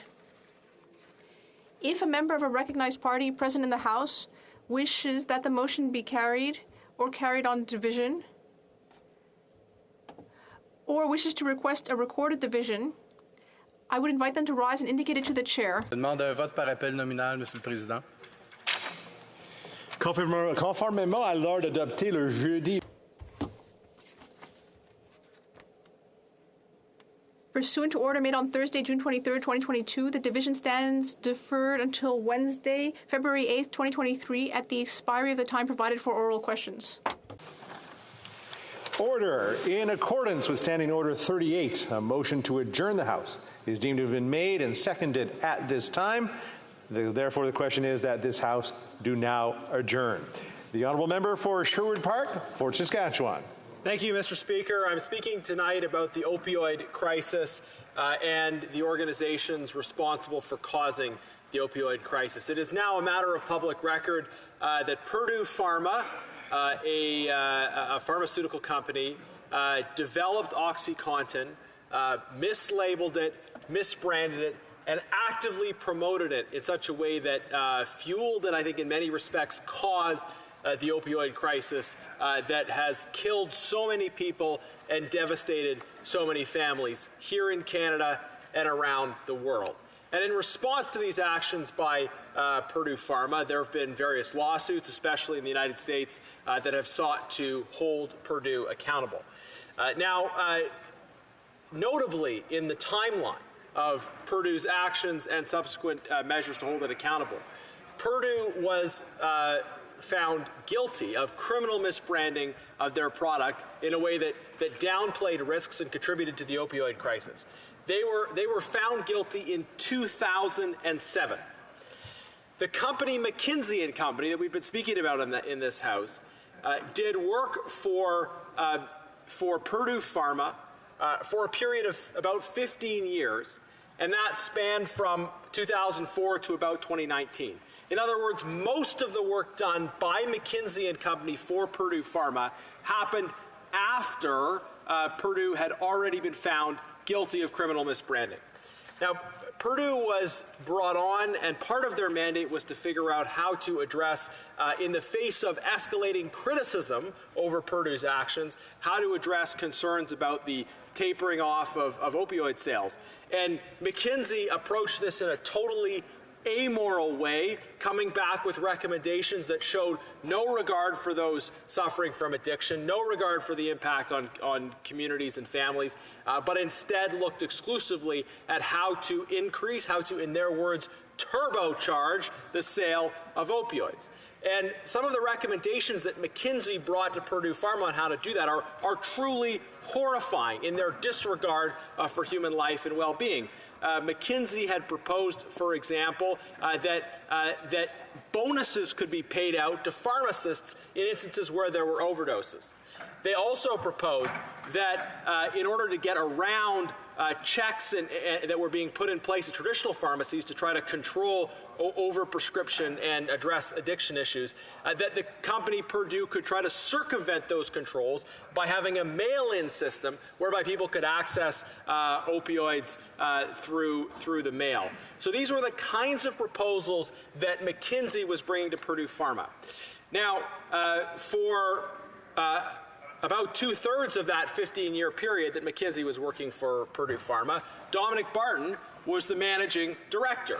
and he claimed at committee to have absolutely no knowledge of what was going on during this time. But the fact of the matter is, he's the managing director of this company that for 15 years was doing work for Purdue Pharma, advising them on how to turbocharge opioid sales, showing no concern, no regard whatsoever for the impact this was having on human life and on families and communities throughout North America and around the world. And as a result of the advice provided by McKinsey, McKinsey had to pay a settlement in the hundreds of millions of dollars in the United States. Meanwhile, this government has a clear, close relationship with McKinsey and Dominic Barton. So I asked the government, and I'd like to ask again tonight, did the Prime Minister or members of his cabinet ever discuss opioid policy with Dominic Barton or the senior leadership of McKinsey? The Honourable Parliamentary Secretary to the Government House Leader. Yes, thank you, Mr. Speaker. And I will give the member full credit. He's like a dog with a bone on this particular issue, and he's very selective in terms of what it is that he tells. He tries to give this false impression that the government of Canada today and this Prime Minister have this wonderful, cozy relationship with whether it's Dominic Barton or McKinsey and Company. And the reality is, and we found out this yesterday when the member decided to have a 3-hour debate inside the chamber on the issue. What we found out yesterday is that there was a cozy and comfortable relationship between Dominic Barton and Jim Flaherty. Now, I'll remind the member opposite, Jim Flaherty is not a Liberal. He is a Conservative. In fact, he was the Minister of Finance for the Conservative Party. That's where the cozy and comfy relationship was. Then he talks about McKinsey and Company. Well, I should remind the member that not only has this government had contracts with McKinsey and Company, but so has the Stephen Harper government, Mr. Speaker. And now he has the tenacity to try to say that the opioid crisis that we're facing today, which is a very serious issue, as provinces, municipalities, and Ottawa are trying to deal with it, is somehow directly tied into McKinsey and Company, as if they didn't get contracts, it wouldn't maybe have happened. Or trying to blame Ottawa with this so-called special relationship. How ridiculous, Mr. Speaker. It's sad and somewhat shameless that the Conservative Party would try indirectly through contracts that have been issued through a professional civil service, the very same civil service that worked and issued those contracts under Stephen Harper. Now he's trying to blame those civil servants for not doing their homework before awarding the contracts out to McKinsey and Company. Conservative politics. Conservative politics. Truly amazing, Mr. Speaker. We need to recognize that, yes, circumstances in all situations should be looked at, and if the member was concerned and had these concerns years ago, in which I suspect he did not, but if he did, maybe instead of trying to grandstand yesterday and prevent the government from being able to debate legislation that was going to be talking about the investments in Canada, Mr. Speaker, foreign investments, instead focus his attention on the standing committee that deals with procurements and raise the concerns that he's raising today, but maybe not in that conspiracy.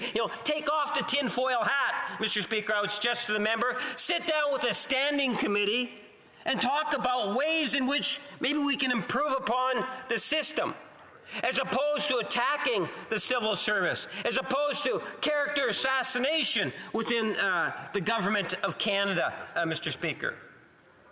Realize that, in fact, when you really want to look into this mischievous mind that the Conservatives have on the other side, realize, as I pointed out at the beginning, Jim Flaherty And I'd be interested in the member commenting on Jim Flaherty and maybe how Jim Flaherty might have had some influence possibly with someone like Dominic Barton. Maybe he should be brought into the conspiracy.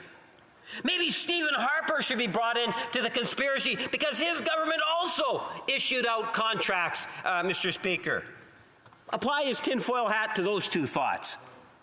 The honourable member for Sherwood Park, Fort Saskatchewan. Speaker, I'd be happy to speak more about the over $100 million in contracts that this government gave to McKinsey and Company. But my question tonight is specifically on behalf of the families who have been devastated as a result of the opioid crisis, and it's about the role McKinsey played. This member wants us to believe that it's a tinfoil hat conspiracy to suggest that McKinsey played a role in fueling the opioid crisis. McKinsey had to pay a settlement of over $500 million because of their role in supercharging the opioid crisis. And the member surely cannot be so fundamentally ignorant about the history of that crisis or about the massive settlement that this company has had to pay in the United States to spread that nonsense here in the House of Commons. The reality is that McKinsey provided detailed advice to Purdue Pharma on how to supercharge the opioid crisis. They did it at the same time as Dominic Barton, who was leading McKinsey, was also advising the Prime Minister's Growth Council. A very simple question that they have refused to answer, and I'll ask it again. Were there conversations about opioid policy between the Government of Canada, between the Prime Minister, and those working at McKinsey? Yes or no? Honourable Parliamentary Secretary. Mr. Speaker, what I'm talking about is how it is that this particular member, but the Conservative Party of Canada, is taking a situation like the opioid crisis, which is killing people from virtually coast to coast to coast, and how they're trying to take advantage of such a sad circumstance, a sad issue that has been devastating to families and friends of people that have endured overdoses, and making it into a political issue and trying to not necessarily blame McKinsey Company, but rather try to tie a connection between the Government of Canada and the Prime Minister to that company and to Dominic Barton. That's what the Conservatives is trying to do, and they're trying to take the situation of the opioid crisis. I say that is shameful. If he's genuine and the Conservative Party really want to contribute to the debate in terms of this type of behavior of contracts, they would be better off to raise the issue in the standing committee and bring it forward and see if we can change the regulations so that future contracts that the civil service puts out. The honourable member for Saanich Gulf Islands. Happened on the opioid crisis. That was the question, and you didn't answer. Thank you, Mr. Speaker. It's an honor to rise virtually in the House tonight to pursue a question I initially asked in question period. It was asked on November the 14th, just as COP27, the 27th Conference of the Parties of the Framework Convention on Climate Change, was underway in Sharm el-Sheikh in Egypt. The Secretary General of the United Nations opened that conference saying this, that the world is, quote, on a highway to climate hell, foot still on the accelerator. That is the situation we are in today. And the question I put to the minister was whether the Prime Minister had chosen to stay away from Sharm el-Sheikh and COP27, knowing that we are one of those countries with the foot on the accelerator. In response, and I want to concentrate more on the time I have this evening with the response I received from the Honourable Parliamentary Secretary, that we're doing wonderful things in Canada, that our foot isn't on the accelerator, that we can ignore what we're doing in expanding fossil fuel infrastructure, in the shameful decision to buy the Kinder Morgan pipeline and then spend public money on building a project that violates Indigenous rights, which threatens the ecosystems at the 800 crossings of watercourses between Alberta and the Port of Burnaby, threatens the ecosystems of the Salish Sea with a spill of not crude oil, but even more impossible to clean up, diluted bitumen. But all of that we can set aside and ignore because of all the wonderful things the government is doing. The Honourable Parliamentary Secretary pointed to $100 billion in climate spending and $9 billion in an emissions reduction plan. Let's be honest about this. Let's stop pretending that we're spending billions of dollars and that will protect our children and grandchildren from an unlivable world. When the Secretary General speaks of climate hell, he's not being hyperbolic. It's the reality of the science we're looking at that is deeply distressing. In fact, looking at it soberly, it's terrifying. One of the things we know is the IPCC report from last spring, April 4th, said that the opportunity we have to hold to the Paris commitments of holding to 1.5 degrees Celsius global average temperature increase and as far below 2 degrees as possible, both of those goals, both of those avoidances of the worst, the Intergovernmental Panel on Climate Change made it clear neither will be possible unless global emissions of greenhouse gases hit their peak and then drop rapidly before, emphasize the before, 2025. So we're at 2023, got less than 24 months to ensure that global emissions hit their highest ever level and drop rapidly from there. So the government of Canada continues to pretend that by spending money on electric cars, which is a good thing to do, spending money on consumer heat pumps, a good thing to do, they can distract the Canadian public from the fact that they're spending $8 billion on more subsidies through something called carbon capture and storage, which all around the world has already been shown to be highly expensive and highly ineffective. We're also spending hundreds of millions of dollars on nuclear technology, which is not a solution to the climate crisis. We're putting money into $21 billion, according to the Parliamentary Budget Office, into what we now own, the Government of Canada's own personal, our pipeline that we all are shareholders in it, the Trans Mountain Pipeline, for a horrible total of $21 billion. In other words, this government is spending more, putting the foot on the accelerator on the climate, the highway to climate hell, than we are in avoiding that disaster. The Honourable Parliamentary Secretary to the Government House Leader. Yes, thank you, Mr. Speaker. Building on the outcomes of COP26, Canada's engagement in the lead up to and at COP27 was an opportunity to highlight our government's ambitious domestic climate actions, including by sharing best practices and lessons learned, as well as advocate for ambitious and concrete action by all, particularly major emitters. Our government was pleased to set up Canada's first national pavilion at COP27, providing an opportunity to showcase Canadian climate action, amplify global efforts, and support the developing countries and support the Egyptian presidency priorities. Canada continues to work with all parties to make the UNFCCC process as effective as possible with a focus on implementation. Mr. Speaker, it is undeniable that the impacts of a changing climate pose a serious and significant threat not only to our health but also to the Canadian economy. I agree with the honourable member that Canada and indeed all of the world's nations need to step up efforts to decarbonize our economies in order to reduce greenhouse gas emissions and avoid the worst impacts of climate change. That is why, since coming to power, our government has taken bold and decisive action by introducing strong environmental legislation and by putting in place regulations that will cap emissions and set Canada on a path to becoming net zero by 2050. Mr. Speaker, my honourable colleague knows our government has committed to reducing its greenhouse gas emissions by 40 to 45% below 2005 levels by the year 2030 and reaching net zero by 2050. We introduced the Canadian Net Zero Emissions Accountability Act to help us deliver on these commitments. Most recently, we released the 2030 Emissions Reduction Plan. This plan includes a $9.1 billion in new investments and provides framework for meeting our 2030 emissions reduction target.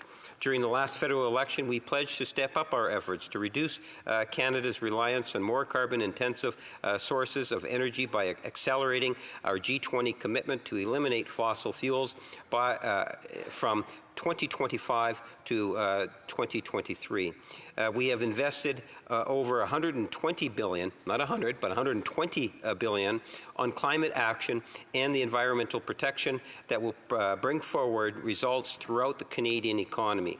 Mr. Speaker, the environmental measures we have brought forward are intended to provide a cleaner and a healthier environment for our children and grandchildren while promoting a strong economy that works for Canadians and their families. Mr. Speaker, from a consumer's point of view, may I just quickly add, when we talk about things such as the banning of single plastic items, when we talk in terms of the planting of literally hundreds of millions of trees, when we talk about the types of things that Canadians can actually step up and also contribute. So there's the bigger macro issues that the government is dealing with, and there's also those issues that Canadians have demonstrating a wonderful willingness to be able to participate in making our planet a greener and better place to be. Thank you, Mr. Speaker. The honourable member for Saanich Gulf Islands. Thank you, Mr. Speaker, and thanks to my honourable friend and parliamentary secretary. Look, it's when the parliamentary secretary, like so many Liberals before him, use words like, quote, bold and decisive to describe Liberal climate action, they probably believe it, but just for honesty's sake, let's take out bold and decisive and put in what it is, incremental. Incremental things that, like Christmas baubles on the Christmas tree, but do nothing to ensure our kids will have a livable world. I don't envy my friends, such as the Honourable Minister for Environment and Climate Change or the Prime Minister, that they've run out of time for wiggle room and run out of time for procrastination. Governments before them, I've been working on this issue since 1986, governments before them have used up all that time. We are now in a crisis, and the contest is between what's politically feasible and what's scientifically necessary. We are still playing with our children's future by betting on doing too little and leaving it till too late. The Honourable Parliamentary Secretary. Thank you, Mr. Speaker. What's important to recognize that the impacts of the climate change continue to intensify, as witnessed most recently through the destructive forces of Hurricane Fiona that devastated a number of areas throughout Atlantic Canada. It is evident that we must adapt and adapt quickly to our ever-changing environment. That is why our government is working on finalizing Canada's first national adaptation strategy with partners.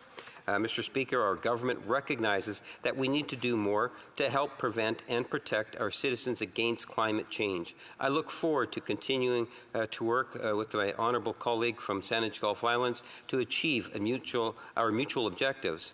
Mr. Speaker, I think at the end of the day that we are moving very much in a progressive fashion forward on our environment, and I do appreciate the many contributions that the Leader of the Green Party has put forward. And up next, the honourable member for Vancouver East. Thank you very much, Mr. Speaker. Under the Liberal government's watch, thousands of innocent refugees and migrants are being locked up in prisons, treated like criminals simply for seeking safety and a better life in Canada. On November 14, 2022, I asked the government whether they would stop incarcerating migrants and asylum seekers in provincial jails, as has been called for by the Human Rights Watch and Amnesty International. In response to my question, the parliamentary secretary said that, and I quote, "Immigration detention is a measure of last resort." That's the same message that the Minister of Public Safety's office told CBC, indicating that, quote, "Government continues to seek alternatives." The government's record tells the true story. Every year between 2016 and 2020, under the Liberals, the number of immigration detainees increased. 8,825 people were detained between April 2019 and March 2020 alone. The minister's stock answers are no comfort to the thousands of people who come to Canada seeking safety, yet end up being locked away, including 136 children who were housed in detention during the same period. Canada is also amongst the only countries in the global north without a legal limit on the length of time people can be in immigration detention. In other words, they lock them up and throw away the key. This is wrong. Since 2016, 300 people were detained for more than a year. One man was detained for 11 years, and 17 people have died in immigration detention since 2000. Most of them in provincial jails. Alberta recently became the last province to announce that they are severing their agreement with the CBSA to end the practice of detaining immigrants in provincial jails. They joined Manitoba, Nova Scotia, led by British Columbia, who are all canceling their contracts. But the federal government seems to be missing in action and needs to take leadership by ending immigration detention, full stop. A 2021 report by Amnesty International and Human Rights Watch documents serious human rights violations experienced by immigration detainees in Canada, particularly those with psychosocial disabilities. Immigration detainees are often subjected to solitary confinement, shackled, and held with violent offenders, fearing for their safety. Researchers also found that Black detainees appear to be incarcerated longer and are more likely to be detained in provincial jails, while people with mental health conditions disproportionately receive coercive treatment. In fact, CBSA official told researchers that people with mental health conditions may be detained in provincial jails to manage them in light of their behavior. The negative effects of incarceration can be severe and may impact former immigration detainees for years after their release. Recent media reports have revealed the horrific conditions experienced in immigration detention. Abdurrahman Wasama came to Canada from Somalia and was locked up in maximum security prison for 5 years and 7 months. And even though he was not considered dangerous, and during his time in prison, he was beaten and experienced 199 lockdowns during a single year. And during these lockdowns, detainees are locked in their cells, sometimes for several days, without access to showers, a phone, or the ability to go outside. Another man who escaped war in his home country was locked up in an immigration holding center in Laval for months, despite having no criminal history. This is wrong. This needs to stop. Honourable Parliamentary Secretary to the Minister of Public Safety. Thank you, Mr. Speaker. And I want to begin by thanking the member for Vancouver East for her question and for her ongoing advocacy on this issue.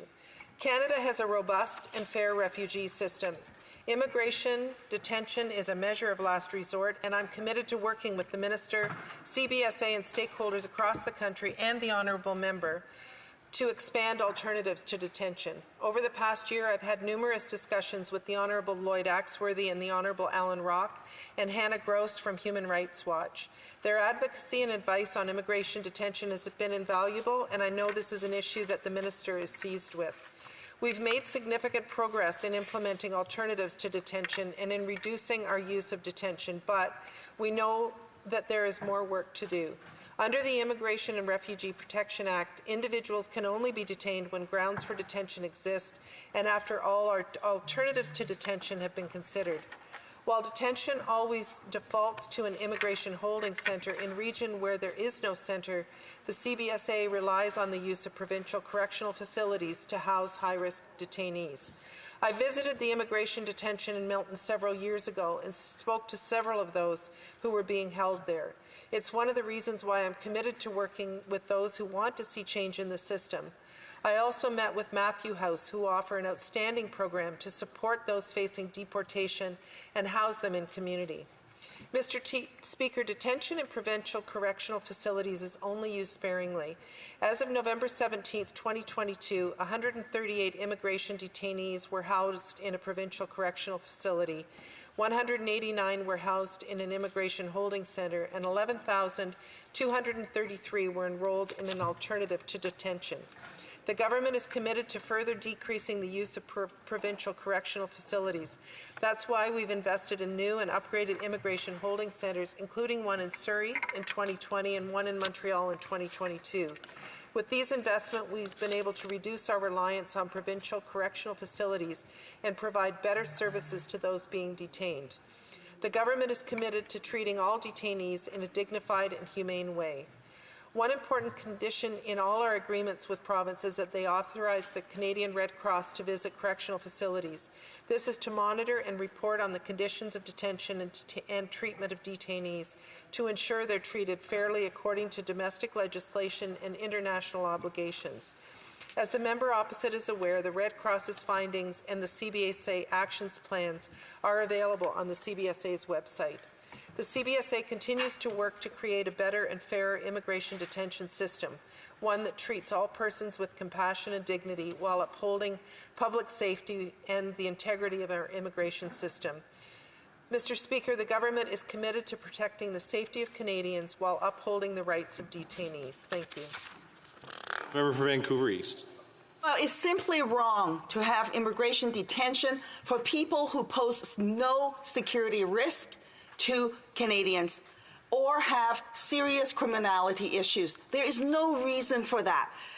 In the case that I mentioned earlier, CBSA's own document obtained by the CBC says that he posed no risk, zero risk to Canadians. And as a result of the detention, he lost his job, he lost his apartment, he lost his belongings. Other countries, European Union, detention has had a maximum length of 6 months since 2008. Argentina do not use immigration detention at all. Other countries have recognized that people have not committed a crime and should not be locked up indefinitely. But yet Canada continues to do this. And CBSA continues to incarcerate migrants and destroy people's lives, and remains the only major law enforcement agency without independent civilian oversight.